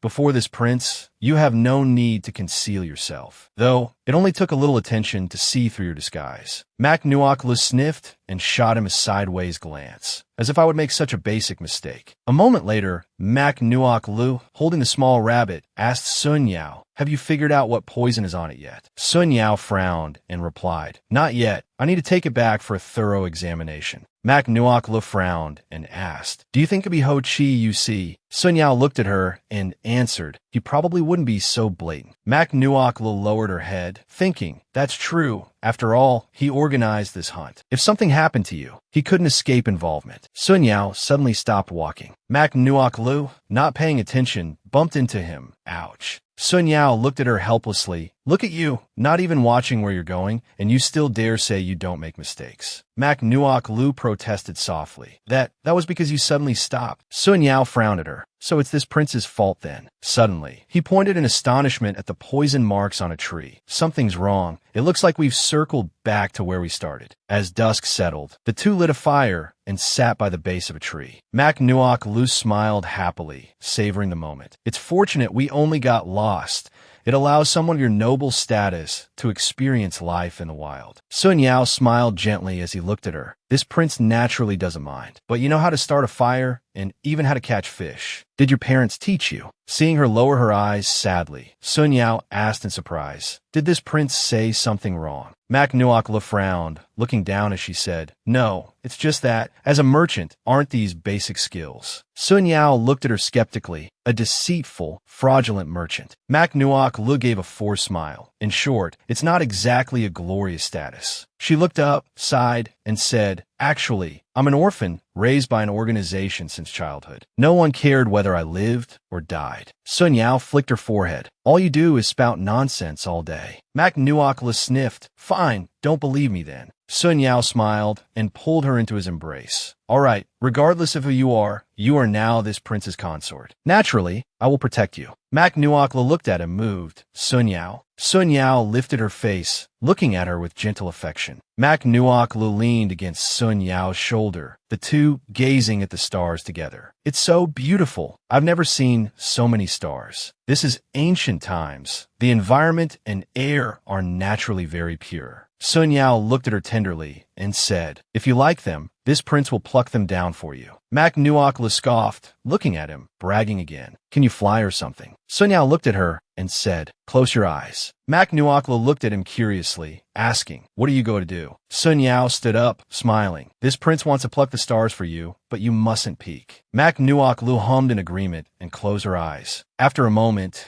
a gentle voice sounded. All right. Sun Yao whispered beside Mak Nuokla's ear. You can open your eyes now. Sun Yao opened his hands, and fireflies flew out. Mak Nuokla looked at them in astonishment. These are fireflies. Her eyes filled with happiness and tenderness. Where did you find so many fireflies? Sun Yao leaned close to her ear, asking gently, well, do you like it? Mak Nuokla smiled in response. She gently touched a firefly. This is the first time I've seen so many fireflies. Sun Yao, look, it even landed on my hand. Mak Nuokla watched the firefly on her hand slowly fly away, feeling a sense of disbelief. I never thought I would experience a day like this. She recalled a memory from her childhood. An angry shout echoed. Stop right there. A thin little girl, covered in dirt, clothes tattered, clutched some money and ran. The woman behind her shrieked shrewishly, catch that little thief. The little girl ran to the front of shop, watching another little girl happily holding a butterfly, looking up at her mother with admiration. Mommy, the butterfly is so beautiful. The woman smiled, stroking the girl's head. Yes, beautiful, just like my beloved daughter. The ragged little girl ran to the shop entrance, peering inside with longing eyes. Suddenly, a woman rushed over and struck the little girl. Let's see where you run now. You little brat, believe I won't break your hand. The little girl lay prone on the ground, her eyes still fixed on the shop with yearning. Returning to the present, Mak Nuokla turned to Sun Yao and said, I've decided. Sun Yao asked gently, decided what? Mak Nuokla stepped in front of him, stood slightly on her toes, and lightly kissed Sun Yao's lips to choose tonight as my favorite night since coming here. Sun Yao's cheeks flushed red as he looked at her in surprise. He pulled her into a tight embrace. They looked at each other happily. Sun Yao gently laid Mak Nuokla down on the ground. He removed his clothes, revealing his firm muscles. Sun Yao leaned down, undressing Mak Nuokla, kissing every inch of her skin. Mak Nuokla wrapped her arms tightly around his neck. Their hands clasped tightly together. The next morning, Mak Nuokla slowly opened her eyes. She looked tenderly at Sun Yao, sleeping soundly beside her. Mak Nuokla propped up her chin, her finger lightly touching Sun Yao's lips. Suddenly, her hand was grasped firmly by a large hand. Sun Yao opened his eyes and smiled at her awake. Mak Nuokla looked at him and softly hummed an affirmation. Sun Yao gently caressed her cheek. You were so tired last night. Why not sleep a little longer? Mak Nuokla stammered shyly. I'm not tired. You should sleep a bit more. Sun Yao looked at her and asked, not tired. Could it be that this prince wasn't good enough? He moved closer, wanted to kiss her. Mak Nuokla turned her face away in embarrassment, saying loudly, that's not what I meant. Hurry up and get up. After getting dressed properly, Mak Nuokla looked at Sun Yao and said, let's go find some wild fruits. After eating, we'll find our way out. Sun Yao walked over to her side and said gently, this prince will go with you. Mak Nuokla hastily replied in embarrassment, no need. I can handle such a small task task myself. Mac Nuokla looked at the few fruits on the cloth, humming a tune as she walked. A black and white snake suddenly appeared behind her, opening its mouth to attack her. The fruits fell to the ground. Mac Nuok Lee's face changed color as she watched the patterned snake bite her hand. Damn it, it's a patterned snake. She raised her fist and punched it once. The patterned snake fainted. The patterned snake's venom is very potent. If the poison isn't neutralized in time, I could very well die from suffocation. Mac Nuok Lee used her teeth to tear a piece of cloth and quickly tied it tightly around her arm. But this was ancient times. The only way was to think of how to suck the venom out. Just then, the patterned snake regained consciousness, opening its mouth and looking at her fiercely. Mac Nuok Lee's face paled. Not good, it's awake. Suddenly, an arrow shot forth, hitting the patterned snake right in the neck. Sun Yao stood in the distance, his hand still holding the bow, and arrow. Nuok Lu, what happened to you? Mac Nuok lay in Sun Yao's arms, speaking weakly. Sun Yao, I'm so sleepy. Sun Yao pushed up her sleeve and saw the snake bite area had already turned purple. He immediately frowned. Damn it, the venom has already started to spread. Sun Yao gently placed Mac Nuok Lu on the ground, tore her sleeve, and lowered his head to suck the venom from her arm. This prince will not let anything happen to you. Mac Nuok Lu broke out in a cold sweat, gasping for breath, her hazy eyes watching Sun Yao suck the venom from her arm. His eyes, filled with worry and fear, looked at her.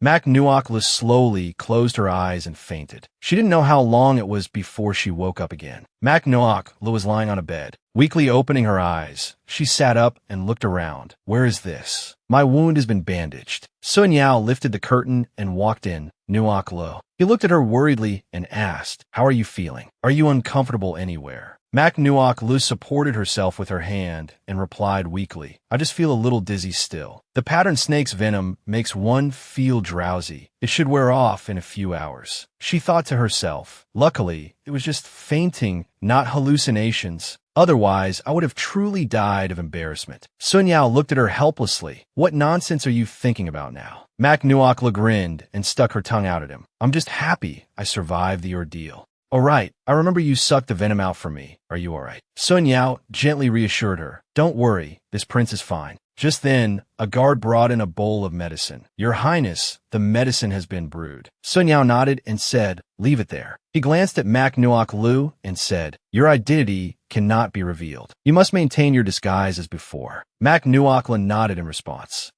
She picked up the bowl of hot medicine, her small face wrinkling. This medicine smells so bitter just from sniffing it. Can I not drink it? Sun Yao looked at her sternly. No. Mac Nuok Lu looked at him pitifully. Please. Sun Yao cleared his throat twice and replied, pouting won't work either. This medicine is good for your body. You must drink it. Mac Nuok Lu looked at him with tears welling up in her eyes. Sun Yao looked at her helplessly. He reached out for the medicine bowl. All right. Let's just say you are sick. This prince will feed you himself. With that said, he leaned down to feed the medicine to Mac Nuok Lu. But the two soon became entangled in a lingering kiss, leaving the two guards standing outside pale-faced, mouths agape in astonishment as they peered inside. The two guards outside, their faces ashen, whispered softly, what is happening? Could it be that His Highness prefers men? Wait, then what about the princess consort? Not only has she lost her freedom, but now even her man has been stolen away. How pitiful. The next day, Mac Nuok Lu slowly woke up in the tent. She opened her eyes and looked in surprise at Sun Yao pressing down on her. Your Highness, what are you doing? Sun Yao leaned down and pressed a kiss on her lips. Isn't this quite lovely? A moment later, Mac Nuok Lu was fully dressed. She tied up her hair, saying, I still need to get up and arrange my hair. Right now, I'm still Sun Yao's attendant. If someone discovers us sleeping together, it will ruin everything. Just then, a guard brought clothes over. Your Highness, your subordinate has brought the hunting attire. He stared intently at Mac Nuok Lu standing beside Sun Yao. Mac Nuok Lu frowned. Why does he keep staring at me like that? Sun Yao smiled, looking at Mac Nuok Lu. Mac Nuok Lu turned her head blankly towards him. Yes. Sun Yao propped up his chin, a half smile playing on his lips as he looked at her. Help this prince change. Mac Nuok Lu immediately helped him change his clothes. Your Highness will be participating in the hunting competition later. Could you allow me to accompany you? Sun Yao stood straight, holding out his arms for her to dress him. Mac Nuok Lu bent down to help him fasten his belt, then looked up with with a smile, saying, "I guarantee I won't embarrass your highness." Sun Yao looked down at her, smiling. "All right, I also want to see what you're capable of." Seeing him agree, Mak Nuok Lu immediately stood up straight, exclaiming joyfully, "Wonderful." The guard standing nearby, witnessing their intimacy, was so shocked he froze completely. He even knows how to act cute, the guard thought. Even more terrifying is that his highness actually agreed to let him come along. Sun Yao's hand stiffened slightly. Mak Nuok Lu looked at him worriedly, asking, "Your highness, your hand is a bit stiff. What's wrong?" Sun Yao looked at her reassuringly. "It's nothing, just a little sore." Mak Nuok Lu frowned, looking at him guiltily. "Could be because I was pressing on it." The guard standing nearby turned increasingly pale, cold sweat beading on his forehead. This is impossible to watch anymore. A short while later, a blonde-haired man holding a bow and arrow rode swiftly forward on horseback. Mak Nuok Lu followed closely behind on her horse. Akuan raised 5 arrows and took aim simultaneously. Mak Nuok Lu watched him in surprise, frowning as he released all 5 arrows at once. All 5 arrows hit the bullseye. Mak Nuok Lu bit her lip, thinking to herself, "Well, I didn't expect that. This kid actually has some skill." Akuan raised his hand, looking at Mak Nuok Lu. "After you." Mak Nuok Lu scoffed inwardly. "Don't celebrate too soon. It's not decided who wins or loses yet." She then rode her horse forward. Mak Nuok Lu drew an arrow from the quiver on her back. Holding 5 arrows, she began to draw her bow and take aim. 5 arrows struck 5 different bullseyes. Akuan, astonished and disbelieving, lowered his head. How could this be? Hu Jiyu frowned deeply. Sun Yao, however, watched her with a proud smile. Mak Nuok Lu looked at Akuan and said softly, "After you." In a small house not far away, Hu Jiyu stood beside Sun Yao and remarked, "The Regent King has indeed taught her well. Just a humble attendant, yet her abilities cannot be underestimated." Sun Yao let out a smug huff, as expected of someone belonging to this king. At the Regent King's residence, Mak Nuok Lu exclaimed excitedly, "Today was amazing. Next time you go hunting, take me with you, all right?" Sun Yao feigned a cough, pretending to consider. "That depends on your performance." Mak Nuok Lu clung to his arm, coaxing playfully, "Oh, come on, you're the best, promise me." Just then, the Empress Dowager suddenly appeared, glaring angrily at the two. "What has become of your decorum? You are the dignified Regent King, yet here you are, entangled improperly with a lowly servant. Is this a penchant for the cut sleeve?" Mu Duan Min, standing behind, stared at him in shocked disbelief. The Empress Dowager angrily commanded the soldiers beside her, "What are you standing there gawking for? Drag this wretched servant down and beat him to death as a warning to others." Sun Yao stepped in front of Mak Nuok Lu, looking coldly at them. "Who dares touch her?" The Empress Dowager frowned angrily, looking at him and saying, "What? Are you planning to turn against me for the sake of a mere servant?" Sun Yao regarded her coldly. "This is the Regent King's, residence. It is one thing for the Empress Dowager to arrive uninvited, but to publicly discipline my person here, aren't you overstepping your bounds?" Hearing this, the Empress Dowager trembled with rage. "You, how dare you be so disrespectful and confront me?" Sun Yao scoffed coldly. "So what if I confront you? Does the Empress Dowager truly believe she is my birth mother?" The Empress Dowager frowned at him. "What did you say?" Sun Yao looked at her coldly. "Let me tell you the truth. It is only out of respect for the late emperor that I have tolerated you to this extent. If you no longer wish to be the Regent Empress Dowager, then simply enjoy your old age in peace." Having said this, he turned to leave with Mak Nuok Lu. "Let's go." Mak Nuok Lu excitedly gave him a thumbs up. "You were so cool, daring to speak to the Empress Dowager like that." Sun Yao smiled at her and asked, "Cool, is that a compliment?" Mak Nuok Lu laughed in reply, "Of course. And honestly, I've disliked the Empress Dowager for a long time now." Meanwhile, the Empress Dowager narrowed her eyes in anger. Sun Yao is becoming increasingly difficult to control. It seems my plans must be implemented sooner than expected. Mu Duan Min, standing nearby, frowned, looking at the person disguised as a man beside Sun Yao. Who exactly is that person? Why would Sun Yao be willing to turn against the Empress Dowager to protect her? Suddenly, she exclaimed in alarm, "That woman is Mak Nuok Lu." The Empress Dowager frowned, asking her, "What did you say?" Mu Duan Min narrowed her eyes and said, "Doesn't your majesty the Empress Dowager recognize how much that figure resembles the Regent King's consort?" The Empress Dowager turned her head, gazing in the direction the two had departed. "Now that you mention it, there is indeed some resemblance." A sinister smile spread across Mu Duanmin's face. This servant guesses that the Regent King's consort left without permission, and the Regent King confronted you only because he wished to protect her. Furthermore, this servant has made a crucial discovery that I wish to report to your majesty. Elsewhere, Xiao Xiao sat listlessly in the small courtyard. When his mother coming back? Just then, Mak Nuok Lu, carrying a basket on her shoulder, ran in cheerfully. "Xiao Xiao, Xiao Xiao." Hearing the familiar voice, Xiao Xiao turned around, overjoyed. "Mother, why did it take you so long to return?" Seeing the mother and son embracing, Sun Yao stood nearby, smiling faintly. "No wonder you could slip away from the royal residence unnoticed. So, it was Xiao Xiao helping you cover up." Mak Nuok Lu smiled sheepishly. "Only he wouldn't arouse your suspicion by staying in the small courtyard." Mak Nuok Lu looked at Xiao Xiao and asked, "Right, Xiao Xiao, did anyone come near Mother's room these past 2 days?" Xiao Xiao replied proudly, "Don't worry, Mother. Xiao Xiao did exactly as you instructed. I scattered a circle of firecrackers all around. The next day, that person came, stepped right on one, and bang. It scared her so much she screamed and ran away. It was hilarious watching her flee." The little boy giggled happily. Mak Nuokla smiled and praised him. "Well done, truly my son. Ah, Mother has a gift for you." She opened the cage she carried, revealing a pure white, plump, fluffy rabbit. Xiao Zhao's eyes lit up. "This rabbit is so adorable." Sun Yao let out a disappointed huff. "So it was for Xiao Xiao, I thought." Xiao Xiao looked at him blankly and asked, "Thought what, Your Highness?" That day outside the camp, Sun Yao had stared intently at the rabbit with murderous eyes, while Mak Nuok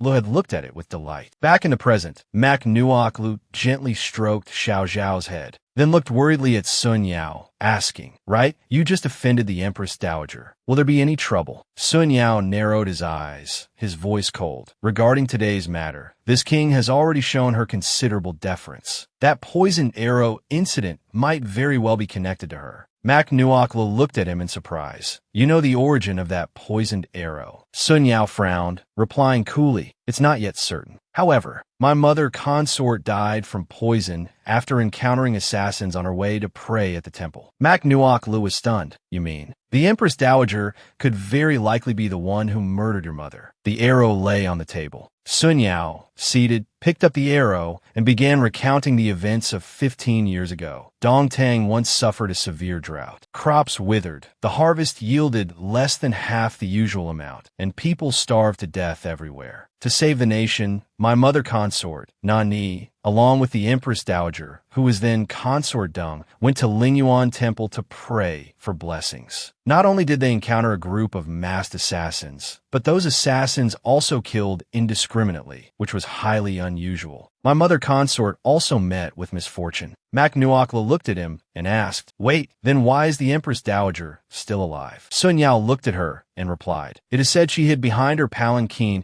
and was thus fortunate enough to survive." Mak Nuokla frowned and asked further, "So, were those assassins captured afterward?" Sun Yao closed his eyes in pain and said, "Yes. But afterward, they all confessed that they were driven by hunger. Seeing the convoy on the road, greed arose in their hearts." Mak Nuokla held the arrow, frowning, and said, "That's not right. If it was merely a spontaneous act of desperation, why was there poison on the arrow? Unless it was intentional murder. Someone wanted to use this incident to conceal their intention to assassinate your mother consort. If that's the case, the Empress Dowager is the prime suspect. If only we could compare these two poisoned arrows." Sun Yao smiled indulgently at her. "With just a glance, you've spotted the contradiction. Perhaps you can help me find the real culprit behind this." He stood up, caressing her cheek. "Once your confinement period is over, I will take you to see my mother consort." Mak Nuokla looked at him in surprise, saying what? Sun Yao frowned, his voice filled with sorrow. "I have never believed that my mother consort died just like that. Therefore, I secretly placed her body in an ice cellar for preservation, precisely because I want, one day, to bring the true murderer before her, to make them kneel and atone for their crime." Mak Nuokla looked at the arrow in her hand, her gaze resolute. It seemed Sun Yao and his mother shared a very deep bond. "I must find a way to help him." Just then, Xiao Xiao ran in frantically, shouting, "It's bad. The Empress Dowager is here with a group of people." Mac Nuoc looked at Sun Yao and urged hastily, "The Empress Dowager forbids me from seeing you.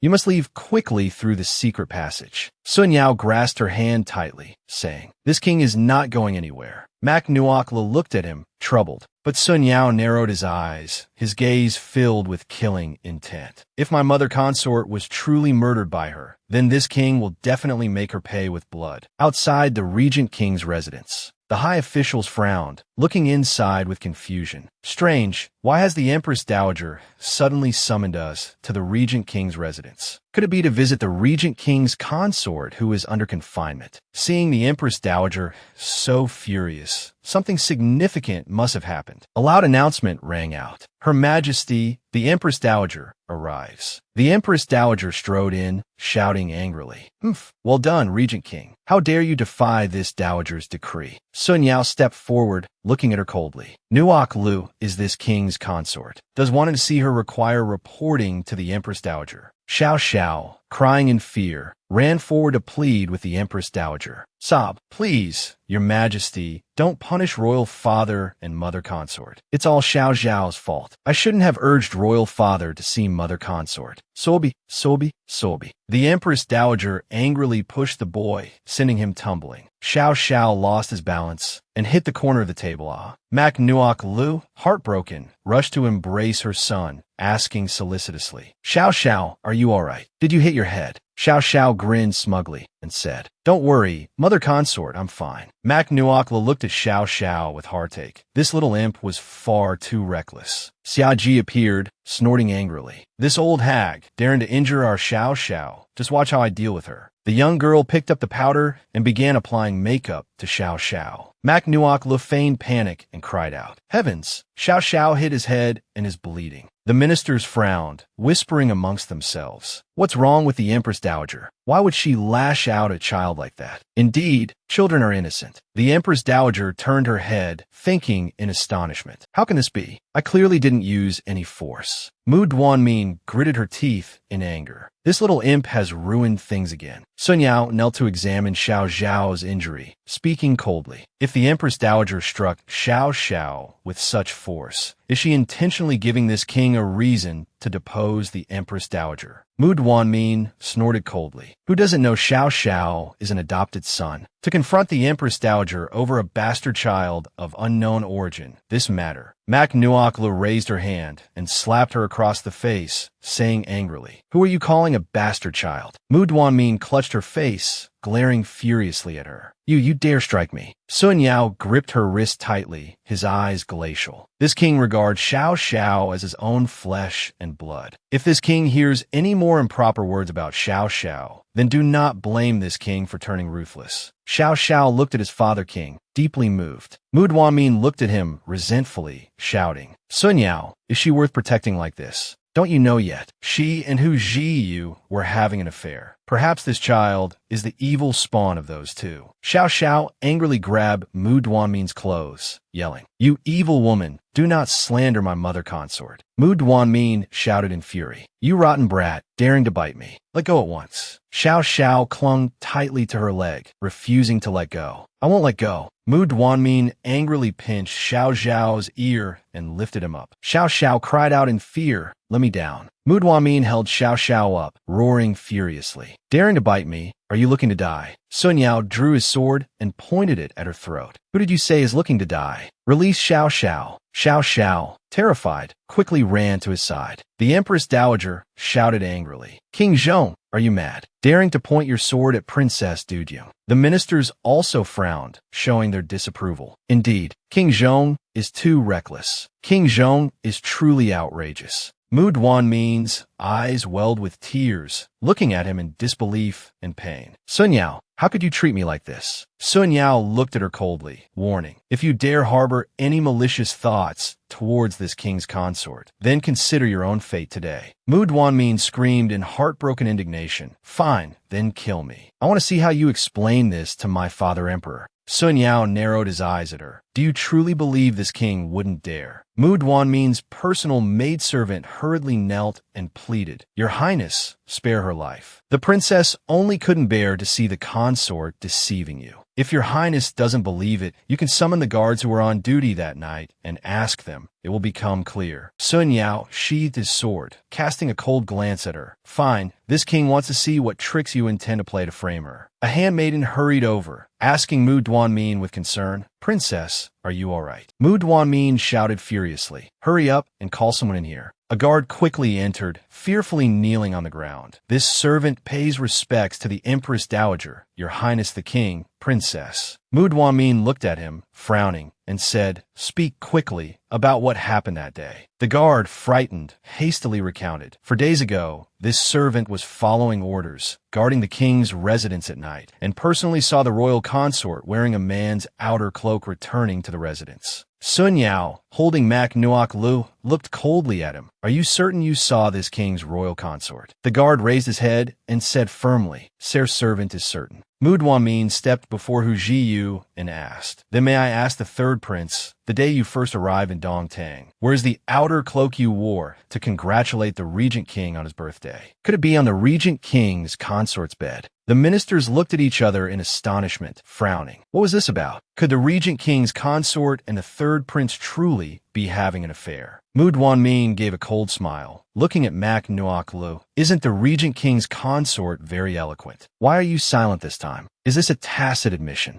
Mak Nuok Lu looked at her and chuckled once. Mu Duanmin frowned at her. "What are you laughing at?" Mak Nuok Lu looked at her mockingly. "I'm laughing at your attempt to frame me. What else needs to be said? You keep saying I hid men's clothing. So open your eyes wide and see if there is any." She walked to the bedside and lifted the blanket. The bed was empty, without any clothes whatsoever. The ministers were astonished. There's nothing at all. Could it be that Princess Du Jun misunderstood the Regent King's consort? The Empress Dowager frowned, looking at Mu Duanmin, and asked, "Duanmin, what is this about?" Mu Duanmin was stunned. "Impossible. I clearly told you." Mak Nuok Lu narrowed her eyes, looking at her questioningly. "What's wrong?" Princess seems very surprised. "Is it not going according to your plan?" Mu Duanmin, flustered, shouted, "You're talking nonsense." Mak Nuok Lu snorted coldly. "I found it strange just now. This is clearly my room, yet you, Princess, knew where the clothes were supposed to be. Could it be that you deliberately placed something on my bed, wanting to frame me?" Mu Duanmin shouted angrily, "Bah, who wants to frame you?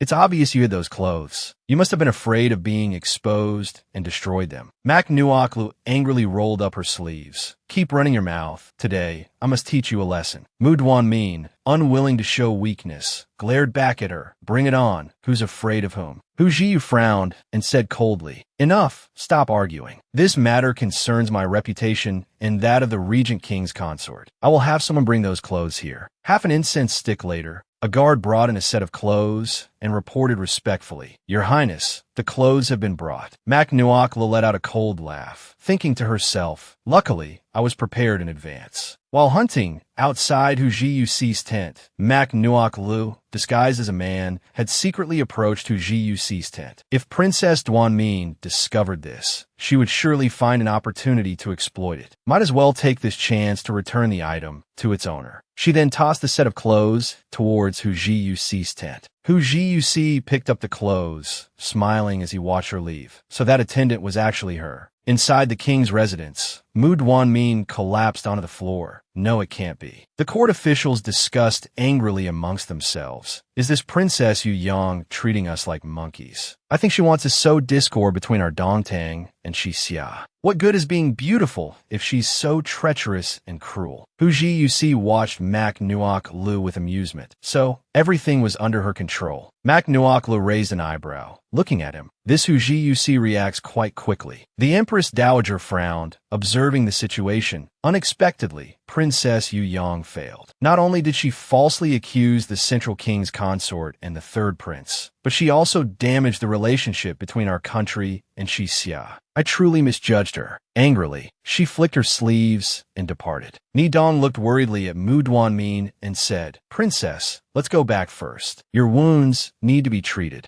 Mak Nuokla looked at her mockingly. That's right. If not treated promptly, it will leave a scar, very ugly. Need me to gift you a bottle of medicine? Mu Duanmin snorted coldly in anger. Stop with the false kindness. Let's go. Xiao Xiao stuck out her tongue and made a face at her. Mak Nuok Lu smiled triumphantly. It seems this princess hasn't truly learned her lesson yet. A hand wrapped around her waist. Sun Yao looked at her and said, Nuok Lu, this king has something to ask you. Mak Nuok Lu looked at him in surprise. Well, what is it? Xiao Xiao secretly gave him a thumbs up. Looks like Father King and Mother Consort are going to make a little brother or sister for me. The sensible child smiled and waved goodbye to her parents. Xiao Xiao has things to do. I'll leave first. After speaking, she turned and ran off. Mak Nuokla looked at Sun Yao and asked, What did you want to ask? Sun Yao frowned, looking at her. About that night. You and who you see, it wasn't simple, was it? Mak Nuokla hurriedly explained. I'm sorry, Sun Yao. I did hide things, but it was because I was afraid you'd be angry. Sun Yao lowered his head and kissed her deeply. A moment later, Mak Nuokli's cheeks flushed red, murmuring, Is this your new way of punishing me? Sun Yao affectionately rubbed her nose. This king never intended to pursue the matter, couldn't you tell? Silly girl. Mak Nuokla looked at him puzzled. Why? Before, you always cared deeply about such things. Sun Yao looked at her and said, What does it matter? Mak Nuokla blinked at him. Have you forgotten how long you were jealous of Tan Quan last time? Sun Yao gritted his teeth and said, That's because this king cares about you. And besides, that Tan Quan fellow has designs on you. Mak Nuokla sighed.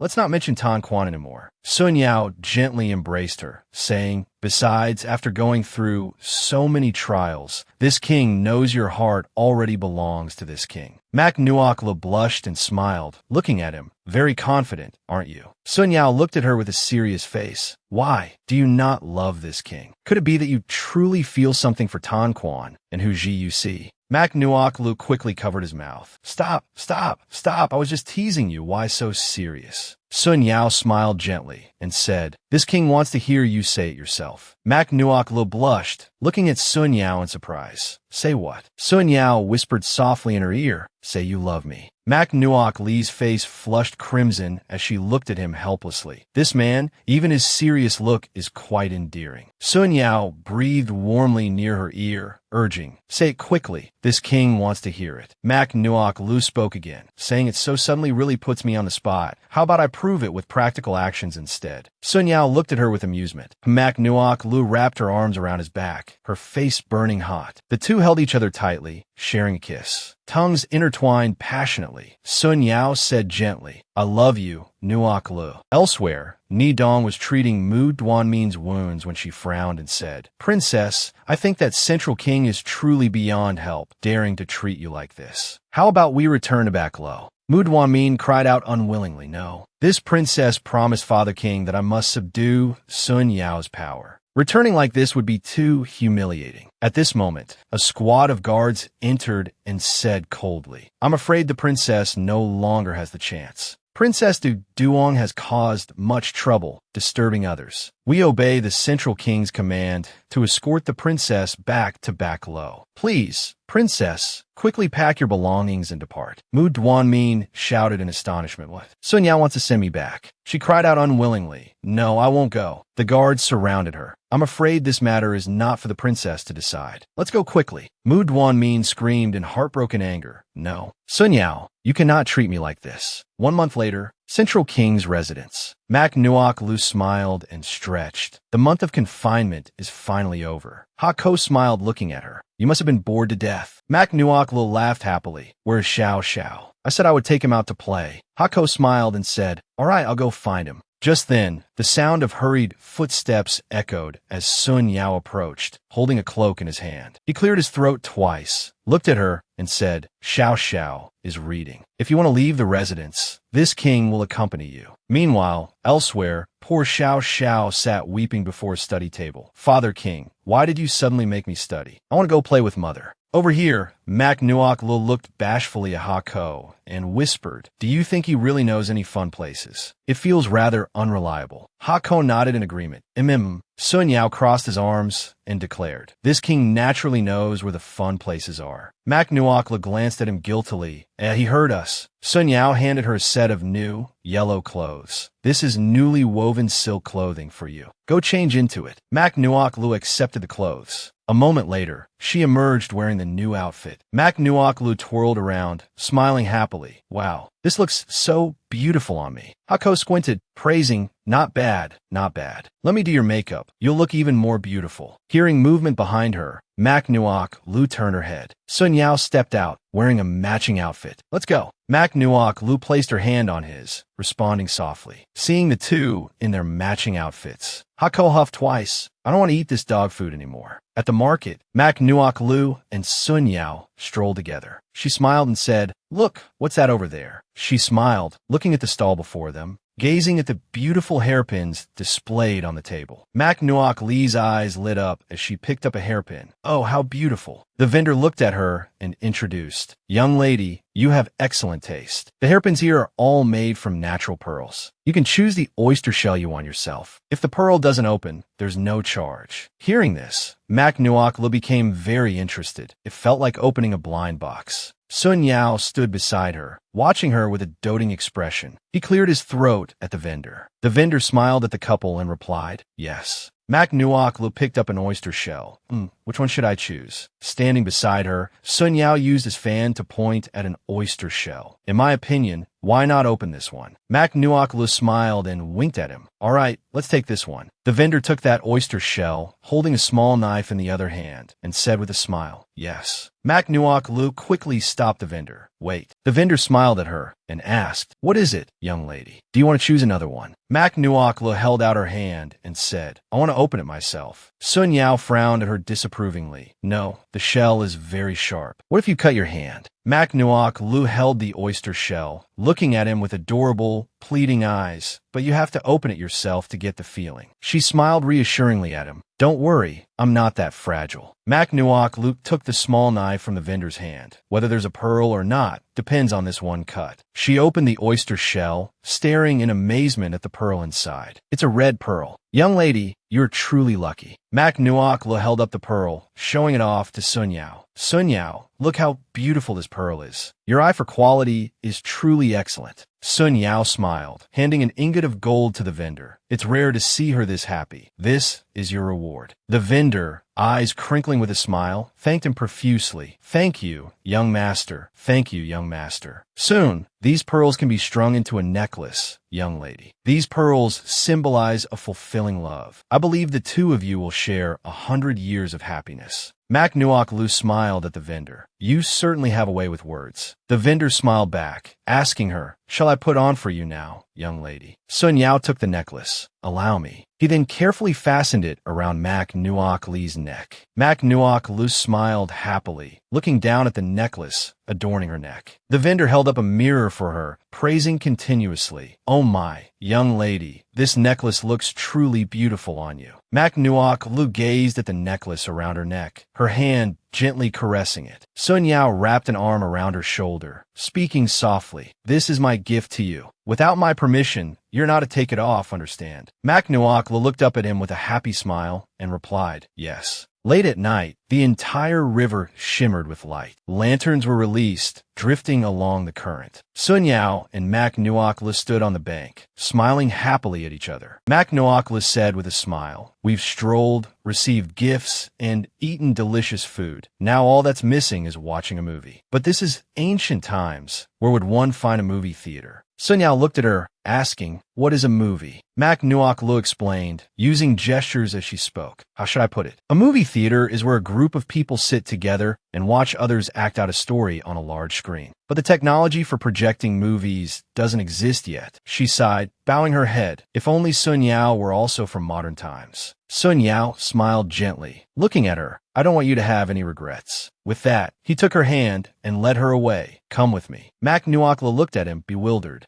Where are we going?" The two held hands tightly. Mac Nuok-lu looked at Sun Yao, asking, "Where are we going?" Sun Yao smiled and said, "To the theater." Mak Nuakla looked at him, confused. Huh, movies and plays are a bit different. Sun Yao looked at her with a confident smile. It doesn't matter. Whatever story you wish to see, I will have people perform it for you. Mak Nuakla looked at him, touched. Although she didn't particularly want to watch a play, she didn't want to dampen his enthusiasm either. Late at night, inside a pavilion, esteemed guest, please come in and enjoy yourself. A hand clapped onto Sun Yao's shoulder. This esteemed guest, a charming courtesan, clung to Sun Yao's arm. The night is long. Why not let this servant help you pass the time? Sun Yao pulled his arm away in disgust. Get lost. Seeing this, the courtesan's smile became even more alluring. Oh my, no need to be so cold. Mak Nuaklu angrily grabbed her wrist, saying, can't you see we're wearing matching outfits? If you want to solicit customers, go find someone else. Sun Yao smiled, watching Mak Nuaklu step forward to protect him. The courtesan huffed angrily, turned, and walked away. How frustrating. She thought she had landed a big catch.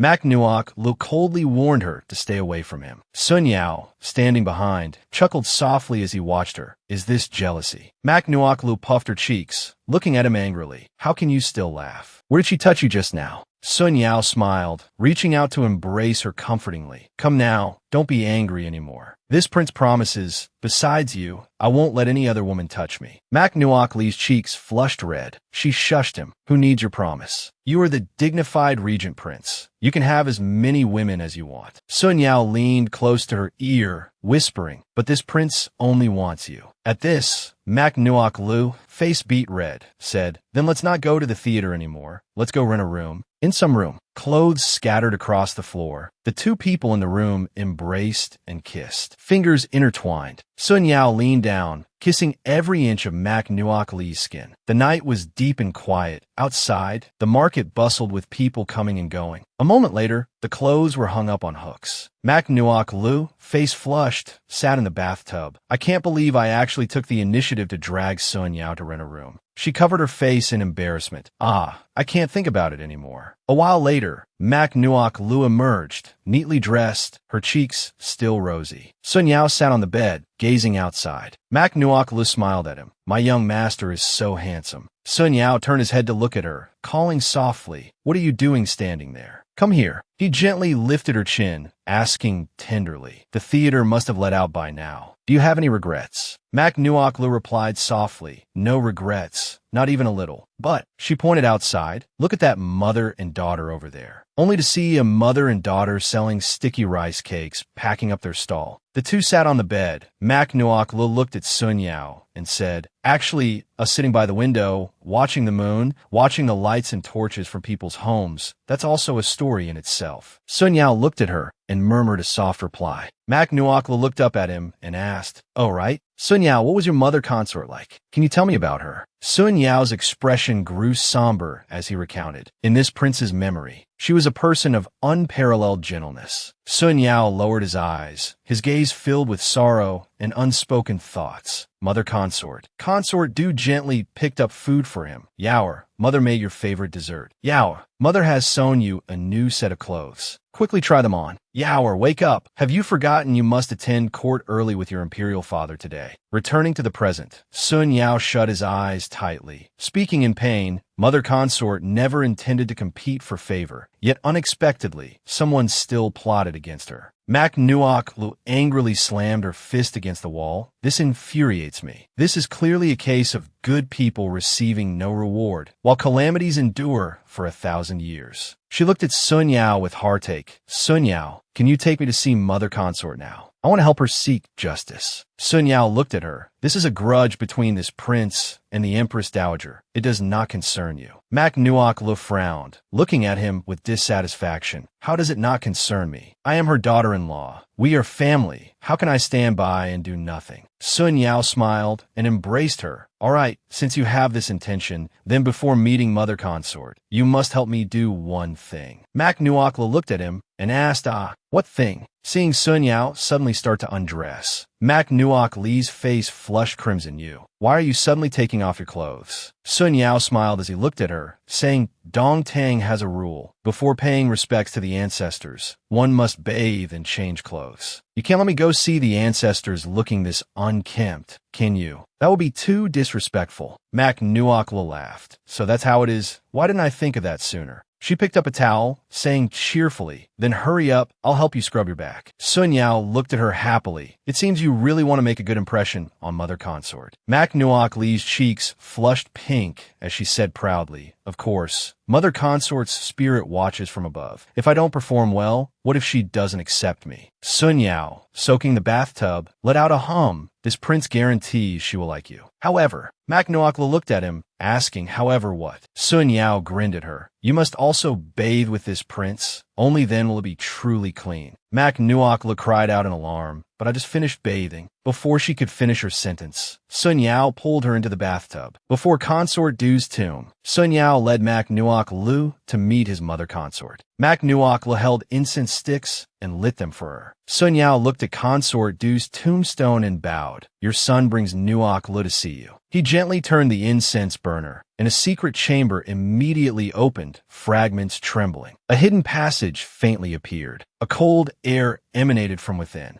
A guard brought a cloak, saying Princess Consort Mak Nuok Lu instructed him to have her wear it. Sun Yao gently draped the cloak over her, saying, "Don't catch a cold." Mak Nuok Lu looked at him, moved, and softly hummed in agreement. Sun Yao picked up a candle from the side, leading her inside. "Watch your step," looking at the ice cellar before them. Sun Yao said softly, "We're almost there." Sun Yao stood below, putting his arm around Mak Nuok Lee's shoulder. Mak Nuok Le couldn't help but gasp in astonishment upon seeing the woman in the ice coffin. "Wow, this is Sun Yao's mother consort. Consort Du so beautiful." Sun Yao looked at Consort Du in the ice coffin, bowing respectfully. "Your unfilial son has only come to visit mother consort now." Mak Nuok Lu also knelt to pay her respects. "Your daughter-in-law has also been unfilial, having entered the residence so long ago, yet only coming to visit you now. I hope Mother Consort's spirit in heaven will not blame your daughter-in-law." Sun Yao looked at her gently, saying, "Rest assured, Mother Consort won't blame you. If she were still alive, she would definitely adore you."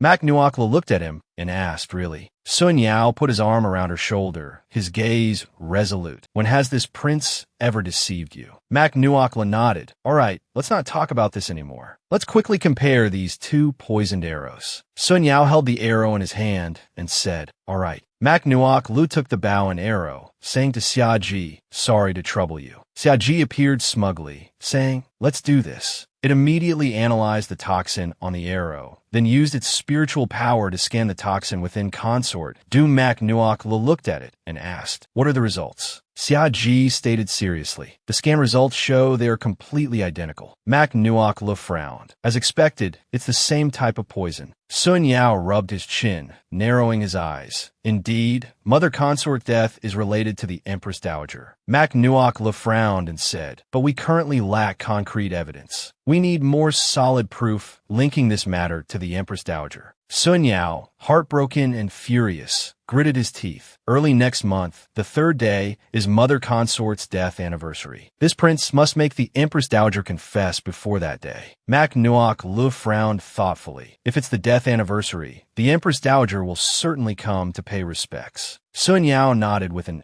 Mother Consort met her demise praying for the nation's fortune and was posthumously honored by the late emperor as Imperial Noble Consort Zhongmin. Therefore, every year, Mother Consort's death anniversary is commemorated grandly. Mak Nuok Lu suddenly smiled. "So that's how it is." Sun Yao looked at her with interest.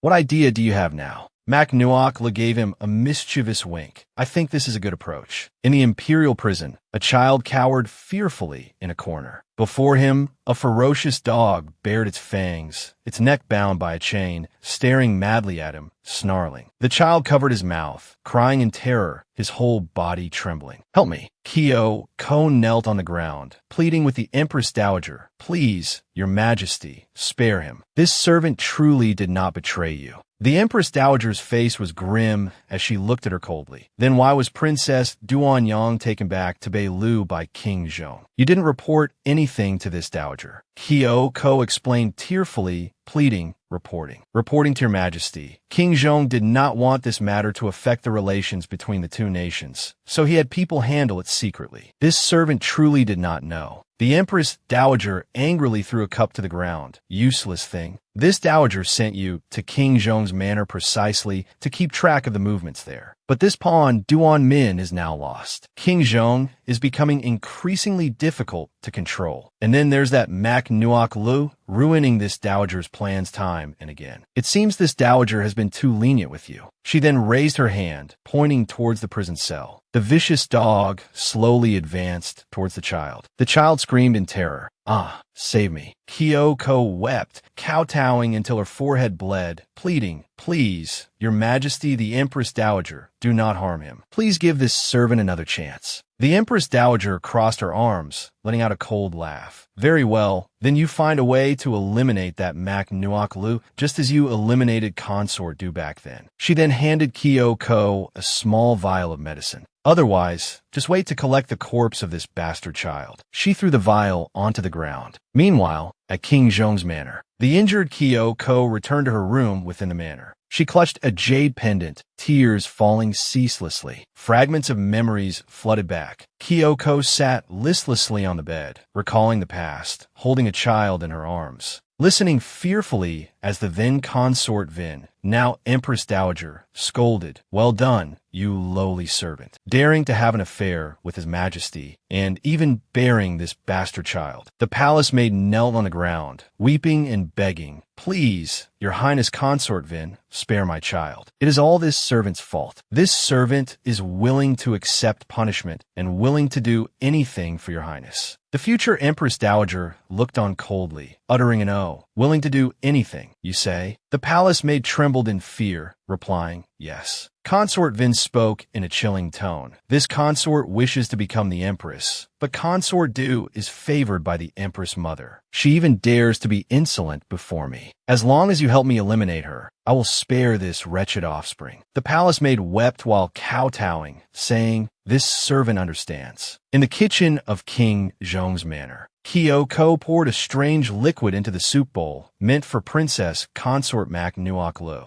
This servant had no choice. As if seeking judgment, she tossed the empty vial into the stove fire. Elsewhere, Mac Nuoc Lu was idly practicing calligraphy with a brush when Kyoko entered carrying a bowl of soup. "Princess Consort, this servant has brought you a bowl of sweet soup." Mac Nuoc Lu smiled gratefully. "Thank you, Kyoko. I was just feeling like having something." Kyoko placed the soup bowl on the table. "Please enjoy, Princess Consort." Just then, Xiao Xiao ran and holding a small rabbit. "Mother." Xiao Xiao came to play with Mother. "Ah, so Kyoko is here too." Kyoko smiled at the boy. "Young Master Xiao Xiao." Xiao Xiao's eyes lit up, looking eagerly at the soup bowl. "Wow, this soup looks delicious." "Mother." Xiao Xiao wants to drink it. Mac Nuoc Lu smiled and handed the bowl to her son. "Then you drink it, but remember to leave a little for Mother. After all, Kyoko specially prepared this soup for me." Kyoko's expression suddenly changed. "Oh no, young Master Xiao Xiao cannot drink this." Xiao Xiao happily lifted the bowl, about to drink. Panicked, Kyoko reached out, pretending to feel faint, and bumped into Xiao Xiao. The soup bowl in Xiao Xiao's hands immediately fell to the ground. Mac Nuoc Lu turned her head, asking Kyoko with concern, "Kyoko, are you all right?" Xiao Xiao also looked at her worriedly, asking, "Kyoko, are you all right?" Kyoko clutched her forehead, hastily replying,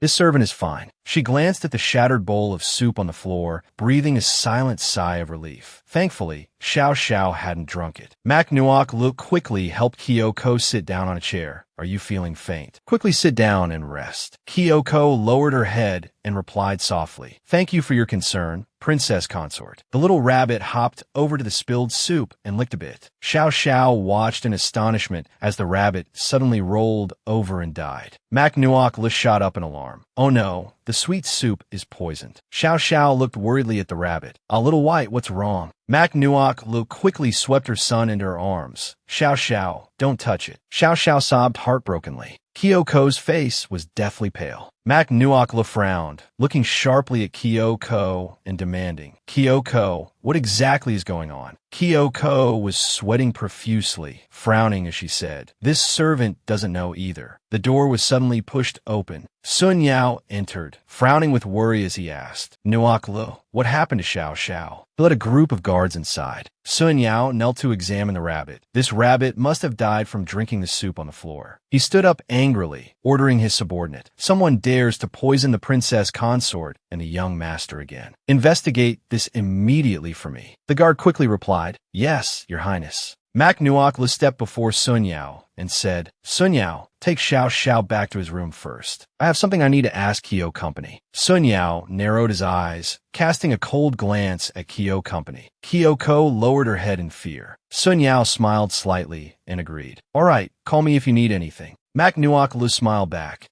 Sun Yao then led Xiao Xiao out. Let's go. Mac Nuokla immediately closed the door. Her expression turned grave as she looked at Kyoko. Kyoko, now it's just the two of us. I don't want to beat around the bush. I'll ask you just one question. Why did you betray me and the prince to work for the Empress Dowager? Kyoko feigned indignation, saying, this servant has been wronged. Seeing this, Mac Nuokla angrily slammed the table. It has come to this, and you still dare to deny it. She questioned harshly. Back then, during the prince's birthday banquet, my clothes were ruined. That was your doing, wasn't it? And furthermore, why did Duan Min insist that Bochi Yusi and I were having an affair? Was it also because you saw that set of clothes while cleaning my room and secretly reported it to her? Mac Nuokla frowned. Even though things have reached this point, I never suspected you. I only asked to hear what you had to say. Guilt flickered in Kyoko's eyes, while Mac Nuokla could no longer contain her composure. But I never, ever imagined that this time you would try to poison me and even almost harm Xiao Xiao. So you had better explain everything clearly. Otherwise, don't blame me for disregarding the fact that you once served me. Kyoko spoke softly. The princess consort is right. She was too afraid to lift her head. All those things were done by this servant. This servant deserves to die 10,000 times. Therefore, I implore the princess consort. Kyoko's voice grew louder. Kill this servant. Mac Nuokla immediately agreed. Very well. Since you have said so, I shall grant your wish. Despite saying this, a hint of sadness still lingered on her face. Mac Nuokla then reached out, striking Kyoko forcefully on the back, causing her to faint. Mac Nuokla murmured thoughtfully, why did you betray me? I always regarded you as family. Looking at Kyoko lying motionless on the ground, Mac Nuokla called out, Hako, help me with my makeup. Hako hesitated slightly. Isn't what you're doing far too risky? Nevertheless, Mac Nuokla paid it no mind. She picked up Kyoko's clothes and put them on. If I don't do this, we will never know what final card the Empress Dowager holds. Hako asked doubtfully. You think Kyoko has her own hidden troubles, so you want to help her, don't you? Mac Nuokla frowned. Risking myself now is not for the sake of the one who betrayed me. Just as Hako began applying the makeup, she remarked, you truly are tight-lipped. After the transformation was complete, Mac Nuokla walked up to Sun Yao, her face meticulously disguised. Seeing this, Sun Yao was somewhat taken aback. 2 Kyo companies. He quickly understood. Nuokla, what are you planning to do now? Mac Nuokla stated firmly. She, Kyoko, was the one who administered the poison, but I suspect she was coerced by the Empress Dowager. Therefore, I want to enter the palace to probe the Empress Dowager. Hearing this, Sun Yao immediately tried to stop her. This king cannot let you take such a risk. Mac Nuokla remained unfazed, responding confidently. Rest assured, Kyoko and I have lived together for a long time. I know her every move and mannerism intimately. I guarantee nothing will go wrong. Sun Yao was still worried. Then this king will protect you in secret. Mac Nuokla smiled and said, there's no need. You have other things you must do. The Empress Dowager is highly suspicious. We must make her truly believe that I have died from the poison. Thinking of the Empress Dowager's likely reaction, Mac Nuokla instructed Sun Yao, you must raise a great clamor about searching for the culprit within the king's manor to avenge me. The louder and more chaotic, the better. After listening, Sun Yao understood. All right, this king knows what needs to be done. Sun Yao took out a command token,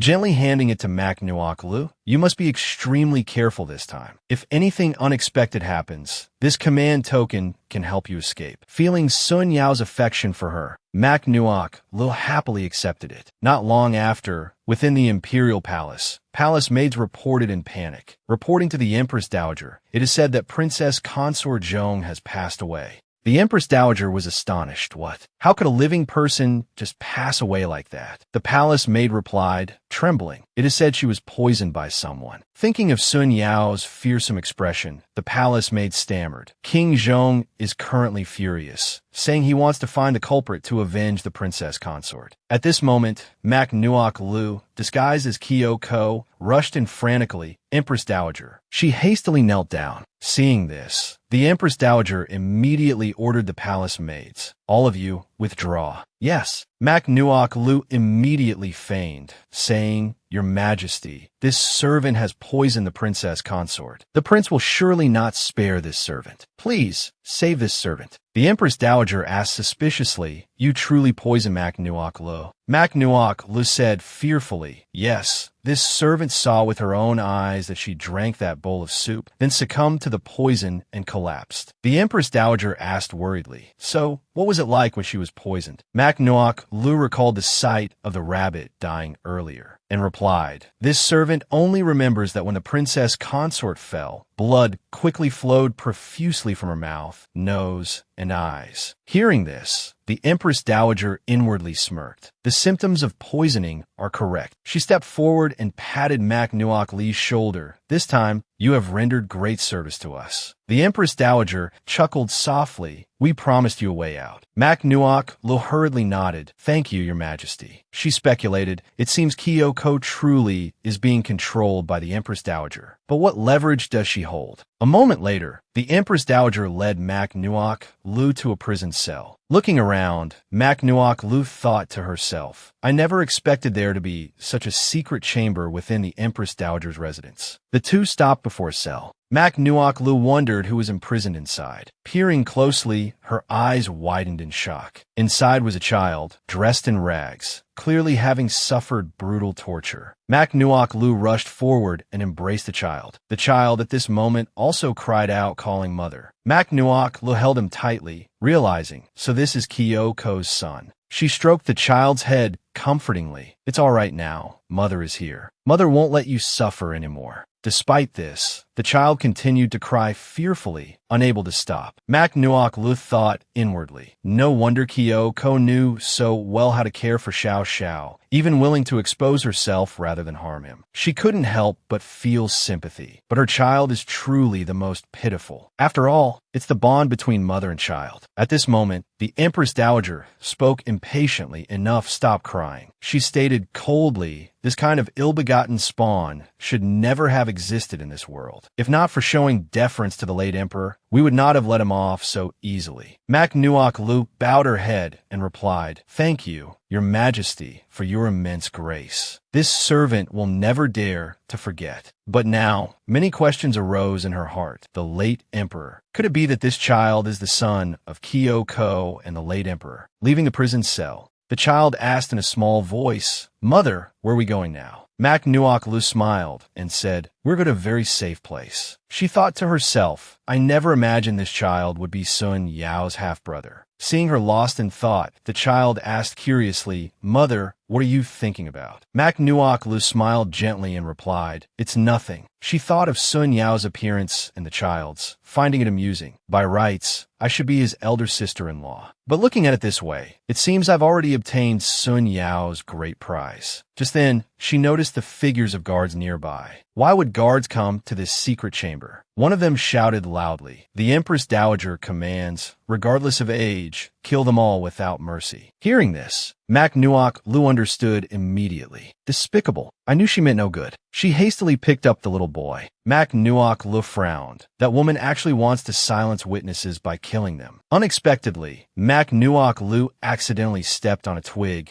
causing the troop of guards to instantly pinpoint their location. Mak Nuok Lu, on the other side, turned pale with fear. Trouble, we've been discovered. The little boy was also frightened to the verge of tears. The sound of the guard's hurried footsteps approached, and in an instant, they stood before Mak Nuok Lu. Seeing this, Mak Nuok Lu bravely stepped forward to protect the boy, saying, "Come on, if you have the guts, come meet together. Do you think I'm afraid of you?" At that moment, the command token she carried suddenly fell. The guards saw it and were astonished. What fell from her is a command token. Saying this, they immediately knelt down. Seeing the token is like seeing the king himself. Your subordinates pay respects to King Zhong. Mak Nuok Lu blushed, thinking, so they're Sun Yao's men. That fellow didn't even tell me. Meanwhile, back at the king's manor, Sun Yao paced with his arms crossed, worried. Why isn't she back yet? The carriage I arranged should have arrived by now. Just then, the carriage approached. Sun Yao rushed forward. "Nuok Lu, are you all right?" Mak Nuok Lu shyly said, "I don't need you to support me." Sun Yao was bewildered. "Are you already upset with me so soon?" At this point, Mak Nuok Lu said aggrievedly, "Since you had already arranged for guards there, why didn't you tell me beforehand? I thought I was going to lose my life." Sun Yao chuckled softly. "So it was about this." Mak Nuok Lu retorted angrily, "You're still laughing." Seeing this, Sun Yao explained, "All right, don't be angry anymore. They're all eyes and ears I planted beside the Empress Dowager. If I had told you beforehand, I was worried it would alert the Empress Dowager." He looked gently at Mak Nuok Lu.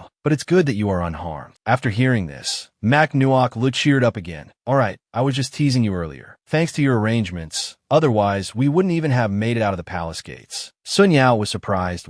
Now let's go back and call the little boy out. We are safe now." The little boy slowly poked his head out. "Mother, where is this?" Seeing this, Sun Yao was confused. "Who is this boy? Why does he call you mother?" Mak Nuok Lu quickly explained, "I almost forgot, I'm still Kyoko right now." She took out a cotton pad to wipe her face. "Sorry." Mak Nuok Lu instantly reverted to her original appearance. She hastily denied, "Actually, I am not his mother. Kyoko is." Sun Yao also stepped beside Mak Nuok Lu and asked, "Is the boy Kyoko's son?" Mak Nuok Lu affirmed, "Yes, and he's also the son of Kyoko and your imperial father." Hearing this, Sun Yao was shaken. "What?" Mak Nuok Lu continued, "An affair from the previous generation." At that moment, the little boy cried, "I can't see mommy anymore." Mak Nuok Lu hurried over to stroke the boy's head, not forgetting to reproach Sun Yao. "It's all your fault." Your fierce gaze scared him. Sun Yao was perplexed. "Wasn't it you who suddenly changed appearance and frightened the boy?" Suddenly, the little boy opened his mouth and asked, "Where's mommy? Did something happen to her?" Mak Nuok Lu smiled. "No, your mommy is fine. I'll take you to see her right away." A moment later in the bedchamber, Kyoko was already waiting. Seeing her, the little boy joyfully ran over, calling out, "Mommy." Kyoko immediately embraced him, her eyes brimming with tears as she called, "Dongni." Kyoko gently stroked the boy's head. "How did you get here? Am I dreaming?" The little boy laughed and said, "You're not dreaming, Mommy. A beautiful big sister saved me." Kyoko was surprised. A beautiful big sister. Just then, Mak Nuok Lu also entered. "It was I who saved the boy." Kyoko called out in confusion, "Princess consort." Mak Nuok Lu approached and caressed the boy's face. "So your name is Dongni. You speak so sweetly. How about big sister takes you to buy delicious food later?" Hearing this, Dongni happily said, "Thank you, big sister." Kyoko quickly interrupted, "Dongni, don't be impolite. This is the princess consort of Zhong." Mak Nuok Lu added, "According to seniority, Dongni should call the king older brother, so calling me big sister isn't wrong. Besides, calling me sister-in-law doesn't sound quite right either." Kyoko immediately fell silent, so the princess consort already knew. Suddenly, Mak Nuok Lu's expression turned stern. "If I hadn't taken the opportunity to save Dongni, how much longer were you planning to hide this from me and the king?" Kyoko hastily knelt and replied respectfully, "This servant is guilty. If the princess consort is still willing to trust this servant, you must be careful of the Empress Dowager." Kyoko spoke truthfully, to be honest with the princess consort. She recalled sorrowfully, "In truth, this servant has long been controlled by the Empress Dowager, torn by inner conflict all these years." Reaching this point, Kyoko lowered her head. From the very beginning, she arranged for this servant to be by Consort Du's side, already harboring ill intentions. Mak Nuok Lu frowned. "Did she order you to harm Consort Du?" Kyoko hesitated before replying, "Yes. But Consort Du treated this servant very well. I couldn't bear to harm her. However, Unexpectedly, the image of Consort Du being harmed was still vivid in Kyoko's mind. Kyoko continued sadly. Despite all precautions, Consort Du still met with misfortune on her way out of the palace to offer incense and pray for blessings. Speaking of this, Kyoko blamed herself. It's all this servant's fault. Mak Nuok looked cut in sternly. Even without you, the Empress Dowager would have sent someone else to harm Consort Du. She then offered advice. If you truly feel remorseful, you should step forward and expose the Empress Dowager's crimes. At the same time, in the Imperial Palace, a guard reported frantically. Reporting to the Empress Dowager, Kyoko was surrounded by soldiers, and finding no escape, she embraced the child and jumped into a well to end her life. The Empress Dowager was startled. Then where is the body? The guard answered with deference. Reporting to the Empress Dowager, your subordinate is currently searching, but the well water runs exceedingly deep. It is feared that she cannot be found. Suddenly, the Empress Dowager's voice boomed, sharp with fury. How audacious you are! Do you dare deceive us? Hearing this, the guard grew anxious. Your subordinate wouldn't dare. Just then, Nguyen Lai spoke, his voice low and grave. They belonged to King Zhong. Naturally, they would dare. He strode in, leading his own soldiers with imposing authority. Seeing him, the guard's face turned pale with fear. General Nguyen.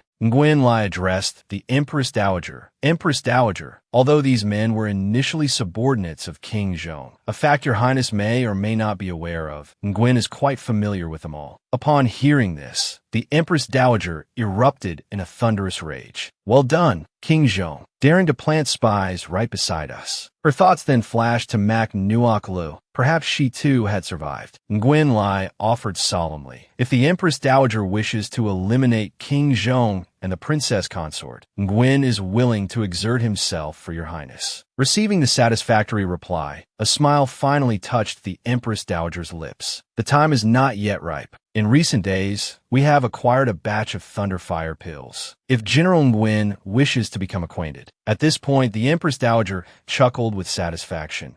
Then feel free to practice on them. A moment later, continuous claps of thunder echoed across the sky as lightning bolts struck down repeatedly. The guards had already collapsed to the ground. Nguyen Lai exclaimed in astonishment. So this is the Thunderfire pill. I never imagined its destructive power could be so immense. The Empress Dowager declared smugly, they dared to oppose us. We wanted them to die without intact corpses. Hearing this, Nguyen Lai and his soldiers immediately knelt, extolling her. The day the Empress Dowager unifies Dongtang is near. Meanwhile, within Sun Yao's bedchamber, Mak Nuok Lu gently placed a hand upon his shoulder. Tomorrow marks the death anniversary of your mother consort, she reminded him softly, her voice laced with supportive urgency. We must be vigilant 12 times over. Hearing this, Sun Yao chuckled softly. Didn't this king tell you not to concern yourself with these matters? Mak Nuok Lu stated firmly. How could I not? I am your princess consort. I must help you. Sun Yao was somewhat moved. If you truly wish to help this king. He leaned close, whispering into Mak Nuok Lee's ear, how about bearing this king a child? A blush crept onto Mak Nuok Lee's cheeks as she murmured, No sooner had the words left her lips than Sun Yao pressed a warm kiss upon them. Suddenly, Mak Nuok Lee stopped him. Sun Yao. She shyly averted her gaze. Wait a moment, I still have something I want to give you. Sun Yao smiled. Giving it tomorrow would be fine too. But Mak Nuok Lu insisted, pulling his hand. No, I'm afraid tomorrow might be too late. She cheerfully led Sun Yao toward the box. Quick, open it and see. Sun Yao looked surprised. What is this? Inside the box lay a firearm capable of inflicting great harm. Mak Nuok Lu lifted the firearm, presenting it. This is called a gun, she explained. It is specially for you, for self-defense. Sun Yao was perplexed. Self-defense relying solely on this small object. Mak Nuok Lu quickly pressed the firearm into Sun Yao's hand. Wait until you truly need to use it. Then you will understand just how immense its power is. In the autumn of the 352nd year of Dongtang, on the death anniversary of Imperial Concubine Dowager Trungman, the Empress Dowager and King Zhong led the officials to pay their respects. Within a gloomy, cold cave, the palace maid accompanying the Empress Dowager complained incessantly. This King Zhong is truly becoming more and more presumptuous. Just a mere consort do. Yet he insists the Empress Dowager personally come to offer respects. The Empress Dowager sighed. It is truly cold in here. She frowned with worry. I wonder if Nguyen Lai has completed the arrangements over there. The palace maid then spoke with concern. Empress Dowager, please do not catch a chill. Your servant will go fetch you a mink cloak. The Empress Dowager replied, go quickly and return quickly. Hearing this, the palace maid swiftly departed. The Empress Dowager remained, slowly approaching the side of Sotan Du's coffin. Gazing at the still, unmoving Sotan Du, the Empress Dowager gloated. So what if you monopolized the late emperor's affections? In the end, were you not still defeated at my hands? Suddenly, the corner of Sotan Du's mouth curved into a slight smile. She slowly sat up. Is that so? Seeing this, the Empress Dowager trembled with fear. You, are you human or a ghost? At that moment, blood suddenly trickled from Sotan Du's eyes and the corners of her mouth. What do you think? Terrified, the Empress Dowager spun around and ran towards the entrance. Is anyone there? But the door was now locked, forcing her to pound on it violently. Quickly, let me out. Seeing Sotan Du drawing near, the Empress Dowager broke into a cold sweat from sheer terror. Sotan Du, why are you tormenting me? She shrieked. Help, there's a ghost. Observing this, Sotan Du glared fiercely and declared, I want you to pay with your life. She reached out, snatching the headdress from the Empress Dowager's head, causing her to scream in fright. Even her hairpin tumbled down. The Empress Dowager collapsed on the ground, pleading incessantly, Sister Tan Du, please spare my life. I should not have hired someone to murder you for the sake of the Empress's throne. She trembled, begging, consider that we both serve the late emperor. Please let me go. Upon hearing this, Sotan Du laughed, confessing so quickly are we. It seems you've been frightened out of your wits. The Empress Dowager was stunned. What? Sotan Du immediately flipped a switch, and the door slowly swung open. Outside stood Sun Yao and soldiers, fully prepared. At this moment, Sotan Du announced loudly, did everyone hear clearly? Consort Du was indeed murdered by the Empress Dowager. She slowly wiped the makeup from her face, revealing that Sotan Du was, in fact, Mak Nuok Lu in disguise. Mak Nuok Lu continued calmly. She also secretly dispatched agents to poison me. She pointed angrily at the Empress Dowager. Such a venomous woman is fundamentally unworthy of being the Empress Dowager. Hearing this, the Empress Dowager flew into a rage. Mak Nuok Lu, so it was you. Mak Nuok Lu scoffed coldly, looking down at the Empress Dowager, sitting wretchedly on the ground. Was my performance just now not bad? Exposed, the Empress Dowager flew into a rage, snatching a fallen hairpin from the ground and lunging viciously towards her. Die. A gunshot cracked through the air, and blood instantly bloomed on the Empress Dowager's hand. She stared in astonishment at her blood-soaked hand. How? How could this be? Her eyes filled with incomprehension, disbelief forcing her to collapse onto the ground. Sun Yao, pistol in hand, narrowed his eyes, glaring furiously at her. For the murder of my mother, for the harm done to my wife, you are unforgivable. The Empress Dowager burst into laughter. Do you truly believe I have lost? Sprawled on the ground, she cackled maniacally, malice twisting her features. Even in death, I will drag you all down with me. Suddenly, the tomb began to tremble, stones raining down from above. Mak Nuok Lu and Sun Yao looked around, alarmed and wary, watching as the tomb shook with increasing violence. Large cracks spiderwebbed across the walls, debris plummeting from the ceiling. Mak Nuok Li's face paled abruptly. This is bad. She must have triggered some mechanism. Run. Sun Yao gazed at her anxiously. The tomb rumbled, collapsing, guards swarming around Mak Nuok Lu. Protect the princess consort. Protect the princess consort. Sun Yao, watching Mak Nuok Lu with deep concern, yelled, the secret passage door is about to collapse. Hurry, run. Suddenly, a hand seized Mak Nuok Li's ankle. The Empress Dowager, like a madwoman, gripped her tightly, refusing to let go, intent on dragging everyone to their deaths. None of you will escape. Caught off guard, Mak Nuok Li stumbled and fell. She frowned, turning her head back, just as a wave of intense heat washed over them. The Empress Dowager screamed in agony. Ah! The hand gripping Mak Nuok Li's leg trembled. Mak Nuok Li narrowed her eyes. Now is the chance. Seizing the moment while the Empress Dowager was distracted, she kicked out forcefully, freeing herself, and scrambled towards the exit. Sun Yao, Sun Yao watched her anxiously. Hurry. Suddenly, a massive explosion erupted, filling the air with thick smoke, the powerful shockwave throwing the guards aside. Even Sun Yao struggled against the blast, knocked hard to the ground, frowning. The force is too strong. Pushing himself up, he looked worriedly towards Mak Nuok Lu, who was still sitting inside the crumbling tomb. Lur, Nuok Lu. Mak Nuok Lu, tears welling in her eyes, gazed back at him heartbrokenly. Sun Yao. She reached a hand towards him, her eyes profound. Sun Yao, I love you. Sun Yao's expression changed drastically as he looked at her. Mak Nuok Lu reached out and turned a candlestick beside her, causing the stones of the tomb to fall even more furiously. Mak Nuok Lu closed her eyes, activating a mechanism within the tomb. Sun Yao cried out in panic, "Don't." As he tried to rush forward, guards hastily restrained him. Your Highness, it's too late. The door is closing. Watching the heavy tomb door slam shut before him, Mak Nuok Lu, tears streaming, her gaze overflowing with emotion, filled with boundless, deep affection. You must live well. The tomb collapsed completely with a deafening roar. Run! The guards shouted in terror. This place is coming down. Guards urgently pulled at Sun Yao. Your Highness, quickly, run. Sun Yao cried out, heartbroken and agitated. Nuok Lu. He sobbed, overcome with grief. Gazing at the burning tomb before him, Sun Yao felt as if all life had drained from him. Tears streamed down his cheeks. Nuok Lu. He raised his hand, a single tear falling onto his palm. Sun Yao clenched his fist. Nuok Lu, over here. Hako called out anxiously. Lying on the ground, Nuok Lu slowly opened her eyes and looked at it. Hot company. Seeing her awake, Hako was ecstatic. That's wonderful. You're finally awake. Warning. Energy levels approaching critical limit. Mak Nuok Lu sat in the laboratory, rubbing her temples and frowning as she asked, Are we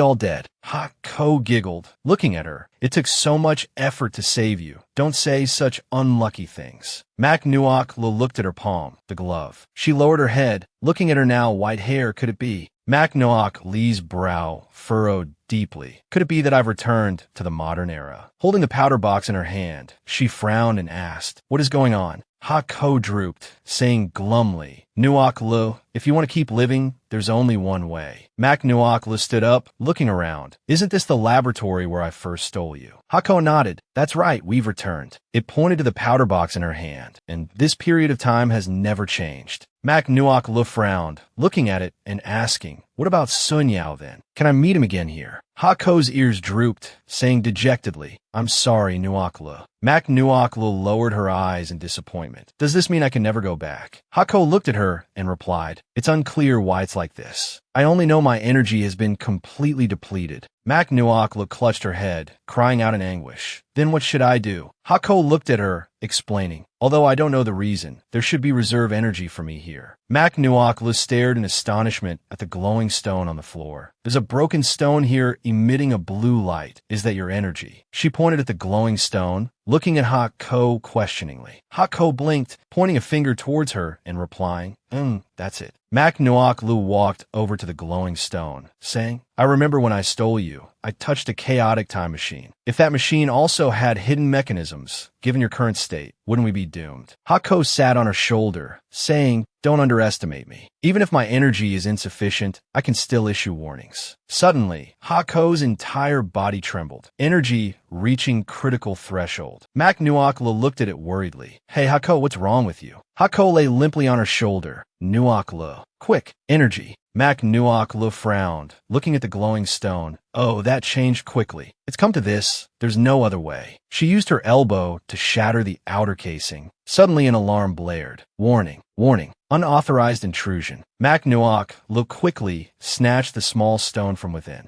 An alarm siren echoed throughout the building. Unauthorized entry. Mak Nuok Lu immediately ran outside. I knew there had to be a mechanism. Spotting a small bag in the corner of the wall, Mak Nuok Lu froze. That's my tool bag. The outer door opened, and a man stepped in, frowning as he asked, What's going on? Open the door, quickly. The man opposite held a remote control and said, "Something's blocking the door. We'll have to blast it open." Mac Nuok Lu smiled. "Heaven is truly helping me. This is wonderful. The things inside are still here." She sat down, opened the tool bag, took everything out, and carefully placed Hako inside. Hako said resentfully, "Can you hurry it up a bit?" Mac Nuok Lu aimed a tool towards the opposite building. "Good thing I still remember the escape route I marked earlier." The grappling hook shot out. Mac Nuok Lu gripped the rope tightly. Very sturdy. Just then, two men burst in, pointing guns at her. "Hands up. Don't move." Mac Nuok Lu grasped the iron frame, looking at them with a cold smile. "You acted quickly, but you're still one step too late. Farewell." With that, she swung herself out, her small figure gliding swiftly through the darkness on the rope towards the opposite building. Behind her, loud shouts erupted. "The criminal is escaping." Requesting backup. Hako looked at her seriously and said, "Although my positioning is that of a makeup tool-level divine artifact, tools should also have a certain protective function. However, this function can only be used when facing danger or near death. Only then will activate." Mac Nuok Lu clapped her hands, suddenly understanding. "So that's how it is." She excitedly picked up a firecracker. "Then let's do it again." Hako hastily stopped her. "No."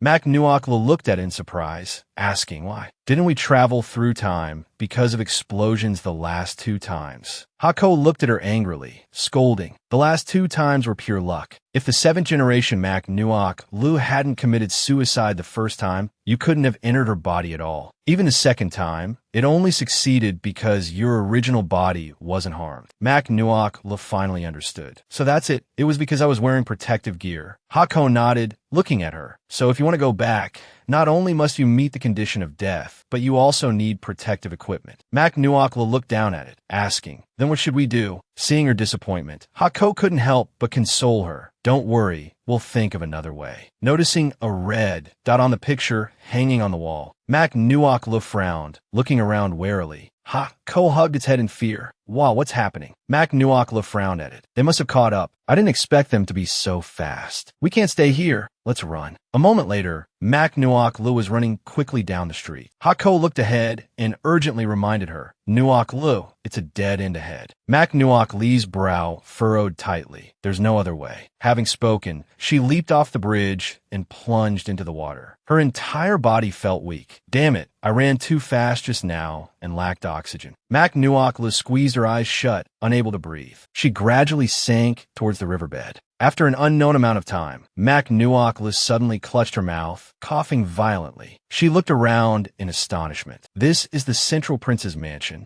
This is wonderful. I've finally returned." Hako smiled, reminding her, "The surprises don't end there. Take a look at yourself." Mac Nuok Lu lowered her head in shock, gazing at her body. "This is my body." She looked joyfully at Hako, her eyes filled with gratitude. "Hako, you're truly amazing to actually bring my entire person back. Truly worthy of being called high-tech." "Hako, praise to the point of smugness. Stop praising me. You're making me blush." Mac Nuok Lu's cheeks flushed pink. She said happily, "I wonder what Tuan Ju's reaction will be when he sees me. I must go find him quickly." Mac Nuok Lu pushed open the room door, stunned to see the Central Prince's mansion draped everywhere in white cloth and white lanterns. Even the guards. What is going on? Why is there a coffin in the flower pavilion? Curiously, Mac Nuok Lu approached, looking in astonishment at the jewelry inside. "Aren't these my clothes and jewelry? These hairpins, I've worn them many times." Just then, a palace maid entered, saw her, and screamed in terror. "Guards, someone has opened Her Majesty the Empress's funerary objects." Mac Nuok Lu stared blankly at her. Her Majesty the Empress. Inside the Imperial Palace. Mac Nuok Lu's hands were bound. She sat on the ground, frowning deeply. "Hey, can you be a little gentler?" A cold voice sounded beside her. "Do you know that disturbing the Empress's eternal rest is a capital offense?" Mac Nuok Lu turned her head in surprise at that voice. Looking at the man seated high above, her gaze softened. Tuan Du. Mac Nuok Lu was imprisoned in the main jail, saying anxiously, "Wait a minute, why did I become a criminal the moment I returned?" The guard outside shouted angrily, "Audacious! How dare you impersonate Her Majesty the Empress? His Majesty sparing you for one night is already an act of grace." Mac Nuok Lu said in astonishment, "Who's impersonating? It really is me. You call Tuan. No, call His Majesty to see me. I can prove it." The guard didn't want to hear any more, turned, and left, truly delusional. Mak Nuok Lu angrily punched the iron bars. This is infuriating. What on earth is going on? Hako looked at her and said, "It seems the time flow on both sides is indeed different." Mak Nuok Lu frowned deeply. "This won't do. If I just wait like this, I'll definitely be beheaded. I have to find a way to escape." Hako looked at her and asked, "Escape how?" Mak Nuok Lu said, "Didn't you use silver needles when applying makeup? Find me a few." A moment later, Mak Nuok Lu held the silver needles, saying smugly, "Let me show you how to open a door." 10 minutes later, the lock of the main jail clicked open. Excellent. Mak Nuok Lu hid to one side, peeking out cautiously. She saw the two guards outside, slumped over the table, fast asleep. Seeing them sound asleep, now's my chance to slip away quickly. No sooner said than done. She swiftly ran outside. Having escaped the main jail, Mak Nuok Lu breathed a sigh of relief. "Finally, I'm out." Hako looked at her and asked, "So where do we go next?" Mak Nuok Lu patted her chest, saying, "These clothes I'm wearing are too conspicuous. We should find a safe place to change first." The next morning, in a small courtyard, Luke Kan bowed respectfully to a lady. Madame Hua slowly walked away, saying, "Next time you have new products, be sure to inform me first." Madame Hua covered her face with a fan, smiling as she spoke. "All right, next time I will definitely come to support Shopkeeper Tran's business." A figure suddenly appeared behind Luke Kan, a hand reaching out to cover her mouth. Luke Kan gasped in fright, letting out a few muffled sounds. Mak Nuok Lu gestured for her not to be afraid. "It's me, Mak Nuok Lu." A moment later, inside the room, Luke Kan squinted at her, asking, "You say you're Mak Nuok Lu, but wasn't she already?" Mak Nuok Lu smiled in response. "Because of the Empress Dowager's earlier schemes, I disguised myself as someone else to deceive everyone. But I was nearly killed in that explosion, so this is my true appearance." Luke Kan looked at her in astonishment, asking, "Do you have any way to prove it?" Mak Nuok Lu recounted cheerfully, "Do you remember how I first taught you to take revenge on that scoundrel? First, appear before him looking even more beautiful and composed than before. Second, save his father in a perilous situation, making him reconsider his feelings. Third, pull the rug out from under him." Mak Nuok Lu and Luke Kan said in unison, "Make it so his father can never hold his head high again." Luke Kan looked at her excitedly. "This is wonderful. I always knew you, Mak Nuok Lu, were a kind person. You must surely be blessed by the heavens." Hearing this, Mak Nuok Lu gave a few awkward laughs. Let's just go with that, haha. Suddenly, her brow furrowed as she asked, "Right, tell me what happened after the explosion. I need to understand things quickly." Mak Nuok Lu and Luke Kan held hands. Mak Nuok Lu now changed into a different set of clothes. Luke Kan grasped her hand and began to recount. It has been 3 years since that explosion. Not long after, the Empress Dowager launched a rebellion. Led by Nguyen Lai, soldiers revolted, initiating a palace coup. Fortunately, thanks to the Central Prince's bravery, the situation was quickly brought under control. All those who followed the Empress Dowager had their entire families executed. Afterward, the Central Prince naturally ascended the throne as emperor. He posthumously honored the deceased Central Princess consort, which is you, as the Empress. During this time, many high officials advised His Majesty to select new consorts and fill the imperial harem, but the emperor rejected their proposals time and again. His Majesty issued a decree for the entire nation to observe a 3-year period of mourning for the Empress. Reaching this point, Luke Kan smiled at her and said, "Miss Mak, the Emperor is still deeply devoted to you." Mak Nuok Lu lowered her gaze, her heart aching as if pierced by a knife. She stood up and spoke to Luke Kan. "Kan, thank you for telling me these things. There's one more favor I need to ask of you." Luke Kan looked at her and replied, "Miss Mak, please speak freely." Mak Nuok Lu bowed her head sorrowfully, saying, "We have missed 3 years already. I want to enter the palace to see him, to tell him myself that I have returned." Luke Kan smiled and agreed. "All right, I will use all my connections to help you find a way." A short while later, Mak Nuok Lu was soaking in a large bathtub. She looked at Hako. "I never expected Tuanju to observe mourning for me for 3 years. Those days must have been incredibly lonely for him." She looked down at her own hands, her heart filled with pain. Hako nodded, looking at her. "He truly is a man of deep affection, but your appearance has changed. What if he doesn't recognize you?" Mac Nuok lowered her eyelids, her eyes brimming with longing and deep love. No matter how I change, the feelings between us will not. I believe he can sense it. Mac Nuok dressed again, a confident smile playing on her lips. Just wait and see. I will definitely make him accept the real me. Just then, the sound of hurried footsteps echoed, and Luke Khan rushed in frantically with news. This is bad, Miss Mac. There's a warrant out for your arrest. Mac Nuok sighed. It's all right. It's not the first time. Is there any other news? Luke Khan suddenly remembered. Oh yes. The mourning period for Her Majesty the Empress is about to end. All the civil and military officials are submitting memorials, requesting His Majesty to select new consorts. Mac Nuok was stunned. What? Select new consorts? Luke Khan looked at her, urging anxiously. Miss Mac, you must hurry. Otherwise, what if His Majesty? Mac Nuok furiously shouted. He dares. Luke Khan broke into a cold sweat, looking at her fearfully. Angrily, Mac Nuok threw a small stone into the water. That blockhead. That faithless man. And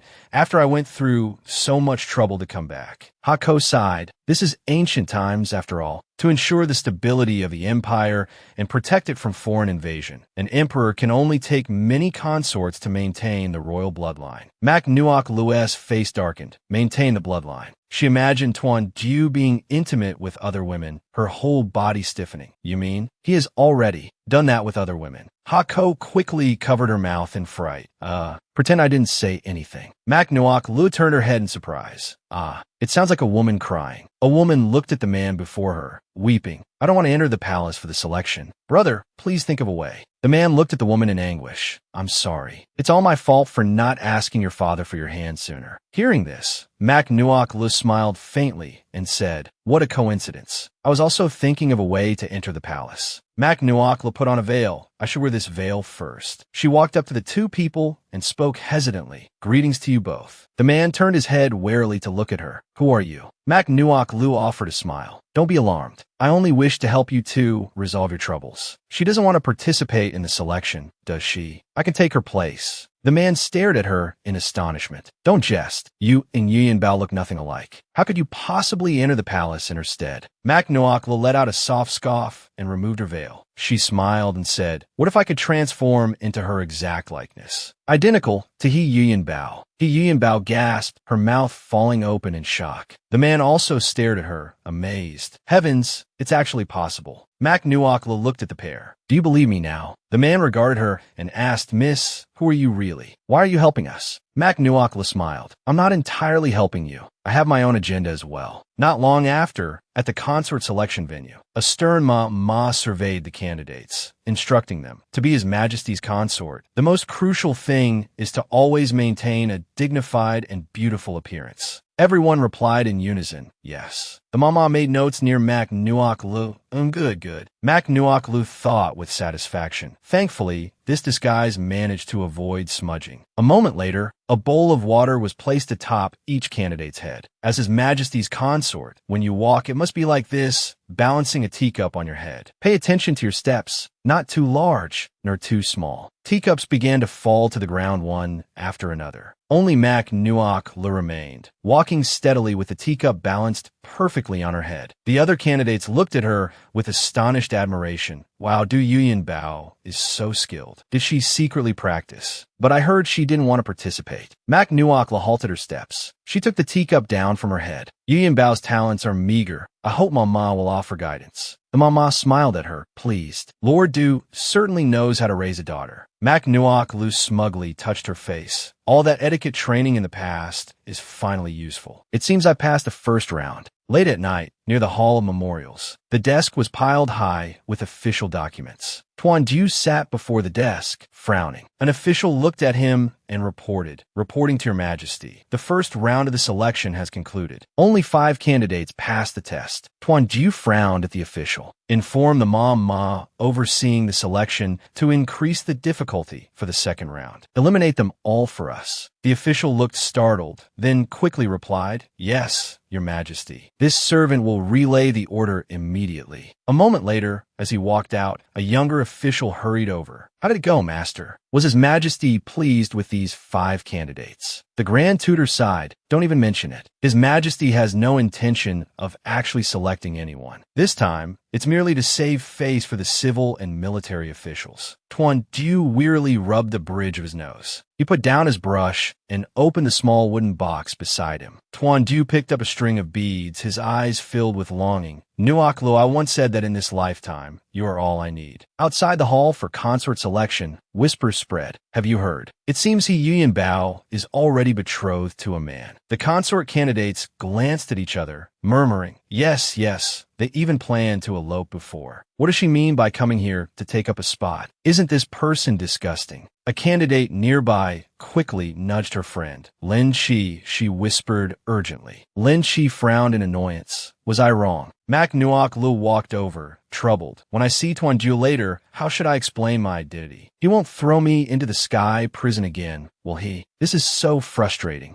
Lin Chi heard her sigh and snapped angrily. Hey, who are you talking about? Mac Nuoc looked at her, puzzled. Lin Chi sneered, looking her up and down mockingly. What gives you the right to be so shameless? Do you really think you can win His Majesty's favor with just those looks? Mac Nuoc frowned at her. What did you just say? Lin Chi shouted furiously. I said you are shameless. Mac Nuoc immediately raised her hand and slapped her. Lin Chi clutched her face, glaring angrily at her. What gives you the right to hit someone? Mac Nuoc scoffed coldly. You haven't even been chosen yet, and you already can't help but form cliques. Besides, she insulted me first. What's wrong with me hitting her to show my stance? Is there a problem? Lin Chi was fuming. You wretched woman. A crowd gathered as they began to fight. The matron exclaimed in shock. What? His Majesty said he isn't pleased with anyone. The Grand Tutor sighed. There's nothing to be done. Everyone knows His Majesty only has that one person in his heart. The matron frowned and said, but we can't treat the matter of imperial succession like a joke. The Grand Tutor looked towards the distance in surprise. Why are they fighting now? The matron hurried over, shouting loudly. Causing trouble in the palace is a serious crime. Do you think this election is a game? Lin Chi, her hair disheveled, cried pitifully to the matron. Matron, we've been wronged. It was Yuyan Bao who started it. Mac Nuoc Lu, still disguised as Yuyan Bao, retorted angrily. It was clearly you lot who ganged up to insult me first. Now that you can't win the fight, you resort to tattling. Lin Chi frowned, looking at her and saying, the consort selection is for pure young ladies from noble families. You have illicit relations with another man. What right do you have to stand here? The candidates behind her chimed in. That's right. The matron frowned, looking at Mac Nuoc Lu. His Majesty's consorts must be pure. You will come with me to prove your innocence. Seeing this, Lin Chi and the others smirked coldly at her. Mac Nuoc Lu frowned, remaining silent. In another room, the matron entered and said coldly, take off your skirt and sit on that. She turned her head to look at Mac Nuoc Lu behind her. Mac Nuoc Lu's face turned pale as she looked at the object before her. What is this? It looks disgusting. Encyclopedia Hako appeared to explain her. This is what the ancients used for virginity tests. You squat down, and someone will use burning mugwort to fumigate you from below. If you sneeze and the scent remains unchanged, it proves you're still a virgin. Mac Nuoc Lu, her face pale with fear, asked, is this method accurate? Hako sighed, looking at her. This is ancient times, after all. You just need a pass. Mac Nuoc Lu gritted her teeth and endured. All right, then. Consider it for Tuan Ju's sake. A moment later, seeing the three emerge, Lin Chi eagerly asked for the result. The palace maid behind the matron came out carrying the bowl and announced to everyone. After the examination, Yuyan Bao is pure. Lin Chi cried out in astonishment. What? How can this be? The matron looked sternly at the crowd. Within the palace, fabricating slander to harm another's reputation is strictly forbidden. Guards, take these four away.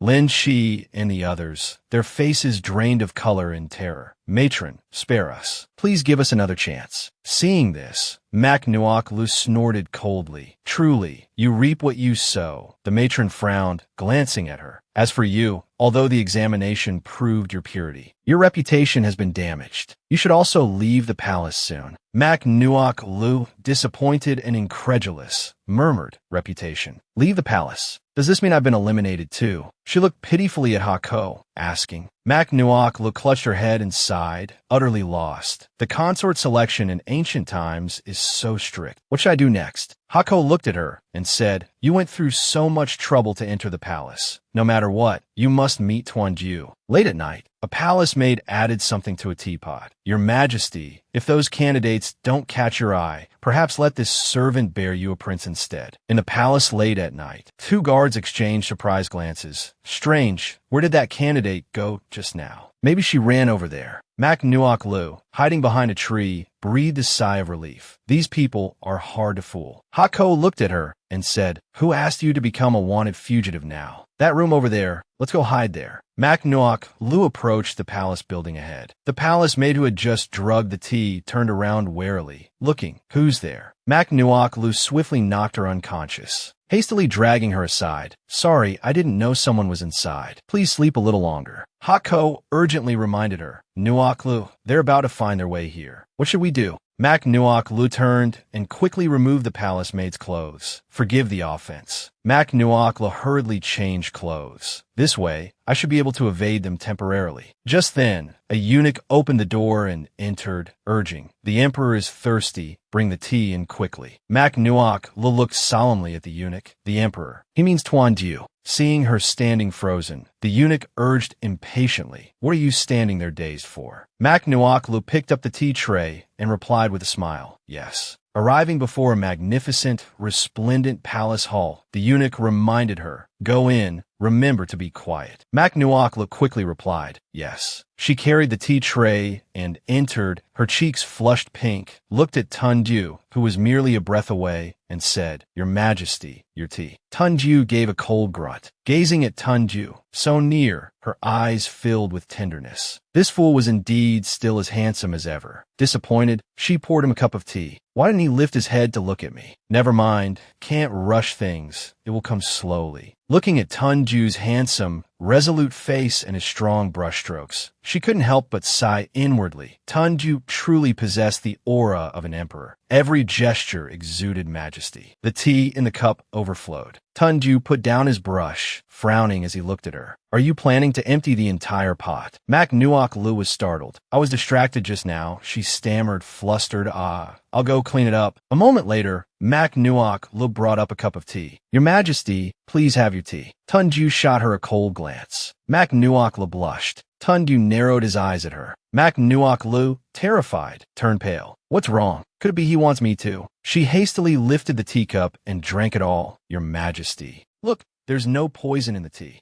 Tunju picked up his brush again and said coldly, Fine, pour us another cup. Remember to change the cup. Mak Nuok Lu quickly replied, Yes. Late at night, Mak Nuok Lu, holding the teacup, felt something strange. Why is my head so dizzy? Mak Nuok Lu carried the teacup towards His Majesty. The tea has been changed. Her face was flushed. Her body swayed unsteadily. The tea tray in her hands wobbled, spilling onto Tunju. Mak Nuok Lu, face crimson, hastily knelt to pick up the broken pieces. I'm sorry, I didn't mean to. It's just that my head suddenly started hurting. Tunju narrowed his eyes, looking at her coldly. Enough. We have no interest in your explanation. Get out. You're not needed here. Mak Nuok Lu quickly stood up, wanting to stop him. That area of yours was already affected by the blast's aftershock. It can't take another burn. Let me see if it's serious. Tunju angrily grabbed her wrist. Insolent. He narrowed his eyes, lifting her chin. Do you know what you are doing? Speak. What is your purpose in getting close to us? Mak Nuok Lu looked at Tunju's eyes, her vision growing increasingly hazy. Strange. I feel so hot, so uncomfortable. Seeing her silence, Tunju frowned, annoyed, asking, We are asking you. Mak Nuok Lu's consciousness became muddled. Why is it so hot? So cool. She grabbed Tunju's hand, pressing it against her face. Tunju frowned, pulling his hand back. He let out a cold laugh. Humph. This fawning act of yours is truly nauseating. Mak Nuok Lu suddenly snapped back to clarity. What did I just do? Could it be that she put an aphrodisiac in the tea? She frowned, clutching her forehead as she cursed angrily. How despicable. To dare use such vile methods. Mak Nuok Lu slumped to the ground, her face burning hot. It was over. Her mind grew increasingly hazy. Even biting herself couldn't suppress the drug's effects. She covered her face in despair, her head bowed low. She lifted her head, peering towards the blurry figure in the distance. Who was that? Then she collapsed to the ground. Tan Quan frowned as he approached the palace gate. Ha Ko appeared, looked at her, and said, "He is that insignificant nobody named Tan Quan." But right now, he wouldn't recognize Nuok Lee's appearance. Surely he wouldn't just watch someone die without helping, right? Tan Quan lowered his head, casting a cold gaze upon Mak Nuok Lu, who lay unconscious on the ground. Just another woman willing to throw herself into someone's arms, disregarding everything for wealth and glory. But even so, Nuok Lu died because of you. Who are you putting on this attitude for today? Ever since Tan Quan heard the news of the female lead's death, he believed the male lead failed to protect her. Seeing Tan Quan coldly turn and walk away, Hako exclaimed in astonishment, "What? He's just leaving like that?" A moment later, a scholar walked by, glancing left and right. Strange, why is someone passed out here? That masked fellow probably wasn't lying to me. Suddenly, he spotted Mak Nuok Lu lying unconscious not far away. There really is someone. The scholar approached, gently touching her hand and observing her for a moment. To think she's been affected by the long-lost Harmony Union aphrodisiac. Isn't that a forbidden drug?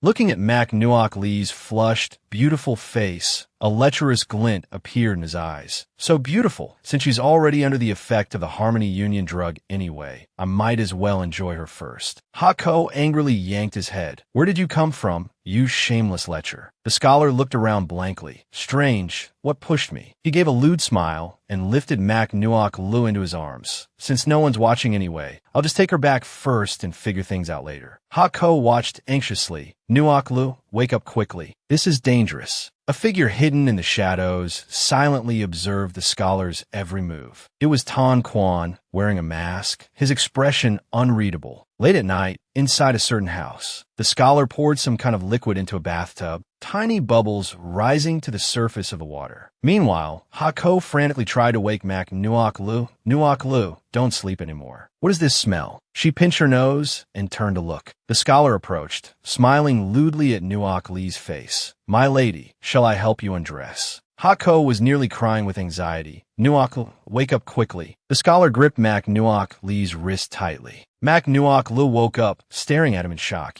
What do you want to do? The scholar chuckled, looking at her. Oh, awake so soon. But this way it's more fun to play. He immediately tore her sleeve. His hand brushed against her wound. Mak Nuok Lu's face instantly drained of color. The scholar's eyes gleamed, a covetous hunger twisting his features as he lunged towards her. Mak Nuok Lu swiftly ducked, driving her elbow hard in his gut, then shoved his head forcefully into the large bathtub. Straightening up, Mak Nuok Lu glared down at him, fury in her eyes. The likes of you dare to think you can take advantage of me. Hako, watching, stuck out her tongue with smug satisfaction, taunting him. Serves you right. A wave of weakness washed over Mak Nuok Lu, and she crumpled to the floor. Hako rushed to her side, her voice laced with worry. Nuok Lu, what's wrong? Mak Nuok Lu looked down at her friend, whispering, I can't move. At that moment, the scholar sputtered, lifting his head from the water, his hand clamping onto her ankle like a vice. This concoction, it's not your ordinary aphrodisiac. It doesn't just incite desire. It drains its victim of all strength, leaving them utterly powerless to resist. His hand snaked out, seizing her wrist. Now, be a good girl and let me have my way with you. In that instant, a small dagger whistled through the air, embedding itself in his flesh. The scholar collapsed, a crimson tide blooming and spreading from the wound to his neck. Mak Nuok Lu scrambled backward hastily. Tan Quan stood framed in the doorway, his gaze cold as ice as it fell upon her. Mak Nuok Lu looked up, startled recognition flashing in her eyes. Tan Quan. Tan Quan's eyes narrowed, scrutinizing her. Who are you? How do you know my true name? Mak Nuok Lu hesitated, studying his guarded expression. Should she tell him the truth? What if he reacted like Tanjiro, dismissing her claims? To hell with it, she decided. It's a gamble. Her gaze met his, firm and serious. Believe it or not, I am Mak Nuok Lu. I didn't die. I'll come back. Later that night, within the Emperor's bedchamber, Tanjiro turned a small jade bead over and over in his hand, his brow furrowed in thought. Just then, a eunuch entered, bowing low as he reporting to your majesty. This servant has investigated thoroughly. The aphrodisiac in the tea was indeed put there by the palace maid who was knocked unconscious. Tanjiro looked up, surprised. So, she really wasn't deceiving us. He rose abruptly, his eyes fixed on the eunuch as he commanded, "Whatever means necessary, we want you to find that woman within 2 days." The eunuch dropped to his knees at once. Yes, this servant obeys the decree. Back in the other house, Tanquan gripped Mac Nuok Lu's wrist, his voice tight with emotion. "You just said you were Mac Nuok Lu." Mac Nuok Lu met his intense gaze. "Yes, I am. But really, when are you going to stop grabbing people like this?" Tanquan let out a cold snort, his eyes still fixed on her. "Do you know the consequences of lying to me?" Hako whispered urgently from the side, tugging at Mac Nuok Lu's sleeve. "Nuok Lu, you must think very carefully before answering. He's someone who kills without batting an eye."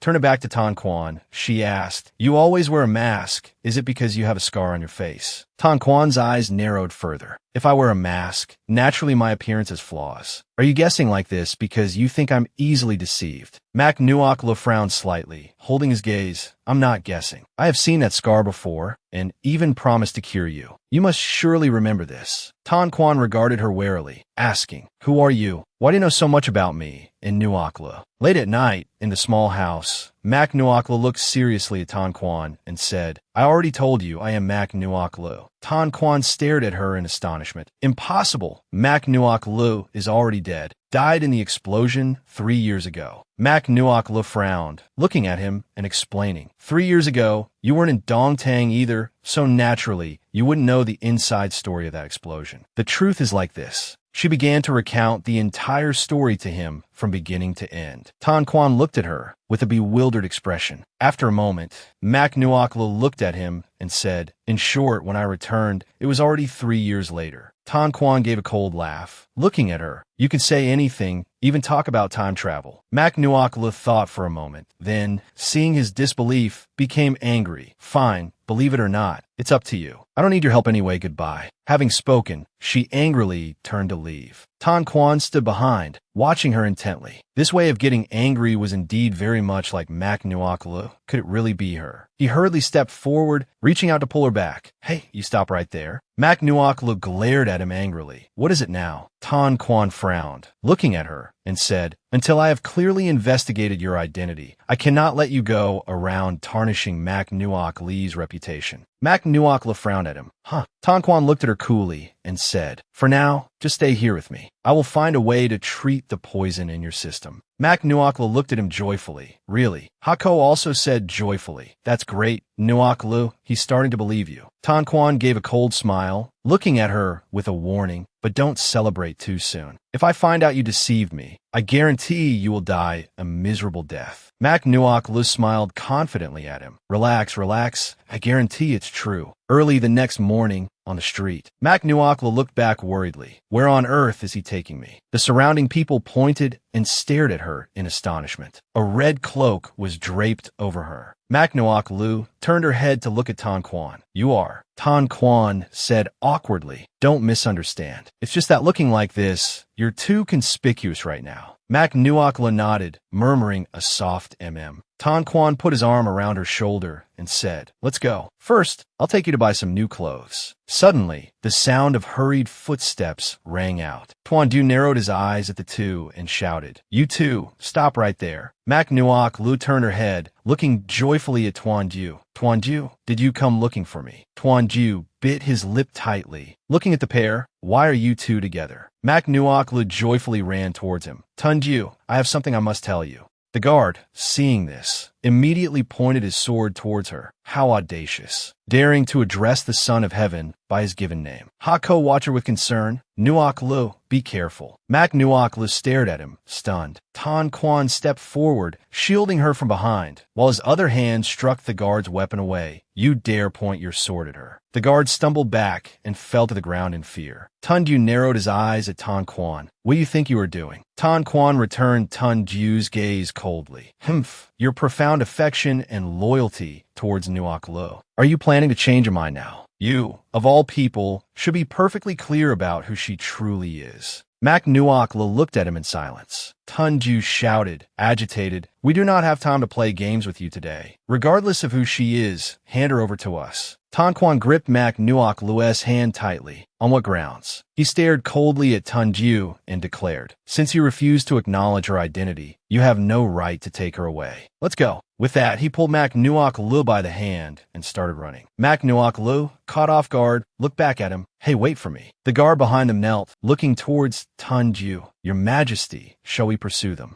Tanjiro's face was grim as he replied, "There is no need. He will return sooner or later." Beside a small, trickling stream, Mak Nuokla looked at Tan Quan, questioning, "Why didn't you let me finish?" It was such a hard-won opportunity to clarify my identity to him. Tan Quan crossed his arms, glancing at her. "You need not be hasty. We will have another chance to meet." Mak Nuokla looked at him, perplexed. "Huh? What do you mean?" Tan Quan lowered his gaze. "The item Nuokla left for me is still in his possession. I must go back to retrieve it, sooner or later." Mak Nuokla looked at him, her eyes lighting up with joy as she asked, "You can enter the palace." Tan Quan scoffed. "Naturally, as if those worthless fools surrounding him could possibly stop me." Mak Nuokla gazed at him, full of anticipation. "That's wonderful. Then take me with you." Tan Quan coldly refused her. "Absolutely not." Hako smiled, looking at her. "This is a matter between those two. It seems your relationship is still as strained as ever." Mak Nuokla lowered her head. "He just mentioned I left something for him. Could it be that? When I first developed the jade bone powder, the very first thing I did was write a letter to Tan Quan, but he never sent a reply." She smiled and asked him, "The item you spoke of, is it the jade bone powder used to conceal scars?" Tan Quan turned his head sharply, looking at her in astonishment. "You know?" Mak Nuokla looked towards Hako beside her and said, "I wrote to you back then, but you never answered, so I kept it with me all this time." Hako, understanding immediately, took out a small powder box. "It's right here." Mak Nuokla turned excitedly to Tan Quan. "Since it's already here, why don't you try it now and see how effective it is?" Tan Quan stroked his chin thoughtfully for a moment, then reached up and removed his mask, revealing a large, disfiguring scar beneath. Mak Nuokla told him, "Don't move." She picked up the small brush and dabbed on some powder. Mak Nuokla looked up at the scar on Tan Quan's face and began applying makeup. Tan Quan pressed his lips together, silently watching her. It seemed she truly was Nuokla. A moment later, Mak Nuokla looked at him, pleased and proud. "Done. See how it looks." Tan Quan lowered his head to look at his reflection in the water, astonished. "It's my original appearance." Mak Nuokla stood behind him, smiling as she asked, "Well, the effect isn't bad, is it?" Tan Quan turned and pulled her tightly into his embrace. "This is wonderful. You really didn't die." Mak Nuokla looked at him in surprise. "What are you suddenly rushing over for?" "Let me go. I still need to go back and find Tanjiro."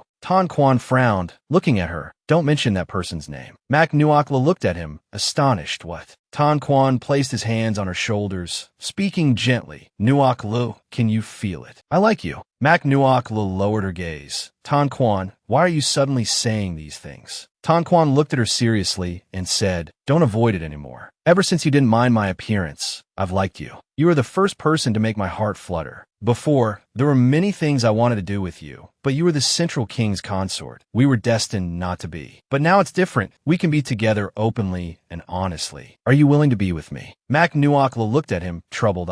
Tan Quan put his arms around Mak Nuokla's shoulders, gazing at her affectionately. Mak Nuokla, flustered, punched him lightly on the face. "You brat, what do you think you're doing? Don't joke around with me." Tan Quan looked at her excitedly. "You think what I just said was a joke?" Mak Nuokla awkwardly scratched her face. "What else could it be? Why would you suddenly confess to me? Is this some kind of surprise reunion gift?" Tan Quan looked at her silently. Mak Nuokla suddenly laughed. "Oh, I get it. You're just a lecher. I know I'm very beautiful now. My looks have improved, if not a perfect 10, then at least a 9. She pretended to sigh. "Can't blame you, really. Having a beauty like me around, ordinary men can't help themselves. Unfortunately for you, your big sister already has someone in her heart." Tan Quan grasped her hand tightly. "Stop smiling at me like that. How can this woman be so dense?" He then leaned down and kissed her lips. Mak Nuokla's eyes widened in shock as she stared at him. What is this situation?" She frowned deeply, covering her mouth with her hand. You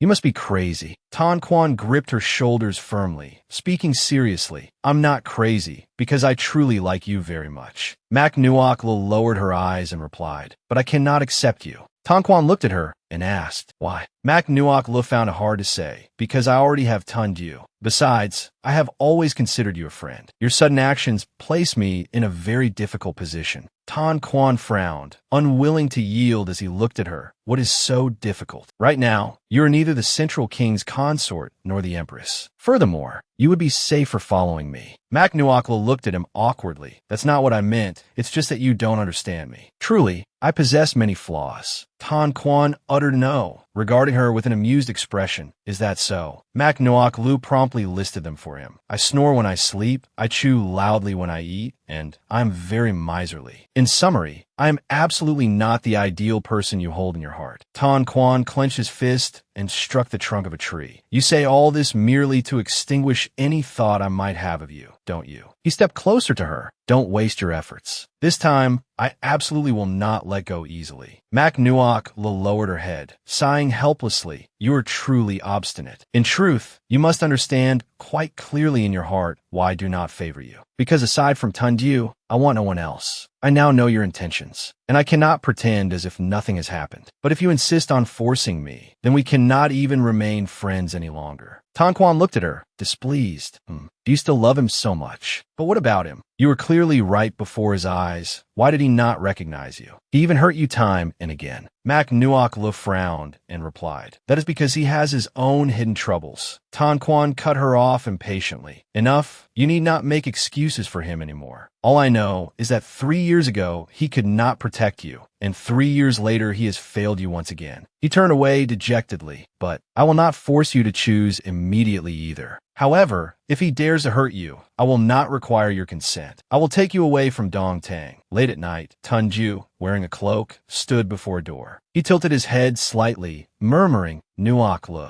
A moment later, he glanced at the subordinate behind him and ordered the door opened. The guard quickly replied, "Yes." Then he swiftly stepped forward to open the door. The door swung open. Tanjiro stepped inside alone. "We wish to be alone with the Empress. You need not enter." The guards hastily knelt and responded, "Yes, Your Majesty." After Tanjiro went inside, one guard looked at his companion beside him and said, "Strange, His Majesty has never come to see Her Majesty the Empress's remains before. Why suddenly today?" The other guard sighed, looking at him. "What do you understand? Our Emperor has always believed the Empress is not dead. His sudden visit to her today, perhaps he has finally let go." Inside the mausoleum, Tanjiro walked to the memorial stele, his eyes filled with sorrow. "Nuok Lu, we have come to see you." In a flash, 3 years have passed since you departed from us. These past 3 years, it has taken great effort to compel ourselves to accept the truth that you are gone. He gently caressed the stone tablet, but suddenly, a woman appeared who resembles you so closely. In her, we see your shadow. But the dead cannot return to life. She, ultimately, is not her. Tanjiro lowered his gaze. In this world, no one can replace her. Suddenly, a firefly appeared on the tombstone of beloved wife Nuok Lu.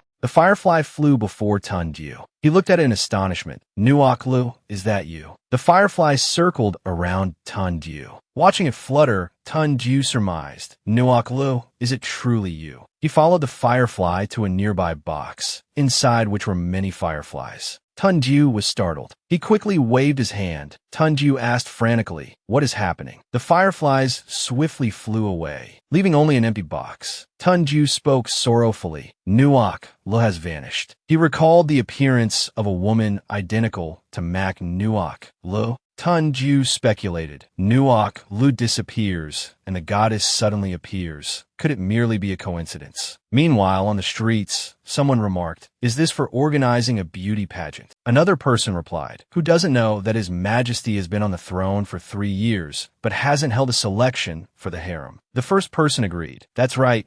No matter how good the late Empress was, His Majesty should prioritize continuing the imperial line." At this moment, Mak Nuok Lu also noticed, "Why are there so many people? Let's go take a look too." Tan Quan replied with little interest, "It's too crowded. I don't want to go." But Mak Nuok Lu paid no heed, excitedly pulling Tan Quan along. "Sir, please don't push." Mak Nuok Lu gradually squeezed into the crowd. "Excuse me, please make way." Just then, someone asked, "Registering for the beauty pageant." "What is a beauty pageant?" Mak Nuok Lu is also very surprised. Tan Quan explained, "This is an opportunity for the common people to change their destiny. A competition will be held among the populace to select beautiful women of suitable age to be presented to the emperor as gifts." Mak Nuok Lu didn't understand. What? Isn't selecting from the daughters of officials enough? They want to add more people. Tan Quan smiled. "It's useless for you to worry. This is the sentiment of the common people. Your Tanjiro probably cannot refuse," he said smugly. "When the time comes with beauties by his side, do you think he can remain virtuous?" Hearing this, Mak Nuok Lu immediately became angry. Absolutely not. This also drew the attention of those nearby.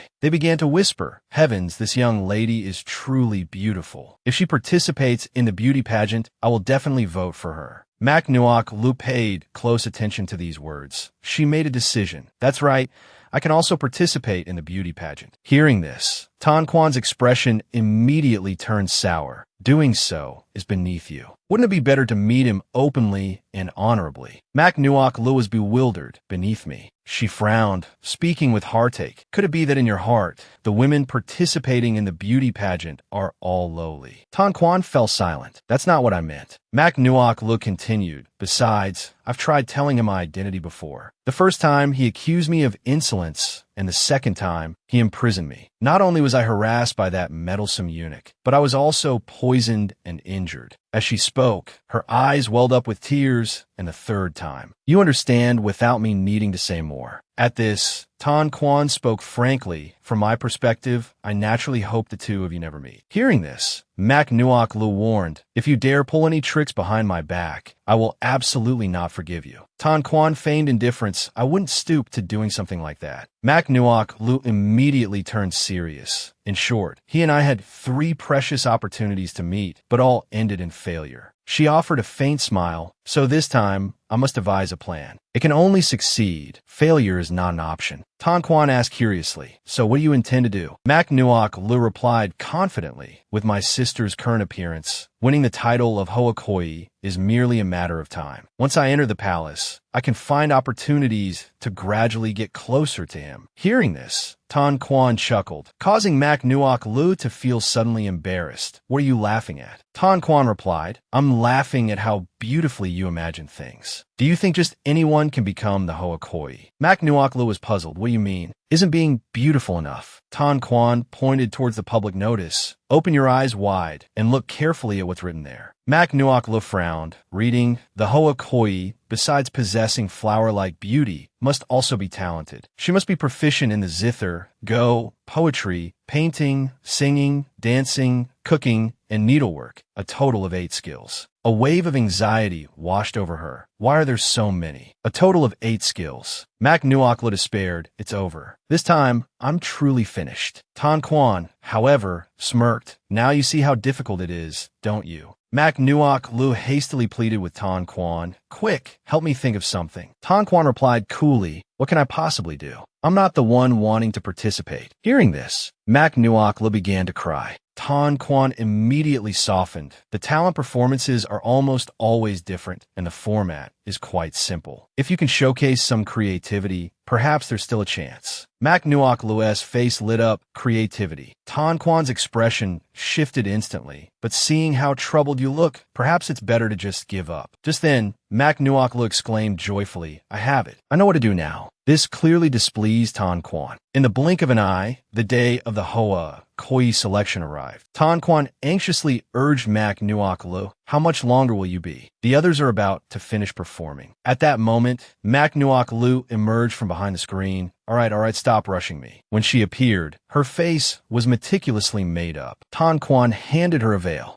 Mak Nuok Lu didn't understand. "Why do I need to wear a veil for a talent performance?" The servant beside her also looked puzzled. "Indeed, what a pity for my masterpiece." Hearing this, Tan Quan turned away shyly. Because the pageant winner must enter the palace, there are certain rules after the selection ends. She cannot show her face publicly. Mak Nuok Lu frowned. "So that's how it is." From beyond the stage, the melodious sound of a zither drifted, accompanied by a beautiful woman playing the flute. The crowd praised. "Truly wonderful, absolutely outstanding." Seeing this, Mak Nuok Lu grew anxious. "This is what you called simple." Tan Quan replied, "At least in my eyes, it's quite ordinary." But inwardly, Mak Nuok Lu was screaming. Clearly your standards are just too high. Hearing this, Tan Quan chuckled. What? Thinking of backing out already? Mak Nuok Lu immediately regained her spirits. How could I withdraw? Your big sister here came prepared. She declared proudly. Although my dancing isn't the best, my martial arts are beyond question. Finally, it was Mak Nuok Lu's turn to take the stage. Following the rhythm of the music, she gracefully performed a silk ribbon dance. Suddenly, a sword appeared, slicing through the silk ribbon. Shredded pieces of silk fluttered down, creating an effect both ethereal and mysterious. Seeing this, Tan Quan smiled faintly. It seems I underestimated her. Mak Nuok Lu continued her performance on stage, as a falling pearl was deftly caught on her sword, sending it flying in another direction. At this moment, Mak Nuok Lu displayed her skills with even greater confidence. The girl who had just played the zither couldn't help but look astonished. Mak Nuok Lu smiled triumphantly, swinging her sword to strike each pearl, sending them flying one after another. Tan Quan and the others couldn't help but praise. Absolutely amazing, truly beautiful. A moment later, Mak Nuok Lu ran over excitedly. Well, weren't you completely stunned by your big sister's performance? Tan Quan remained stubbornly unimpressed, just average. Seeing this, Mak Nuok Lu's face darkened with annoyance. I'll give you one more chance. Think carefully before you speak. She complained. Do you have any idea how much effort and patience it took to master this dance? Suddenly, a girl nearby pouted and spoke loudly. It's just an unconventional dance, nothing more. Showing off such meager talent. Mak Nuok Lu abruptly turned around. Who are you? Tan Quan frowned. It turned out the girl was a very famous embroiderer from the Silk District, known to everyone as Little Weaver Girl. Little Weaver Girl smiled smugly. Mak Nuok Lu was surprised. Little Weaver Girl. Tan Quan continued. That's right. It said her beauty is unparalleled, and her embroidery works are highly sought after. Among them, the piece titled When She Chun Xiu Senji Hong is the most famous. Mak Nuok Lu laughed and said, My looks are quite beautiful too.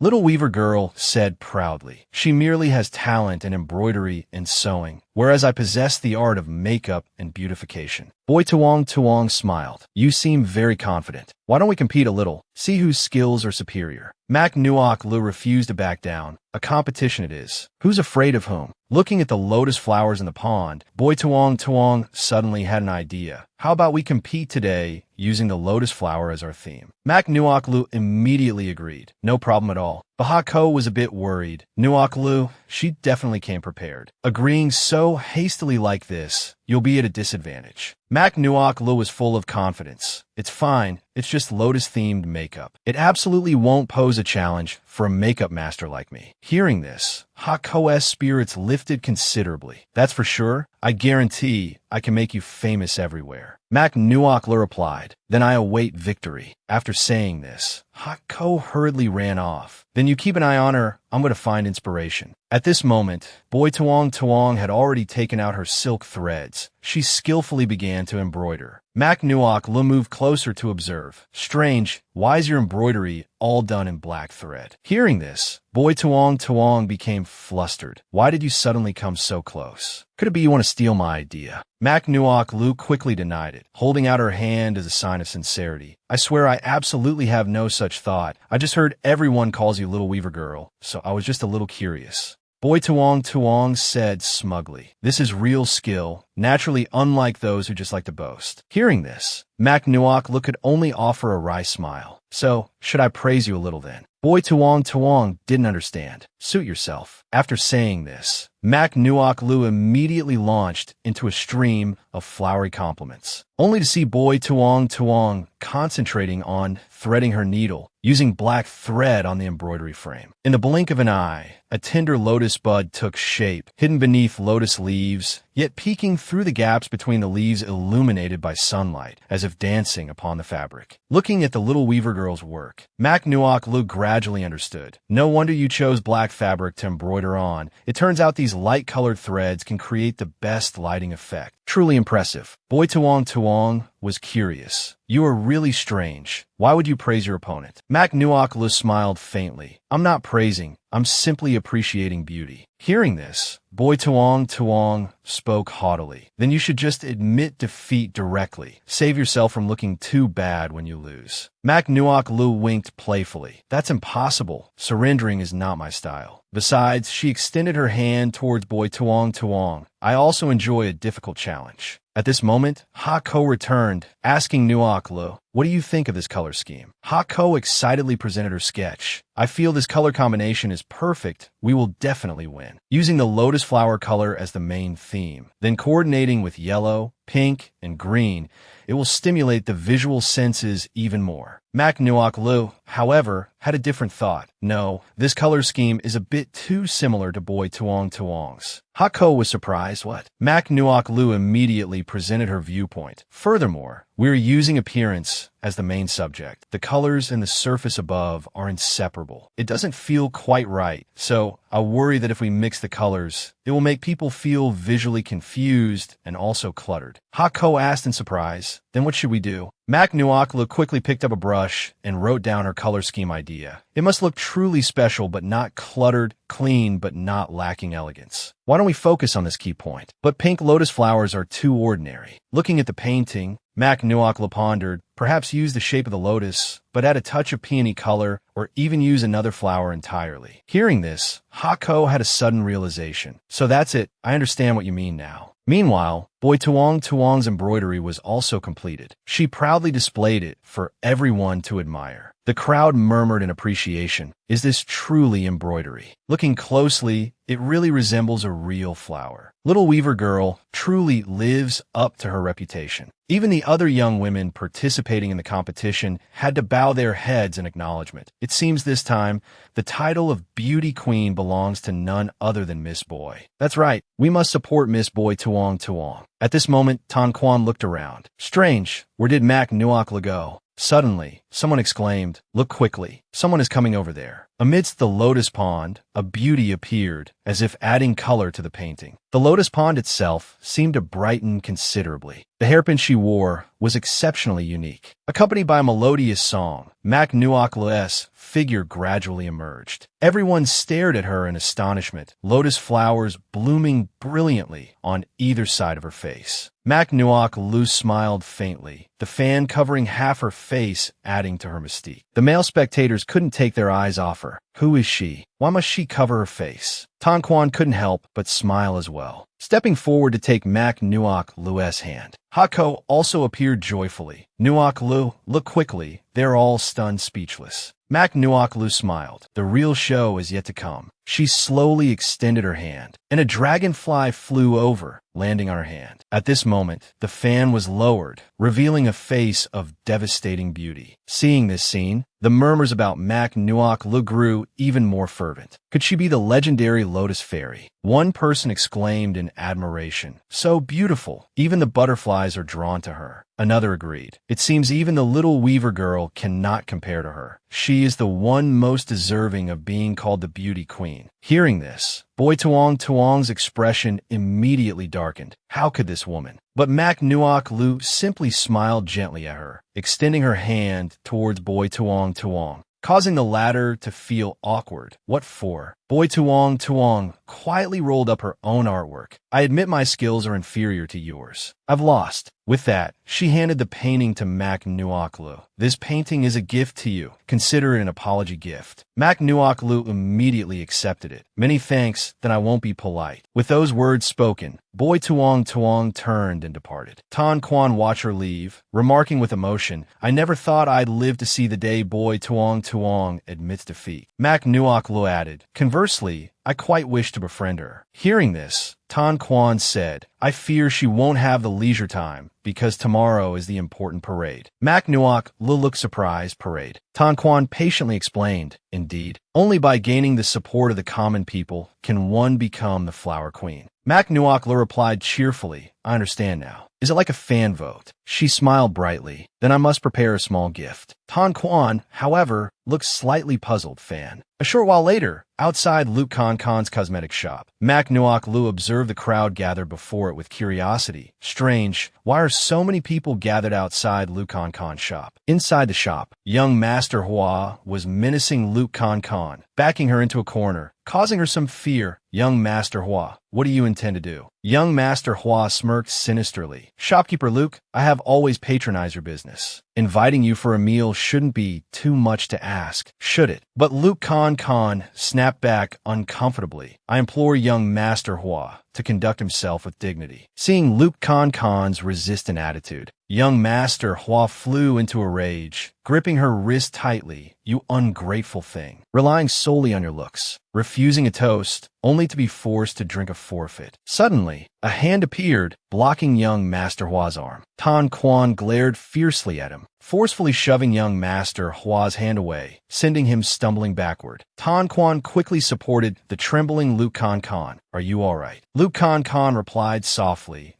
Tan Quan helped Luke Kan up, causing her to accidentally fall into his embrace. Embarrassed, Luke Kan quickly pulled away. Many thanks to the young master for lending a hand. Young Master Hua furiously bellowed, Man, where are you? Hurry and save me. At that moment, Mak Nuok Lu entered. I'm afraid they might have trouble saving themselves. Seeing Mak Nuok Lu, Luke Kan was slightly surprised. Miss Mak, why have you come here? Mak Nuok Lu slowly approached Luke Kan. Are you all right? Luke Kan replied, thanks to this young master's help, I am fine. Tan Quan frowned. Seeing his intimidating expression, young Master Hua broke out in a cold sweat from fear. Who are you? What do you want? Tan Quan stepped forward and dealt him a few blows. Mak Nuok Lu watched with amusement. Tan Quan will handle those scoundrels. She gently placed a hand on Luke Kan's shoulder, but it's too dangerous for you to be alone. Would you like to come with me to the palace? Luke Kan smiled. Many thanks for Miss Mac's kind offer, but I still have important matters to attend to. I wouldn't want to impose on you.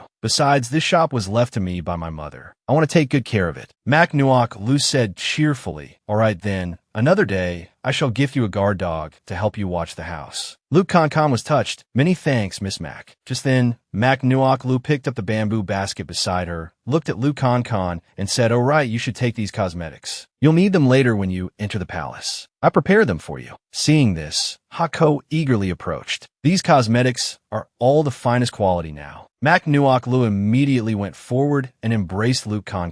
Having a good friend who owns a cosmetic shop is truly convenient. Luke Kan smiled in response. My dear lady, why are you acting like such a child? Suddenly, Luke Kan noticed, young Master Tan Quan has returned. Her face flushed with shyness. Let me pour you a cup of tea. Tan Quan replied with cool indifference. A moment later, the three were sitting together, drinking tea. Luke Kan still appeared quite bashful, a demeanor that caught Mak Nuok Lu's eye. She watched the scene with amusement. It seems Luke Kan has feelings for Tan Quan. Hako chimed in agreement. Indeed, it's hard for a hero to resist a beauty. But then again, it's also hard for a beauty to resist a hero. Mak Nuok Lu suddenly thought, if these two could become a couple, that would be wonderful. Mak Nuok Lu happily pictured the scene of them together. At this moment, Hako spoke up, but doesn't that Tan Quan like you? Mak Nuok Lu hastily denied it. He's merely grateful to me. It's not affection. Mak Nuok Lu explained. Tan Quan has suffered much because of his appearance, so he feels even more appreciative towards anyone who treats him kindly. She continued in a low voice. It's just that he hasn't yet clearly distinguished between affection and gratitude. After hearing this, Hako flatly refused. I can't understand you humans. So complicated. Mak Nuok Lu smiled and patted its head. Of course you don't understand. There's still much you don't grasp. Help me with this first. Hako asked coolly. With what? Mak Nuok Lu smiled, clasping her hands pleadingly, creating an opportunity for them, of course. Just then, Luke Kan was pouring tea for Tan Quan. Hako thought to itself, create an opportunity. Just as the teacup was about to reach Tan Quan's hand, Hako suddenly rammed into him forcefully. The teacup fell to the ground, shattering into pieces. Seeing this, Luke Kan hurriedly exclaimed, "My apologies, young master, didn't mean to." Tan Quan gently consoled her. "It has nothing to do with you. It was I who was unsteady on my feet." He suddenly felt puzzled. Strange, it felt like something pushed me just now. At this point, Mac Nuokla spoke up. "Tan Quan, your clothes are soiled." Luke Kan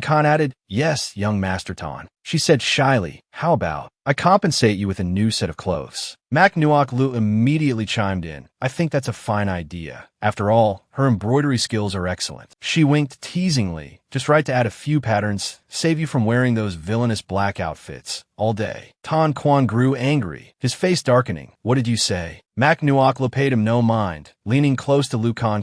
"What do you think?" Luke Kan replied, "Of course, it's no problem at all." Seeing this, Tan Quan turned away with resignation. "Do as you wish." Meanwhile, Luke Kan looked at Mac Nuok Lu and smiled. "Many thanks, Miss Mac." Luke Kan swiftly took Tan Quan's measurements. "Young Master Tan, the garment requires careful measuring. It should be ready in about 5 days." She murmured gently, "When the time comes, I must trouble young master to come and collect it." Hearing this, Tan Quan suddenly grew bashful. Gazing upon Luke Kan's gentle smile, Tan Quan awkwardly averted his gaze. Just then, Ha Ko chimed in gossipingly, "One must say, you two make a perfect pair." Mac Nuok Lu replied, "Indeed, I think so too." A short while later, Tan Quan and Mac Nuok Lu departed. Mac Nuok Lu waved a cheerful farewell. "Go on, hurry back inside now. There's no need to see us off any further." Luke Kan offered a faint smile.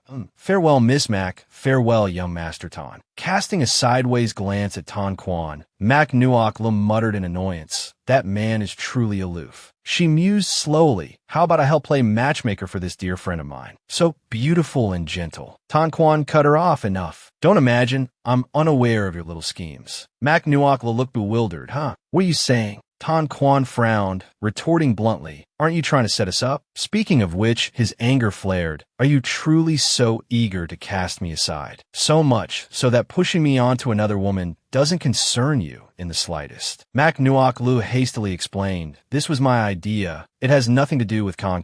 You mustn't blame her. Besides, I will soon return to Tuan Ju's side. You also have no need." Tan Quan replied resolutely, "I don't care." He reached out, gently cupping Mac Nuok Lu's face. "I only know this. If he wrongs you again, I will whisk you away without a second thought." Mac Nuok Lu looked at Tan Quan and declared confidently, "That's impossible. Tuan Ju is incredibly perceptive. He will undoubtedly recognize who I truly am. This time, we shall certainly never be parted again." Tan Quan let out a soft scoff. "That still depends on you becoming the Flower Queen first. From what I've gathered, a woman named Tu Yi is a highly favored candidate for the title of Flower Queen. If you intend to claim the top position, I fear it might prove rather difficult." Mac Nuok Lu rubbed her chin, murmuring thoughtfully. Tu Yi was on the bustling street below. A magnificent flower palanquin progressed along the road. The crowd cried out excitedly, "Quickly, look, it's the Flower Queen's palanquin." At that very moment, Mac Nuok Lu appeared, exquisitely dressed. A small fan held delicately before her smiling lips. She waved gracefully to the onlookers. A little boy nestled in his mother's arms spotted her and pointed with delight, exclaiming, "Mommy, look, it's the Lotus Fairy maiden from yesterday." Mac Nuok Lu approached the child, smiling warmly as she said, "Whose child are you, speaking such sweet words? Here is a small token for you. I hope you like it." She presented the boy with a gift. He accepted it, beaming, "Thank you." Witnessing this, the surrounding people began whispering amongst themselves. And who was it that said Miss Mac wasn't a kind person? Exactly.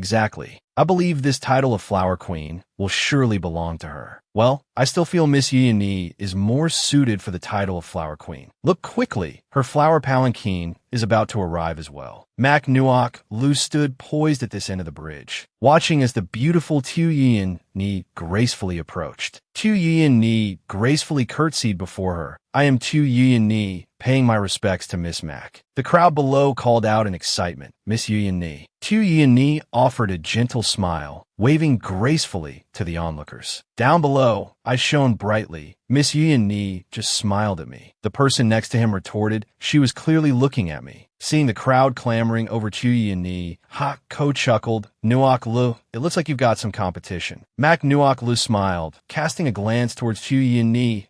It certainly seems that way. Late that night, within a room, Mac Nuok Lu sat on the bed, stretching wearily. Finally, a chance to sleep properly. I'm absolutely exhausted. Hako quickly interjected. Sleep? How can you think of sleep? We still need to plan your makeup for tomorrow. Mac Nuok Lu looked at her amusedly. Tomorrow is just the vote tallying, isn't it? There's no need for such elaborate preparations. Hako gazed at her with concern. That's where you're mistaken. You saw that Chu Yuni earlier. If you want to win against her, the only way is. She triumphantly produced a previous portrait of Mac Nuok Lu to rely on your former reputation. Now, don't refuse just yet. It's only temporary. Winning is the most important thing. Mac Nuok Lu snatched the portrait away, her brow furrowed. Absolutely not. That's blatant cheating. Besides, I want you to accept me as I am now, the real me. Just then, a knock echoed from outside the door. Miss Mac. It is I, Tu Yi. May I enter? Mac Nuok Lu glanced towards the door, puzzled. How strange. What could she want at this hour? The door swung open, and Chu Yi swiftly entered. Mac Nuok Lu hurriedly closed a drawer. I didn't give you permission yet. Why have you come in? Hako snapped angrily. How utterly impolite. Chu Yi put on an innocent expression, glancing towards Mac Nuok Lu. It looked like she just hid something. She then quickly explained, I did knock. When you didn't reply, I assumed it meant I could enter. Mac Nuok Lu regarded her coolly. It is quite late. What matter brings you here? Chu Yi smiled. I, Yi, have heard that Miss Mac possesses exceptional makeup artistry. I came specifically to seek your esteemed guidance. Hako snorted derisively. So, you've come to steal her techniques. Mac Nuok Lu crossed her arms, her gaze cool. Miss Chu Jess, my knowledge is merely slightly more extensive, nothing more. Chu Yi responded brightly. Miss Mac, there's no need to be so guarded. She smiled, drawing nearer. I bear no malice. I simply wish to see what makeup secrets you are hiding. Without permission, she pulled open the drawer. Mac Nuok Lu frowned deeply at her actions. Oh no, that portrait. Chu Yi picked up the portrait, her eyes widening in surprise as she asked, Miss Mac,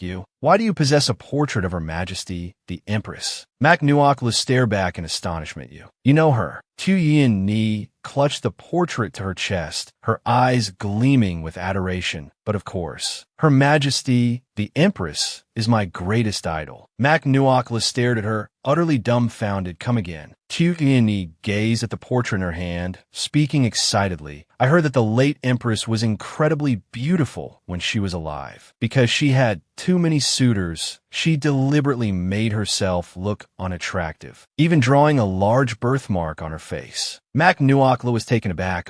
Chu Yi's eyes shone brightly, her expression full of adoration. Later, the Empress married the Emperor, finally capturing his heart with her unparalleled beauty. Mac Nuok Lu stood behind her, the corner of her mouth twitching. This. Chu Yi continued excitedly. But at that time, the Emperor was plagued by illness and wasn't expected to live long. Her Majesty the Empress used her own heart's blood as a catalyst, ultimately curing the Emperor. Mac Nuok Lu was astonished. Wait, what heart's blood? What medicinal catalyst? That's far too exaggerated. Chu Yi grasped her hand, saying, Miss Mac, you must not know.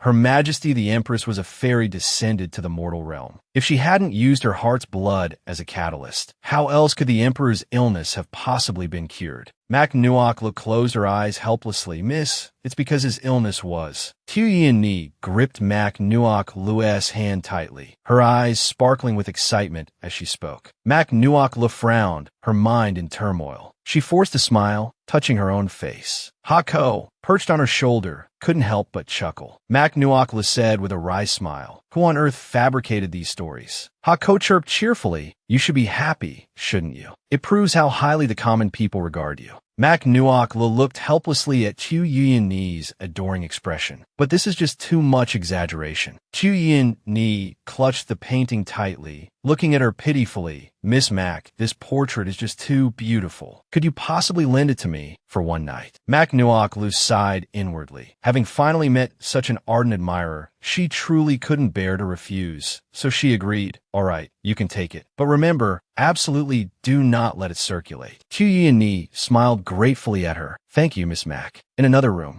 gazing at Mac Nuok Lu's former portrait, a cool voice spoke. Your Majesty the Empress, Yu truly admires you deeply. Chu Yi picked up an eyebrow pencil, smiling smugly. Rest assured, I will take your place beside the Emperor, take care of him, and become his new Empress. Chu Yi looked at her reflection in the mirror and smiled, saying, Look, our appearances are very similar, aren't they? The next day, behind a screen stood two figures, while below, the crowd was as dense as ants. Each person held a flower. I want to give this flower to Miss Yu I want to give mine to Miss Mac. Why haven't they come out yet? Tan Quan clutched the flower in his hand, grinding his teeth in frustration. This kind of voting system, choosing your favorite right next to your love rival, who would want this? He lowered his hand, recalling Mac Nuok Lu's warning. If you dare not vote for me, you're dead meat. Tan Quan's face fell, and he sighed in resignation. Ah well, if I make her angry, I'll be the one suffering in the end. A moment later, the Master of Ceremonies stepped forward and announced, the Beauty Queen selection officially begins now. The figures behind the screen began to emerge. Chu Yi, wearing a veil and holding a small fan, stepped out, smiling as she addressed the crowd below. My apologies for keeping everyone waiting. If Yi is fortunate enough to become the Beauty Queen, I vow to wholeheartedly devote myself to His Majesty's side. For all of us, I shall serve His Majesty with utmost loyalty. And naturally, Yi will not forget her mission in entering the palace. I will strive to help His Majesty expand the royal lineage. The crowd below erupted in excited shouts. Well said. Mac Nuok Lu, standing behind the screen, watched her in astonishment. This woman certainly knows how to talk. The Master of Ceremonies called out loudly. Next, Mac Nuok Lu. From behind the screen, she emerged, gazing at the crowd with calm confidence as she spoke. I can only say that Tuanju loves me, and I love him too. Otherwise, I wouldn't be standing here today. The people below stared at her, jaws agape in shock. Heavens, she dared to speak His Majesty's given name directly. But her words held some truth. Only when the Emperor and Empress fall in love at first sight can the nation be prosperous and the people live in peace. Nonsense. How shameless. The Master of Ceremonies' face turned pale, forcing a smile as he announced, everyone must be eager to choose the Beauty Queen now. Next, 10 individuals will come onto the stage one by one, presenting the flower in their hand to the person they deem most worthy of being the Beauty Queen. After one incense stick burns, the person who receives the most flowers will become the Beauty Queen of our Dongtang. Chu Yi and Mac Nuok Lu stood confidently on the stage, smiling as they looked out at the crowd below. The people below, holding fresh flowers, shouted excitedly, Let's start quickly. I can't wait any longer. And so, the common folk began to step forward one after another. Many people presented their flowers to Chu Yi. Chu Yi smiled gratefully, saying, Thank you, everyone, thank you. Hako whispered worriedly. She's received so many flowers already, right at the beginning. It must be because what you said earlier was too bold. Mac Nuok Lu frowned, looking at Chu Yi, but what I said was from the heart. Just then, the child previously held by its mother happily offered a flower to Mac Nuok Lu. Lotus Fairy, I want to give my flower to the Lotus Fairy. Mac Nuok Lu smiled sincerely at the little boy. Is it you, little brother? Hello, little brother. The boy grinned, saying, Big sister is so beautiful. Mac Nuok Lu laughed cheerfully, gently touching the boy's nose. Such sweet words. Big sister accepts your kind wishes. This child is truly adorable. Reminds me so much of Chu Chu. Chu Yi, standing nearby, glanced sideways at her. A short while later, the Master of Ceremonies stepped forward again. More than half the time has passed, and for now, Miss Yi is leading in the vote count. At this moment, Luke Khan also arrived. Miss Mac, I'm here. Mac Nuok Lu moved, embraced her. Khan, I knew you were the best. Luke Khan beamed, saying, It's not just me. Young Master Tan is here too. Tan Quan, clutching a flower, frowned and grumbled. I didn't want to come at all. I only came because she threatened me. He reluctantly presented the flower to Mac Nuok Lu. Mac Nuok Lu glared at him, grinding her teeth in annoyance. What did you just say? Tan Quan, arms crossed, replied coolly, "It's nothing." Luke Con, standing nearby, saw their troubled expressions and chuckled. They really were quite close. The master of ceremonies stood center stage and announced loudly, "Time is almost up. So, between Lady Yuyan Ni and Lady Mac, who will win the title of Beauty Queen?" Just then, a woman suddenly appeared, shouting loudly, "Where are the votes for the Beauty Queen?" Mac Nuok looked at the person in surprise. "Dung dung gading dung dung," holding fresh flowers, shouted loudly, "Sisters, follow me." Mac Nuok found herself surrounded by fresh flowers, grinning broadly. The master of ceremonies exclaimed in astonishment. Unexpectedly, at the last moment, Lady Mac's votes have surpassed Lady Yuyan Ni's. Therefore, I declare that this year's beauty queen of our Dongsheng is. The veil on Tu Yuyan Ni's face suddenly fell off. "Oh, my veil." Seeing her beautiful face, identical to Mac Nuok Le's, everyone gasped. How can she look exactly like the late empress? If that's truly the case, what's the point of choosing a beauty queen anymore? Exactly. The emperor will surely be astonished when he sees her. What are we waiting for? Hurry and select her to enter the palace. Mac Nuok frowned. Hako looked at her and asked, "What on earth is going on?" Mac Nuok furrowed her brow, saying, "Could it be that when she borrowed my portrait last night, it was precisely for this?" Hako, perched on her shoulder, frowned and said, "Does she think that by taking on your appearance, she'll more easily gain imperial favor?" How cunning. Not only did she pretend to be an admirer to get close to you, but she also stole your face. How despicable. Mac Nuok gave a cold snort, narrowing her eyes as she glanced at her rival. And here I was thinking she genuinely admired me. Hako looked at her worriedly, asking, "So what do we do next? We can't just let her win like this." Mac Nuok frowned and replied, "Of course not. If she wants to use this trick to win." Tan Quan quickly stopped her. "Wait, don't be impulsive." He hastily advised her. "She has already won the hearts of the people. No one will stand on your side now." Mac Nuok's face was cold. "So what? I want to expose her in front of everyone." Outside, dark clouds suddenly gathered, and a light rain began to fall. Mac Nuok looked at the rain outside and snorted, "Even the heavens are helping me." She walked up to Chu Yuyan Ni and asked coldly, "Lady Yuyan Ni, using someone else's face as your own, don't you feel ashamed?" Chu Yuyan Ni feigned innocence. Looking at her, "Lady Mac, what are you talking about? I don't understand." Mac Nuok grabbed her. "Stop pretending. I won't let you get away with this." Chu Yuyan Ni looked at her in alarm. "Lady Mac, there's no grudge between us. What exactly are you trying to do?" The master of ceremonies stared at the two, mouth agape, in astonishment. Looking at the rain outside, Chu Yuyan Ni frowned. Mac Nuok dragged her out and coldly demanded, "Why are you wearing a veil? Are you afraid your makeup will smudge? Afraid people will discover you've made yourself up to look like the late empress?" Standing in the heavy rain, Mac Nuok shouted loudly. Everyone looked closely at what she truly looks like. The surrounding people stared at the two in astonishment. What? Could it be that Miss Yuyan Ni achieved her current appearance through makeup? Surely, the makeup couldn't be that bad, could it? I think she's just jealous of Miss Yuyan Ni. That's right, resembling the late empress is Miss Yuyan Ni's blessing. She can only blame herself for not having such fortune. Mac Nuok furiously screamed. "Who said I'm jealous of her? It's obvious she's wearing makeup." Chu Yuyan Ni, her expression unchanged, lifted her head, feigning pitifulness, her eyes welling with tears as she looked at her. "What makeup? I don't understand what you're saying. Besides, I have always looked like this." Mac Nuok stared at her in disbelief. "How is your makeup not smudged?" Chu Yuyan Ni inwardly sneered. "Of course it won't smudge. Just this bit of rain is not nearly enough to make my human skin mask fall off." She looked coldly at Mac Nuok and said, "Miss Mac, I should actually thank you for your painting. Otherwise, how could I have obtained this face?" She leaned close to her ear and whispered, "Also, don't think you're the only one skilled in the art of disguise." Mac Nuok glared at her angrily. "What did you say?" Chu Yuyan Ni pretended to be pushed down by Mac Nuok, falling backward. Ouch. Sitting on the ground, she feigned pitifulness and cried, "Miss Mac, why did you push me?" Mac Nuok raised an eyebrow. Looking at her, "I barely used any force. How dare you pretend to fall?" The surrounding people angrily criticized her. "What are you doing? How could you hit someone? Such a deeply scheming person." Tan Quan quickly stepped forward to protect her. "Are you all right?" Luke Con hurriedly grabbed her hand to flee. "The rain is too heavy. let's go back first. Tu Yi and Ni, helped up by the crowd, watched with a cold smile as Mak Nuok Lu departed in a sorry state. Outside, the torrential rain continued unabated. The host entered,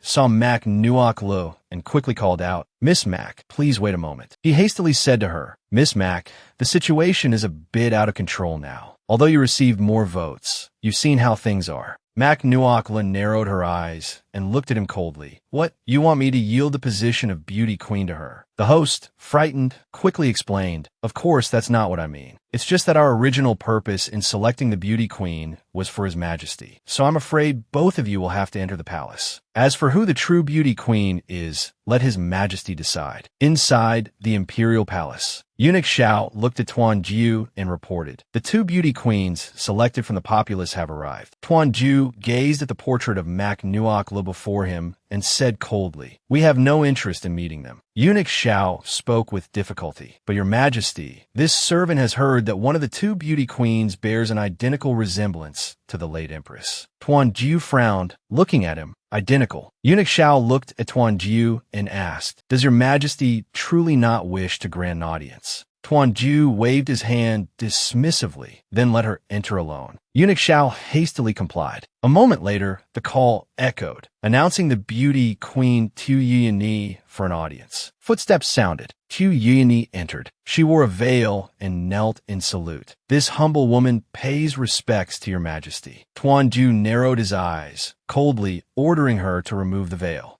Lifting her head and seeing the familiar face before him, Tuan Jiu was stunned. Nuok Lu. Could there truly be two people in this world who looked exactly alike? Tuan Jiu looked at Tu Yin Ni kneeling on the floor and said calmly, "Rise." Tu Yin Ni stood up, smiling. "So Your Majesty also appreciates cherry blossoms. Coincidentally, I too am fond of a certain poem. Shall I recite it for you?" She walked towards the cherry blossom vase, softly reciting, "Don don viu cam hung, lawn man kien swan no. Tiu tiu hua tu vu, dun tu hiu ki dung." Tu Yin Ni plucked a blossom branch, slowly approached Tuan Jiu. Her cheeks flushed and asked gently, "Your Majesty, how did you find my recitation?" Tuan Jiu narrowed his eyes, observing the woman before him. Nuok Lu never composed such a poem. "You are not her." Tu Yin Ni smiled smugly. "This face is indeed very useful." She smiled gently and said, "Your Majesty, the way you look at me makes me feel shy." Tu Yin Ni placed her hand on his person, saying, "After all, Yin Ni will belong to Your Majesty soon. You may look as long as you wish." Tuan Jiu angrily pushed her away. "Insolent. You are merely a chosen beauty queen, yet you dare to touch us." Tu Yin Ni, frightened, quickly knelt. "Your Majesty, please quell your anger. Yin Ni did not intend to offend. I merely lost control for a moment." Tuan Jiu glanced at her coldly. "This is the first time you have met us. From where does this uncontrollable affection stem?" Tu Yin Ni looked at him, speechless. "Ah." Tuan Jiu snapped angrily. "Enough. Seeing your face, we understand why they chose you to enter the palace. You truly resemble the Empress greatly, but you are not her. Do not engage in such acts again." Tu Yin Ni looked at him, feigning pitifulness. "Your Majesty, Yin Ni knows of your deep love and devotion to the late Empress, but she is no longer here." She clutched tightly at Tuan Jiu's robes. "Therefore, Your Majesty can consider Yin Ni a substitute, if you wish." Tuan Jiu angrily flung her hand away. "Enough. We do not wish to see you relying on a face that resembles Nuok Lu's to speak such shameless words. Nuok Lu is unique, one of a kind. Do you think resembling Nuok Lu means you can replace her? It is merely a superficial resemblance." Having said this, he coldly strode out. Tu Yin Ni frowned. "How did it come to this? What did I go wrong?" Eunuch Xiao looked at her and quickly reminded her, "Lady Chu, the floor is cold. Please rise quickly." Tu Yin Ni looked at Eunuch Xiao and asked, "Eunuch, will His Majesty send me away?" Eunuch Xiao looked at her and said, "Miss, you are, after all, the beauty queen chosen by the people. His Majesty will not send you away." Tu Yin Ni asked joyfully, "Really?" Eunuch Xiao nodded, reminding her, "But His Majesty is currently angry with you. It would be best not to appear before him for the time being." Tu Yin Ni quickly thanked him. "Yes, Yin Ni remembers the eunuch's guidance. I shall take my leave first." After speaking, she turned and walked out, huffing coldly in anger. Not appear before him. Then what use is this face of mine? In the imperial garden, Mac Nuok Lu sat on the swing, calling out cheerfully, higher, higher still. She was playing alone in the rear garden. Hako, pushing her from behind, said angrily, how can you still be in the mood to play on the swing here? I heard Tu Yuyan Ni has been summoned by His Majesty. Aren't you afraid? Mac Nuok Lu replied cheerfully, don't worry, Tuan Ju isn't foolish. He won't fall into the trap. Hako looked at her in surprise. You really trust him that much? That Tu Yuyan Ni is using your face, you know? Mac Nuokla narrowed her eyes and replied, that's exactly what I want. That's why I trust Tuan Ju won't fall for it. Besides, Tu Yuan's methods are more sophisticated than I imagined. Before clarifying everything, I cannot expose her yet. I don't want to act just yet. Hako looked at her, puzzled. Does she have other secrets?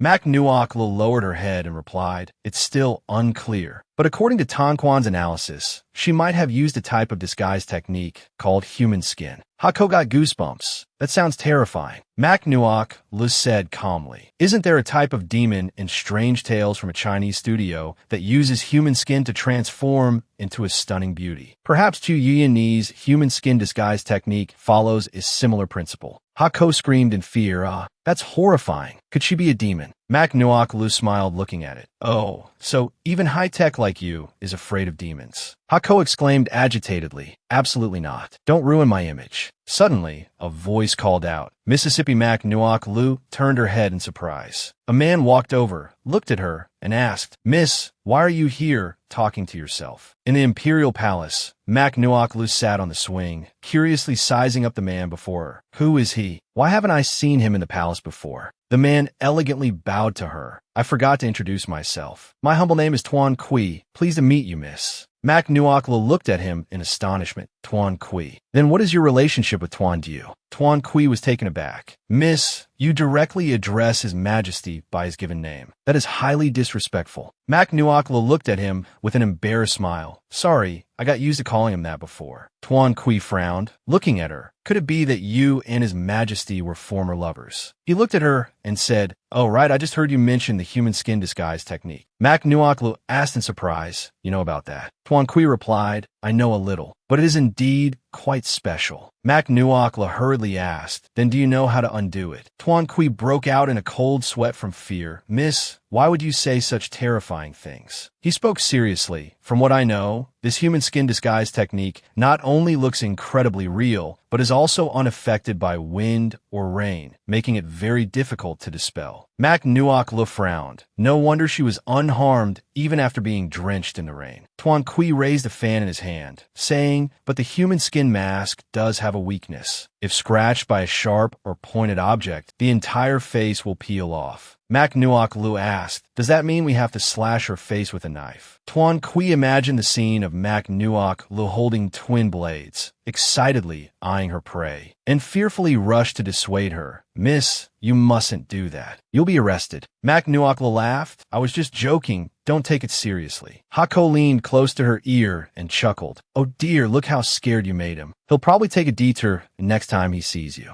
Mac Nuok Lu sighed. Just forget I said anything. Suddenly, she noticed Tuan Jiu and Tu Yunyi in the distance. What are they doing over there? Tuan Kui looked towards Tu Yunyi beside him. Tuan Kui frowned and said, that must be the beauty queen the common folk presented to my cousin. Truly stunning. Mac Nuok Lu clenched her fists in anger. If I don't teach them a lesson today, it won't sit right with me. In her haste, she carelessly tripped over the hem of her robe. Tuan Kui quickly steadied her. Miss, are you all right? Mac Nuok Lu quickly stood straight. Don't call me miss. In terms of seniority, I am your cousin-in-law. Having said that, she strode away quickly. Tuan Kui stared after her, bewildered. What? Meanwhile, Tu Yuanyi hurried after Tuan Jiu's retreating figure. Your Majesty, I know I was wrong. I shouldn't have compared myself to the late Empress. She tightly gripped Tuan Jiu's sleeve. Please give me another chance. An indignant shout rang out. Let go. Mac Nuok Lu strode forward, glaring fiercely at the two. What do you think you're doing? She frowned, questioning Tuan Jiu. Is this how you treat me? Tuan Jiu looked at her, perplexed. Is that you? Tuan Kui inwardly cried out, sensing trouble, and hastily knelt. Do not be disrespectful before His Majesty. Tuan Jiu narrowed his eyes at the two. Why are you two together? Mac Nuok Lu closed her eyes, frowning. You haven't even answered my question, and now you're questioning me back. Tuan Kui explained fearfully, reporting to Imperial Cousin. Your subject was on the way to tutor the Crown Prince and happened to encounter her. He looked up, sweating nervously at Mak Nuok Loano, imperial cousin-in-law. Tuan Ju's face darkened in astonishment as he glared at him. Imperial cousin-in-law. Tuan Kui flinched, stammering she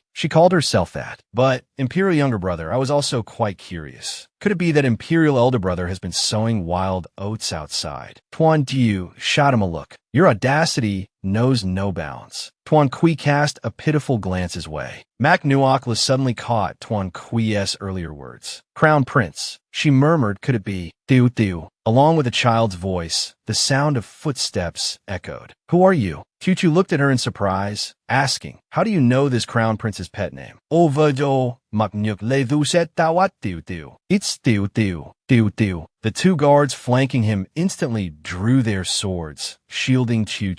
Protect the Crown Prince. Chu stared blankly at the guards. Mak Nuok Lu angrily berated the two men, then stepped before Chu. She smiled gently, stroking the boy's head. I didn't expect you to have grown so big already. Chu looked at her, astonished. This feeling, it's unmistakable. It's the feeling of mother. Mak Nuokla nodded excitedly at the boy. Seeing their intimacy, Tuan Ju asked the Crown Prince in surprise, what exactly is going on? Chu and Mak Nuoklu, overjoyed, hugged each other tightly as he replied, Imperial Father, she is mother. Wait, Chu looked bewildered, not understanding.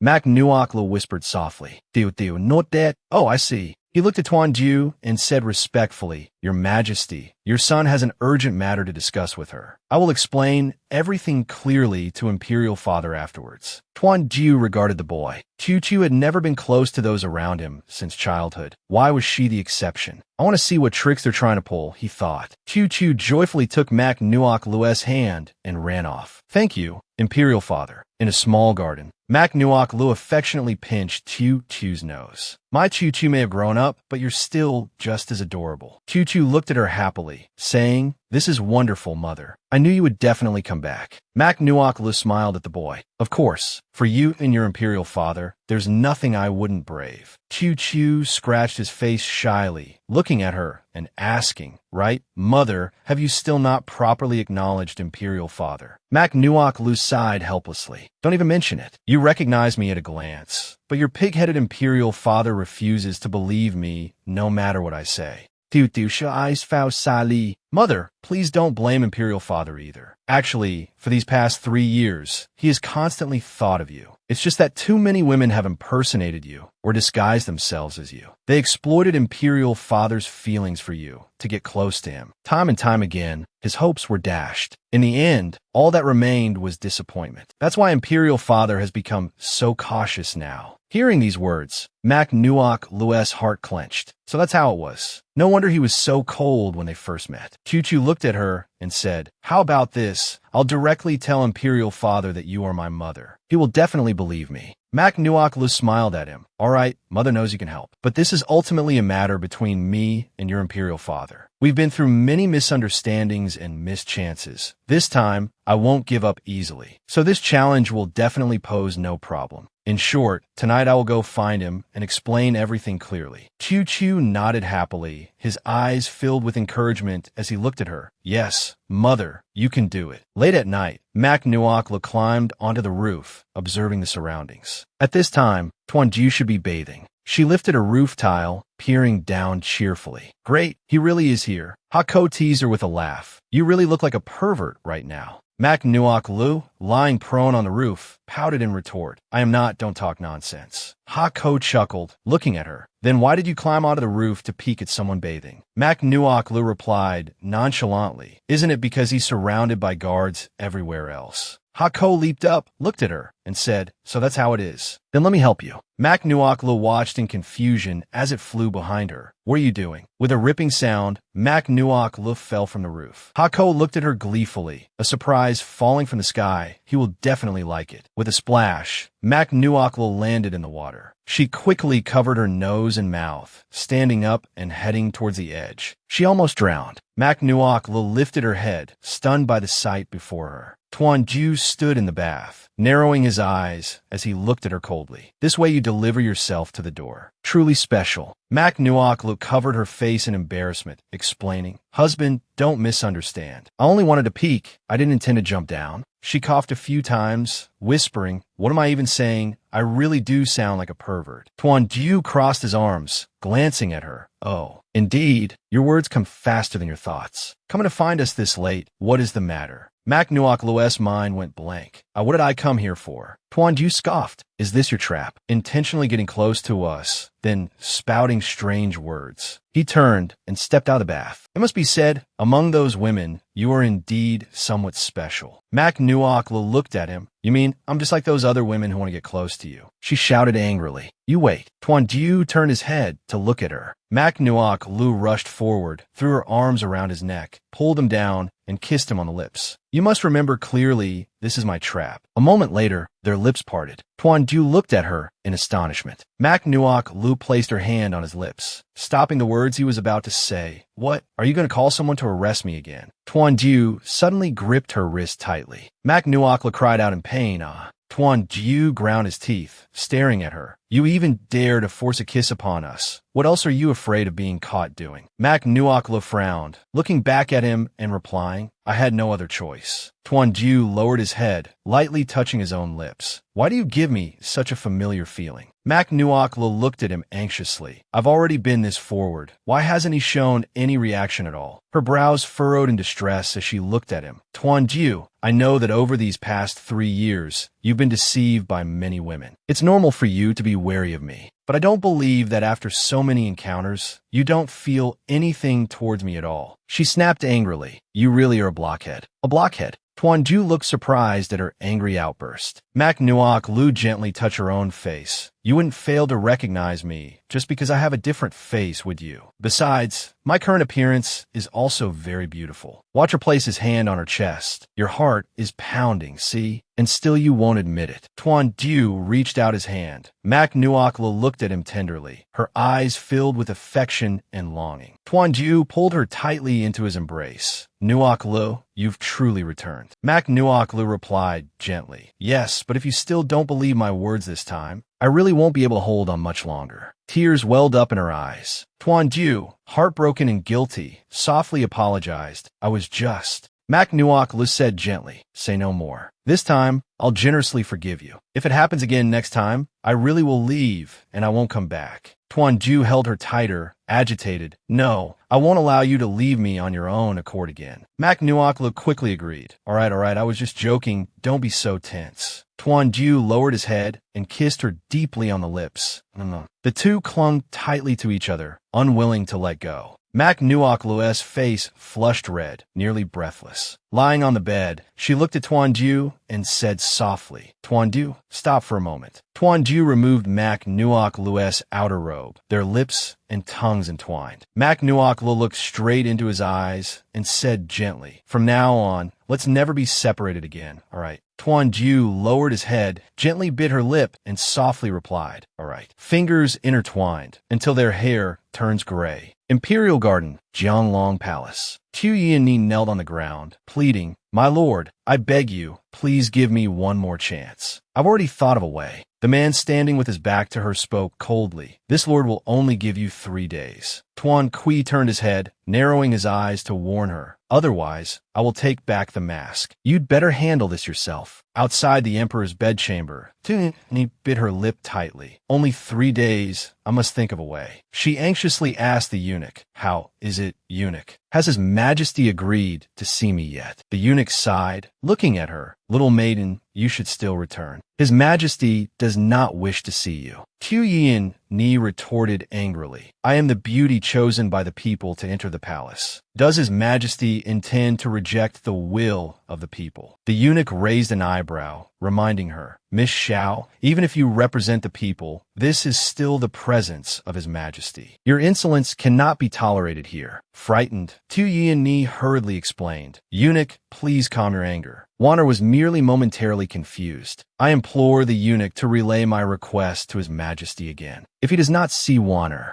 Wanner will kneel here and not rise. The eunuch looked at her, troubled this. Suddenly, a cold voice came from within, then let her enter. The eunuch hastily replied, "Yes, your majesty." Hearing this, Tu Yuan Ni joyfully exclaimed, "Thank you, your majesty." Inside the bedchamber, Tu Yuan Ni knelt in salute. "Wanner pays respects to your majesty." Tuan Du, seated on a chair, looked at her coldly and asked, "You were so eager to see us. What is the matter?" Tu Yuan Ni, cheeks flushed red, looked at him and said, "Your majesty, actually, Wanner has no important matter. It's just that it will soon be time for the morning court assembly. Why not let Wanner serve your majesty in bathing?" Tu Yuan Ni looked at him, full of anticipation. At this moment, a hand gently lifted the curtain. "Tuan Ju, what should I wear today that looks good? Help me choose an outfit." Tu Yuan Ni turned her head in astonishment towards the inner room. Could that voice be? Mak Nuok Lu emerged, yawning. Tu Yuan Ni's brow furrowed tightly, staring at her in disbelief. "Why is it her?" Tuan Ju walked over, tenderly stroking her cheek. "It's still early. Why don't you sleep a little longer?" Mak Nuok Lu sighed and said, "I also want to sleep a bit more, but I also want to see Tu Chu soon." Tuan Ju couldn't bear to see her tired. "In that case, let us summon him here." Mak Nuok Lu immediately said, "How could that be acceptable? Tu Chu is the crown prince now. We cannot delay his studies because of me." Seeing the two ignore her, Tu Yuan Ni frowned and spoke up, "Your majesty." Mak Nuok Lu turned her head in surprise towards the source of the voice. "Oh, who is speaking?" Tu Yuan Ni smiled and asked her, "Has Miss Mak also come to serve his majesty with his bath and change of clothes?" It seems Wanner arrived a step too late. Mak Nuok Lu looked at Tuan Ju. "Why is she here?" She waved dismissively at Tu Yuan Ni, uninterested. "Not late at all. If you want to serve, go right ahead. It just so happens I can sleep a little longer." Tu Yuan Ni was stunned, staring blankly at her. Tuan Ju wrapped an arm around Mak Nuok Lu's waist, smiling. "Today, we shall not attend court. It happens to be perfect timing to sleep a little longer with you." Mak Nuok Lu looked at him unhappily. "I warn you, sleeping means sleeping. No touching, or else I won't be polite." Tuan Ju lifted the curtain and went inside with her. "Oh, and how will you not be polite? Could it be that you intend to plot against your husband?" Tu Yuan Ni watched the two of them, indignant and resentful. Why would his majesty want her to attend to him? Clearly, she herself was the one who most resembled the late empress. Unwilling to accept this, she cried out, "Your majesty, can it be that you pay no mind to Yuan Ni at all? Yuan Ni can also do anything for you." Tuan Ju turned his head, casting a cold glance at Tu Yuan Ni. "Eunuch Tu, since Miss Chu is so inclined, you may escort her away first. Wait for my beloved consort to awaken, then have her attend to the changing of clothes and washing." Tu Yuan Ni was stunned. "What?" Eunuch Tu hastily replied, "Yes, your majesty." In the bedchamber, Mak Nuok Lu looked at Tuan Ju and asked, "You fool, let me ask you, when you saw Tu Yuan Ni's face, did you truly feel nothing at all?" Tuan Ju looked at her and answered honestly, "To tell the truth, the first time I saw her, I truly thought you had returned, because the two of you really look so alike." Mak Nuok Lu grew angry, her expression darkening, yet she smiled at him. "Tuan Ju, I'll give you one more chance. Think carefully before you speak." Tuan Ju gave an awkward laugh and said, "All right." He immediately changed his words. "In any case, I very quickly sensed that the two of you are not the same." Mak Nuok Lu looked at him and asked, "Oh, then how are we different?" Tuan Ju grasped her hand tightly, gazing at her with deep affection. "I can't quite explain it clearly. I only know that in this world, no woman can replace you." Having spoken, he leaned down and kissed her lips. The next day, Mak Nuok Lu woke up, stretching wearily. Tuan Ju smiled and asked her, "Slept enough?" Mak Nuok Lu smiled and nodded.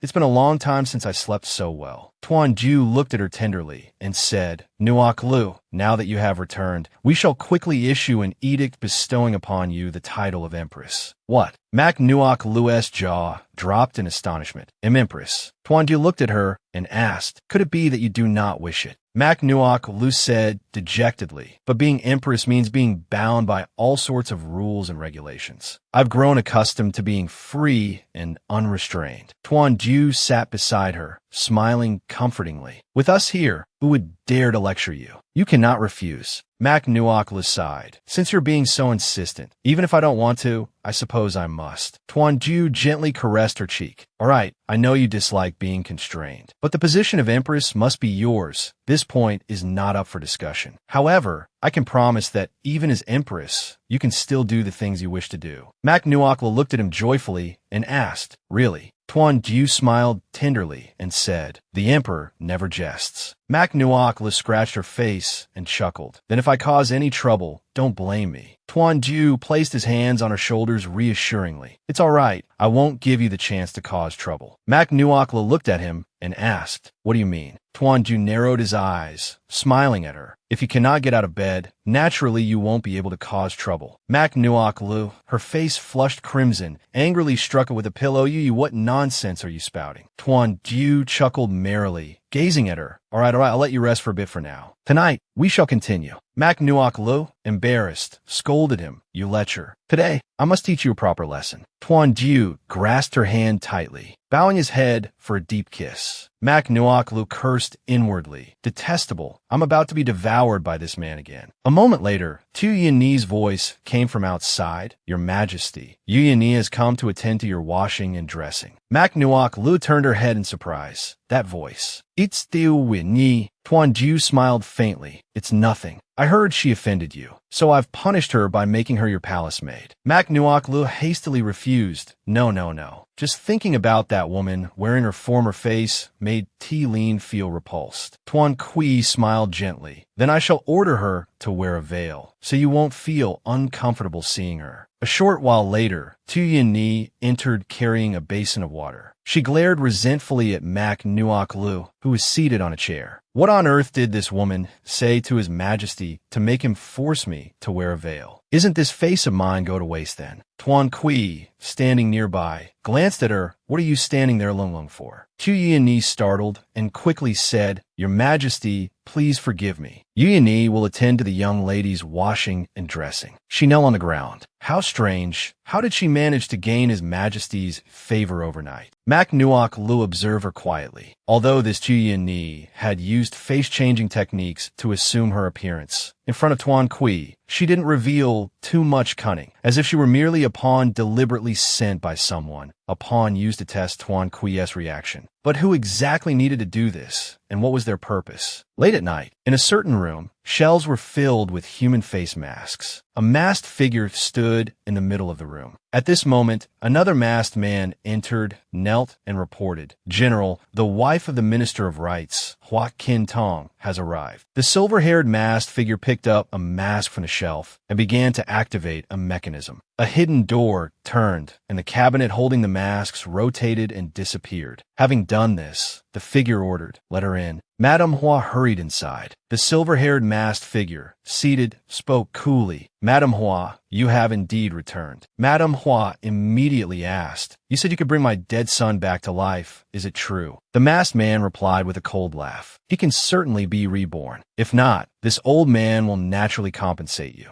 On the altar, the masked man raised one hand, channeling spiritual energy into the head of the man lying on the altar. His entire body was immediately enveloped in red demonic energy. The man lying on the altar opened his eyes. Seeing this, Madame Hua looked excitedly at the man on the altar, her eyes brimming with tears. He's alive. My son is truly alive again. Huabin awoke and sat up on the altar. Madame Hua rushed over, looking gratefully at the masked man and saying, Thank you, General. Our Hua family will certainly remember this great kindness. Huabin and Madame Hua knelt down. Thank you, General. After the Hua mother and son departed, a subordinate entered to report, General, Huabin's body has been properly buried. The general turned his head and glanced at him. Good. Remember not to leave any traces. The next day, in the imperial palace, Mac Nuoklu raised her hands to change into fresh clothes. Tu Yini, holding a basin of water, stood behind, watching her with envy. She lowered her gaze, a vicious glint flashing in her eyes. Now was the perfect opportunity to strike. Mac Nuoklu sat before the dressing table, and Tu Yini quickly stepped forward to comb her hair. If only she could eliminate her directly. Tu Yini picked up the scissors from the table the emperor would sooner or later be hers. Tu Yi and Ni thrust the scissors towards Mak Nuok Lu's face. Mak Nuok Lu raised a hand to block the scissors, her other hand seizing Tu Yi and Ni's waist. She narrowed her eyes, her sharp gaze sending the other woman tumbling to the ground.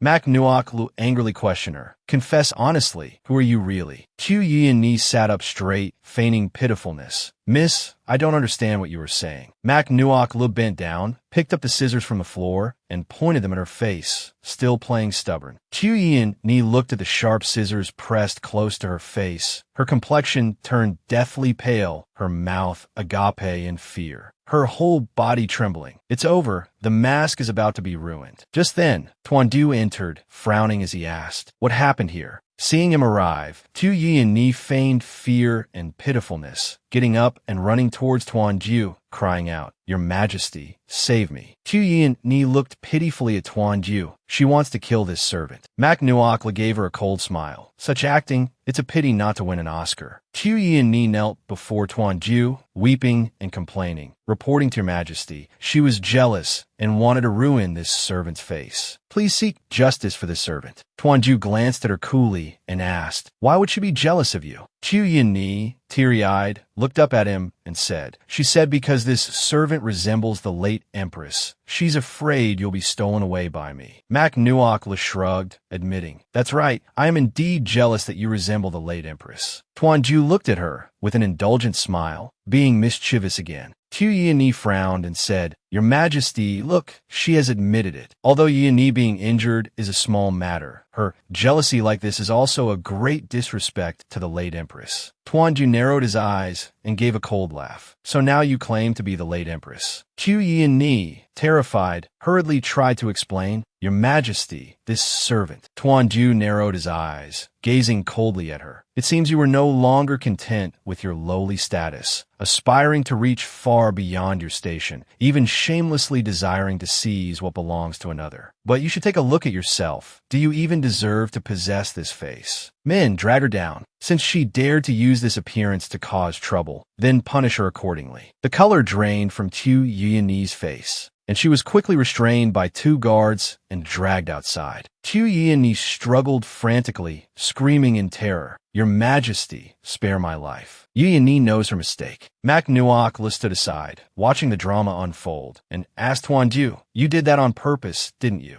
Such a minor offense wouldn't warrant disfigurement." Tuanju chuckled. "Our Empress is indeed intelligent. Truthfully, we have long found it strange. This Tu Yi and Ni is quite useless. The only thing she could rely on was this face. How could such a foolish woman pass the imperial selection to become the top beauty, recommended by the common people, to enter the palace? There must be someone manipulating things from behind the scenes." Mak Nuokla nodded in agreement. "Indeed, I also feel she is merely a pawn. Perhaps this time, we can use this pawn to catch the mastermind behind her." Just then, Eunuch 2 rushed in frantically. "Your Majesty, something else has happened." Tuanju glanced at him coolly and said, "First, have the ministers wait for us in the council hall. We'll be there shortly." Eunuch 2 hastily replied, "Yes." Tuanju turned to Mak Nuoklu, speaking urgently. "Nuoklu, we must go meet the ministers for a moment." Mak Nuoklu asked him worriedly, "What's wrong? Did something happen?" Tuanju frowned. "Actually, for nearly a month now, many cases have appeared among the common folk involving corpses without faces, but we still have no leads for the time being." Mak Nuoklu asked in astonishment, "Corpses without faces?" Tuanju looked at her and said, "Never mind, don't you worry about it. We only told you this because we didn't want you to worry and overthink." Mak Nuokla smiled and quickly said, "It's all right. I'm free anyway. Let me go with you. Perhaps I can help you think of some ideas. I promise to be well-behaved and absolutely won't cause you any trouble." Tuanju gently kissed her cheek. "Very well, we permit it." In the study, Mak Nuokla stood beside Tuanju, grinding ink for him. The ministers below stared in astonishment at the scene before them. Isn't she the newly selected beauty who entered the palace? His Majesty has already allowed her to attend to him so soon. It seems she is highly favored. The Grand Tutor nodded with delight. "This is good too. There's hope for our crown prince." A nearby minister chimed in. "Indeed, we just don't know when a little prince will be born.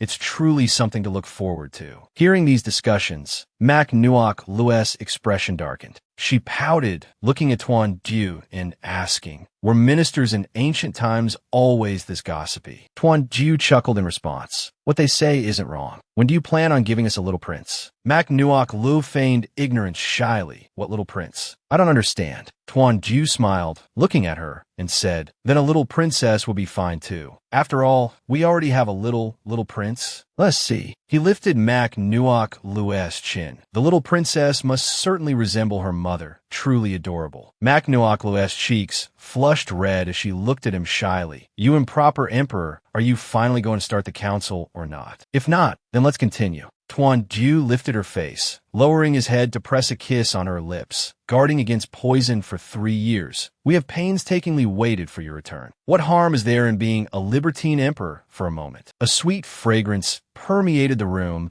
as Tuan Jiu and Mak Nuok Lu held each other tightly, kissing passionately. "Though it's still not enough, we must return to being an enlightened ruler." The two separated slightly, a thin, silvery thread connecting their lips. Tuan Jiu smiled as he looked at her, saying, "But Empress, do not worry. Our days ahead are long." Mak Nuok Lu's cheeks flushed crimson, puffing out in a pout. "You silly pig, making it sound as if I was the one seducing you." Tuan Jiu chuckled merrily, asking her, "And wasn't that the case?" Mak Nuok Lu pouted, retorting, "Was it really?" Tuan Jiu smiled indulgently, saying, all right, we won't tease you anymore. Let us attend to official business." Mak Nuok Lu stood aside, watching Tuan Jiu walk out with a resentful glare. "You just wait, leaving me alone in the study like this." 2 high ministers entered and bowed respectfully to Tuan Jiu. "We pay our respects, Your Majesty." Tuan Jiu said coolly, "Dispense with the formalities." The Grand Tutor spoke with deference, reporting to Your Majesty, "It has appeared again in Mokvan County. It is still a corpse without a face. The person who discovered the faceless body is the daughter-in-law of the Luke family. 3 days prior, her husband went up the mountain to chop firewood, slipped, fell, and died. The Luke daughter-in-law was observing the mourning period. As it happened, while the Luke daughter-in-law was weeping and burning offerings for her husband, she cried out, 'General, how could you bear to leave me behind? You are truly heartless. General, this is the wine you loved most dearly in life. Drink it and then rest in peace.' Having said this, she poured the wine onto the ground as an offering to her general. Suddenly, the Luke daughter-in-law noticed a small piece of cloth beneath the surface, wondering what it could be. Curiously, she dug away the soil to investigate. Upon seeing a corpse underneath, the daughter-in-law screamed in terror. "Ah!"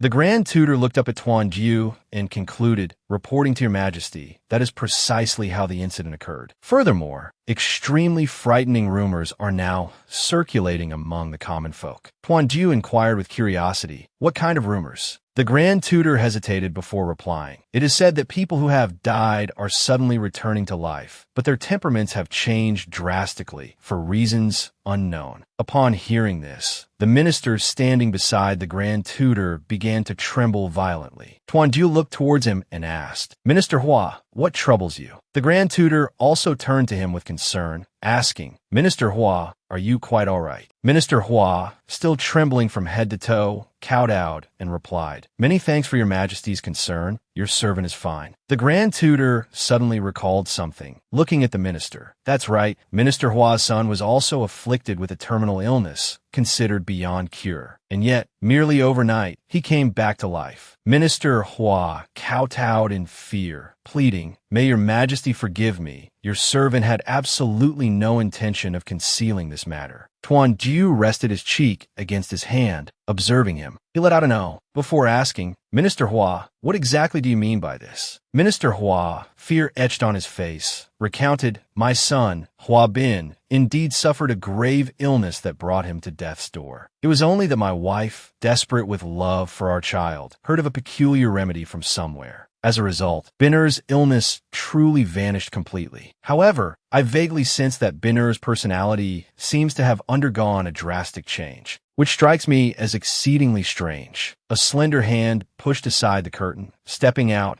as a gentle voice drifted forth. "Minister Hua, perhaps your son is no longer truly your son." Mak Nuok Lu gazed upon the assembly, a faint smile touching her lips as she said, "Forgive me, I mean no offense. But how could a person who has already died suddenly return to life?" Tuan Ju met her gaze, his eyes firm as he nodded in agreement. Mac Nuok look continued with confidence. The only explanation is that he died and then was somehow reborn. And this coincides precisely with the rumors spreading among the common folk about corpses returning to life. Doesn't everyone find this far too coincidental? The Grand Tutor looked at her, astonished. Does the Empress mean that those who have returned from the dead are not, in fact, the original individuals at all? Mac Nuokla replied calmly, "I am merely speculating. If the dead could truly revive, this world would surely descend into chaos. Even modern times lack such technology, let alone this ancient era." Tuan Ju placed the memorial scroll onto the table, announcing, "If that is the case, then we shall personally travel to Mok Van County to investigate. As for Minister Hua, your son's current identity is uncertain. We shall dispatch shadow guards to secretly monitor his every move. You have no objections, do you?" Minister Hua, filled with trepidation, hastily replied, "This servant absolutely has no objections." Tuan Du nodded, his gaze falling upon the two high-ranking ministers as he commanded, "Good. Then this matter brooks no further delay. My two beloved ministers, prepare immediately to accompany us to Mok Van County." Mac Noak Lu, standing beside him, asked with a smile playing on her lips, "And what about me?" Tuan Ju looked at her, saying, "This journey is fraught with unknown dangers. It would be better for you to remain in the palace and keep Chu Chu company." Mac Nuok Lu disagreed, stepping directly in front of him. "No, I want to go with you. Perhaps I can be of some help. Besides, we promised never to be apart. Have you forgotten?" Tuan Ju cleared his throat twice, slightly embarrassed, reminding her gently, "Minister Hua and the Grand Tutor are still present." Mac Nuok Lu's cheeks flushed crimson as she covered her face in embarrassment. "Ah, how mortifying. It's all your fault." Tuan Ju smiled indulgently, coaxing her, "All right now, we agree to let you come along," satisfied. Seeing this, Mac Nuok Lu finally let out a soft humph. "That's more like it." Witnessing this exchange, the Grand Tutor and Minister Hua whispered to each other, "It seems His Majesty's successor is already assured." Within the dark dungeon, Tuyin Ni sat bound upon the ground, weeping and gazing fearfully at the guard before her. "Please, spare me. I cannot live without this face." The guard looked down at her coldly. "His Majesty has ordered your face destroyed. We are merely following orders." The guard beside him held up a red-hot iron brand, his eyes fixed on her. Tuyin cried and pleaded desperately, "Don't." "It took me so much effort to obtain this appearance." The searing iron brand pressed close against her face. Tuyin Ni collapsed face down on the ground, screaming in agony. Skin from her face fell to the ground. A large scar appeared on Tuyin Ni's face. Patches of skin flaked off. The two guards, witnessing this horrifying scene, screamed in terror. "Ah, what's wrong with your face?" Tuyin Ni, tears streaming down her ruined cheeks, let out a chilling laugh, another one frightened by me. A small stone struck her. Children were relentlessly pelting her with stones, one yelling, "Ugly creature, get out of our village." Recalling this memory, Tuyin Ni ground her teeth with burning rage. Why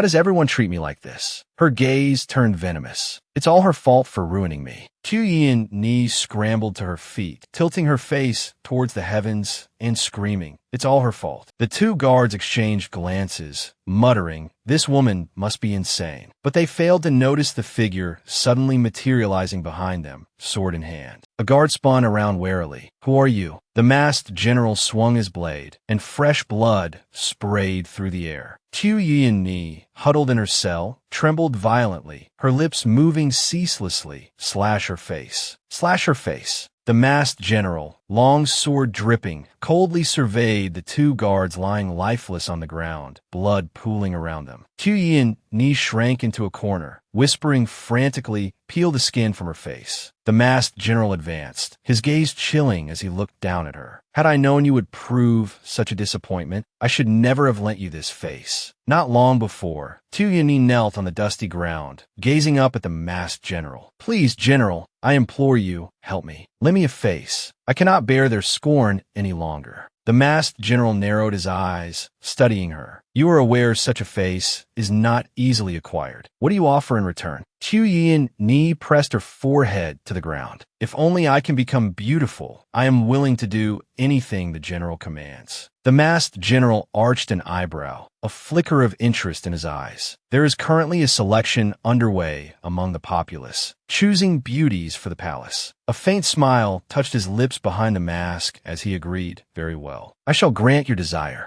Back in the grim present, Tu Yi wept, still seated on the floor. She looked up at the masked general with frantic hope. General, you've come to rescue me, haven't you? The masked general regarded her with icy disdain.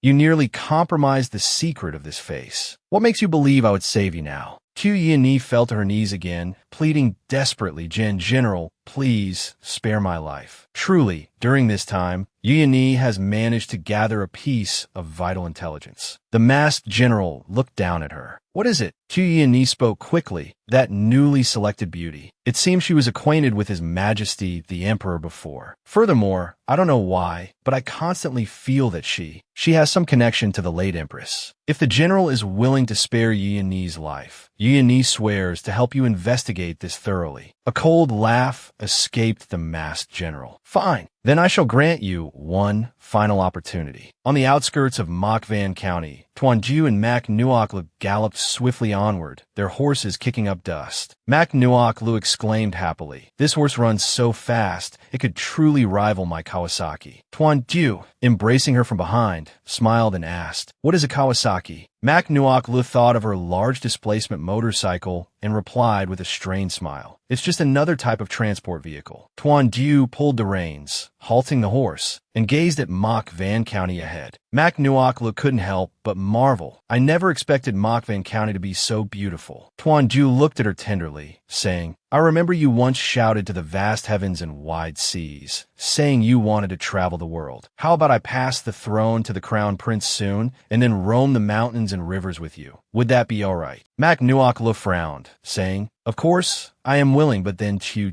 That child will be truly pitiful. She scratched her face, sighing, Do you think he's angry right now? After all, we left without bringing him along. Tuanju smiled and said, Probably not, since we left the palace this time on official business. The crown prince will surely understand. At this moment, Chew was sitting at his study table, dipping his brush in ink. I hope royal father and royal mother have a smooth investigation and also get a little private world for themselves. Chew excitedly crumpled the paper, adding, Let me guess, will it be a younger brother or a younger sister in the end? He opened another piece of paper, saw the writing inside, and jumped for joy. Wonderful, it's a younger sister. Over here, Mak Nuoklu, while leading the horse, suddenly sneezed. Tuanju asked with concern, What's wrong? Did you catch a cold? Mak Nuoklu smiled and said, No, I'm very healthy. An eagle flew from afar and landed on Tuanju's arm. Mak Nuoklu looked at him and asked, What is it? Tuanju removed the letter from the eagle's leg, replying to her, It's news sent by the shadow guards from the palace. Mak Nuoklu looked at him and asked, What does it say? Tuanju looked at the letter in his hand and let out a cold laugh. Your guess was indeed correct. Someone broke into the prison to rescue Tu Yi. Mak Nuoklu said in surprise, So quickly. It seems this person is very familiar with the layout of the imperial palace, but he probably didn't expect that I place something on Tu Yi. As long as they make physical contact, it will definitely leave a trace. Tuanju affectionately caressed her face, smiling. My empress is truly intelligent and sharp. Mak Nuoklu smiled smugly. That goes without saying. Mokvan County. A woman in traditional attire sat before a tombstone. Tuanju and Mak Nuoklu observed from a distance. The daughter-in-law of the Luke family came out, looked at the two, and asked hesitantly, May I ask who you two are? The county magistrate looked at the Luke family's daughter-in-law and introduced them. Madam Luke, these two young sirs are specially dispatched by His Majesty to investigate the case of the faceless corpse. Mak Nuoklu looked solemnly at the Luke family's daughter-in-law and said, Indeed, if Madam has any grievances, please tell us. The Luke family's daughter-in-law knelt before her husband's grave and began to recount. You two sirs may not know, my husband and I usually treated everyone very well. She wept heartbrokenly. I don't even know who I might have offended to deserve this. Tuan Ju raised an eyebrow and said, "Rest assured, we will thoroughly investigate this matter and bring you justice." Mak Nuok Lu crouched down, her hand lightly touching the ground. "Husband, look, this area is all freshly turned earth, not compacted at all." Tuan Ju also crouched down to observe the ground. They certainly knew how to pick a spot to hide the body. Mak Nuok Lu turned her head to ask the Luke family's daughter-in-law, "Madam Luke, when was your husband buried?" The Luke family's daughter-in-law replied amidst tears, "Because we had to hold a wake. He was only buried at noon 3 days ago." Mak Nuok Lu looked at her, continuing her inquiry. "When was the faceless male corpse discovered?" The Luke family's daughter-in-law lowered her head, weeping, and answered, "It was the morning after my husband's burial. I came to pay respects and found it." Mak Nuok Lu raised an eyebrow, gazing at the grave before them. "So that's how it is. It seems the one who hid the body targeted this grave specifically." The Luke family's daughter-in-law looked at her in surprise. "Targeted this grave." Mak Nuok Lu picked up a handful of soil, a cold smile playing on her lips. "We just checked. The soil of this new grave is very loose, easy to dig. Furthermore, even if there were signs of digging, people wouldn't necessarily notice anything unusual." Tuan Ju nodded, looking at her. "Indeed. The person who hid the body chose this grave precisely because they didn't want the corpse found. They wanted to act in secret." Lord Hua remarked in surprise. "If that's the case, then the one who hid the body was rather careless, not even burying the corpse a little deeper." Mak Nuok Lu straightened up, analyzing. "My guess is they were in a great hurry, needing to hide the body quickly. Thus, they didn't have time to dig deeper, but they forgot. This area is mostly forests and mountains. At night, many wild animals appear. These wild animals have a very keen sense of smell. They would follow the scent of the corpse and inadvertently dig it up. Therefore, I deduce that this faceless corpse case happened 3 days ago, precisely the night after Madame Luke buried her husband." Lord Hua frowned. 3 days ago, that night, my son had just recovered from his illness. Could it be? Tuan Ju immediately said, "This matter cannot be delayed any further. Let's go examine that faceless corpse." In the darkness of the night, 2 candles burned brightly. The gloomy scene inside the morning hall came into view. It would be a real shame not to film a horror movie with this setting. Tuan Ju gently used his hand to cover Mak Nuok Lu's eyes. "If you're scared, don't look." Mak Nuok Lu gently took his hand. "I'm not scared. I'm someone who enjoys watching horror movies." Tuan Ju said cheerfully, "All right then, if you have nightmares tonight, don't come crying to me." Mak Nuok Lu pouted at him. "Absolutely not." The servant spoke up then. "Young master, this is the corpse." A body covered with a white cloth lay right before them. "Uncover it." Beneath the white cloth lay a horrifying corpse. Seeing this, Mak Nuok Lu, frightened, hid in Tuan Ju's embrace. Heavens, how utterly tragic. The man in red wiped away his cold sweat, approached the body, and slowly lifted the white cloth. Upon seeing the birthmark, he cried out in shock. "This birthmark." The man in red paused for a moment, then wept loudly. "It truly is Ben-Er." At an inn, Hako said sorrowfully. I heard Lord Hua suddenly fainted. Mak Nuok Lu sighed, a white-haired elder sending off one with black hair. Who could endure such a thing? Just then, footsteps were heard. It was Tuan Ju. Mak Nuok Lu turned her head and asked him, "How is it? Is Lord Hua all right?" Tuan Ju replied. The imperial physician diagnosed it as excessive grief. He prescribed some sedatives. There shouldn't be any major issues. Tuan Ju placed a hand on Mak Nuok Lu's shoulder, smiling. "That's good then." Mak Nuok Lu said worriedly, "You look very tired too, don't you?" Tuan Ju supported his forehead with one hand, speaking with resignation. This rumor of resurrection from death not only stirs panic among the people, but even implicates court officials. I cannot afford to be negligent. Mak Nuok Lu comforted Tuan Ju. Then you must also take care of your health. After all, everyone is still waiting for you to preside over the grand situation. Saying this, Mak Nuok Lu placed her fair hand on Tuan Ju's shoulder. "Come, let me massage your shoulders for you." Tuan Ju closed his eyes, allowing Mak Nuok Lu to massage him. I never expected the Empress to have such a gentle side. It depends on who it's for. Towards good people, I will naturally be good. Mak Nuok Lu thought to herself. Towards bad people, I ought to give them 2 punches. The two squinted, smiling as they chatted. Even if there were bad people, it wouldn't be the Empress's turn to personally act. I will handle them. I know my husband will protect me. Mak Nuok gently moved closer to Tuandu. She asked curiously, Tuandu, I remember my husband once said that cases like this, involving faceless corpses, have happened several times before, haven't they? That's correct. A beautiful girl was trimming her eyebrows. Mak Nuok speculated, Husband, do you think there might be some organization using the facial skin of the dead to create these resurrected corpses? But what is their purpose? I have absolutely no clue. Tuandu said troubledly. I have indeed considered this issue. After all, Lord Hua is a court official. Perhaps someone wants to use his son's identity to interfere with the power of the Great Tang Court. But after the Shadow Guards investigated, apart from Hua Bin, the other individuals had no noteworthy status whatsoever, nor had they ever met while alive. An eyeless wooden puppet appeared in Tuandu's thoughts, as if someone was randomly selecting people to resurrect. Mak Nuok Lu, full of doubt, said, In that case, it seems we can only search for clues from those who were resurrected. Tuandu continued, Rest assured, the Shadow Guards have already infiltrated the Hua residence. Capturing the fake Hua Bin is not difficult at all. Mak Nuok suddenly interrupted Tuandu. Wait, husband, don't alert the snake by hitting the grass. Tuandu asked in surprise. Why? Mak Nuok said, although those whose faces were skinned after death never met while alive. But it's different after they've been resurrected. At this moment, Tuandu stood up. What you mean is,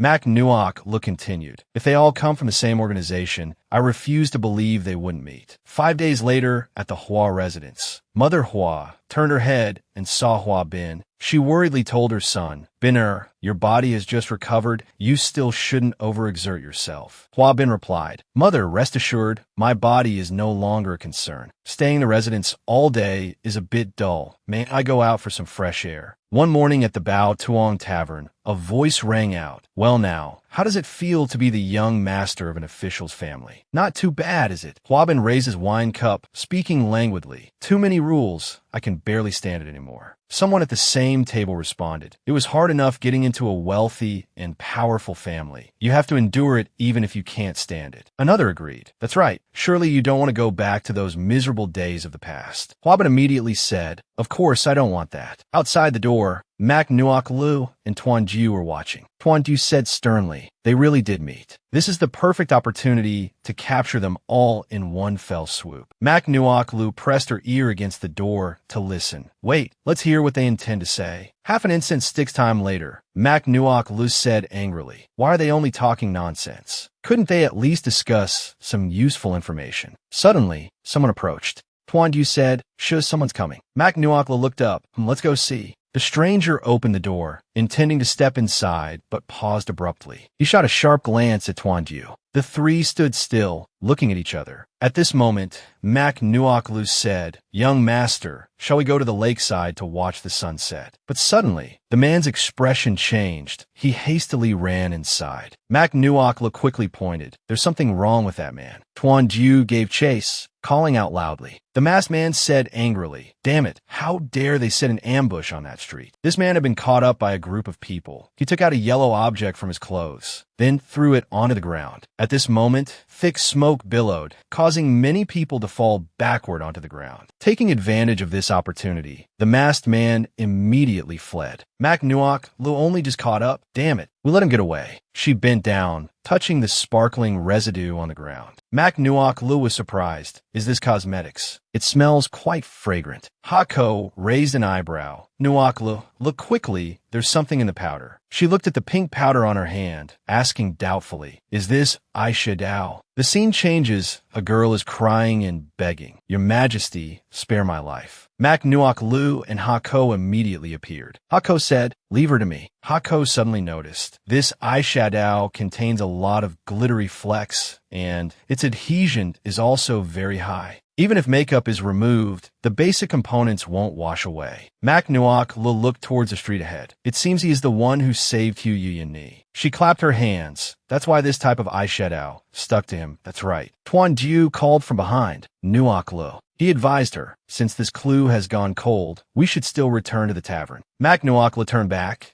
That's the only way. At Bao Tuong Tavern, one person asked, "Strange, the general is always punctual. Why hasn't he arrived yet?" Hua Bin grew anxious to leave. "We won't be exposed, will we?" He hastily stood up. "We can't stay here long. Let's go quickly." Suddenly, a group of people kicked the door open and rushed in. Hua Bin and the others panicked. Who are you people?" Mac Nuoklu led the way, frowning as she spoke. "You don't need to know that. Just surrender obediently. Seize them all." Immediately, two of Mac Nuoklu's people subdued Hua Bin and led him away. Hua Bin pleaded in fear. "Spare my life, sirs. As long as you don't kill me, I'll tell you everything." Another person cursed. "Are you crazy, traitor?" Mac Nuoklu crossed her arms, addressing the remaining people. "Since it has come to this, I'll be direct. Who exactly are you?" The fake Hua Bin slowly drew a knife hidden in his lapel. "We are." Before finishing his sentence, he lunged towards Mac Nuoklu. Tuan Jiu shouted from behind, "Nuoklu, be careful." Mac Nuoklu quickly stepped back, but his sharp knife still grazed her shoulder. "Damn it, you dare launch a sneak attack." The man ground his teeth, full of hatred. "Ha, consider yourself lucky. Let's see if you can escape next time. Go die." Mac Nuoklu clutched her injured arm with one hand, her expression darkening. "Pushing your luck, aren't you?" Just like before, she knocked the knife from his hand. "Wasn't the impersonation enough? Did you think I was Hello Kitty?" Then she easily subdued him, throwing him to the ground. Humph, utterly clueless. At this moment, Tuan Jiu spoke up. "Nuoklu, step aside." He pointed his long sword at the impostor. "You dare injure my empress. That warrants death." As Tuan Jiu spoke, a flash of blood appeared. The man fell down in pain. Only then did Mac Nuoklu say, "That's enough. Tuan Jiu, he's still useful. We can't kill him." She ordered, "Take them down." Afterwards, several guards immediately dragged the group away. The scene shifts to the Imperial Palace. In a room, Tuan Jiu removed Mac Nuoklu's outer garment,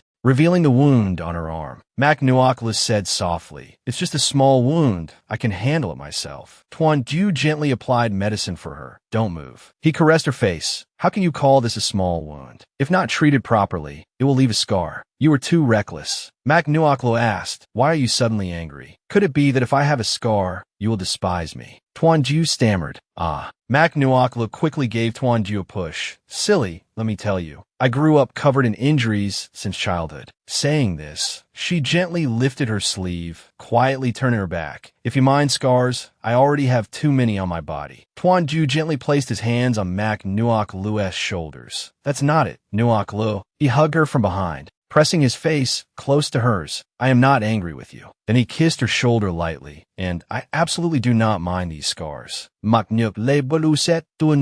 Tuan Jiu blamed himself. "I only blame myself for not protecting you well at that time. I am truly sorry." Mac Nuoklu said gently, "No, that's not it. That incident happened suddenly. Don't blame yourself too much." After saying that, she gently tapped his head. "Oh dear, that's just my temper. I thought you disliked me, so I lost my cool for a moment." Tuan Jiu then tightly held Mac Nuoklu's hand, giving her a sweet kiss. Mac Nuoklu opened her eyes. Suddenly someone pushed the door open and entered. Chu Chu walked in worriedly. "Your child heard that you were injured. Are you all right?" Chu Chu was stunned upon seeing the scene in the room, hastily covering his eyes. "Your child came in an opportune time. Your child asked for leave to withdraw." Maknyuk Lesai Tiu Tiu. "Come back here." Chu Chu blew on the wound on Mac Nuoklu's hand. "Mother, your child will blow on it for you. The pain will go away quickly." Maknyuk Lestok Tiu Tiu Shehet Sukagut Tiu Tiu. At this moment, she caught sight of the scented pouch on Chu Chu's person. Mac Nuoklu questioned, "This scented pouch looks very special." Chu Chu replied, "This one. Young uncle gave it to your child." The child handed it to Mac Nuoklu. "Uncle said it can help with sleep." Mac Nuoklu held the scented pouch, thinking, "This fragrance." Seeing Mac Nuoklu's worried expression, Tuan Jiu asked, "What's wrong, Nuoklu?" Mac Nuoklu said, "The fragrance of this pouch is the same as the powder left behind by the man in white." Tuan Jiu understood her meaning. "You mean Tan Quan is suspicious?" Mac Nuoklu replied, "I'm not entirely sure, but the person who rescued Tuyuni earlier was very familiar with the layout of the Imperial Palace. He is indeed somewhat suspicious." Mac Nuoklu held the scented pouch. "How about this? I'll go ask Con. She is very skilled in blending incense. Perhaps she can find some clues." At the Bao Tuong Tavern, a girl reaching for a wine bottle stumbled and fell. Fortunately, Tan Quan caught her, just in time. He asked solicitously, "Are you alright?" The girl blushed, I'm fine. Mak Nuok Lu appeared just then. She cleared her throat a few times. "It seems I've come at an opportune moment, about to become a third wheel." Con blushed. "Miss Mac, please don't misunderstand." Mak Nuok Lu smiled and said, Con, don't be shy, I understand." After glancing around, Tan Quan asked, "Did you come alone?" Mak Nuok Lu asked quizzically, "What, am I not welcome?" Tan Quan retorted, "Oh, so you've been kicked out of the palace again." Mak Nuok Lu fumed. "Why must you speak so disagreeably?" Con quickly tried to soothe Mak Nuok Lu. "Miss Mac, please don't be angry. The young master only hopes that you and his majesty will acknowledge each other." Tan Quan lifted the curtain and replied, "Who hopes for that?" Mak Nuok Lu raised her voice. "Hey, Tan Quan, you stop right there. Let me make things clear." Con interjected, "Miss Mac, please don't be angry with him anymore." Mak Nuok Lu frowned. Only a kind-hearted lady like Con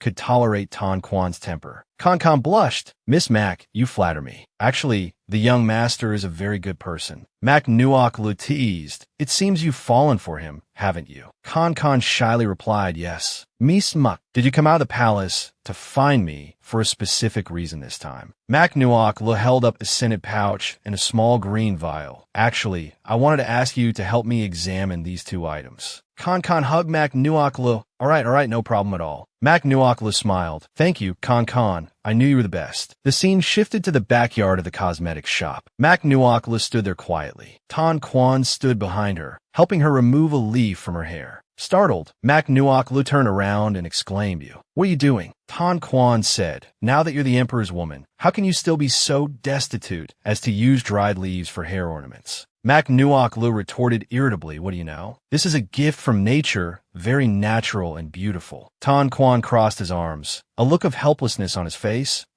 Only you could come up with such a strange excuse." Con stood nearby, watching the two of them with a heavy heart, thinking to herself, "It seems young Master Tuan truly hasn't forgotten Miss Mac after all." The scented pouch and the green vial were placed on the table. Con examined them and said, "This fragrance is very unique. Quickly, show it to Miss Mac and young Master Tuan." Just then, the nozzle of a pipe poked into the room, and a wisp of smoke slowly drifted in from outside. Finding it strange, Mak Nuok Lu asked Tan Quan, "Strange, why is there no sound from Con's room?" Tan Quan said, "Let's go check." Mak Nuok Lu walked over and opened the door. Con. Mak Nuok Lu froze. "What is this smell?" A fragrance permeated the room. A figure quickly flashed past. Tan Quan caught a glimpse. "That person has taken Con away." Tan Quan shouted, "Who's there?" "Stop," Tan Quan said angrily. "They're gone." He scanned the surroundings. "Damn it, they got away." Mak Nuok Lu said frantically, "Look what this is." She pointed to the green vial. It seems Con was grinding this powder. Tan Quan gestured towards the pillow. "This strange scent. It's the Min Tuc flower again." Mak Nuok Lu pressed. "What is that?" Tan Quan replied. "Min Tuc pollen can induce hallucinations, and it can also compel people to speak the truth." Mak Nuok Lu was astonished. "Isn't that a truth serum?" Tan Quan continued, "That's right. Assassins from the Vo Min Pavilion not only carry out tasks for their masters, but, when necessary, must also help gather intelligence. Therefore, Min Tuc pollen is indispensable." Mak Nuok Lu worried. Could this be what Con extracted from the scented pouch? She paused. Strange. What intelligence could Tuan Kui possibly want from Tiu? Mak Nuok Lu frowned thoughtfully. Could it be they've already discovered my movements? She looked up at Tan Quan and said, "Don't you worry. The person who took Con surely couldn't have gone far. I'll go back and find Tuan Du to dispatch more soldiers." Tan Quan frowned, looking at her. "This has always been a private matter between me and the organization. It's best not to involve her." Elsewhere, Con's hands were bound, her mouth gagged with a white cloth. "So dizzy, where is this?" From the house ahead, someone shouted, "Hand her over." Tan Quan stormed in angrily. A group rushed out upon seeing him, roaring furiously. "Tan Quan, how dare a traitor like you show your face here again?" Con was startled. "That's young Master Tuan's voice. What on earth has happened?" Tan Quan drew his sword, looking coldly at the group. "Cut the nonsense. I told you to hand her over." The group also drew their swords, glaring at him furiously. "Where do you think you are? Does a traitor like you could say here?" Tan Quan narrowed his eyes, smirking coldly at them. In such a hurry to seek death, then allow me to send you on your way. The group charged forward furiously, intending to kill him, eliminate the scourge of the organization. Tan Quan raised his sword, looking coldly at them. You think the likes of you can stop me? The sound of a door being kicked open echoed. Tan Quan anxiously pushed the door open and entered. Kan Kan was tied tightly to a chair, looking at him agitatedly, making muffled sounds. Tan Quan hurried over to remove the gag from her mouth. Don't be afraid, I'm here. Kan looked at him in astonishment, saying, Young master, I never expected you would come to rescue me. Tan Quan quickly untied the ropes behind her back, saying, What foolish words. I'm getting you out of here right now. Suddenly, a man appeared. He fiercely raised his sword, thrusting it towards Tan Quan. Kan froze. Tan Quan narrowed his eyes, looking coldly at him. Terrified, Kan quickly shielded Tan Quan. Young Master Tuan, be careful. The sword pierced her chest. Tan Quan drew his sword, looking worriedly at Kan. He furiously snapped the sword. The man angrily retracted his weapon, speaking coldly to Tan Quan. Tan Quan, 3 years ago you betrayed the organization for a woman, and now you kill so many brothers for another woman. He stormed out angrily, slamming the door shut. Killing you like this is letting you off easy. Tan Quan looked heartbrokenly at Kan in his arms. This foolish woman, he couldn't have hurt me at all. Why did you block the sword for me? Kan lay weakly in his embrace, tears streaming down. Young master, don't scold me anymore. She raised a trembling hand. I was afraid you'd get hurt. Actually, I've liked you for a very long time, young master. But I know the one you truly like is Mak Nuoklo. Even though she already has the emperor, you still can't forget her. Tan Quan frowned, lowering his head. Kan continued weakly. But it doesn't matter. If you're willing to continue protecting Mak Nuoklo, then I'm also willing to continue protecting you. Seeing her faint, Tan Quan called out frantically, Kan. Kan's hand dropped limply to the ground, blood pooling around. Tan Quan held Kan tightly. Kang. Fragments of memories flashed through his mind. Young master, I just invented a new dish. Would you like to try it? Young master, I accidentally bought too much fabric. Shall I make you a coat? Please don't dislike it. During the Lantern Festival night, Kan said shyly, Young master, let's go to the lake and release lanterns to make a wish. Thinking of this, Tan Quan murmured heartbrokenly, Why are you so foolish? His gaze became resolute as he lifted Kan. Rest assured, whoever dared to hurt you, I will definitely make them pay the price. The entire courtyard was engulfed in fierce flames late at night. Tan Quan returned, carrying the severely injured Kan. Mak Nuoklo turned, looking worriedly at him. Tan Quan, where did you run off to? Seeing the injured Kan in his arms, she rushed over anxiously. Tan Quan looked at the two women. Mak Nuoklo ran up, looking worriedly at Kan. Why is there so much blood? Tuanju, quickly call a physician. Tan Quan carefully placed Kan onto the bed. Kan weakly opened her eyes, looking at Mak Nuoklo. Mak Nuoklo, Tan Quan. He feels towards you. She fainted before finishing her sentence. Mak Nuoklo didn't hear clearly, looking at her and asking what. Seeing Kan faint again, she called out worriedly, Kan.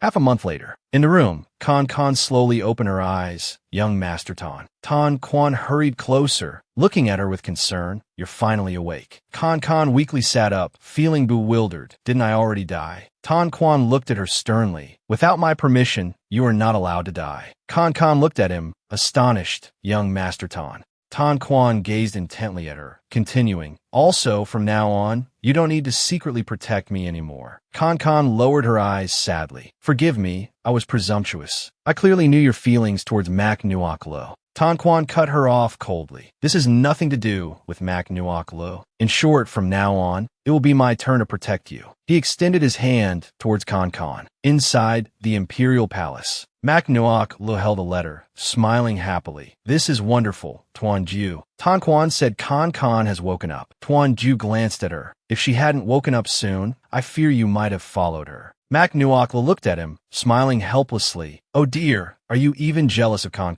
Tuanju said irritably. Isn't it because you were so worried about her that you couldn't eat or sleep properly? What if your health suffered? Suddenly, Mak Nuoklo's face turned pale as she clutched her chest uncomfortably. Ugh. Tuanju anxiously rushed to support her. What's wrong? Mak Nuoklo frowned, clutching her face and said, I don't know why, but lately I keep feeling nauseous. Tuan Ju held her from behind, stammering, Nuok Lu, could it be that you are? Mak Nuok Lu looked at him asking, what do you mean? A moment later, the royal physician arrived to check Mak Nuok Lee's pulse. Mak Nuok Lu asked the physician anxiously, will I be all right? Perhaps I'm not sick. The royal physician knelt on the ground, looking joyfully at the two, and said, congratulations, your majesty. Miss Mak is already 1 month pregnant. Tuan Ju and Mak Nuok Lu looked at the royal physician in surprise. Tuan Ju joyfully lifted Mak Nuok Lu. This is wonderful, Nuok Lu. We're having a little princess. Mak Nuok Lu stared at him blankly. Wait, does this mean I'm pregnant? This is too sudden. I need time to process this. Also, how do you know it's a princess? Tuan Ju lightly kissed her lips, smiling as he said, we shall immediately issue a royal decree appointing you as the empress. Attendants, find an auspicious day for the investiture ceremony. Mak Nuok Lu puffed her cheeks, looking at him. Has this man gone mad with joy? Did you even hear what I said? The next morning, elsewhere, Tu Yuan walked hurriedly. She wore a veil. No matter what means I have to use, I must obtain a new layer of facial skin. Arriving at a room, Tu Yuan lifted the thin curtain and saw the masked general sleeping on the bed. She thought in surprise, why does the general wear a mask even when sleeping? What does his real face actually look like? She reached out to touch the mask. The masked general startled awake, raising an eyebrow at her. What do you want? A gentle voice sounded. Tu Yuan knelt on the ground in fear. General, why has your voice changed? The masked general narrowed his eyes at Tu Yuan. Now that she had heard it, her life could no longer be spared. He looked coldly at Tu Yuan and asked, you came in my room, wasn't it because you wanted a new layer of facial skin? Tu Yuan hastily replied, yes. The voice returned to normal again.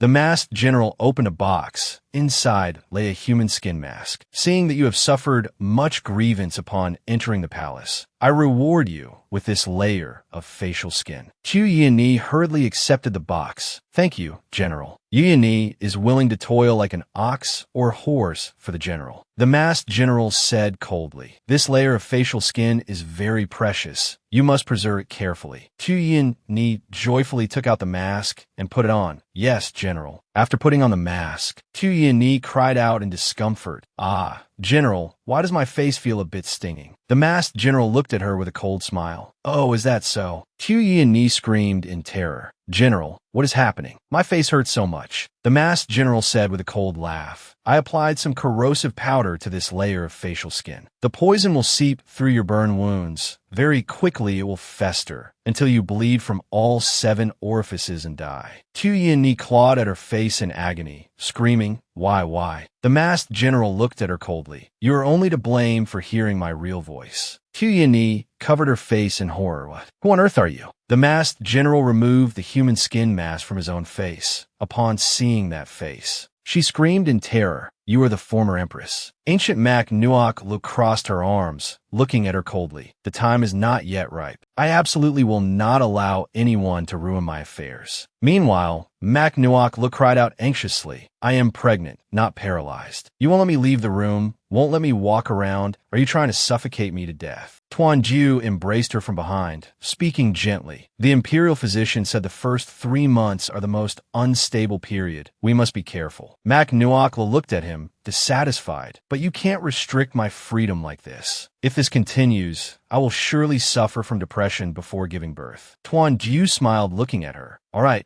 you make it sound so serious. We truly cannot stop you anymore. Mak Nuok Lu looked at him joyfully, asking, so you agree to let me go out? Tuan Ju looked at her dotingly. Fine, but don't stay out too long. Mak Nuok Lu happily kissed his cheek. I knew you were the best. Outside, in the imperial garden, Mak Nuok Lu said cheerfully, Tuan Ju, look, so many butterflies. A dark figure hidden in a corner quietly observed the two. Ancient Mak Nuok Lu ground her teeth, staring at the pair. Why did you come back? Clearly, all of this should belong to me. In the pitch-black night, where is this? Didn't I already die? Before her, a person identical to her cheerfully said, Wow, Hako, you are quite skilled indeed. I truly want to see, this time, who still dares to mock me. Mak Nuok Lu. This isn't me. Who is it really? Why is my body controlled by her? It's me. Ever since she returned, my soul has been constantly suppressed. She did things I never dared to do, obtained the love I never dared to pursue. I thought I would be forever imprisoned within this body, until that day. Tuan Diu cried out in anguish. Nuok Lu, we won't let anything happen to her. Hako immediately used her abilities. Soul departure. After an unknown passage of time, bit by bit, a hand reached out. The ancient Mak Nuok Lu had finally awakened. She sat up in the coffin, looking around in astonishment. Where am I? She's no longer here. The ancient Mak Nuok Lu stepped out of the coffin, her eyes flashing. Ah, this body has finally returned to my hands. The room was awash in crimson hues. Mak Nuok Lu wore a wedding robe, embroidered with a noble phoenix. Hako looked at her joyfully and said, "All right, you can open your eyes now." Mak Nuok Lu opened her eyes, asking in amazement, "Is this really me?" She picked up the mirror to look, then asked Hako, "Isn't this a bit too grand?" Hako took her hand, saying earnestly, "You are about to become the empress. Naturally, your attire must be majestic and splendid. Don't touch it carelessly. You're about to ruin it all." At this moment, a palace maid entered and spoke respectfully. "Your ladyship, this servant has come to dress your hair." Looking at the phoenix hairpins and jewelry being presented, Mak Nuok Lu responded softly with an affirmation. The palace maid stepped forward to arrange Mak Nuok Li's hair, each hairpin carefully placed upon her head. Gazing at the beautiful and noble Mak Nuok Lu before them, the other palace maid's eyes lit up. "Heavens, your ladyship, you are truly stunning." Mak Nuok Lu smiled and said, "You flatter me too much." Hako's eyes also brightened. Yes,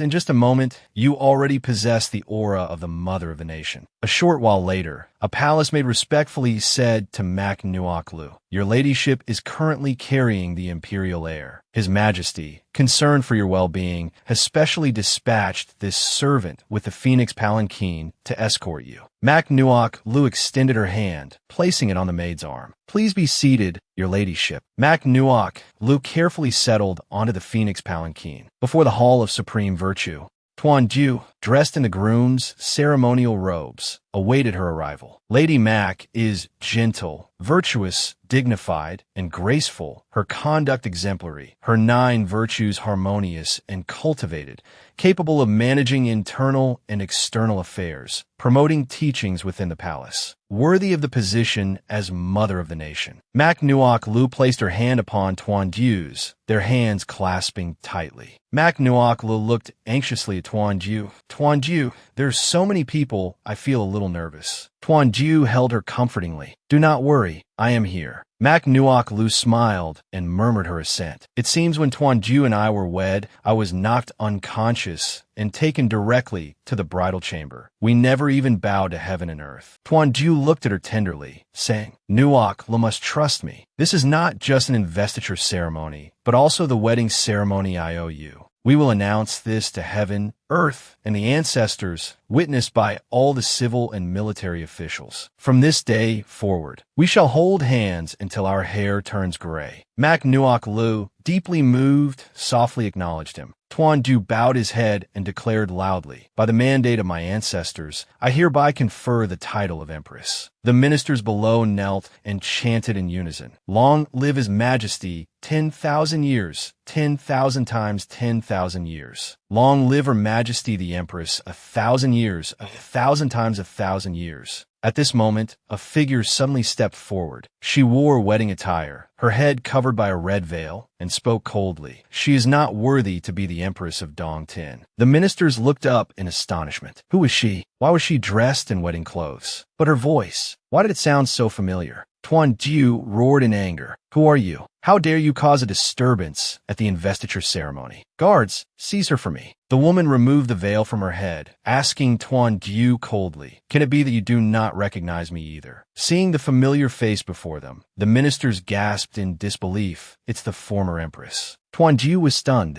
How can this be? The ancient Mak Nuok Lu turned around, her gaze chilling. The ministers below erupted in hushed, frantic whispers. "The former empress is actually alive. Then how can this investiture ceremony proceed?" "Of course, it cannot proceed. Have you ever seen a dynasty with 2 empresses? Indeed, in my opinion, His Majesty should issue an edict to halt the ceremony immediately while there's still time. Tuanju bellowed, "Silence, all of you. Anyone who dares utter another word of gossip will be executed without mercy." He frowned, looking at the ancient Mak Nuok Lu. "You and Nuok Lu, your appearance and aura are indeed very similar. Who exactly are you? Do you know that impersonating the former empress is a capital offense?" The ancient Mak Nuok Lu raised an eyebrow. "I am the genuine article. Why speak of impersonation? If you do not believe me," she slightly pulled down her collar, revealing a red mole on her chest. "This cinnabar mole, do you still remember it?" Previously, Mak Nuok Lu had asked Tuanju, if one day you suddenly couldn't find me anymore, would you search for me? At that time, Tuanju held her hand, smiling as he replied, "Why ask such a thing out of the blue?" Mak Nuok Lu had pouted playfully. "I really want to know." Tuanju kissed her neck and answered, "Of course I would. No matter where you went, I would rely on this cinnabar mole to find you." Returning to the present, Tuanju frowned, staring at the ancient Mak Nuok Lu. How could this be possible? Seeing that he remembered, the ancient Mak Nuok Lu smiled and asked, "You remember now, don't you? You once said, 'This cinnabar mole is the proof of our encounter.'" Mak Nuok Lu angrily stepped forward, pushing her away. "Enough. I truly cannot bear to listen anymore. I thought you had some brilliant scheme, but it turns out this is all you amount to."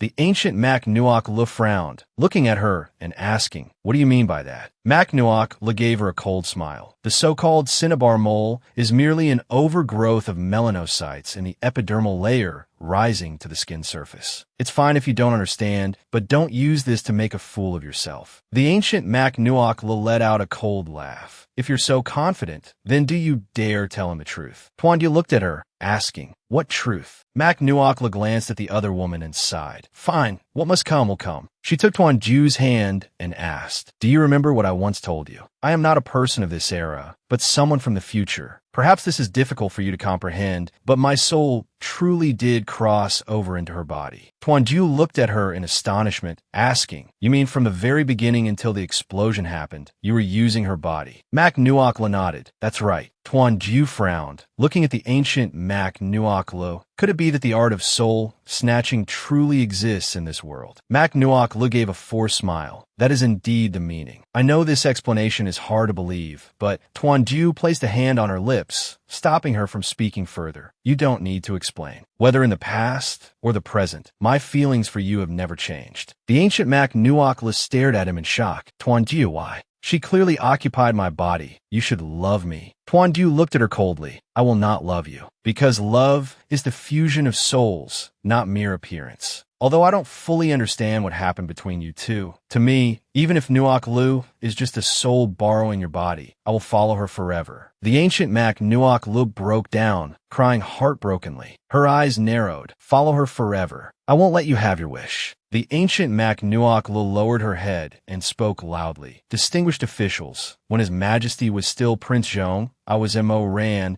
the legitimate daughter decreed to marry him as his primary wife. To expose the Empress Dowager's conspiracy, I feigned death and endured hidden for 3 years. But this woman of unknown origin has bewitched His Majesty's heart, even scheming to usurp the position of Empress. Can you truly stand by and watch her throw the Eastern Court into chaos?" The ministers below looked up, whispering amongst themselves. "Do you remember? Years ago, the deposed Empress Nguyen colluded with the enemy, plunging the Eastern Court into peril. Fortunately, the late Empress, with her wisdom, thwarted the enemy nation's plot. Yes, I remember the late Empress possessed the grace of the nine-tailed fox spirit, sent by the heavens to protect our Eastern Court. So that's how it is. No wonder she could survive the explosion. You must know, I saw with my own eyes her and the Empress Dowager die in the blast. Yet while the Empress Dowager was blown to bits, her body remained perfectly unharmed. If this isn't a divine miracle, what is? Conversely, this beauty queen, Mak Nuok Lu, ever since she entered the palace, His Majesty began neglecting state affairs, even taking her along on his excursions. Truly, a calamity for the nation. But now that she carries the dragon's seed, she cannot be deposed. What does a beauty queen's child amount to?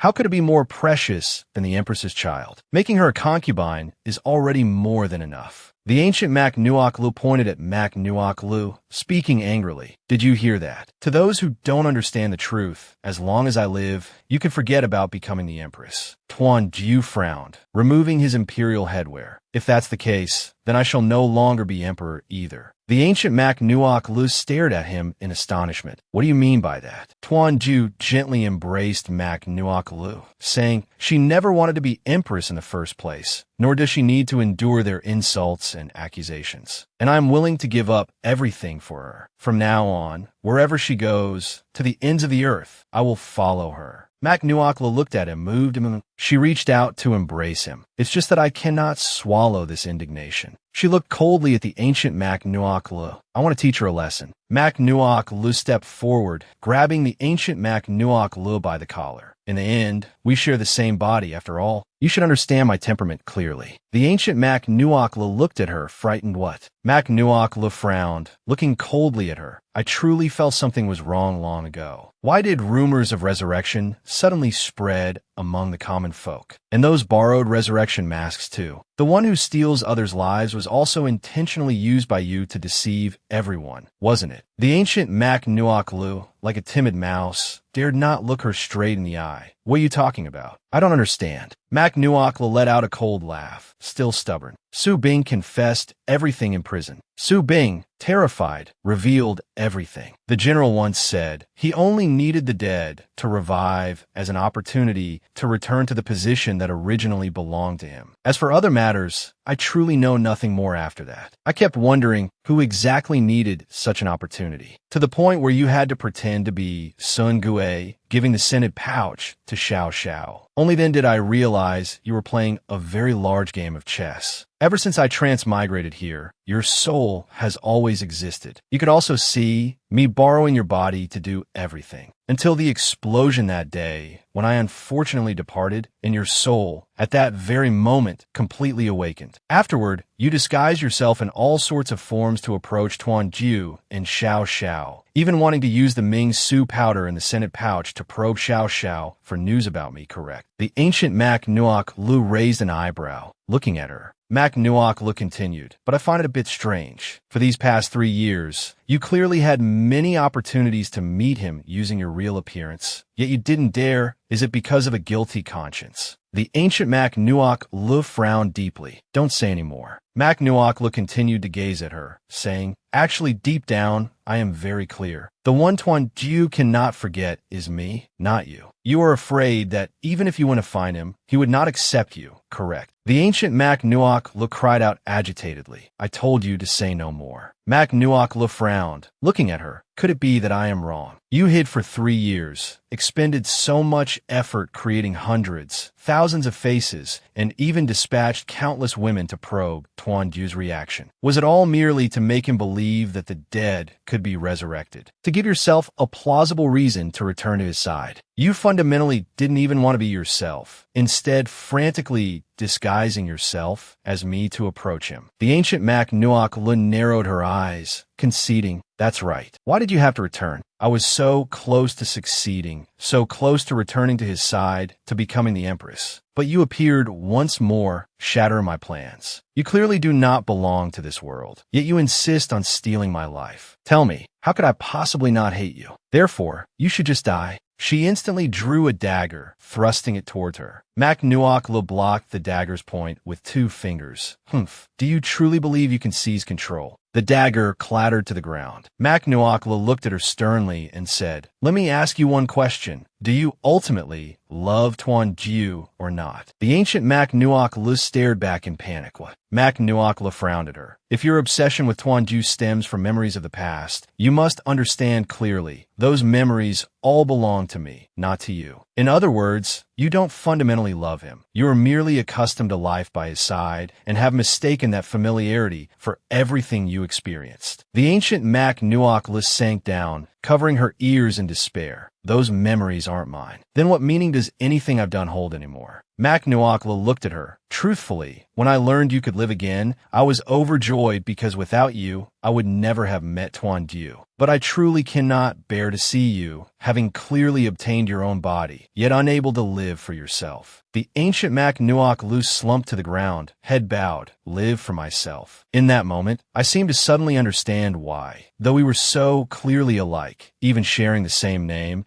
she could so easily gain the affection and respect of everyone, while I could only silently endure the agony of losing loved ones, subjected to the mockery and humiliation of my own kin, unable to resist. It sounds ridiculous, but in reality, from the very beginning, it was I who willingly surrendered my body to her. I hoped that through her, I could receive the warmth of those around us, as if only in that way could I truly feel the love others had for me. From then on, I began to desire more. I desperately learned the art of disguise and martial skills, imitated her manner of speaking, masqueraded as her. I kept thinking that way people would come to love me. But I forgot, the one everyone cherished was always her, not a cowardly and despicable creature like me. The lies I spun, the myriad disguises I wore in my struggle, were ultimately nothing more than a fleeting, fanciful notion. 5 years later, within the imperial palace, an adorable little girl, holding a calligraphy brush, chirped happily, "Royal brother, draw a flower." Xiao Xiao was reviewing the imperial reports.